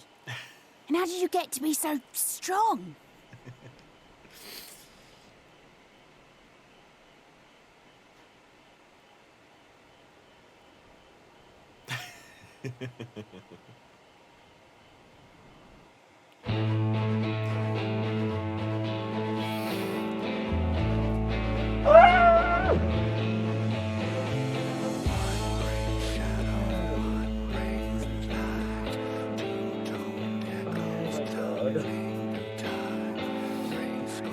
Oh my fucking god.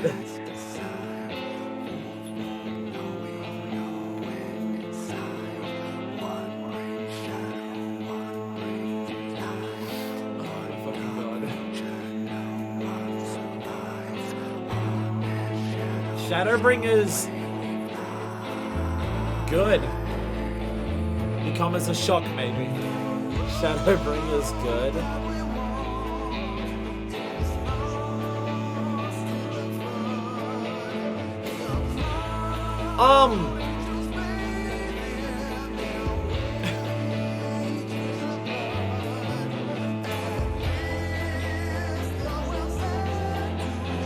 I will now turn down the music.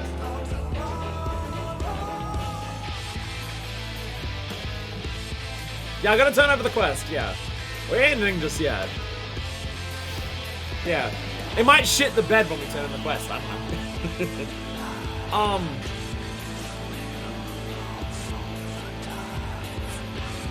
Alright. So let's go through the comments in order, and I'll address things, and then I'll talk about my own things.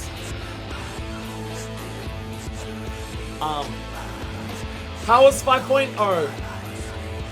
So, you know how one of the things that goes around about Shadowbringers in terms of people, how much people praise it, and one of the things that's bandied about is best story they've ever experienced. I have heard several people say this. I'll turn down the volume on my end. Love the song, but it is boring up. Like, there's been several people I've seen who say that.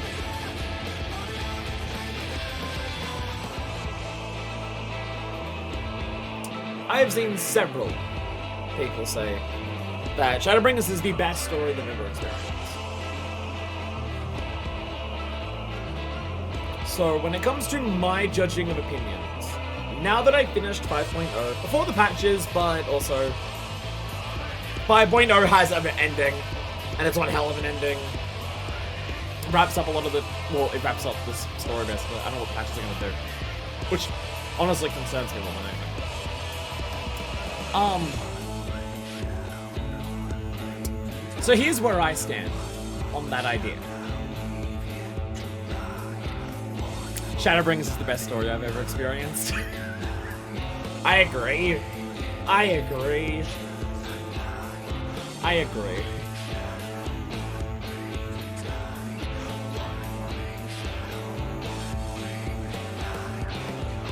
There's no story experience I've ever experienced, regardless of medium, that I have overall enjoyed and engaged with and gotten satisfaction from. Yeah, Shadowbringers wins. I've read some books that were better, but I don't think any video games were all over the top. But also other games that have 8 years of story foundations, it's kind of not a fair comparison. So I feel like, because of who I am, the fact that it's a video game over a book is what bumps it up higher. The fact that it's a game, not a book, bumps it up higher for me. Because the thing is, if I didn't care about who my character was, if playing this game for me didn't feel like I was living the life of Minifest, if playing through all the 14, and especially Shadowbringers, didn't feel like I was living the life of Minifest while I was playing it, I don't know if I would rate it that high. Obviously, it would still be really, really good, because I love the themes that it goes for, I love the character arcs it has for a lot of the characters, I like a lot of that. The way it pieces a lot of things together is very good.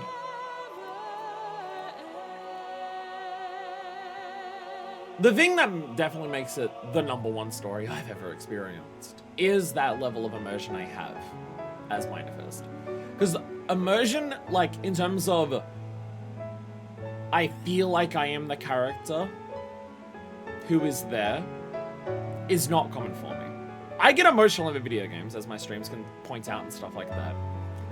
But pretty much every video game I've ever played, I always feel like an outside observer, and I'm observing the story. I'm watching the story unfold.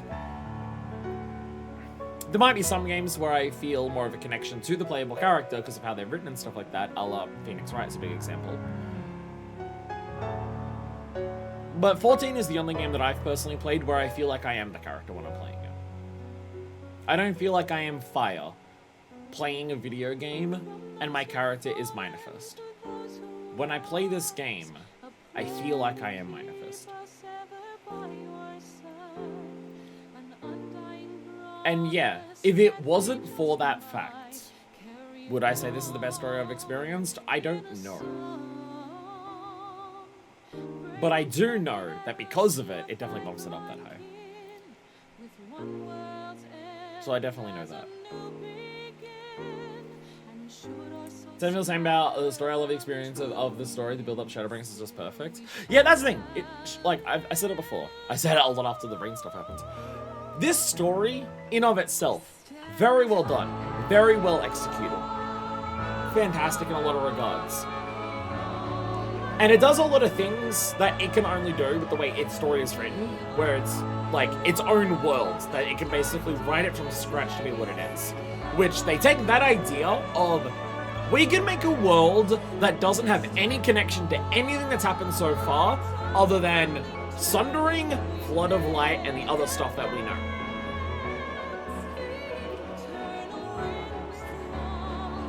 And they go as hard as possible as they can with the concept. They designed the entire world to feed into the narratives and the themes that the story is doing. It is a ridiculously complete experience where every aspect of it feels like it feeds into its core idea of what it wants to do. 14 in general ends up having a lot of bouncing around in terms of it's covering this and this and this and that and this and this and this and this. A lot of 14 jumps around to a lot of places because the whole idea is you're covering an entire world and a lot of stuff is happening, and I usually praise 14 for that. Sometimes the pacing of how it does that is a bit of an issue, but I appreciate that 14 is willing to explore the entire world, what would happen to the entire world with the various things that are happening, the fact that it's willing to go back to areas after their quote-unquote story is resolved to see but what happens afterwards.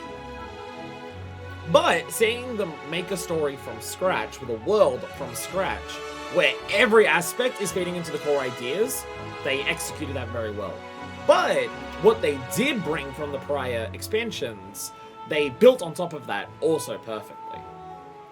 So it's the best of both worlds. It is an experience that can be crafted from the ground up to be about what it is about and wholly, entirely dedicate itself to that, while also being an experience that is able to fantastically build on top of all the prior stuff that has happened in this game with these characters and stuff like that.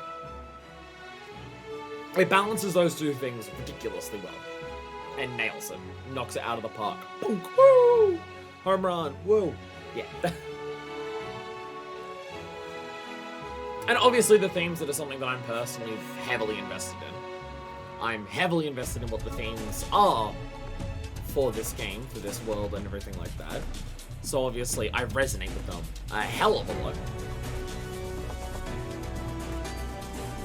And then you have Shadowbringers, which heavily leans into the themes of answers. Which is just honing in on what I personally want even harder. So there is a lot of that. There is a lot of that. Shadowbringers and Endwalker are the only games that have been close to crying or had me cry. I mean, I can definitely not say the same thing for me. That's definitely not true for me. But I don't think any game made me cry as much as Shadowbringers. Especially how many times I cried during Shadowbringers. Also, can we talk about how hype that ending is? Oh my god. Oh my god. Ardbert handing you the axe is peak video games. How'd you like Emma as a character by the end? Emma as a villain, I'm a big fan of. I like Emma as a villain. I just want to hold the ending on my wall. Last thing I posted in the Discord. Emmett as a villain, I think is done very, very effectively. He opposes the themes and ideas of your heroes so well.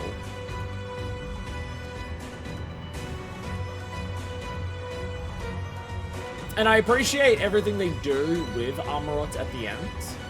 Because everything they do with Amarot at the end is basically applying the themes that your characters are doing and applying it to Emmett and his people himself.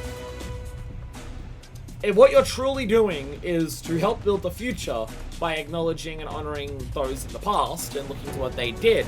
Then it makes sense to do the same thing with Emmett's world. And so doing that at the end is perfect. I mean, especially the final thing that Emmett says to you. That is a perfect way for Emmett to go out. The fact that after you beat him, that's the thing that he cares about. Remember us. Remember that we lived.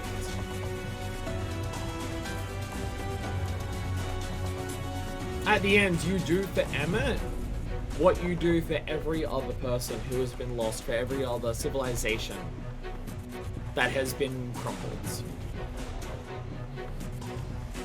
You honor who they were and look to them to help guide into the future.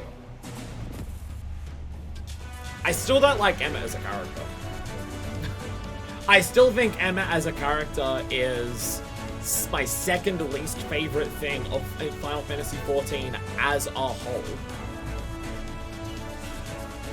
But my disconnect between Emma as a character and Emma as a villain is such a wide difference in like those two concepts to me that they're really hard to like gel into the same person.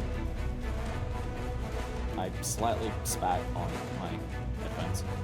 I may have yelled a lot at the end there. I may have yelled a lot towards the end there. I did a lot of yelling. I know that. I was hyped. What can I say?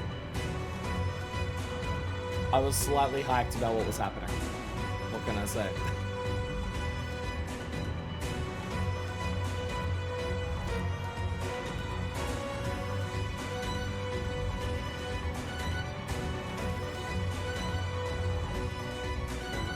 Yeah, again, Emmett the character and Emmett the villain are two different things to me. Emmett the villain is fantastic. Emmett the character sucks and I hate him. Not because he's a bad person, but because he's a bad character. They're such different things to me, though. In many ways, he was a vengeful ghost, just for the life he once, an existence he once had. See, the thing is... So I have two primary issues with Emmett Selk as a character. Not as a villain, as a character. One... Anything I like about the ending doesn't erase the fact that for like 2/3 of Shadowbringers, Emmett Silk's role in the story is to come in after every emotional cutscene and to sandbag it. That is not changed by anything the ending does. Emmett's job for 2/3 of Shadowbringers is still to come in and sandbag some of the most emotionally intense moments of Shadowbringers.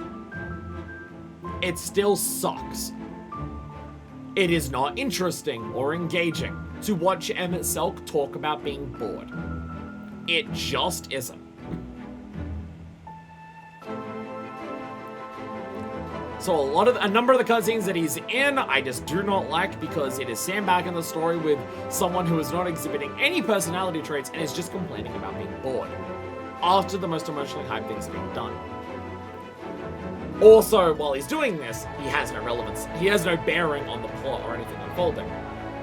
Because he doesn't do anything until, well, helping Stola, but he doesn't do anything until the very end. So he shows up, complains about how boring the story is, how he doesn't care for it, how he's bored, and then leaves. That still sucks, and I still hate it. My second issue with Emmett Selk as a character, they go way too hard on making him straight up evil. I feel like they want me to empathize with Emmett Selk. They want me to understand the tragedy that his world faced. They want me to understand the horrors that he has been through of having to labor so long to restore his people and everything like that. They want me to feel all of these things towards him. The problem is that at the same time, they also make him out to be the single most evil motherfucker in this game.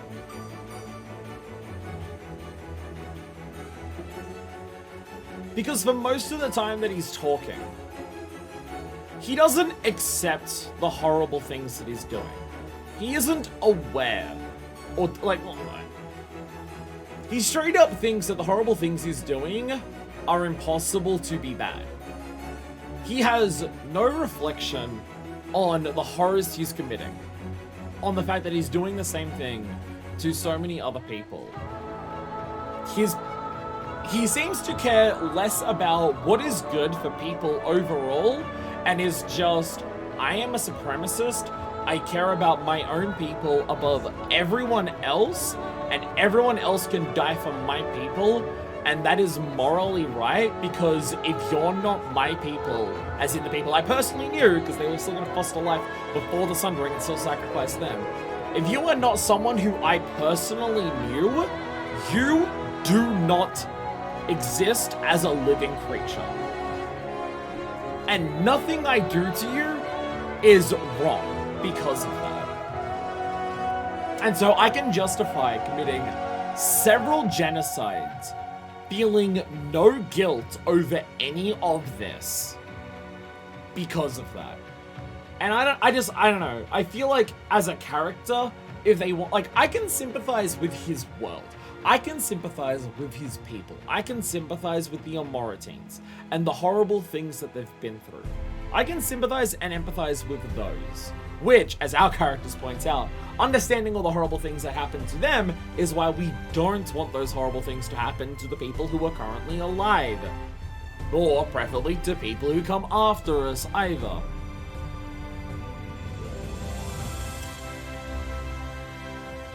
So I can empathize with a lot of, like, the things that happen to that world. To a lot of the horrible things the people of that world would have been thinking. But they go so hard on just being like, yeah, but Emmett is just actually evil, though. Like, sure, he may be sad because his people are dead and gone and stuff like that. But he is also just evil. Like, if he had any amount of fucking self-reflection, if he had anything of, I'm harboring a great burden and I'm committing great sins, but I believe it's for the overall good, despite the horrible things that I'm currently doing, I personally believe it's overall for the best. Then I could sympathize with him, empathize with him. I'd still very much disagree with him, but I can empathize and understand that he believes what he's doing is the best thing, and that he's willing to bear the weight of the horrible things he's doing in, like, service of what he believes is the right thing to do. But unfortunately, that's not who Emmett Silk is. Emmett Silk is just evil. He believes that the people that he personally knew are superior than everyone else who will ever exist, and that everyone else should just fucking die. So he is just evil. It's probably significant that even Hitler doesn't try to justify Emmett, just explain him and then give you encouragement. Yeah. Yeah.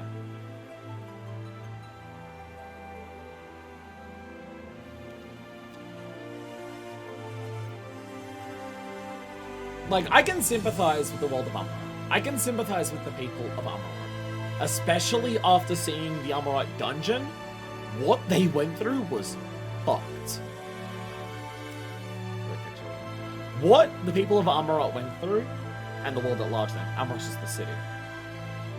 I don't know what to call them overall. Messians? I think they usually just say ancient beings. And the world, the people of that world didn't actually get a proper name. They're just ancient beings.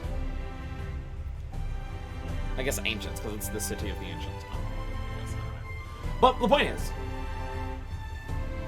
I can sympathize with what the ancients went through, especially after seeing the Amurot dungeon. What they went through was fucked. And I get why they summoned Zodiac. I get it. And honestly, given the level that it was fucked, I understand that second sacrifice. But the specific dividing conflict comes when that third sacrifice is going to happen. Because that third one isn't more people giving themselves up to improve things for those who are still here. It's that, oh my god. Oh my god, we get a photo of them all. Silver is still in this picture, by the way. Yellowbird's in the background, but Silver's still here. We thought we got to the end of this and we have learned nothing like that. By that point, they were tempered.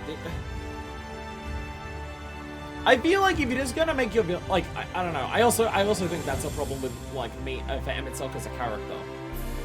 If the explanation of why doesn't Emmett Silk feel any guilt towards what he does? Why is Emmett Silk justified in his head this horrible fucked up opinion that means that he personally believes it's impossible for him to do wrong?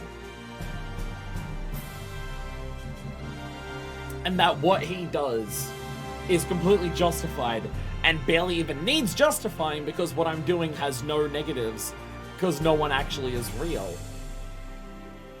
Like, if the explanation of why does Emmett think that way is because he's tempered, I don't know, I feel like that's really lackluster for a primary villain. Like, tempering in this world is usually used as a tragedy of what happens to people that you have to deal with. But it's usually not reserved for, like, the final bosses. Because if someone's tempered, then it's just like, oh, anything bad they do is just written off because they're tempered. So they're not even, like, doing it of their own free will. So again, if you want me to make me empathize with your final boss or see the tragedy in it, then just writing it so you can just say, oh, and anything bad that they do, they were compelled to do and they couldn't help it. I think it's just like a flimsy justification for how evil your final boss is. Again, Emmett Silk as a character, I have several gripes with how he's written. As I stand by my second least favorite part of literally the entirety of 14. It is only beaten now by Samurai 60-70.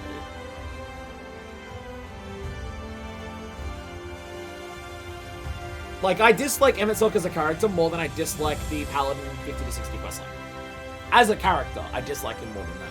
I have several gripes with how he's written and how he's used and what they have him do and how they justify and what they have him justify his, like, internal things are. I have almost exclusively problems with almost all of that, actually. I dislike almost all of how that is handled. Almost all of it I dislike. And I think the main reason I dislike it so much is just because of how good everything else is around it. And some of those moments where Emmett Silk shows up to do the horrible things that I don't like that he does as a character, and how he serves the story as a character in this, normally happen at the best moments of the expansion. But as a villain, he works perfectly as a villain. Which is why I think if he didn't show up so frequently from so early on in the expansion, I wouldn't have an issue with him as a character. If he showed up, like, if he was in the background talking and manipulating, then it would probably be fine.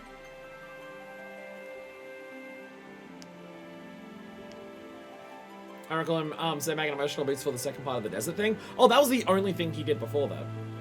The only thing he did before that was sandbag emotional moments. The first time he shows up, he sandbags emotional moments. You've helped the people of Ilmeg, and he just comes in and he's just like, what you're doing is boring and it sucks. Why are you doing it? I want to kill you all, but let's work together. I'm bored. Then you get to Raktika, and literally most of his dialogue in Raktika is, I'm bored. This is boring. What you're doing is boring. The plots that are unfolding before me are boring, and the story is boring, and the characters are boring. And that's all he does in Raktika. And it sucks, and it's so bad. It's so bad. It's so bad. Even when you're in Amarang. The first thing he does when he shows up to Graha is, I'm bored of this story. This story is boring and uninteresting to me. Let me explain it to you, how bored and uninterested I am in this story. Like, after the scene with, like, Rain having, like, an emotional breakdown.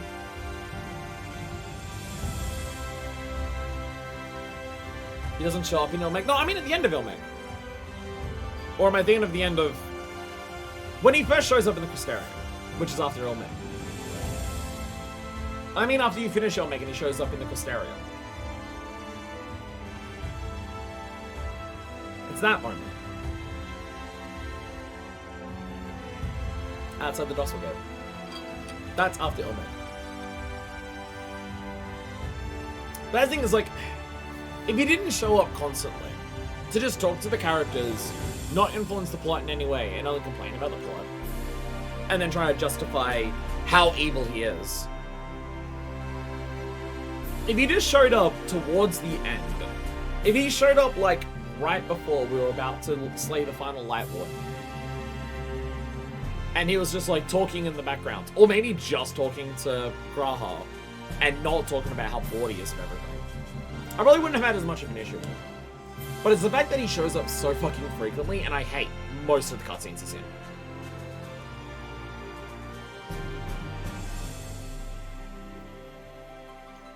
So, yeah. Like, most of the cutscenes he's in, I hate his presence in. And there's a couple where he's just, like, trying to extract information out of people in a way that is kind of interesting. But doesn't match anything about how interesting he was in the patches of Stormblood. Which, I understand he's not going to act the same way to them as he will to the characters here. Because Varus is a particularly fun, like, thing to fuck with. So I get that. But again, as a villain, in terms of what he represents for the heroes to overcome, what his, like, themes are of what he believes in and what he does compared to what you're doing, what you need to do to overcome that, and everything like that. Again, as a villain, I like him a lot. As a character, I fucking hate him. And I think he's poorly written. Like, straight up, I just think he's poorly written as a character. Like, just straight up bad writing. But, so, from what I'm understanding, that is a problem I have with Ishikawa as a writer. I do not like how Ishikawa writes her villains. From what I'm understanding so far, that's what I'm understanding. Because I also do not like Dark Knight 30 to 50. I also do not like Dark Knight 30 to 50. Well, sorry, 35 to 50. Dark Knight 30 is a different questline to 35 to 50. Because you have two main questlines there. You've got Dark Knight 35 to 50, and then you've got Dark Knight 30 and 50 to 60 as part of one questline. Because the Dark Knight questline was fucked up when it was written and made poorly.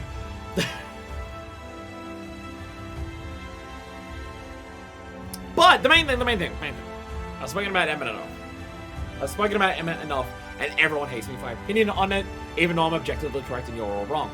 See? I like Emmett. Nah, like, if you like him, I get why certain people will like him talking about being bored? No. I get why certain people will like the things that I don't like about him in terms of the way that he acts, but I'm still gonna stand by and think that he's poorly written in terms of a character. Because he is written to be the most evil motherfucker who has ever existed, and you're meant to sympathize with him because he's a bit sad. And I just think the way that is handled is very bad. I just think it's straight up poorly done. But, beyond that, the way that this... There was a amount of fan fiction shoving him with a wall, I'll leave it at that. I will not say my opinions on that. I will not say my opinions on that. But, outside of Emmett, what this expansion does for the Scions, what this expansion does for the First, and the various civilizations that exist across the First, what this expansion does for the people of another timeline, what this expansion does for the Warrior of Light, is all absolutely masterful. And outside of like certain slight gripes of like, it's weird that we just stole that artifact to show to the people of Fanel, and why is this the excuse for why we need to do role quests before we continue the MSQ? Outside of like the tiniest gripes to do with all of that, fucking perfection all around. Fucking perfection all around. This expansion fleshes out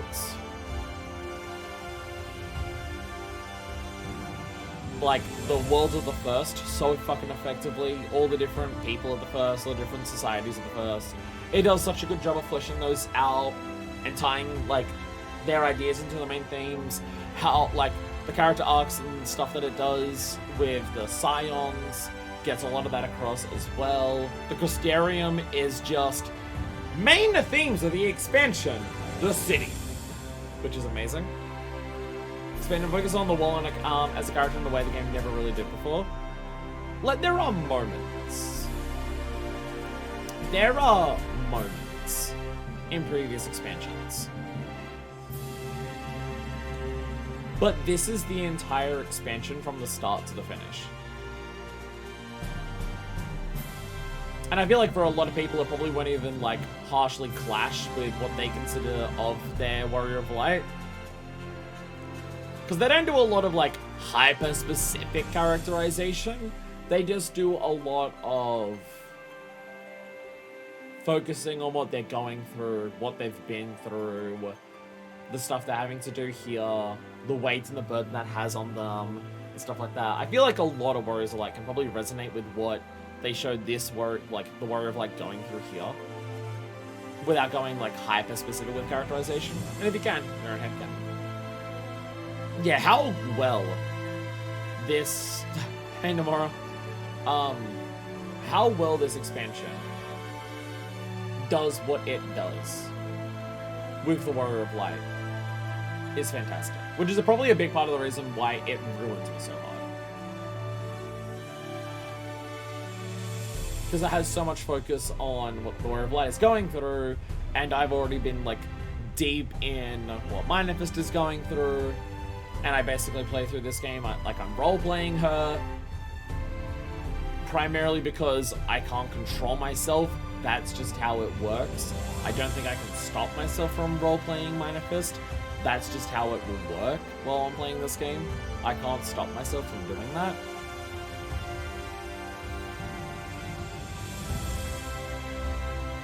I mean, especially this final stream. The amount of focus it has on how fucked this is for the Warrior of Light and what they would be feeling in terms of like letting down so many people and like the horrors that they've had to face and shit like that.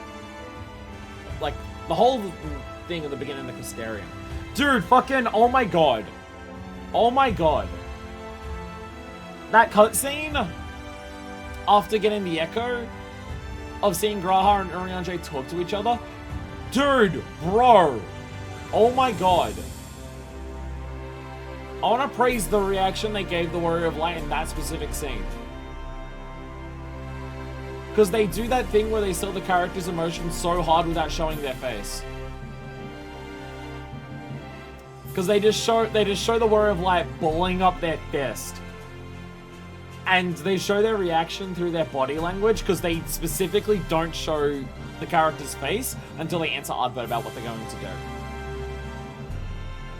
Like, they do that with other characters in this game of it sells the emotion more to not see their face. 2019, I'm slightly behind. Ishida. I'm slightly behind. Like, they do that with Alice at the end there. Before you're about to leave. When Alice is talking about how much they've all failed you because they can't find a cure. They have that moment where they show her face, like, from below the face, balling up her fist. And, like, getting ready. First time I've actually sat through the whole credits. I had a lot to say. Had a lot to say.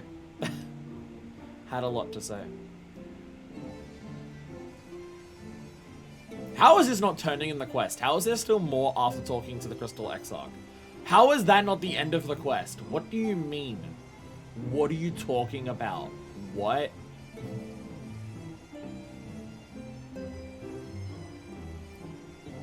Nine-hour stream, Pog. Once we hit Amurite and it was like 4 or 5 hours in, I knew it was going to be a fucking long one, but that's fine. But, overall, Shadowbringers good. Overall, Shadowbringers good. Also, one, holy shit, am I glad that I glammed this axe onto my warrior glam before we started this. Because I did that because I was planning on playing through the role quest as warrior because I didn't want to play paladin. But then I was convinced to do paladin anyways. That worked out very well.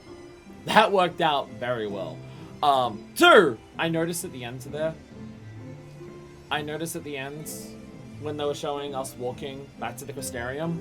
Dude, when they showed Ardbert's soul there, his axe didn't have the blood on it anymore. Ardbert's axe didn't have the blood on it anymore at the end there. Because the blood on his hands for what happens with the cause of the flood is gone now.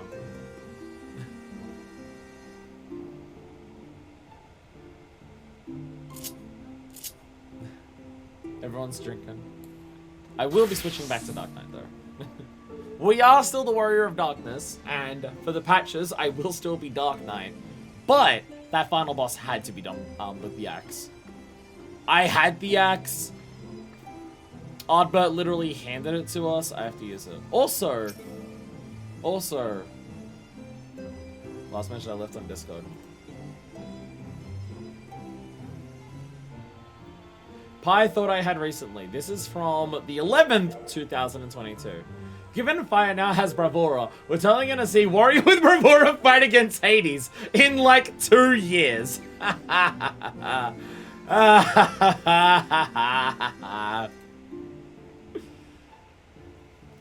if I give a true name to Emmett? Look, what I will say is that for the first time in a long ass time, Minor Fist is closer. Minor Fist is closer to going back to Gunbreaker than she has ever been. But that moment did not feel appropriate. Like, I know he said reveal our true faces to one another. I know he said that, right? But it would feel like a bit of a dick move to do that immediately after we fused with Ardbert. Go by you're not just paying attention to the months, then yeah, 2 years. Pay attention to the months and it's a month and a year and 3 months, but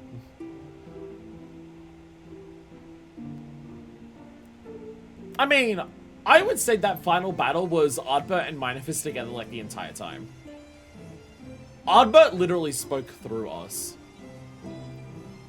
Ardbert literally spoke through us.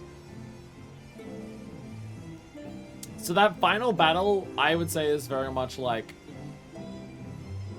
if Emmett asks for... I also feel like Emmett asking for our true face is asking us to tell, like, to admit who we are. as one of the ancients. I feel like that's Emmett trying to ask us to admit who we are as one of the ancients. Because he's already hinted at viewing us as that person instead of who we are already. I mean, that line is going to stick in Minef's brain. That line is going to stick in Minef's brain a fair bit. And given that this was a decisive win, Oddfist the badass warrior. There was a mage back then, so I couldn't use the axe. It was interesting to see someone wearing it. I locked into it. Mainly because I wanted to do role quests as warrior, but no one would let me. So I played paladin. But I still had the axe. Which worked out ridiculously well. But yeah, given that we just had like a decisive win, all of the doubts that Minefus had about themselves, in terms of, I can't be the hero, I can't save these people, people are asking me to save 2 worlds by doing these actions here, that's not who I am, and all of the doubts that came after, you know, Mount Golg and everything like that. Having this, where it's just like, literally everyone believes in you. People across time and space believe in you. They believe in you because of who you are. Like, even in the depth, even like in the timeline where she's at the biggest depths of, I am a failure, and I am an instrument of death, a being of pure violence. Even then, when I died, everyone still believed in me. All of that, and then having this decisive win, we get Graha back, we defeat Emmett Selk, and we save the First, because we literally used up all of the light. This would be a big step into Minefus believing that she can be who she wants to be. It's not right just yet. It doesn't take a singular moment is not enough. And also, that singular moment, I feel like it would have been just being like, ignoring what Ardbert did at the end there. The thought went through my brain. The moment I saw him say reveal our true faces to one another, the thought went through my brain. But it didn't feel right. It felt more appropriate to go for the warrior. But Minefus is definitely closer to embracing who they are more than they have been since the end of ARR. They're not there yet, but they're definitely at the closest they've ever been since ARR. So it is a big deal for them. It is a big deal for them. I knew the Knights Blessed were among the revelers. But the Crystarium was so crowded, I thought it's safe to speak my true name. Poor Runa and Izuk were gripped with panic. As you may recall, discussed me not to reveal one's true name outside of family and ceremony. Hey! That's like me, but I still don't tell it to anyone now. Yeah, when I heard to explain that all present were like family, I was greeted with an outpouring of tears. An emotional people, the blessed. But seem I don't know my own limits. I thought to push on till dawn, but my body had other plans. Still, I enjoy the carousing while it lasted. Even I need to forget my cares every now and then. What I don't need is to wake up to Alvin smoking at my bedside. He said my face was a rare sight while I slept. Gods, I hope I wasn't drooling. They were getting absolute fucking shit first, oh my god. So seeing the city celebrated long into the night. Not that I would know. As embarrassing it is to admit, I woke by myself in the infirmary, having apparently collapsed from exhaustion. That was from me swimming. So we went on an absolute rage after we got back. Oh, we got fucking shit-faced. We got fucking hammered. We got fucked.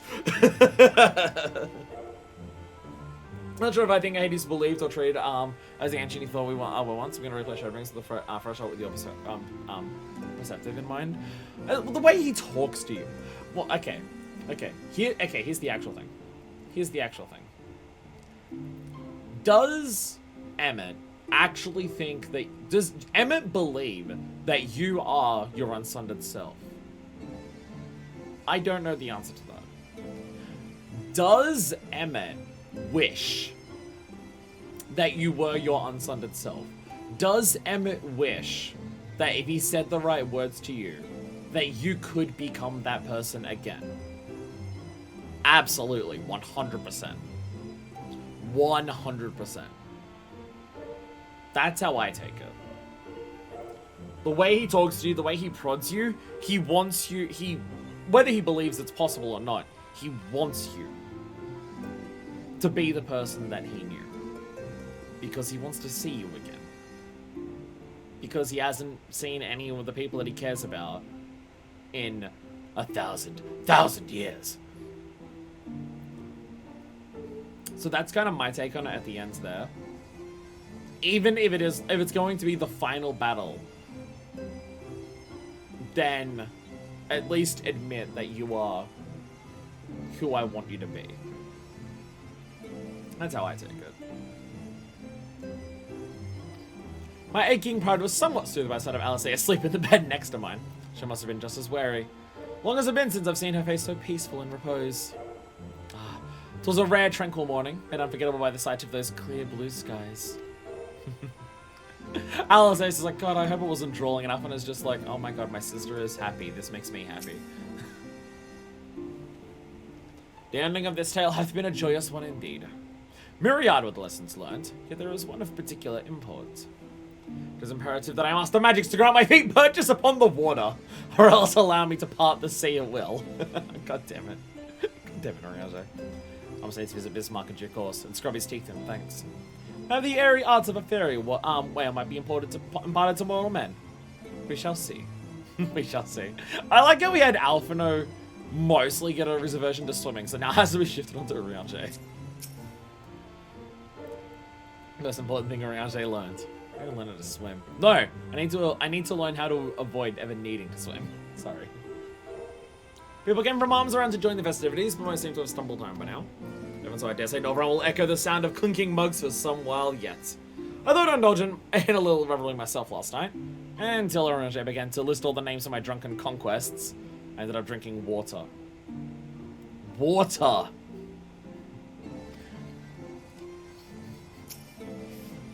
Oriange started telling my daughter about the list of people that I fucked, and it was just too awkward. But I had to drink, water. I'm shocked they didn't kill me. Oh, so Blight, are you well? No ill aftereffects? To my eyes, you seem completely healed. It really is a miracle. Speaking of happy surprises, I was about to see the crowd that created our return. I didn't realize just how many people we'd met along the way. And did you see their smiles? Right then and there, I vowed to do whatever I could to keep that joy from fading. How do you know all the names? Hi, Gra. But okay, I gotta do this because I don't have a chance to. Graha! Graha's back! Graha's back. Look how fucking hot he is. See, Minifus is now saying that too. Motherfucker! Motherfucker! Just to like really double, triple, dipple, fipple down on how much Minifus would have a crush on you. Motherfucker has inverse hair compared to Minifus now. Motherfucker now has grey tips to inverse Minifus grey with red tips. Motherfucker. Motherfucker. How dare you? How dare you? Especially Graha's front.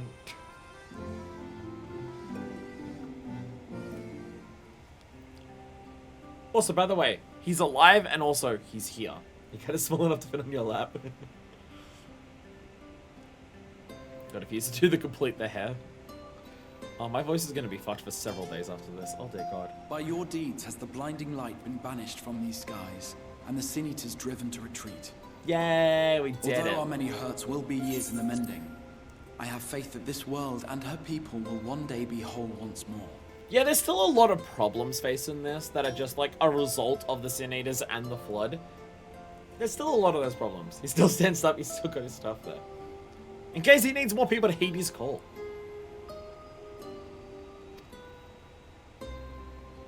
With no rejoining in prospect, the Source need no longer fear the coming of an 8th umbral calamity. Fuck yeah. And you're still here. Though war is still a problem. They still want to use Black Rose, so it is still a problem that we're gonna have to do something about. And with that triumph, the future from which you came will no longer come to pass. Yet here you still stand. So the question is, did we just secretly not avoid it? Or is that assumption that you would disappear wrong and multiple timelines can exist at once. Because no one actually confirms that they can't. So I do. I wonder if that other age continues onward somehow, cut adrift from time's flow. Or have I simply etched myself a place upon this new block of history? Either way, this is an unexpected development. I was expecting to be Back to the Future. He really was. Which is probably why he was okay. Like, it probably helped him be super okay with taking the light and dying. Because it's just like, no matter what happens, I'm going to be dead, so... What, you think I know how time travel works? Just because I traveled like 100 years into the past or so. Sorry, like 300 I think, actually, it works out to be. Just because I did that doesn't mean I know how it actually works. We have one example to pry from, and that is Alexander, who specifically created a closed loop, which doesn't help us. As the summoner of your souls, my death was meant to release you back to your world. Yet I am very much alive, and you are still stuck here in the first. If we can find a way to get here, we can find a way to go back.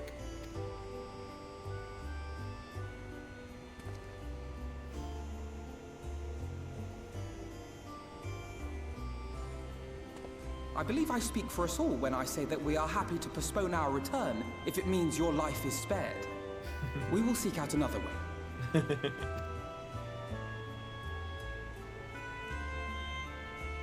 Besides, I never had any intention of rushing home. There are people here I still need to thank, and this means I might actually have time to do so. Plus, I, like, have a boyfriend here.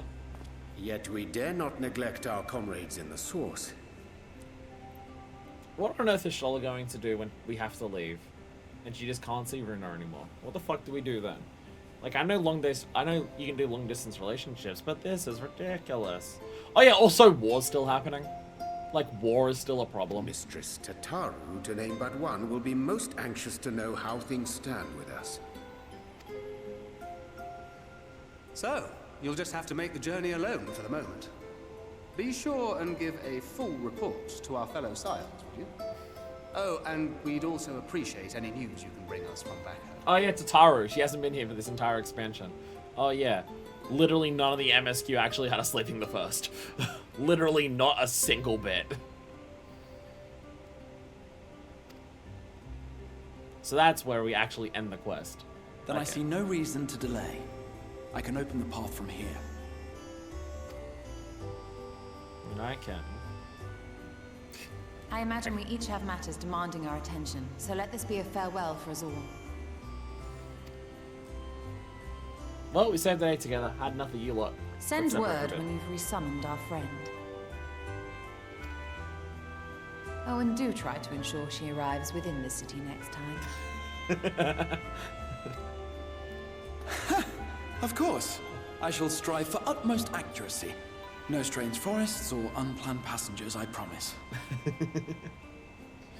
I should start. I'll take chance of it since the attack in Lakeland.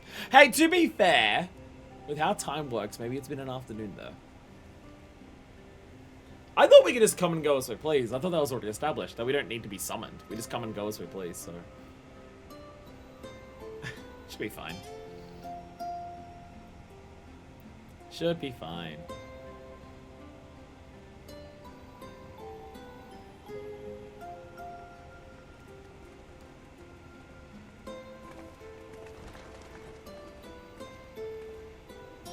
I'm a little relieved, to be honest. I would have been terribly lonely if everyone had suddenly disappeared. Especially my dad. And my other dad.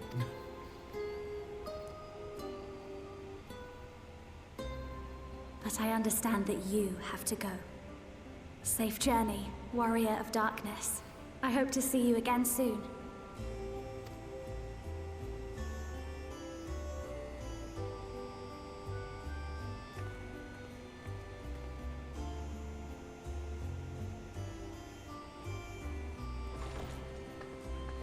Just a moment while I attune the portal.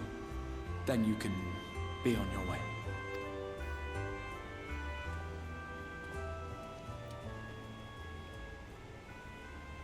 Does Minifist confess their feelings boy, now? many long years ago, while they're alone. I yearn to stand tall as the heroes of Eld. But like a fool seeking to pluck the stars from the heavens, my every attempt to reprise their deeds fell short. Until now, come on, bro. And then one day, an all but forgotten dream from my youth stood before me in the flesh.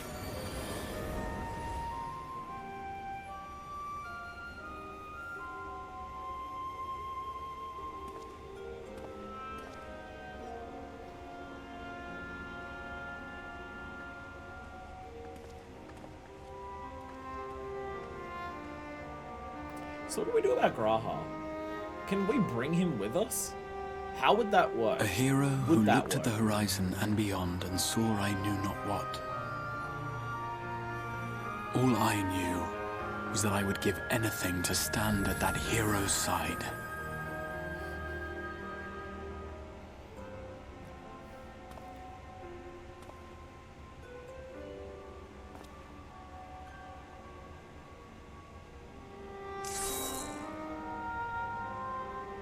I guess he can't go through it. Would that it was so easy.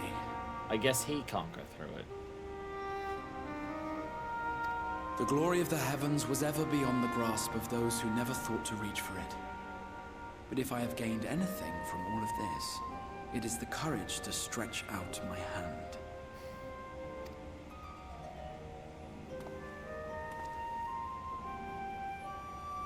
Do you hear me, Grahatia? This is no time for sleeping. Okay, that's the plan.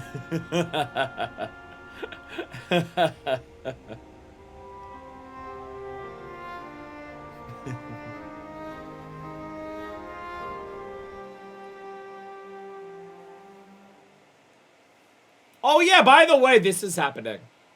By the way, this is happening. This is going on.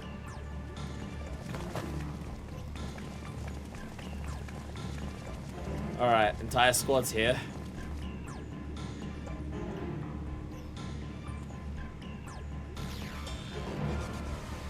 That's a lot of dead people. Probably Xenos.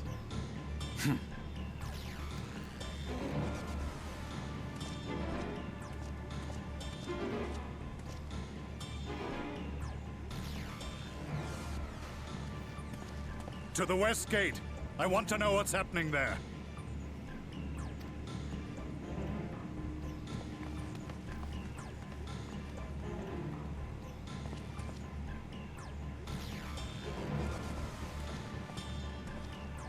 Same as the others, struck down with a single blow. An unfortunate day to draw guard duty. Jesus Christ, Estinian. Jesus Christ, Estinian. Attacked much? Forgive me. These were your people. It is still weird that we're just, like, teaming up with Gaius. Like, Gaius hasn't had a redemption arc, because he's not trying to justify the horrible things that he's done. But it is interesting that he's just, like, helping us, despite conquesting several nations. But if we're talking about people who believed in their cause, and then it turned out what they were doing was kind of just wanton slaughter and murder, and a lot of the things that they did were actually horrible things, well, let's just say it's appropriate that he's teaming up with Estinian. The man who was the Azure Dragoon until he realized that the dragons were not the fucking problem. So, makes sense that these two would team up. But you don't think Estinian has tax. I do see the other message, don't you? We took advantage of this slaughter to slip into the palace. 'Tis not for me to grieve them.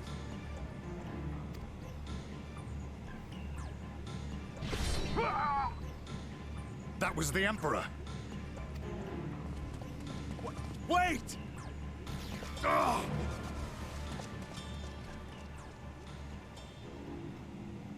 Oh, we're just trying to build this and working together. Your Radiance!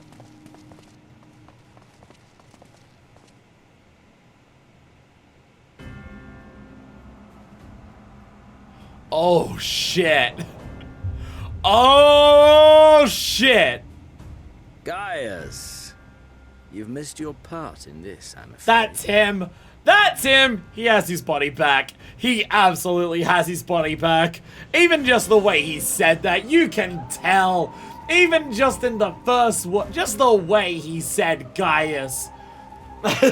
Just the way he said the word Gaius, you can tell that it's actually him. He's actually back.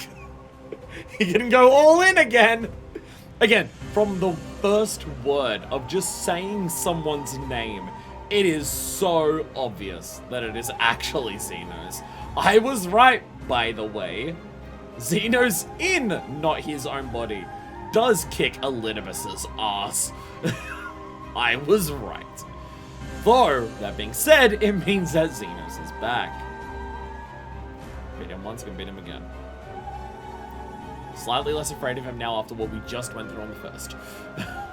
A little less afraid of him now. Though he will probably still do bad things, so it is still a concern.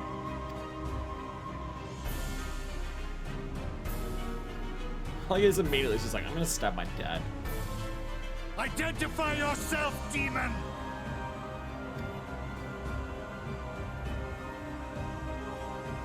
You were hoping for the Ascian. Oh god, it is so The incredible. Craven shed this skin and fled, rather than face me.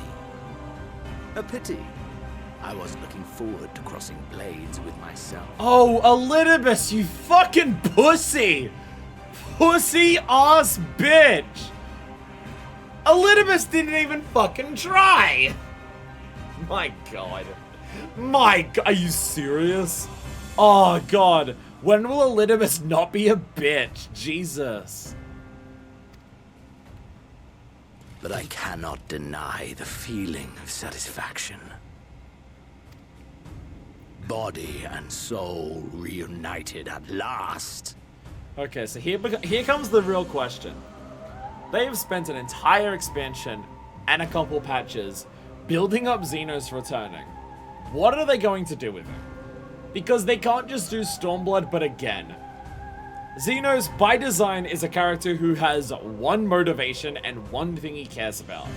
And we already did that plotline and character arc with him in Stormblood. Him being back is interesting, but what are they going to do with him? Because they can't just repeat Stormblood, because that would be lame. But I also have no idea what the fuck else you do with this character. I'm intrigued! I'm not immediately doubtful. I just personally have no idea. What now? The game continues, but the pieces have changed. Only if we trust in a Paragon's words. A mistake I do not intend to repeat. Alright guys, it's still gonna staunch up. Gaius! It's been stopped, Jesus. He speaks the truth. Again, I appreciate that he immediately just was like, I'm gonna stab my dad. Elidibus is gone. Tore a hole into the rift.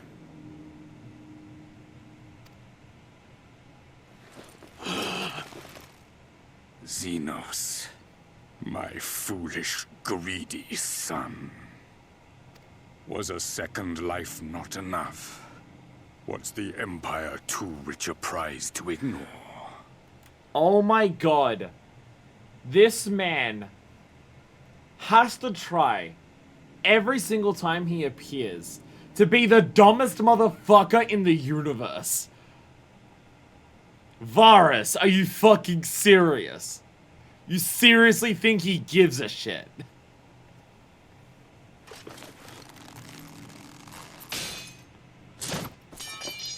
True freedom for our nation, our people, will never be won by a spoiled prince. So fucking stupid. The burden of this throne is beyond you. Oh my god, Varus, you are so Man doesn't know his son.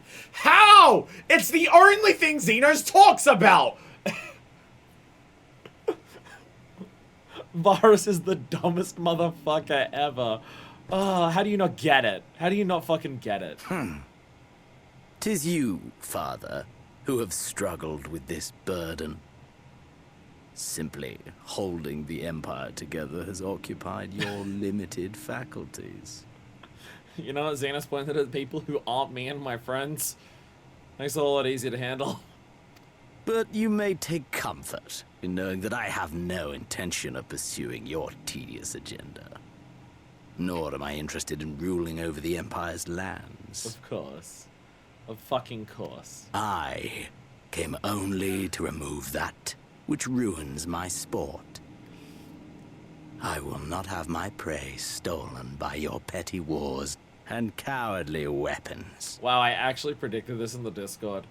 I actually said in the Discord that I'm just like, if Xenos just teams up with the Empire and that's Endwalker, that's boring and stupid and makes no sense. Even Endwalker, Xenos fights the Empire because they tried to kill Minifist by using poison gas, then that is the most in-character shit for Xenos ever. And oh my god, I was right. I'm here to kill you because what you're trying to do is gonna kill Minifist without me getting to fight her, and I need a second dose of they them pussy. Get the fuck out of my way.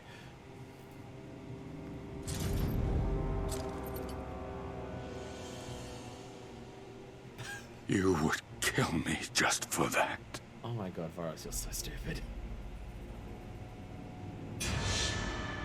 I need no other reason. Any and all who interfere with my hunt will not do so twice! RIP in piss, bozo! Oh, get the fuck out of here! I know it was done by Xenos, and that is still a problem, but get the fuck out of here, Varus! I heard fucking the piss, rip in so piss! dark and idling. Even the will of this star is but a construct of our own making. Okay, yeah, Xenos is just like, hey, you know that whole thing I said about how life is meaningless? Yeah, even the star itself is just something that we decided. We shall gorge upon their strength, and then, my friend, our contest shall begin anew. Oh, okay, so that's his plan. Oh, so that's his plan. Oh. Shinryu as a primal wasn't enough. Oh, okay. Okay, that's a problem. That's bad. Xenos!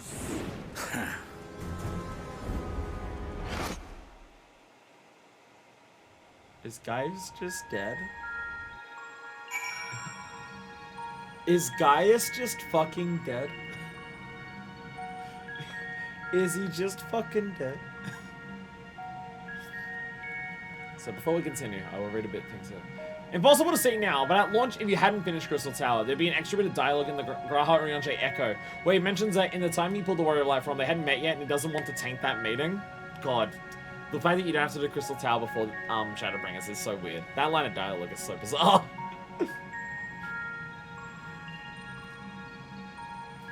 I'm a Xenos like he's a nice refresher because he wants to fight you and will do anything for it. No, I like Xenos. I like Xenos. I think how Xenos was done in Stormblood was fucking phenomenal. It's more so just, if they just do, if he just does the same thing that he did in Stormblood again, it will be boring, because we've already seen it. That's the thing. Xenos is, by design, a one-track character. Kind of. He has other elements to him, in terms of how he views the world and how he views other things and stuff like that. But pretty much every part of his personality comes down to, there is one thing he cares about, and that is fighting and experiencing the thrill and enjoyment of life by fighting someone. It's the only time that he could ever enjoy life, is by fighting someone who actually is a challenge for him. And any other aspects of his personality are just things that reinforce that, or that idea changing how he views other people, like how he views cowards as not people who run away from a fight to survive, but people who don't fight in the first place. You know, stuff like that.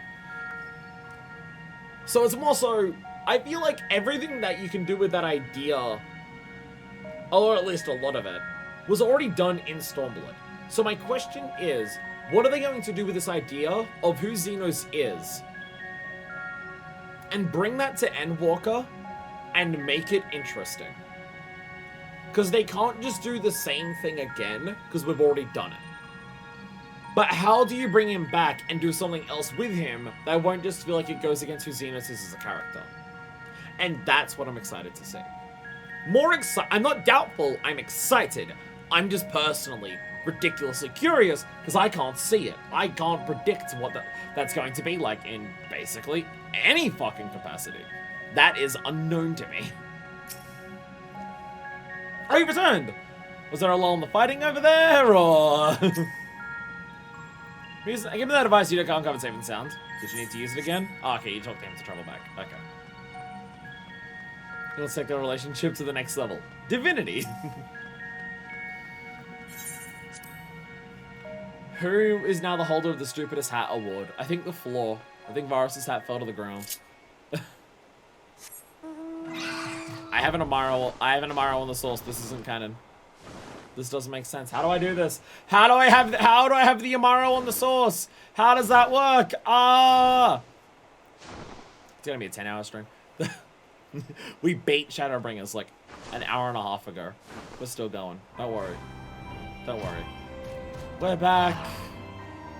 We're back on the source. It almost feels weird to be back here. It almost feels weird.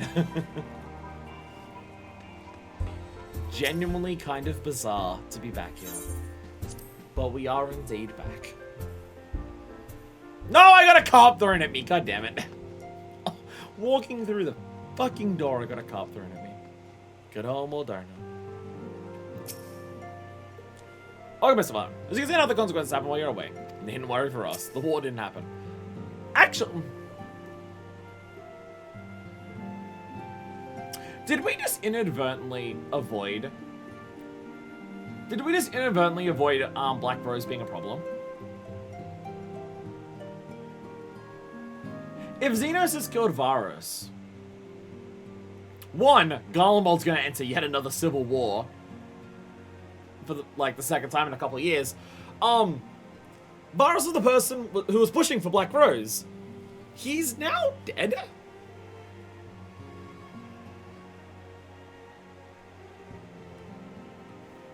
Yeah, Varus is the one to use it. Okay, so here's the... Okay. So... How come Xenos killed Varus in this timeline, but not in the failed one? What about the events there changed enough that Xenos wouldn't have killed Varus?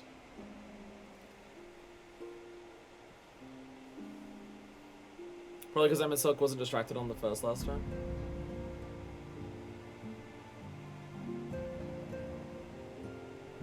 Yeah, because Emmett Silk was there for a long time. On the source, there was interest there in Emmett too. Yeah. Yeah, I guess... Yeah, because Xenos wants to fight us. Our death could be a big part of it, depending on when it happens. Likely because Black Rose was used sooner. I guess, yeah, if we were on the front lines of the war may have amplified and... Yeah. It could be possible us being on the front lines could have actually accelerated the process that they tried to use Black Rose. It is possible.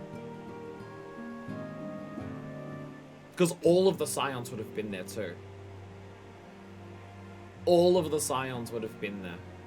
Also possibility, because we didn't pass out mid-fight with Elidibus Xenos and got yanked out by Senior, Xenos might have actually caught up with us there. True. Yeah, there is also that, yeah. Yeah. Yeah, I guess, yeah, because it isn't just us not being there. There's also, like, all of those things that happen. I guess, yeah.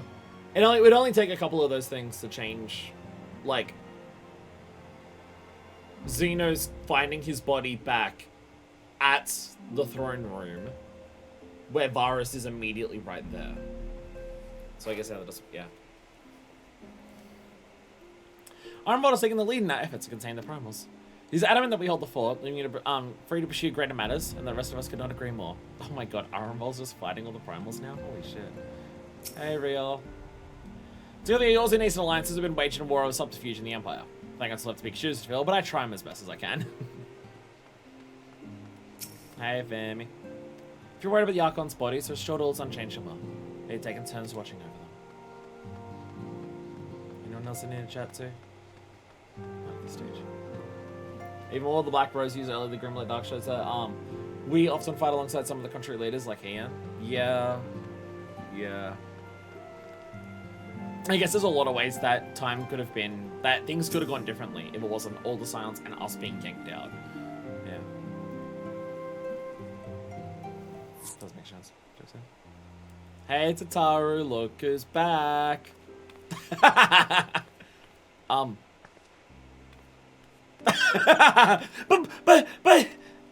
who's the black one? Is it really you? Hi. What's up? But how? When? We didn't think you'd be back for ages. Time moves in mysterious ways. It's been like an afternoon for them. Watch it be an afternoon for them here. Right, so it does.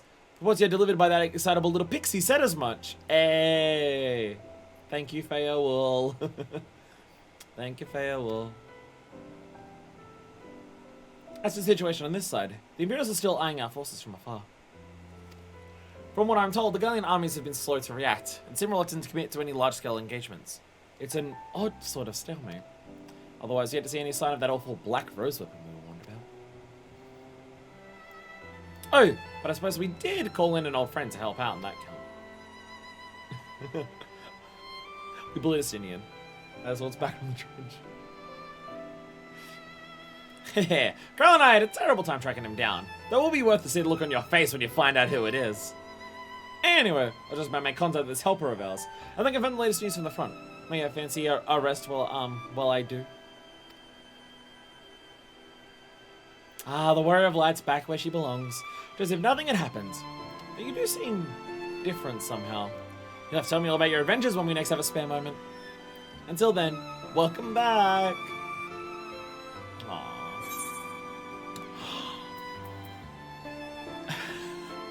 The future is where his destiny awaits. Wind up, Grahatia! Tomorrow and Tomorrow Orchestra Unroll. That's the song that was at the end there. And also during the other moment with that. Wind up, Grahatia! And with that, expansion. And the big fat is up. God damn it. You know what cutscenes? Elidibus on the moon, he's carrying his harpoon, he's super pissed that Demetel's dead, and none of the other Lodron brothers all left. No humans left, no one else here? Aww. Sorry, you seem like you're more of an 8 over 13 instead of the 713 you were when you left. Yeah, can we, sorry, I've meant to talk about that for so many times. So, Oddbert's not dead. Oddbert isn't dead. But we can't talk to him anymore. Like, Oddbert and Minor First willingly rejoined.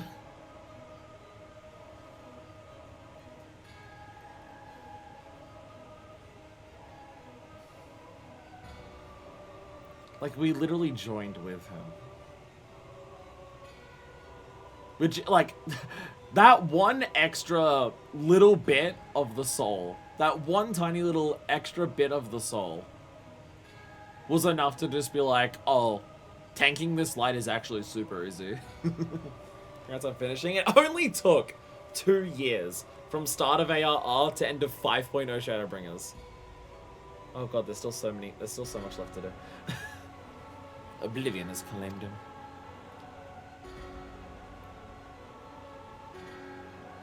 Emmet Sulk, gone. La Habrea, gone. I alone remain, the last of the unbroken. Once more, I am moved to reevaluate the potential of these tattered souls. Ah, Xenos. Never did I dream you could overpower me so completely, possessed as I was of your body, in all its uncanny strength. Okay, yeah, no, yeah, just, yeah, straight up. Yeah, straight up. And now that I have shared with you the truth of this world and its reflections, who can predict how events will unfold? Not I. So Elidibus did that on purpose. Elidibus told Xenos about this stuff to fuck with him on purpose, because that'll cause more chaos, which helps rejoinings.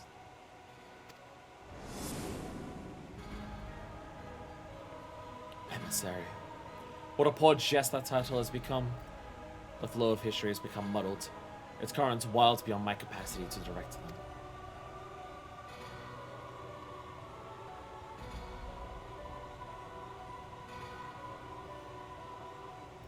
You have wrested the advantage, Heidelin. The thieving hands of your disciples tighten their grip on our star. The origin of this world remained hidden and its inhabitants ignorant of their broken existence, just as you and your creators desired. Nah, like, we just learned about that stuff, and the whole idea is that we're going to tell people about that. Also, we've known about, like, the reflections for a while. Also, Emmett Selk literally told us, remember that we lived. They celebrate the gift of imperfect life, uncaring, unknowing as we weaken and fade.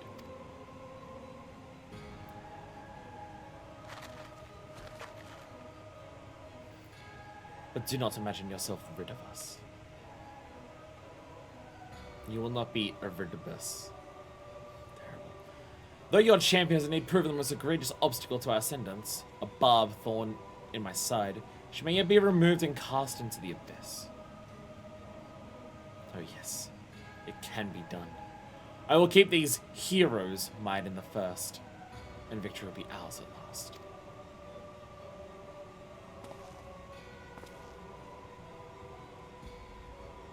Or is it darkness now, are they? Then their fate is decided. Is Elidibus gonna be the Patches? Is Elidibus gonna be the Patches?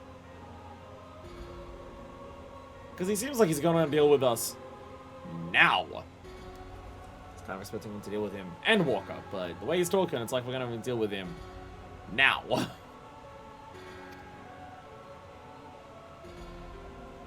They shall meet the same end as those who came before. Death at the hands of warriors of light. Oh god, what the fuck is he planning? Oh, what the fuck is he planning? Well, that Twitch is like trying and showing me ads for failing. That's locking my video plays, so I can't make it bigger or smaller. Other stuff with it. Still play stream though. What is happening? Take your total little workday's getting fucking wild this year. It seems you were right. Yes, there is something out there.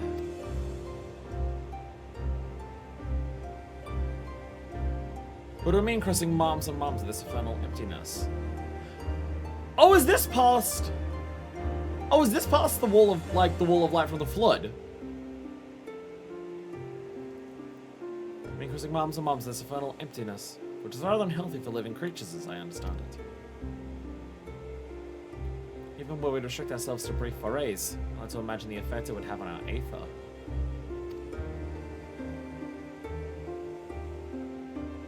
Still want to go, don't you? We may have saved the world, but we haven't reclaimed it. Or is this the Patches? Ah, when you put it that way.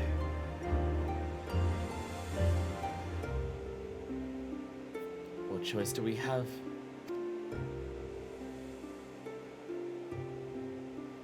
Are you planning on restoring this shit? Well, of course I'm going with you. That's what family is for, isn't it?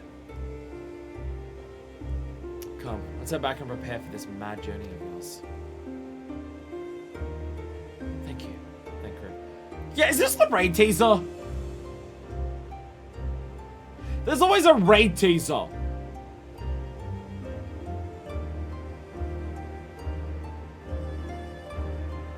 Tad could confirm that the man himself. One of these scenes is a taste for the ape, man. I am confused. I'm off the rest. It has been nearly 10 hours. Understandable. Understandable. Thank you for joining me in an epic final fight.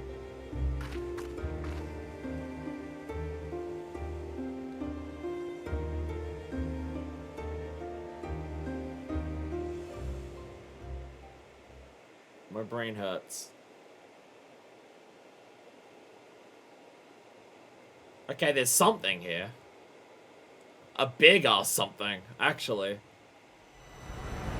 Though blazing skies give way to gentle night, what hands can end the war of dark and light? Trust parties unlocked. What? By completing the main scenario quest Shadowbringers, you have unlocked the Trust system. Trust allows you to repeat previously completed main scenario dungeons with a party of NPC avatars, who will gain XP and level up in accordance with their duty participation. To bring up the interface, select Trust under duty from the main menu. For information, please refer to the help found within... What? Furthermore, bolstered by experiences in the first, you're now able to accept new quests from job-related NPCs in the source. Hey! Job quests are now available. Reach level 18 given job, complete the relevant level 71, complete the associated role quest line. Oh god, so many of those have appeared. In addition, quests to unlock new content now become available in the Crystarium. Rest well, Warrior of Light and Darkness. The 2 worlds of adventure await your return. Shadowbringers. Is the title Shadowbringer? Shadowbringer! Let's fucking go! So when you can play the dungeons with any characters, even characters who are not around for the actual part of the story. Oh. Oh. Stars above. One very last thing to do before ending. Go back and talk to Graha in the tower. You can only do this when we're starting the next MSQ. I will do it now. I will do it now. I also have a Graha TM minion. Which I have to pull out immediately. I've not had a minion out all day, but I have to pull out Graha TM. In order to fund the expedition to the Circus Trench, Jotaro created this series of automaton, modeled upon a certain Archon, whose tales of whom she heard from Rambrers. I'd say get Stoller and Don Meg. Oh, fair. Fair. I can't summon minions here? Okay. I will leave. I will leave. I will run away then. I'm out of here. Bye. That was in. There we go. Ta-da! Graha, Graha, Graha, Graha. I manga studied for 2 lifetimes and I learned half an hour. What do you know? This is Graha before he even had the second red eye. It's Graha before. I see you this time. I see you right there. I saw you that time. I saw you that time. Alright. And immediately back to the first. And immediately back to the first. I mean, we've got to go to bed. We've got to go to bed as well. Whereabouts is the transport point from here? I actually forget. Is it here? Is it the ferryman? I forget. Yeah, it is. Yeah. Here we go. Alright, back to the first! I've been here for a second! We did our best and got to like 50% or so. Aww.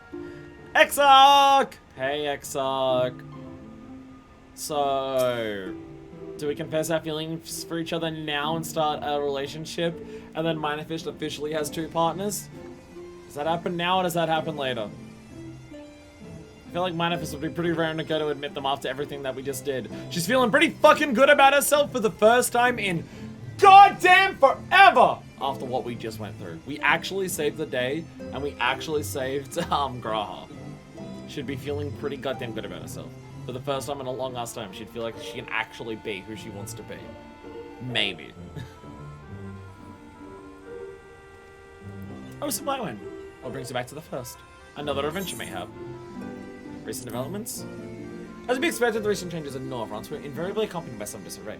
But the people have embraced the night with joy on their hearts, and they go about rebuilding their lives with optimism. You want to take around that crystal? I mean, what? Alright, your crystal tower. Of all signs of each return to whence that all began for them, lend a helping hand during this period of transition. Alvin in your miles at the end of Journey's Head, and Stoll is with the Knights Blessed. I think I'm going to continue to be guests at the Crystarium, but of late they often revealed on some matter or other. I instructed to summon everyone hither should you return, but busy as they all appear to be, perhaps the reunion can wait a little longer. Rest assured I continue searching for a way to deliver your comrades home, so please, take your ease and enjoy some time to yourself. Show him wind up Graha! Show him wind up Graha!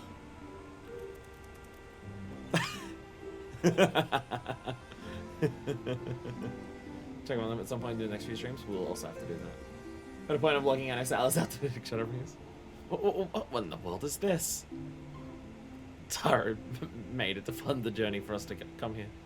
A gift from Tataru, you say? A moment inspired by a certain Archon, created to fund the expedition to the Circus Trench. Passing strange. Never had the pleasure of meeting Tataru. That being the case, I can only assume the idea for the subject matter came from another. Could it be Master Galoff? Or Krau, perhaps? No, wait, Rambros. Must be Rambros. I am so excited for when Kryl and Graha get to meet again. Because they are close. They're both students of Baldessian. But they're close enough that Kryl refers to him as Raha. We learned that in Eureka. So I'm excited to see those two get to interact again. And Mosey's like, nah, Rambros is the one who made the dolls. Behind his somber countenance, there hides a playful streak. I confess he is grinning as he imagines how I'd react should I stumble into this mammoth sometime in the future. To be told, I know not how I feel when I behold it. But if nothing else, it tells me that they are well. Rambros and everyone. And for that I am glad. Should I go away to go talk to Galoff and the rest of the... Oh yeah, he said Galoff, didn't he? Oh yeah, he said Galoff. Oh yeah, he has no idea. Oh fucking goddamn it. Oh yeah, he said Galoff. Right, he locked himself in the tower before realizing what happened to the islands.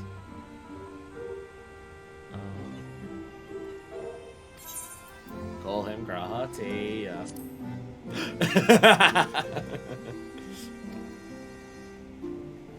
How strange that name rings to the ears.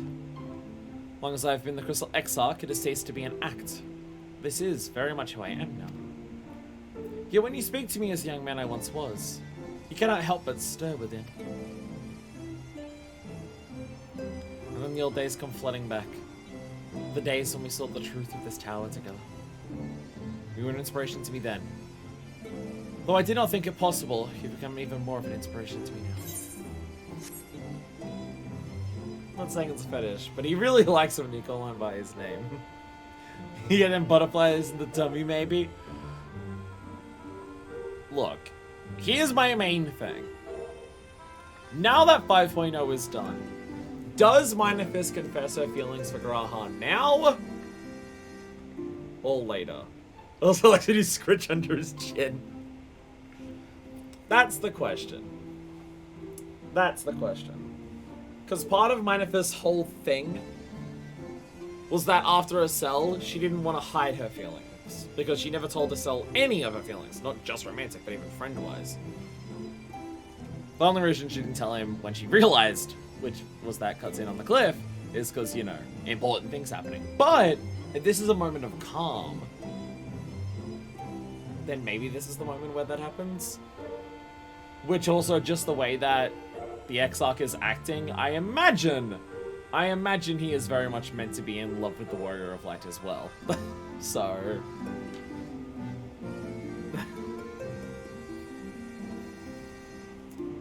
Does Minifist have 2 girlfriends now? I don't know. I don't know, but it feels like the answer is probably yes. Probably yes. It's time to think on it. Well, also, I can't think of a reason why she wouldn't. I can't think of a reason why she wouldn't. Downtime, she's feeling good about herself. The sky is back to normal. We had a decisive win. Something has happened that actually has convinced myself that maybe everything that everyone else tells her is actually true. Maybe people do look to her as an inspiration. Maybe what she does is enough. Maybe people don't resent her because she can't fix literally everything forever. Maybe she can be the person she wants to be. person that she wishes she was. Maybe she can be there. Goodness, you left my text and going to fish. Ha! I dodged it by running away to another star. I'm good at this one.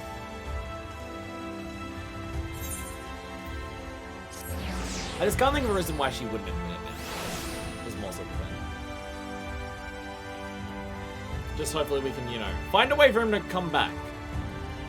Which even if he does, if Graha on the source wakes up, he's not gonna, like, know any of this.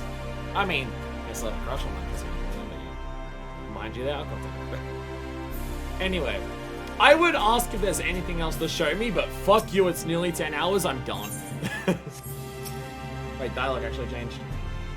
The Warrior of Darkness returns! Will our most esteemed of guests be making use of her quarters? So I feel a lot of dialogue in the Custodian is going to be different now that everyone knows that we're the Warrior of Darkness. Also, I don't have to change jobs.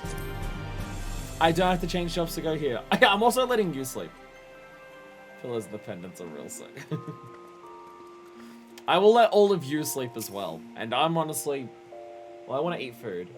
5.1 are raids next. One, I don't know what I'm going to be streaming next. I have to move before the end of February. So I don't know how much time I'll have to stream this. Both just if I have to move earlier or if I need to get ready for that. But the idea is there's obviously going to be a number of streams that are post 5.0 content.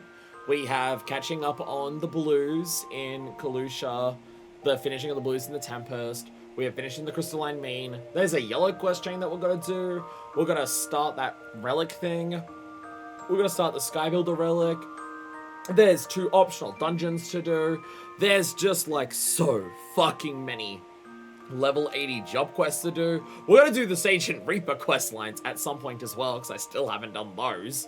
I still can't use Enshroud. We're going to do all of that.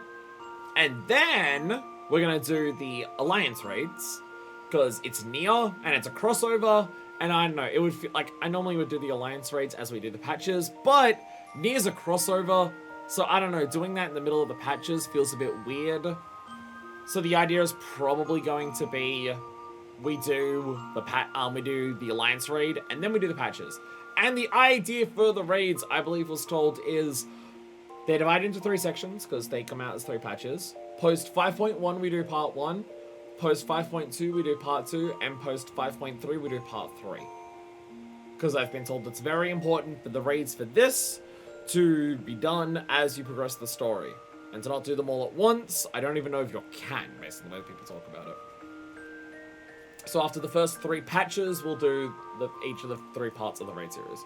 Do the alliances before that. We've got several things to unlock as we do the patches. There's like unlocking the relic zones. There's unlocking trials. Unlocking more blue mage. There's a lot of stuff to do. There's a lot of stuff to do. But that is the general plan of attack. I don't know when that will start though, because I will have to move soon. Hopefully we can get all that done before Dawn Trail comes out is the plan at this stage. But either way, I will let you all sleep. Thank you all so goddamn motherfucking much for joining me for the End of Shadowbringers. I'm going to have a wild guess and say that that was the hype shit that everyone was hoping it would be, and I was wondering this whole expansion, what are the moments that people are looking forward to the most for me getting there, and I'm going to have a funny feeling that Ardbert handing you the axe as the main theme kicks in is probably one of them. Wild guess that the coolest thing in video games is probably one of the moments people are excited for me to get to. 513 would be for near raids too, but up to you. Apparently we can do the whole thing beforehand, and I'm just going to do it then. I'm just going to do the entire thing before that if we can. It's a crossover, so doing it in the middle of the patches feels a bit weird. So I kind of think you can do it before the patches, so it's like in this downtime where MSQ isn't actively happening. Is kind of the idea. But either way, I'll let you all sleep, and I will let myself probably eat some food and then sleep. Thank you all so much for watching, and until the next time that I see you for Post Shadowbringers, this is version 2, signing